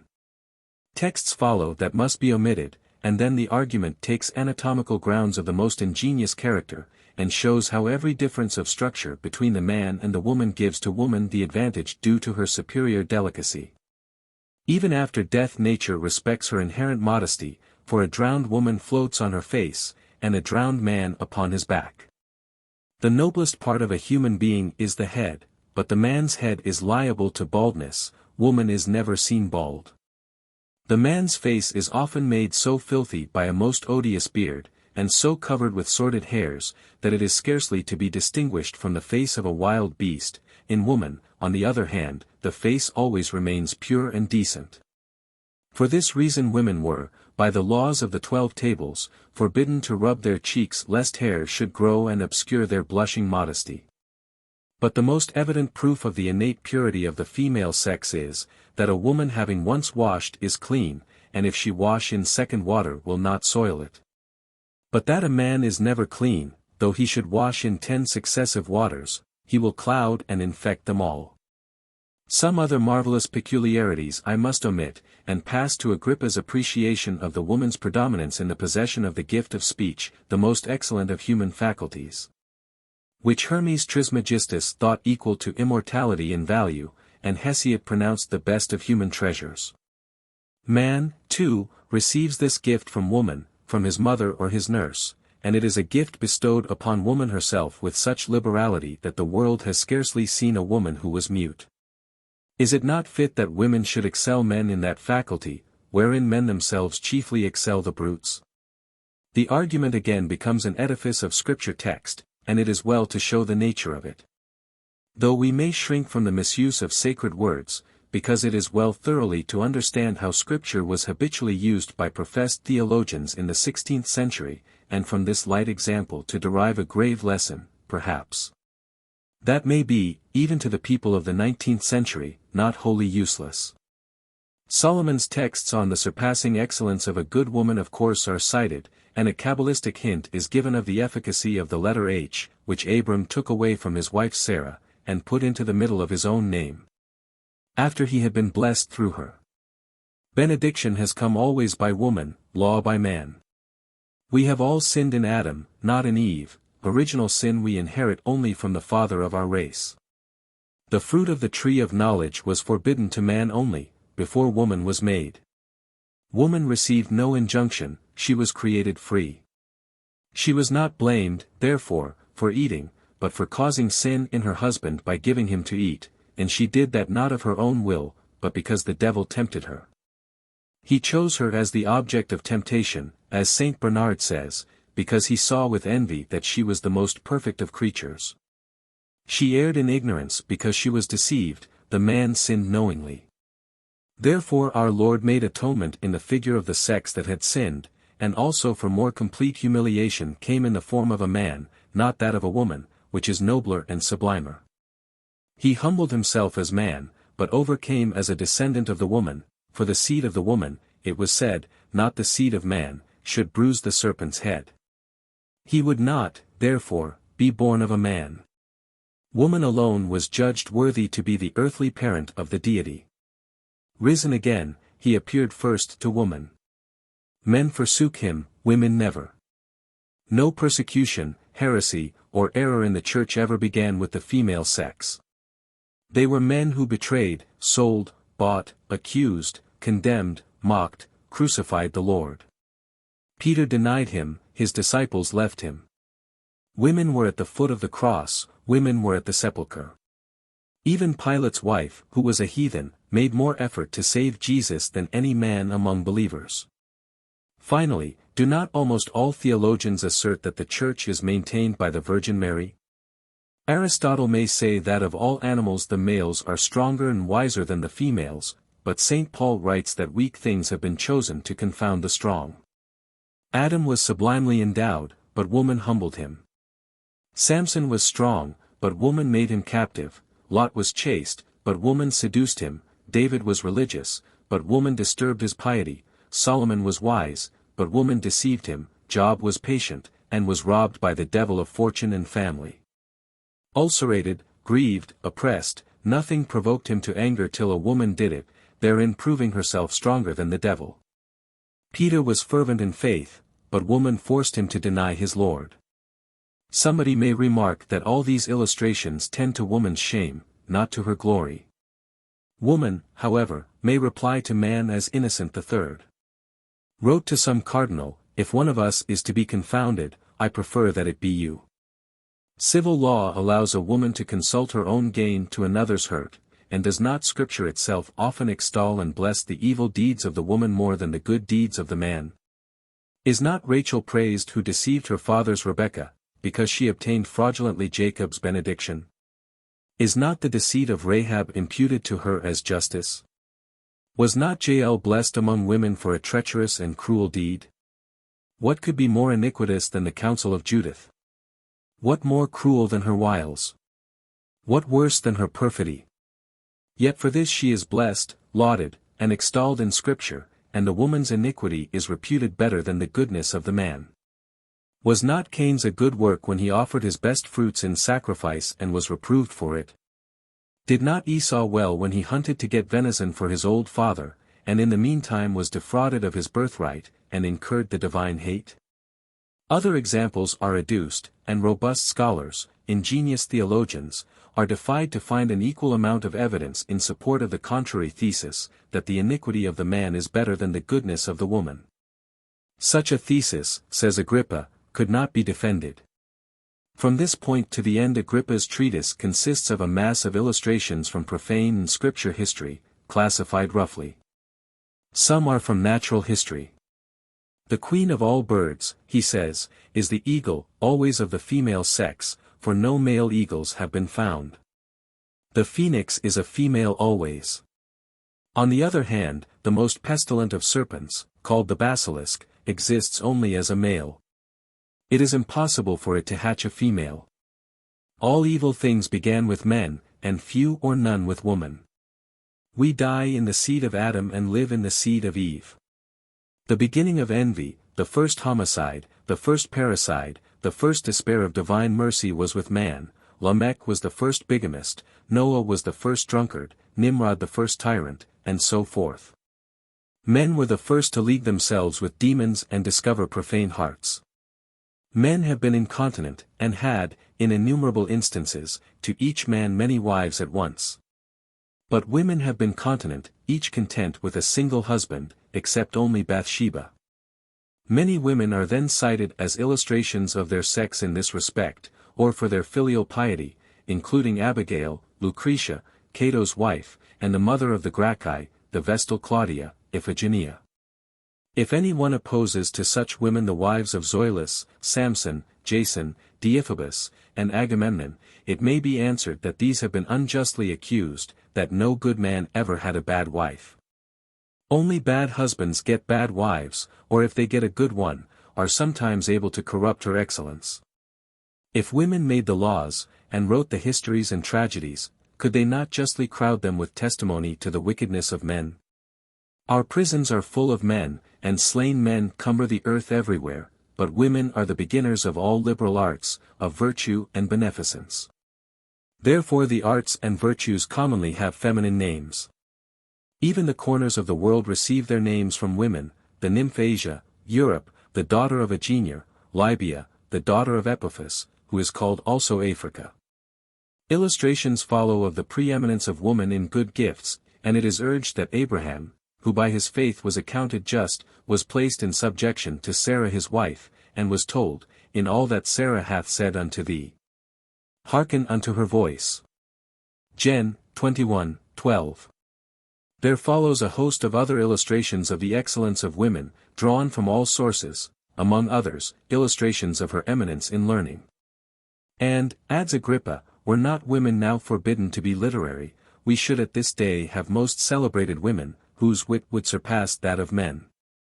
What is to be said upon this head, what even by nature women seem to be born easily superior to practice students in all faculties? Do not the grammarians entitle themselves masters of right speaking? Yet we learn this far better from our nurses and our mothers than from the grammarians. For that reason Plato and Quintilian so solicitously urged a careful choice of children's nurses, that the children's language might be formed on the best model. Are not the poets in the invention of their whims and fables, the dialecticians in their contentious garrulity, surpassed by women? Was ever orator so good or so successful, that a courtesan could not excel his powers of persuasion? What arithmetician by false calculation would know how to cheat a woman in the payment of a debt? What musician equals her in song and in amenity of voice? Three are not philosophers, mathematicians, and astrologers often inferior to country women in their divinations and predictions, and does not the old nurse very often beat the doctor?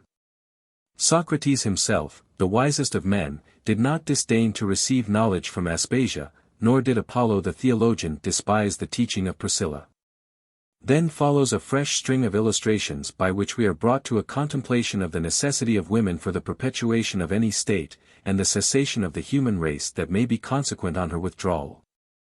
Through more examples we are brought then to consider the honor and precedence accorded by law and usage to the female sex.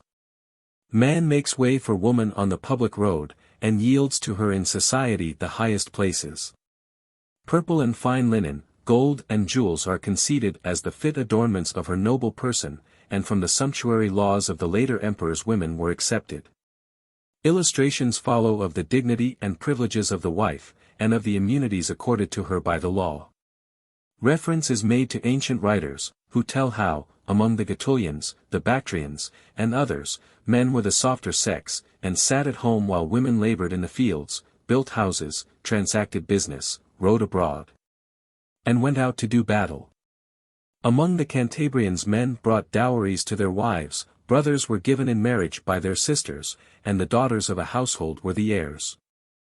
Among the Scythians, Thracians, and Gauls, women possessed their rights, but among us, said Agrippa, the tyranny of men prevailing over divine right in the laws of nature, slays by law the liberty of woman, abolishes it by use and custom, extinguishes it by education.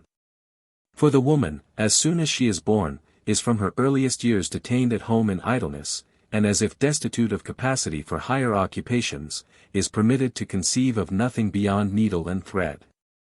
Then when she has attained years of puberty she is delivered over to the jealous empire of a man, or shut up for ever in a shop of vestals. The law also forbids her to fill public offices. No prudence entitles her to plead in open court.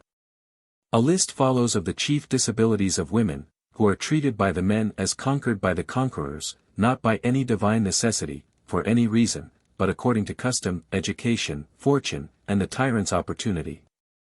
A few leading objections are then answered. Eve was indeed made subject to man after the fall, but that curse was removed when man was saved. Paul says that wives are to be subject to their husbands, and women to be silent in the church, but he spoke of temporal church discipline, and did not utter a divine law, since, in Christ there is neither male nor female, but a new creature. We are again reminded of the text subjecting Abraham to Sarah, and the treatise closes then with a short recapitulation of its heads. We have shown, Agrippa says, the preeminence of the female sex by its name, its order and place of creation, the material of which it was created, and the dignity that was given to woman over man by God, then by religion, by nature, by human laws, by various authority, by reason, and have demonstrated all this by promiscuous examples. Yet we have not said so many things but that we have left more still to be said, because I came to the writings of this not moved by ambition, or for the sake of bringing myself praise, but for the sake of duty and truth, lest, like a sacrilegious person, I might seem, if I were silent, by an impious taciturnity, and as it were a burying of my talent, to refuse the praises due to so devout a sex. So that if any one more curious than I am should discover any argument which he thinks requisite to be added to this work, let him expect to have his position not contested by me, but attested. In as far as he is able to carry on this good work of mine with his own genius and learning. And that this work itself may not become too large a volume, here let it end.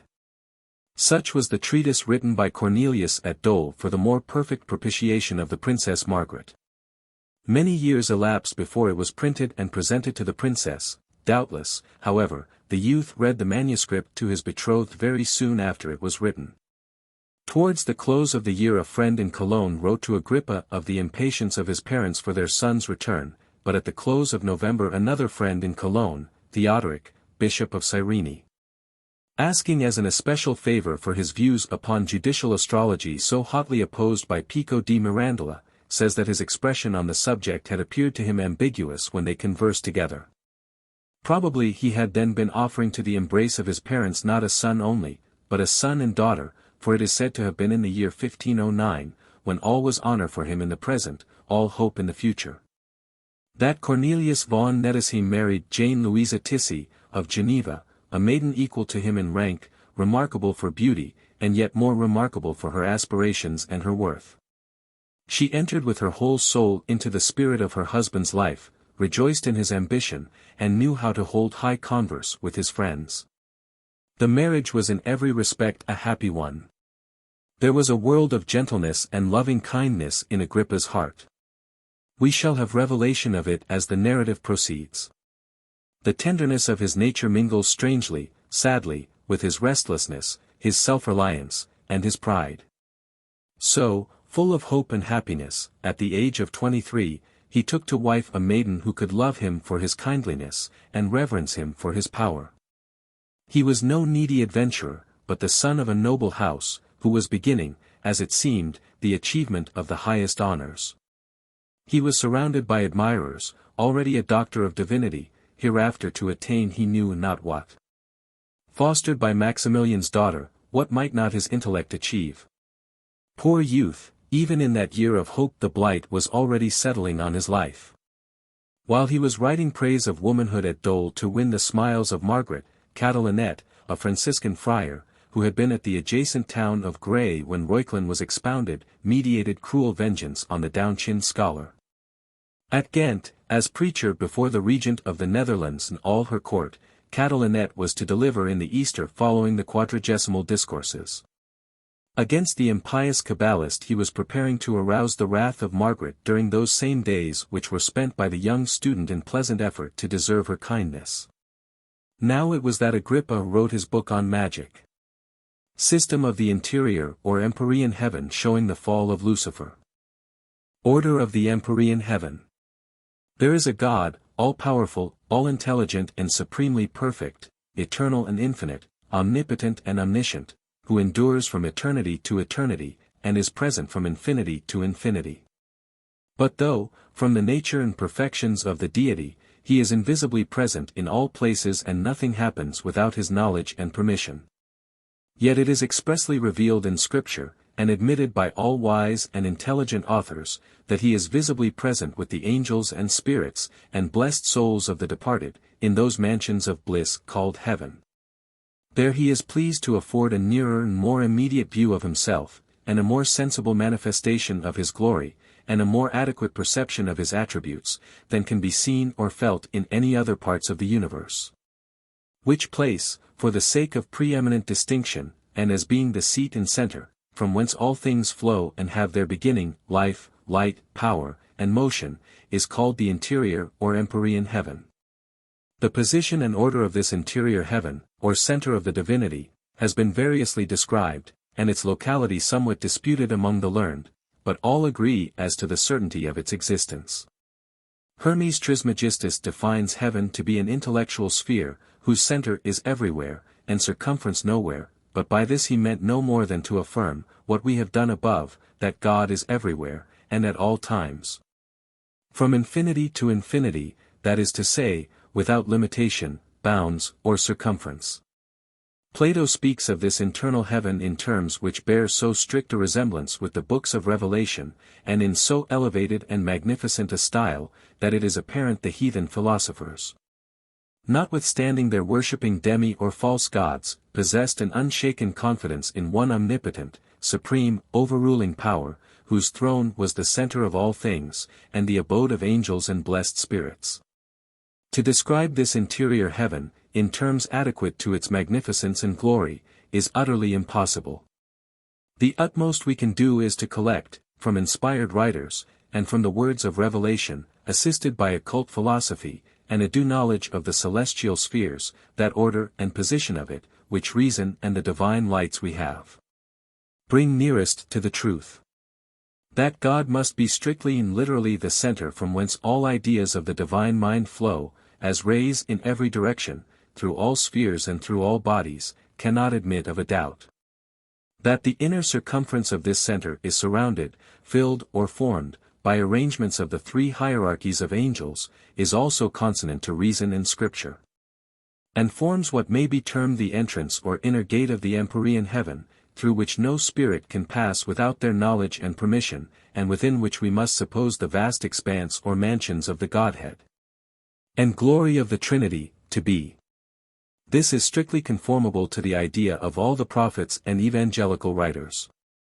From this primary circle, or gate of heaven, Lucifer, the grand apostate, as Milton finely describes it, was hurled into the bottomless abyss, whose office, as one of the highest orders of angels, having placed him near the eternal throne, he became competitor for dominion and power with God himself.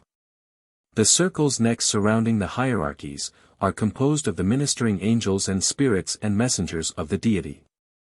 In positions answering to the ideas of the Holy Trinity, and intersecting all orders of angels, are seated, in fullness of glory and splendor, those superior angels, or intelligent spirits, who answer to the divine attributes of God, and are the pure essences or stream through which the will or fiat of the Godhead is communicated to the angels and spirits, and instantaneously conducted to the anima mundi.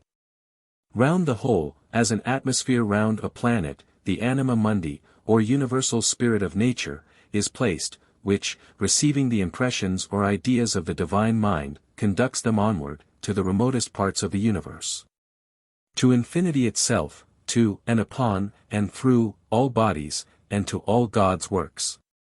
This anima mundi is therefore what we understand of nature, of providence, of the presence of God, and the fountain or seat of all second causes, being, as it were, the eye of God, or medium between God and all created things. Next to the anima mundi, is that vast region or expanse, called the ethereal heaven, or firmament, wherein the fixed stars, planets, and comets, are disposed, and wherein the celestial bodies, and the comets, move freely in all directions, and towards all parts of the heavens. To illustrate what has been stated above, a plate is here inserted of the interior heaven, with the different orders of the spirits and essences of the divine mind, distinguished by their proper names and characters. In the original Hebrew and Iberian text, as pointed out in the manuscripts of ancient and learned philosophers. Symbol of the universal spirit of nature.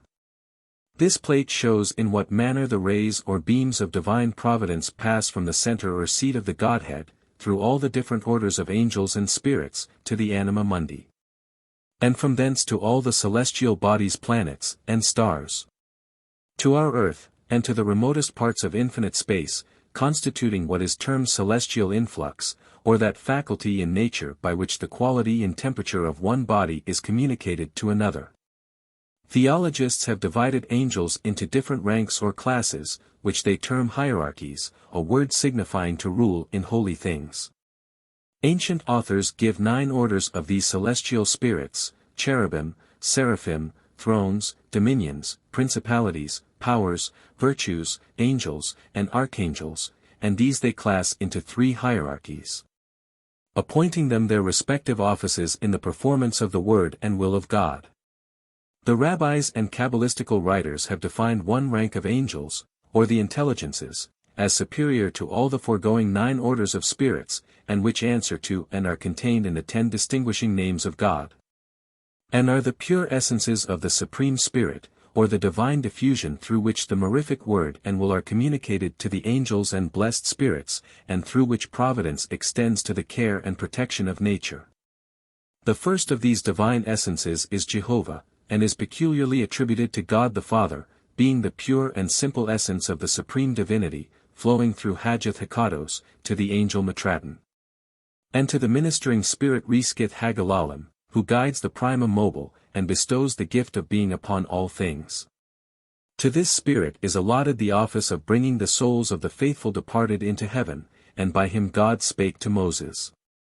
The second is Jah, and is attributed to the person of the Messiah, whose power and influence descend through the angel Massel into the sphere of the celestial zodiac.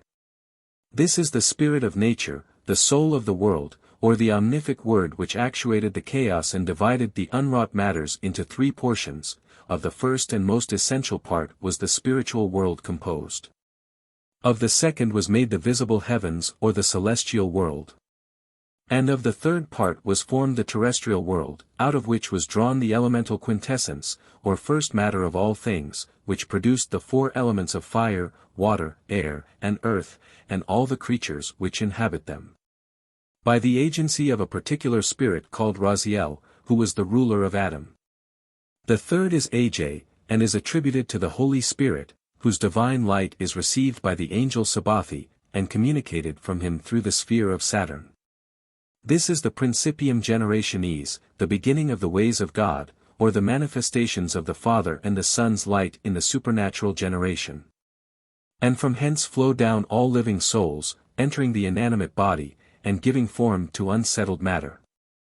The fourth is El, through the light of whom flows grace, goodness, mercy, piety, and munificence, to the angel Tzadkiel, and, thence, passing through the sphere of Jupiter, fashioneth the images of all bodies, bestowing clemency, benevolence, and justice on all. The fifth is Elohi, the upholder of the sword, and left hand of God, whose influence penetrates the angel Geburah, and thence descends through the sphere of Mars, giving fortitude in war and affliction. The sixth is Tsebaoth, who bestoweth his mighty power through the angel Raphael into the sphere of the sun, giving motion, heat, and brightness to it, and thence producing metals. The seventh is Elion, who rules the angel Michael, and descends through the sphere of Mercury, giving benignity, motion, intelligence, and eloquence. The eighth is Adonai, whose influence is received by the angel Haniel, and communicated through the sphere of Venus, giving zeal, fervency, and righteousness of heart, and producing vegetables. The ninth is Shaddai, whose influence is conveyed by cherubim to the angel Gabriel, and falls into the sphere of the moon, causing increase and decrease of all things, like unto the tides of the sea, and governing the genii and natural protectors of man. The 10th is Elohim, who extends his beneficence to the angel Jezedath, into the sphere of the earth, and dispenseth knowledge, understanding, and wisdom. The 3 first of these 10 names, Jehovah, Jah, and Aj, express the essence of God, and are proper names, but the other 7 are only expressive of his attributes. The only true name of God, according to the Kabbalah, is the name of 4 letters, the Tetragrammaton, Yod-He-Vav-He. In the exterior circle of the celestial heaven, occupied by the fixed stars, the anima mundi hath her particular forms, answering to the ideas of the divine mind. And this situation approaching nearest to the empyrean heaven, the seat of God, receives the spiritual powers and influences which immediately proceed from him. Hence they are diffused through the spheres of the planets and heavenly bodies, and communicated to the inmost center of the earth by means of natural law, or the spirit of the world, that rules the terrestrial world. While many ancient authors have contended on the definition and meaning of the word nature, yet they all in reality mean one and the same thing, only giving different explanations of the same ideas. And if their arguments are closely pursued and compared with each other, they will all tend to show that the anima mundi and the soul of the universe is what they mean by nature. Symbols of the Alchemists. This volume would be incomplete without the symbols of the alchemists, as they naturally pertain to natural magic, and occasionally prove of great value. The London Pharmaceutical Journal, an excellent authority, gives the symbols we here introduce. Nowadays chemists write their formulas and work out their processes by means of symbols, and the alchemists used also signs and hieroglyphics to represent the then known elements, metals, and other substances in common use. The so-called elements, fire, water, air, earth, were represented by special symbols, here represented. The metals were supposed to be influenced by the planets to a certain degree, and were represented by the corresponding signs of the zodiac. Various other articles also had their symbols, which served as a means of shorthand at a period when calligraphy was little known or employed. Gold, for instance, was associated with the sun because of its brightness and perfection, for it was always held to be the noblest of metals. The symbol applied to it embodies these qualities. Silver resembles the moon in luster, and the origin of the crescent needs no explanation. Iron was dedicated to Mars, being the metal from which implements of war were made, Mars being the god of war, probably owing to the blood-red color of the planet. Saturn was the slowest of the planets, and lead, being the dullest and most despised of metals, was therefore accorded to Saturn. Quicksilver was, of course, most appropriate to Mercury, the messenger of the gods. Dar. Pereira derives all these symbols from gold and the Greek cross, taken to represent acrimony, the supposititious substance, which, combined with gold, produced other metals. Copper, for instance, has the sign of gold on top, and that of acrimony underneath. Quicksilver derived its symbol from that of silver on the top, because of its color, that of acrimony beneath, and gold between, because gold was supposed to lurk in all metals. Iron was supposed to contain acrimony of a different nature from that of the other metals, being represented in this symbol by the barbed spearhead. Fire and water being antagonistic are represented by the same symbol, one being inverted.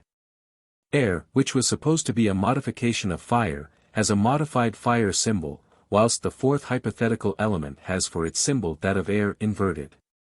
These are based on Aristotle's doctrine, which taught that the four elements had each two qualities, one of which was common to some other elements. End Matter by Lawrence. A Message from the Stars. I stood at eventime. The never-ending plain. All empty looked and void. Yet, as I gazed again, an army bivouacked. Unnumbered points of light bespoke a force supreme, invincible for right. The Eternal Principle. By Dr. L. W. de Lawrence. The struggle between light and darkness, between good and evil, is as old as the world, and yet there is no principle of evil. Whatever degrades is evil, whatever elevates is good. Evil or so-called sin is simply undeveloped good. Good and evil are the light and shadow of the one eternal principle of life, and each is necessary for the existence of the other. The struggle between light and shadow is life, and there can be no life without a struggle. Matter transmits force, but does not originate force. It is for a time the receptacle of power, but not the power. All essence of power belongs to spirit. All pure force is invisible. Matter and spirit may be one to the absolute and infinite being, but that one is spirit. In human speech, matter is only the name of an effect whose cause is wrapped in mystery.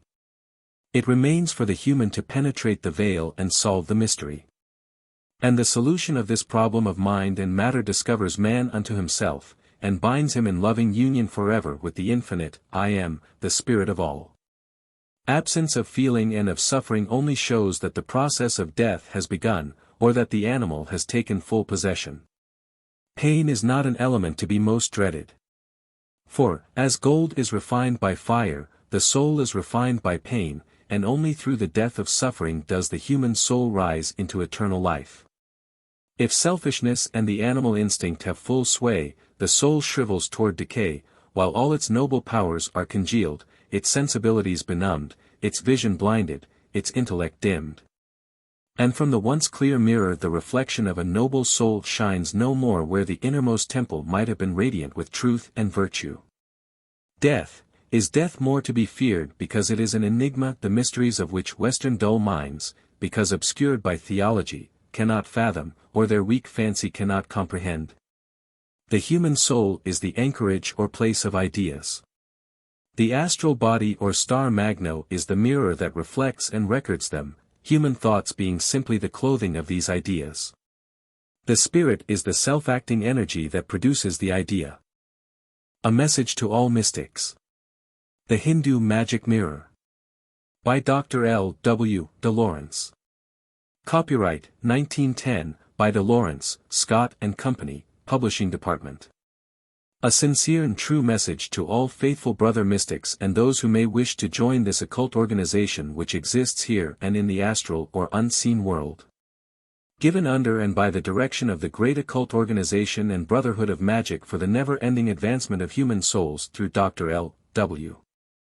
de Lawrence, whose supreme desire is to educate capable and sincere brothers and sisters to act in concert with our brotherhood of unseen mystics and teach them the work that they must do preparatory thereto. I, Dr. L. W. de Lawrence, do hereby state, truly, and positively, that I know that the existence of a powerful occult organization and brotherhood of mystics, both here and in the great unseen world, to be an incontestable truth.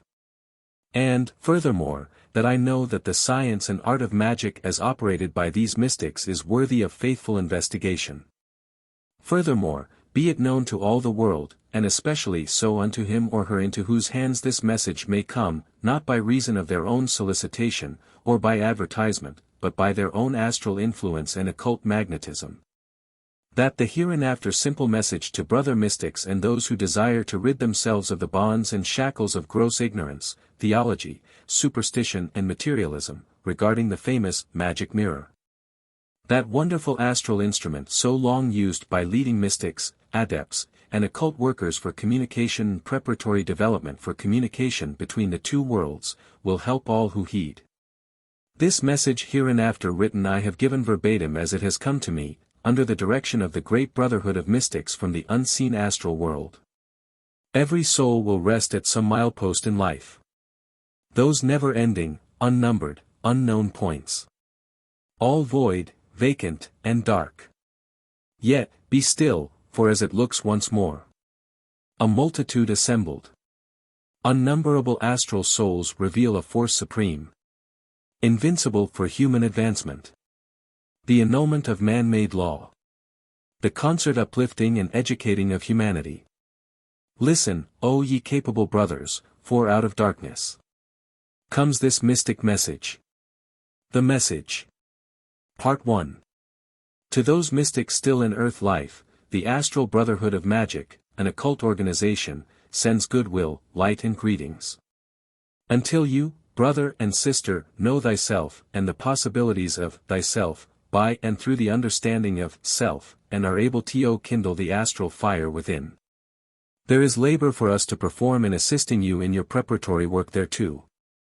The shackles and chains of centuries, of cycles of ages, of antiquity, are riven at length by their own corroding and heart-eating rust, materialism. Let ye, O brother and sister, listen most attentively, for no shackle or bond that comes of theology, darkness or superstition, or gross ignorance, can ever endure the full light of inner truth nor the full dawn of the day. To carry this work onward to its and your own full success we must have true, faithful, sincere and capable brothers on the earth plane who have common sense, sense that is not common, and who will act in full concert with us for the uplifting and occult education of humanity. No city code, or man-made law, can overthrow, annul or set aside the laws of God, self, nature. The progressive mystic who has received his or her occult education will always act unselfishly, for they have by their education become nature's, God's, own legitimate and true instrument in human advancement. They have steadfastly met and overthrown error, superstition, theology, ignorance, and arrogance in high and so-called holy places, and have thus denied the so-called divine right of kings, ministers, and priests, and those who would scoff at spiritism. They have without hesitation uprooted and overthrown the rule of despot and tyrant, have led true brothers and sisters with the potent weapon of mental thought and astral force, to triumph over superstition and ignorance. And will finally be the means of ending the reign of the beasts of materialism and selfishness who can exist only for a time, and times, and half-time. Before the truths of our brotherhood and occult organization, the bonds and shackles of fettered humanity are destined to melt as snow beneath the sun of Aries. Do not be so foolish as to ask whether you are a mystic or whether you can develop sufficiently to become identified with this great occult organization and ultimately communicate directly and personally with the unseen brotherhood. Each and every sensible and true soul possesses within itself these possibilities, which are simply the attributes of divine soul powers. Of course you may suppress and crucify them, or permit them to lie dormant, but only to your own loss and sorrow. Or you can allow them to thrive and bloom, like the lotus blossoms on the river Nile, to a beauty and power that will allow you to outstep those who have devoted themselves to more inferior studies and pursuits. Are you superstitious? Are you orthodox? Are you stingy? Are you selfish? Are you a doubting Tom? Ask yourself these questions. These are the deep, treacherous, underlying false conditions you must combat and overcome. Can you lay aside these selfish or superstitious instincts and work for the good and uplifting of all worthy brothers and sisters instead of the aggrandizement of self? If you can, then you are welcome to our astral organization and great occult brotherhood. If such you are, then we stretch out to you a helping hand over the infinite spaces, from the dim, forgotten centuries, and recognize you as a true brother or sister and comrade. You may rest assured, and the future will prove the truth of this statement, that the reign of truth and absolute justice and absolute unselfishness ultimately will come to every planet. To such culmination the progress of Earth life is marked with every vicissitude that change and man-made laws may imply. When such a condition has been brought about, the planetary forces that previously indicated so much sorrow and suffering are discovered to be essential to perfect social organization. 'Tis thus the condition of adversity is turned into the force of perpetuity, the disappointments of failures and obstruction and slow decay are turned into a condition of sure, safe advancement. Infinite force and infinite intelligence are infinitely good. If what you read here stirs the soul and smoldering forces within you, it is the responding cry of your true spiritual self, your true ego, the astral self, recognizing and responding to the desires and vibrations of the eternal self. It rests entirely with you whether this warning and recognition bears fruit or not. If you decide to act, ponder and consider well our advice. Be silent. Be ye wise as serpents but harmless as doves. A seed before it sprouts lies concealed, secret and silent in the dark earth. It is in this condition that it finds its real and only opportunity for growth and development. Antagonistic elements can only sweep over it while it lies concealed. Its work, growth and development goes silently on. Such must be your self-development. So must your astral and soul forces develop while silently hid in yourself. Neither money nor position will buy true knowledge, nor can they destroy true knowledge. Astral powers, and soul forces, cannot be measured with money. Your magical powers and great astral possibilities must spring to life within yourself. Jesus, the greatest master that ever lived, said, "Seek ye the kingdom of God within you." We admonish you likewise. See well to it that you heed.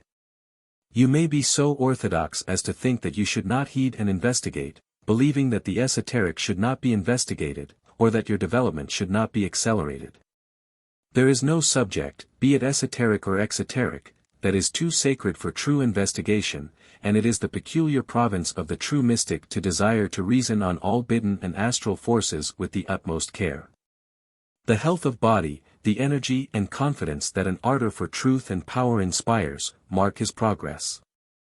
No doubters, no laggard, no dotard, charlatan, no miser, no selfish one may ever hope to succeed, or ever overtake the fleeting feet of true occultism and esoteric truths.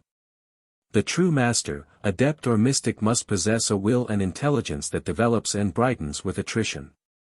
No scoffer, no obstacle, should daunt him, no condition should bar him, nothing should hinder or discourage him in his astral development in search after truth. He must acquire secret knowledge and mystic powers as a miser does his wealth to hold, his soul his strongbox, but, unlike the miser, he can give of his store and yet retain his all. Steadfastness and purity of purpose and self are a necessary requisite while traveling the rugged path of occultism and mystic development. We cannot enter into diseased or sensual conditions. We may and desire to set those astral forces in operation that will assuage deep-seated sorrow and physical suffering, but we cannot be expected to bring sweet music out of inharmonious notes. To attempt to do so would of course be foolish and result in deep injury to ourselves. So we say, be pure, save your vital forces and preserve them long into old age. The true mystic and real master never dissipates his physical or sex forces. The dissolute, sensual man does. The unspent and preserved sex and germinal forces surrounds you with a beautiful purple aura, which envelopes you always greatly to your honor as well as being conducive to your development. This beautiful aura and strength-giving element is dissipated and destroyed by sensual acts and animal instincts.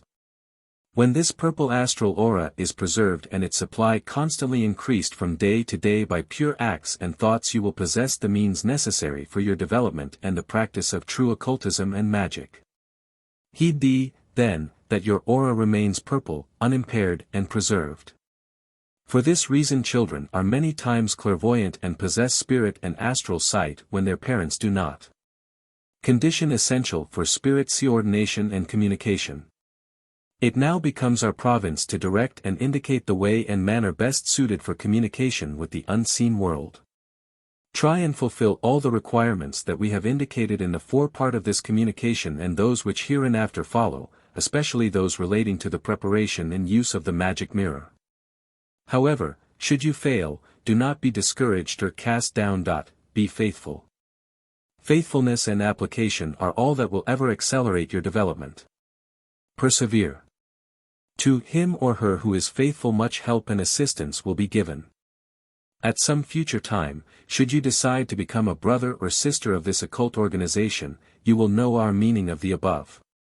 For we assure you we know full well how to handle this problem that has vexed so many who insist in developing in their own foolish way.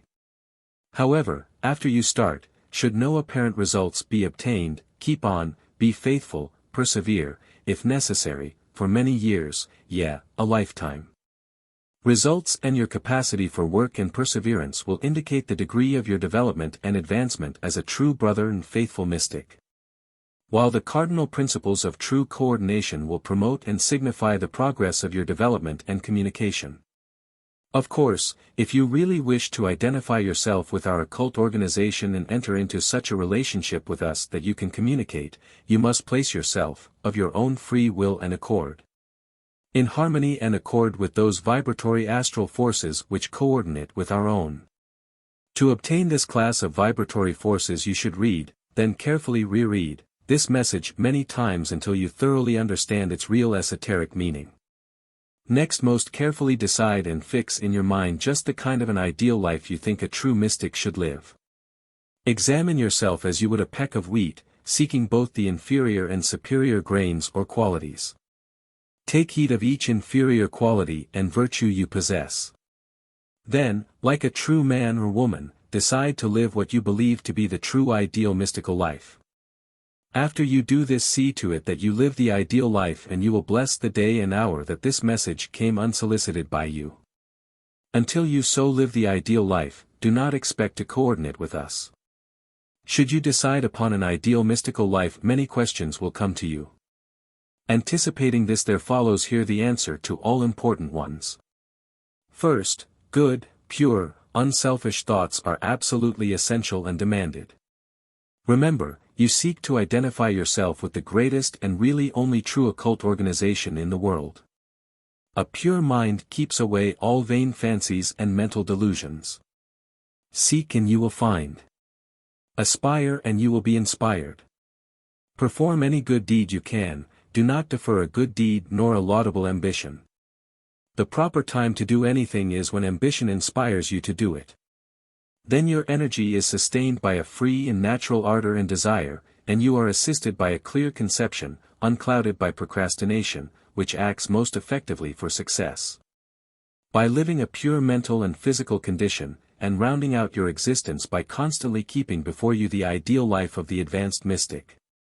You should rapidly advance to a degree of spiritual light and astral coordination where we may be able to establish intelligent communication with you. But remember, it all depends upon your faithfulness and capacity to persevere until you have advanced to a point where you can place yourself in a sphere of vibratory astral forces that will admit of perfect coordination. When to use a magic mirror. Now if you have begun to live the ideal life and have arisen to a degree where we can cooperate with you through your aura, you are now in a state where you can seek coordination, communication and relationship with us through a magic mirror. Every wise mystic constructs his own opaque magic mirror, not because it could not be made for him, but because, if he constructs it himself, it will be more certain to serve the occult purpose for which it was made. It will also more fully co-equal with his own cloistral and monastic personality. A magic mirror made under these circumstances, with an intense desire in the disciple to succeed, will not be a means of preventing sodality and exclusive association between himself and the astral world, as would one constructed by another. Impregnated and perverted with their selfish corporeal magnetism and depressed lustreless aura, which always serves as a bar to your complete coalesce and association with those in spirit life. If you wish to succeed, disassociate yourself with any individual whose sole object and pursuit is financial gain, or who is of a mercenary nature. If you make it a rule in life to disassociate yourself with any person who has a parsimonious, stingy nature and who is always curmudgeonly in his dealings, you will be better off.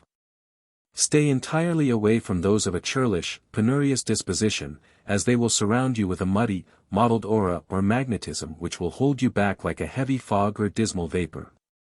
For this reason, unless you are careful, it is best to always live a sequestered and monastic life as far as your business and earthly pursuits will allow. Far better that you remain untrammeled than to have to do with the close-handed and niggardly. Never get intimate or confidential with them or their kind. Have no dealings with them, as they are surrounded with an aura that means death to your hopes. Shun them as you would an abominable, odious, damnable thing, for if you could see them in their true light, as the mystic can, you would shrink and recoil from them as you would from something that was loathsome and nauseating, accursed. Now, should you be interested enough to follow further, and it is purely your own affair whether you do or not, you are going to be told that if you were in a position to see clearly, that is to say, if your spiritual or astral sight was developed, you would be able to observe many things which are low and unbecoming in those around you. Spirit sight at will. If you doubt this, it's because it is concealed from you owing to the fact that you only possess the physical sight. These things can only be observed by those who have spirit sight at will.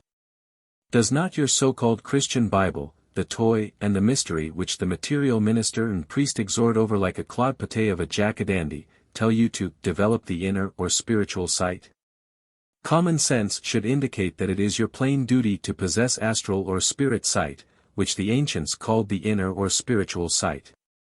If you wish to own a real, genuine opaque magic mirror and be able to make it exactly as it was made by famous ancient mystics so that it will possess occult virtue and become infused with astral auras, then proceed as hereinafter instructed.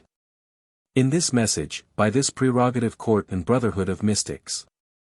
Foremost, procure unto thyself the following materials from Messrs. de Lawrence, Scott and Company, with which to make your own opaque magic mirror. 1 convexo-concave superior transparent glass which has a perfect and complete sphericity of form on the properly indicated side, manufactured by a certain secret process and formed by infusing silicious matter with fixed alkalis. But so constructed that it possesses none of the qualities of the lens, so that rays of astral light passing through it are not made to change their direction or to magnify or diminish objects at a certain distance. As does the crystalline humor of the human eye. In other words, this exclusive convexo-concave superior transparent glass must be so made by a special process that it has no mitigating, assuasive or lenitive qualities whatsoever. Its exact size must be 5 9/16 times 7 10/16 inches. Next obtain a sufficient amount of a secret bituminiferous substance like that used by the ancient mystics and old philosophers for this very purpose. Also one small brush, very fine. The entire cost of the above materials, securely packed and sent in a special mailing case to any post office address in the world, should not exceed the amount of $3. The materials referred to above were positively, previous to this communication, not obtainable anywhere in the world, arranged ready for instant use. Next obtain a box with a lid on to hold your mirror. Next procure 1 yard of new cloth. These are special materials from which you can make a genuine superior opaque magic mirror. The material for making a superior magic mirror, that is, the convexo-concave transparent non-magnifying superior glass, 5 9/16 times 7 10/16 inches, and the secret bituminiferous substance to be used for coating your magic mirror. And the fine brush also to be used to apply the coating, you must obtain as told above, of Messrs. De Lawrence, Scott and Company. The box for holding the magic mirror, the yard of cloth and the pint of turpentine which you will also need, you of course can easily obtain yourself at a nominal cost from the stores where you reside. These convexo-concave superior glasses for making the magic mirrors are prepared especially for this purpose and are only sold by Messrs. De Lawrence, Scott and Company, who are the biggest and only official dealers in these materials as well as standard occult, spiritual and magical books and temple incense in the world. They are also official and direct importers, maintaining permanent offices and connections in India and the Orient for the importing of such materials as temple incense and costly essences which are used by the priests and mystics in the Orient and Hindu occult chambers. These particular superior transparent glasses, from which a magic mirror can be made, cannot be obtained of anyone in the world outside of Messrs. De Lawrence, Scott and Company. Notwithstanding that after the publication and circulation of this message others may offer them for sale. So, unless you know that your dealer obtains them from this firm direct, you have no assurance they are genuine. Unless they are genuine and made after the special process as above, they will fail to serve the purpose for which you have obtained them. To prevent this, obtain materials direct from this firm, or tell your dealer to do so. To prevent the sale of spurious materials for the making of genuine opaque magic mirrors by unscrupulous dealers who will be anxious to supply you after the publication and circulation of this message, you should write Messrs. De Lawrence, Scott and Company, direct, and they will advise you by return mail whether your dealer is obtaining his materials from them or not, or whether he is imposing upon you. They also sell, at a small cost, an excellent sphere or crystal, which no mystic or adept ever thinks of being without. See pages 308 to 309. A mystic or real adept would be in no better shape to carry on occult or mystical work without his rock crystal or Hindu beryl, or an imported astral sphere, than would a man who tried to write with no ink in his pen. Messrs. De Lawrence, Scott and Company have on exhibition in their offices a genuine rock crystal or Hindu beryl, imported astral sphere, value of which is $150, the same being the personal property of Dr. L. W. De Lawrence, who has repeatedly refused $500 cash for it. Students and mystics as well as others owe much to this progressive firm, whose business has increased so rapidly that they have been compelled to move in larger quarters. And there is a possibility that they may be compelled to erect their own building as their business is increasing daily. This firm imports from the Orient and Europe and in turn exports books and other goods to every country in the world. Dr. L. W. De Lawrence's name is as well known in South Africa, Gold Coast Africa, India and British West Indies as it is in Europe and the United States. After a careful canvass and checking up of sales, it was found that there was not a city nor town in the United States but what sheltered one or more students who had purchased and studied this famous man's books. Another thing students have this firm to thank for is their bold manner of stopping dealers in charging exorbitant prices for official books and materials necessary to carry on occult work. A case in point is their recent publication of a fine edition of that famous book sold in London entitled, The Mysteries of Magic, by Eliphas Levi. Importers and London dealers sold this book at $3.75, prepaid, cheaply gotten up. De Laurence, Scott and Co. obtained a copy, set their typesetters, their plate makers, their printers and binders to work, and published a modern edition of this excellent work on occultism and magic. Bound it in red silk and stamped it in pure gold and sold it all over the world for $2.00, prepaid, thereby saving sincere students $1.75 on this one book. Still another case, India's Hood Unveiled, Spirit Sight at Will, written by a native of South India, was being sold from India at a high price, published in paper covers. Today De Laurence, Scott and Company have their own exclusive edition of this work on the market for $2, prepaid, finely bound. Dr. L. W. De Laurence has given to the world, with the sole object of forming the Congress of the Ancient Divine Mental and Christian Masters, to date, 5 grand text books, namely, first, The Immanence of God, Know Thyself.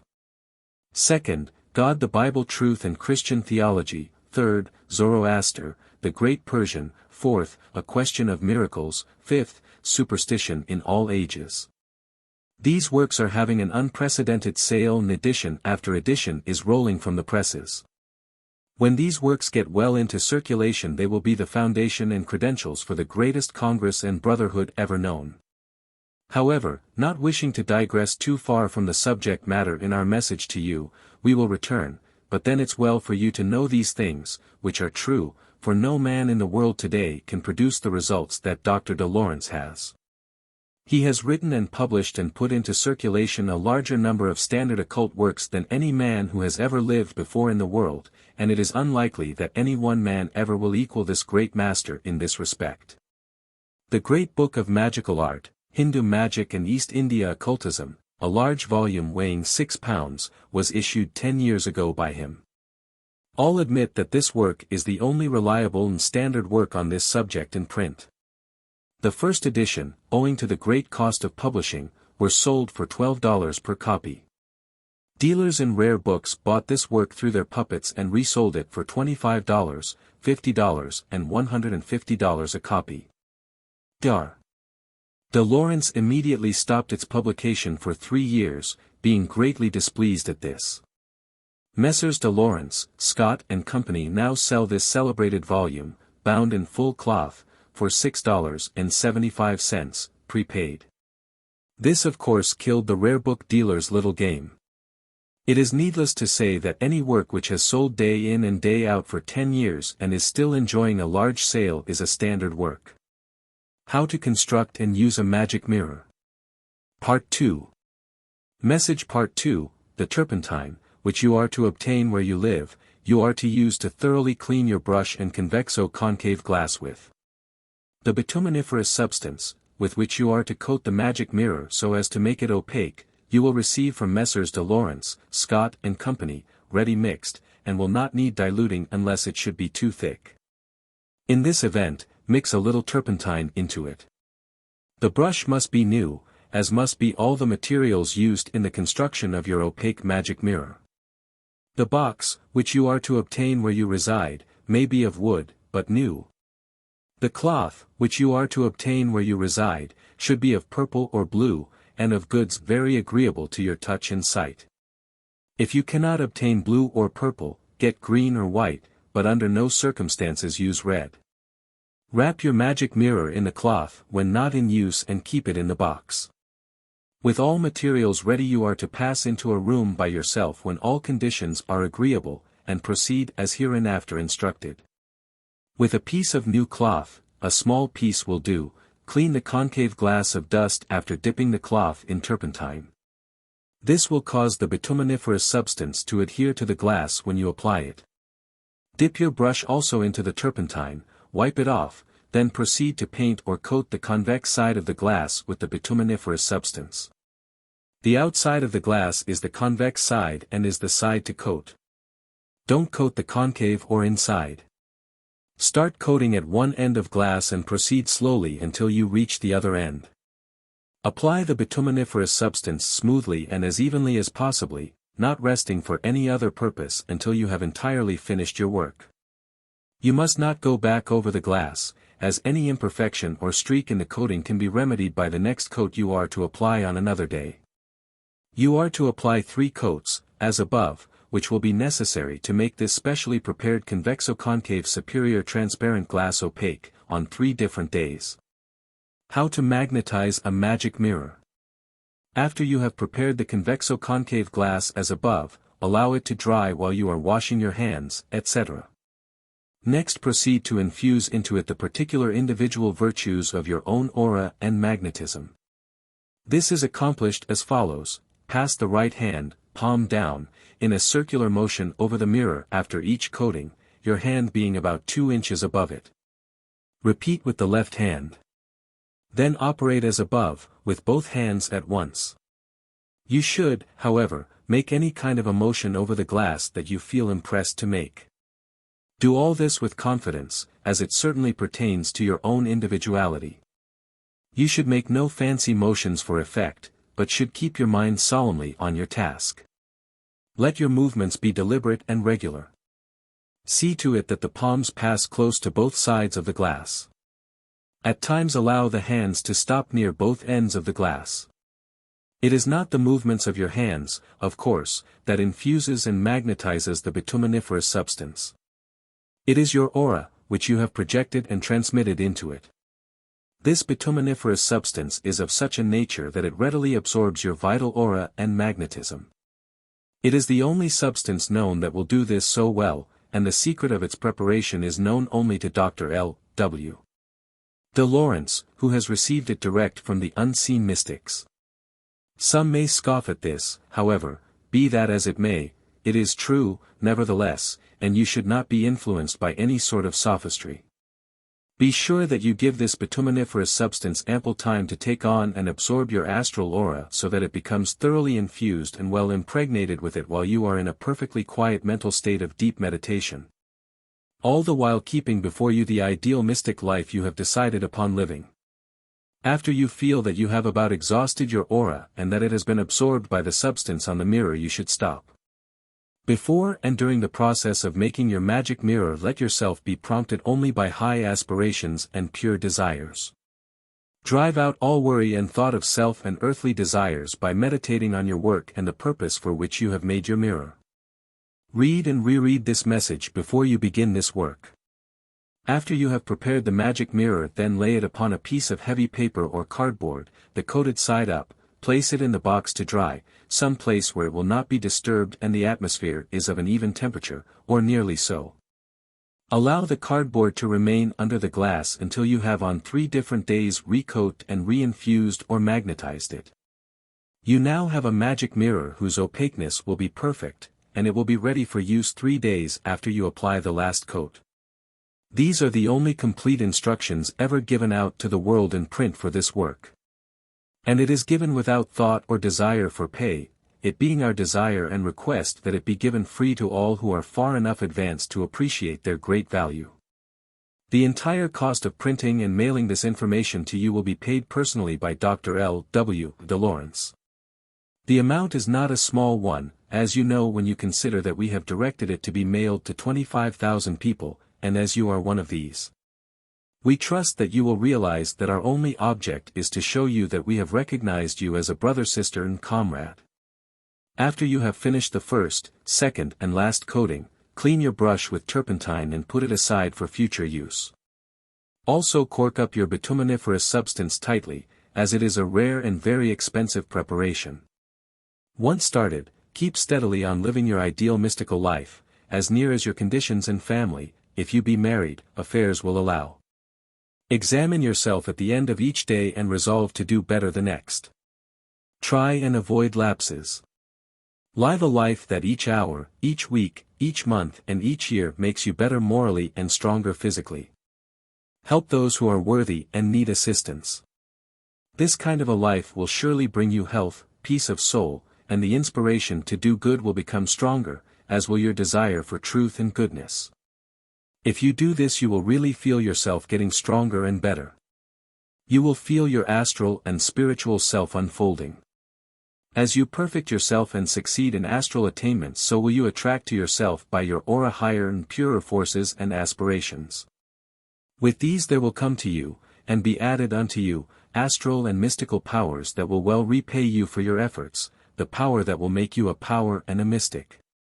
Remember, brother and sister, that each should give according to his or her ability and will receive according to his or her capacity. This development, this inspiration, this astral unfoldment, this progress, these powers, all these, and more, must come from within, for, remember, the kingdom of God is within you. Without this unfoldment of your astral self, all the spirits and astral powers in the universe might be ready to help you and obey your invocation, but no results would follow their ministrations. You must unfold. Astral powers, astral sight, and spirit sight must unfold from within you. You can blindly follow the childish instructions and methods of the so-called professors and mediums and surface writers and so-called authors until you are sore tired, heartbroken and discouraged. And you will never even be able to receive intelligently an astral or mental impression from the unseen world, let alone being able to coordinate and enter into intelligent communication. With a heart destitute of selfishness, with your soul on fire for humanity, and a mind desiring and aspiring for help and truth. Always desiring to engage in good occult works, all these the fruits of a good life, you will need and shall have our help and companionship. Once your magic mirror has been constructed strictly according to our direction in this message, it will be necessary of course for you to give us an opportunity to materialize and also communicate with you. This can only be accomplished by your conforming to certain conditions as hereinafter indicated. The first essential is regular sittings or periods of meditation, when you must get mentally and physically quiet, so as to completely bring about a condition of receptivity to external psychic and astral forces. You should go into silent and secret meditation at certain specified times and observe that you attend well this duty, always endeavoring to bring about a state of introspection. You will observe we have advised that these sittings be secret. This of course is for your own welfare and protection. Keep it from the curious, and we do here admonish you in this beginning to be secret, and neither teach nor manifest to anyone this work, or place, or time, nor your desire, or will, except it be to a true companion. Brother mystic or master of this work, who likewise should be faithful, discreet, silent, and dignified by nature, education and conduct. Never are you to expose or reveal them to unworthy or unscrupulous persons. But reveal them only to faithful, discreet and chosen friends, for your association with a prating companion, whose misbelief, doubting, questioning, and, lastly, unworthiness hinders and disturbs the effect and result of every magical and occult operation. Consequently, and, in consideration of what has been said in the forepart of this message, about the undesirable astral auras some people carry around with them, you should not seek the companionship of those who are unworthy. Set a given time for your meditation period and development in the use of your magic mirror.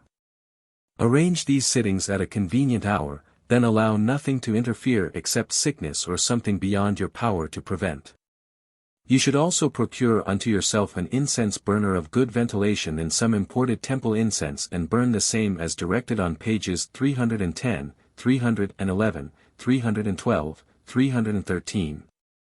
Burn a small amount of this compound at every sitting with a magic mirror or a crystal.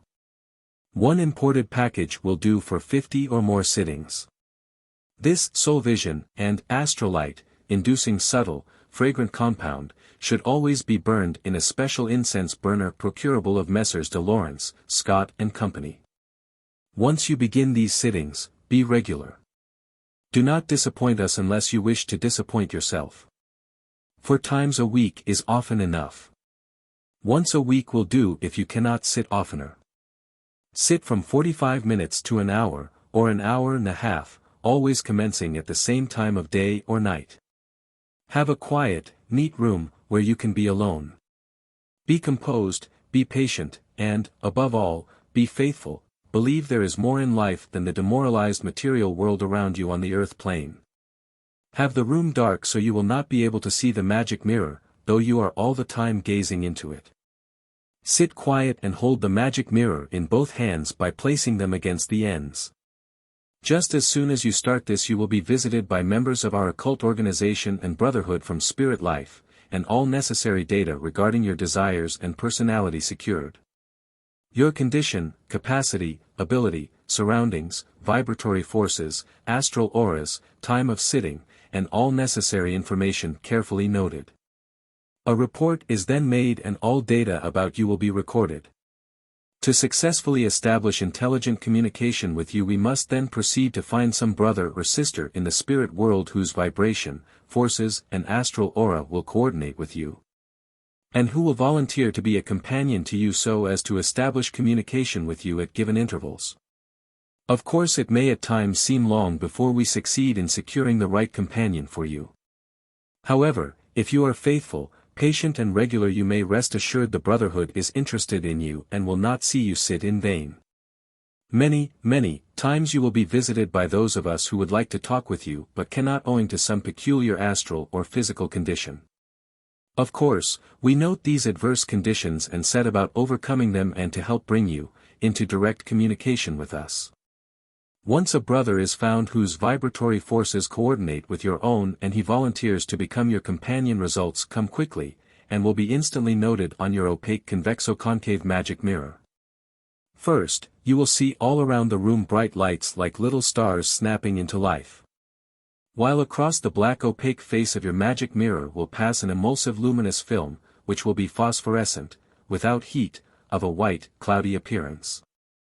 This is the usual manifestation of the presence of astral forces.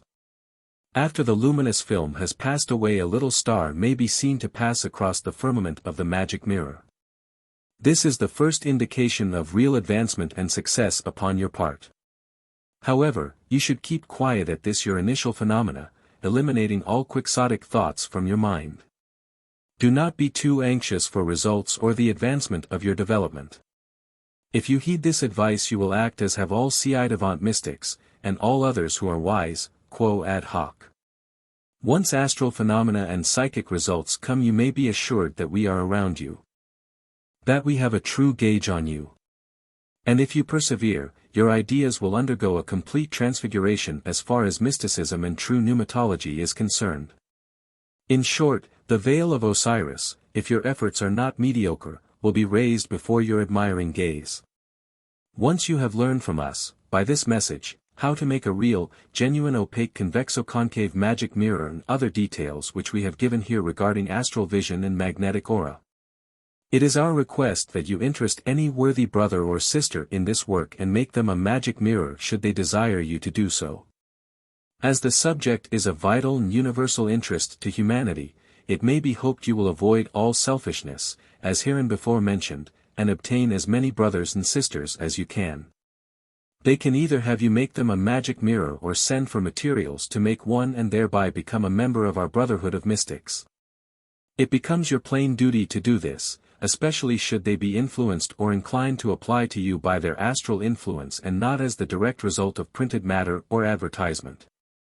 In constructing an opaque convexo-concave magic mirror for another who wishes to become a mystic, take just as much care with it as if it were your own and deliver it to him or her, as the case may be. No matter if you have become greatly attached to it yourself. Your charge should not exceed $5, or less if you feel disposed. Admonish the one who receives it never to let anyone else handle it. Try to become a trained psychic, seer and mystic by studying and using the opaque magic mirror and studying official and standard works that treat on this subject. An excellent book for assisting you in the use of a mirror and crystal is the Mystic Test Book of the Hindu Occult Chambers, Hindu and Egyptian Crystal Gazing, together with the Wonders of the Magic Mirror. This work teaches the original and true science of Hindu seership and spirit and astral sight at will, as it was taught by the old masters and mystics. See Order number 12, Catalogue page number 36. If you would then know the initiations and disciples of the mystic brotherhood and understand the inner psychic and astral nature of yourself and the spiritual basis of human auras, we beckon you, true brother and sister, to join our mystic brotherhood and no longer remain in ignorance regarding your astral or sidereal self. You will then understand every system of astral personality and be able to determine the primary fund and nature of astral and psychic forces, and their nature, and their results. And their aptitudes in dominating industrial life and personal destiny. It is not our purpose to here consider elaborately the nature and substance which compose, and the laws which govern, the astral personality of humanity, or why the nature and destiny of a person is, and can be specifically influenced in one direction more than another by them. This may seem strange. However, if you will consider for a moment the great contention of occult and astral forces that are struggling for supremacy in the psychic or astral regions around and in you, and into which you were born, and which were born into you. And the fact that, even from a physical viewpoint, the volume, direction and effect of these astral forces and auras are forever varying, surging, overcoming, and again equalizing each other with your every change of thought and varying mental attitude and diverse physical conditions, it should be easily understood and realized that they may and really do influence mentality, destiny and results. It would certainly cause a sensation in all social, domestic and commercial life, and would undoubtedly change the tentative art as medicine into an exact science. If the nature and laws that underlie astral and occult forces were universally understood. It does not disprove our claims, as contained herein, nor place them subject to ridicule, because many are not initiated into their use or nature, else must many arts and sciences suffer the same results. All sages, seers, and mystics, and members of all standard and proficient occult organizations know by experience that astral and psychic auras and forces do influence and control the psychical and physical nature of men, women and children, and, in short, all active life. The astral and psychic sight and the intuitions of all ancient and modern mystics is perfect. Results are as a rule more regular in occultism than those said to be obtained from the unmeasured phases of religion, ethics, morality and some other branches of so-called human knowledge and physical or material sciences. People are fast giving up orthodoxy and religion, and the more advanced of mankind are working out the solutions regarding the astral or inner self. Indisputable facts manifesting the astral and mental forces are attested to by great and fearless mystics and men of research all over the world. The near future will be devoted to the solution of man's inner or astral self. People are beginning to greatly desire astral vision and to understand the silent, ever-pulsating forces of the unseen world.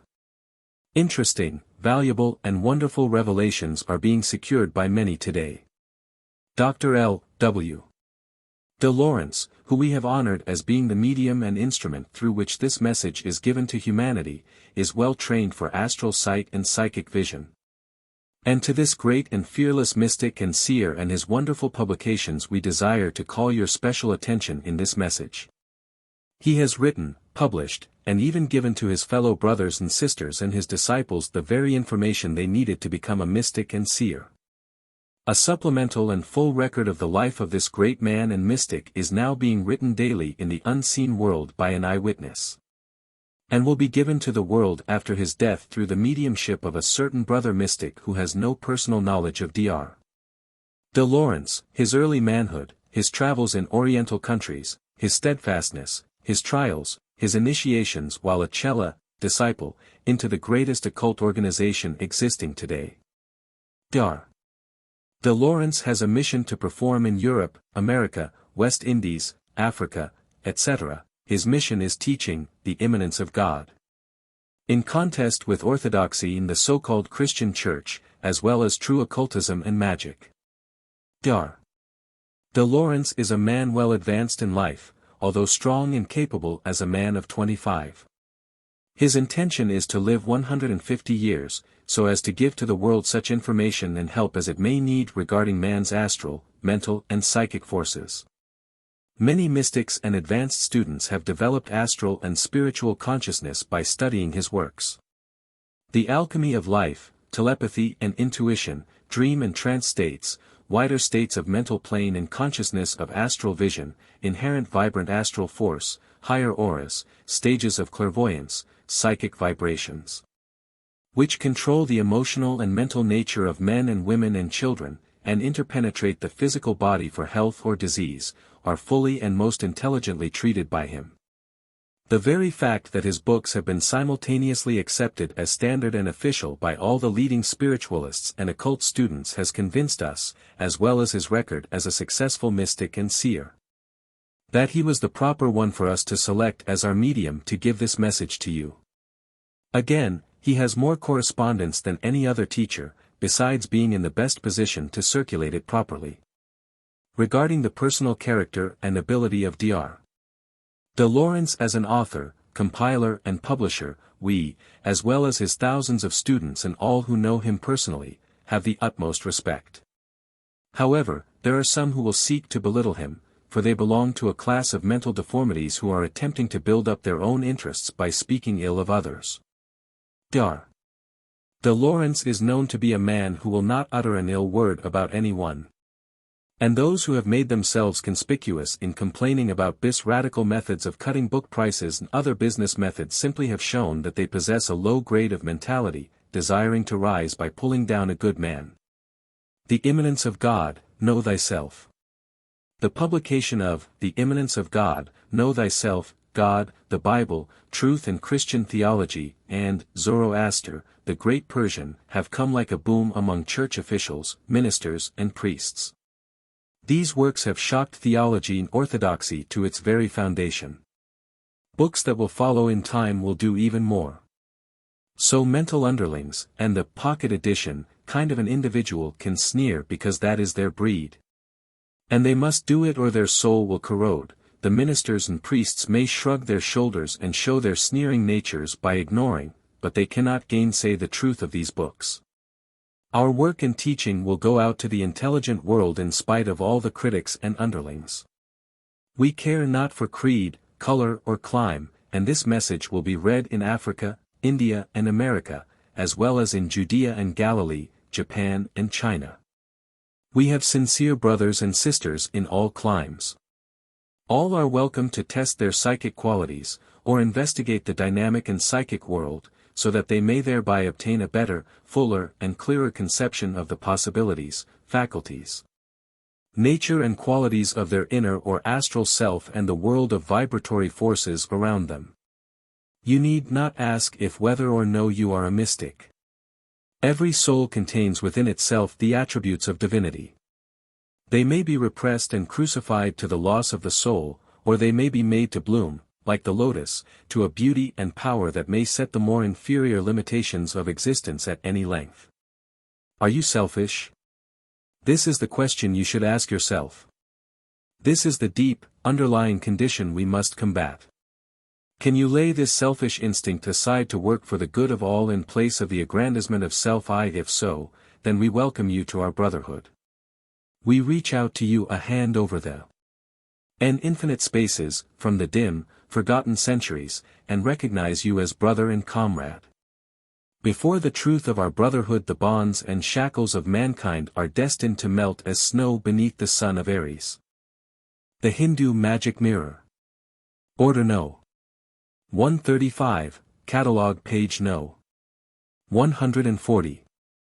For many ages people have sought some medium, instrument, or means by which they might penetrate through, or lift the veil which hangs between the world we inhabit and that vast spiritual realm where causes reside and principles exist. To that end, recourse has been had to various so-called marvelous methods, taught by fake spiritualists, would-be mediums, and silk hat professors, all of which in the end have proved unsatisfactory. No person can reach the interior sight, develop or read in the astral light by such methods. To all who have failed so far there is a surer, better and safer way, and that is self-development, by means entirely within the reach of every one, and which are within their will and control. And which require but the elements of time, patience and constant practice to ensure very good results, if not complete success in soul sight. The best way is for the student to use some form of the spirit glass or magic mirror. Full particulars regarding the construction, magnetizing and use of the magic mirror is contained in A Message to All Mystics. Also read article concerning soul sight and magic mirrors, which will be found in our great catalogue.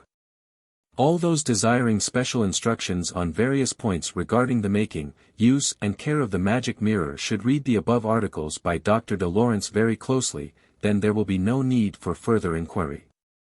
How to obtain the material for making a magic mirror. If you wish to own a real, genuine opaque magic mirror and be able to make it exactly as it was made by famous ancient mystics so that it will possess occult virtue and become infused with astral auras, then proceed as hereinafter instructed.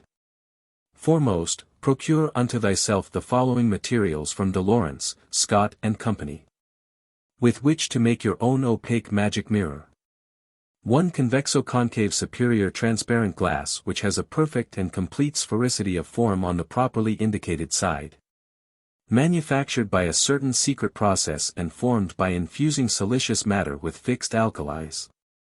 But so constructed that it possesses none of the qualities of the lens, so that rays of astral light passing through it are not made to change their direction or to magnify or diminish objects at a certain distance, as does the crystalline humor of the human eye. In other words, this exclusive convexo-concave superior transparent glass must be made by a special process that it has no mitigating, assuasive or lenitive qualities whatsoever. Its exact size must be 512 to 16 times 712 to 16 inches. Next obtain a sufficient amount of a secret bituminiferous substance like that used by the ancient mystics and old philosophers for this very purpose. Also 1 small brush, very fine. Messrs. De Laurence, Scott and Company will, upon order, supply the materials hereinbefore mentioned, consisting of 1 specially made convexo-concave superior transparent glass, 512-16 x 712 to 16 inches. A sufficient amount of a secret bituminiferous substance to give the glass 3 coats and make it opaque. Also a brush to apply the substance on the glass. Order number 135, the above materials will be sent in a mailing case, securely packed, together with the famous messages to all mystics, which gives full directions for making a magic mirror. Price, $2.50. Foreign, 12s, 10d. Magic mirror, special heavy XX. Order No. 136, catalog page 140. Same material as described above, except that the superior transparent glass is XX heavy, and the more desirable, especially for professional business. Order No. 136, price with 1 fine sable brush and a sufficient amount of bituminiferous substance to make same perfectly opaque, $3.50, prepaid. Foreign, 16s 5d.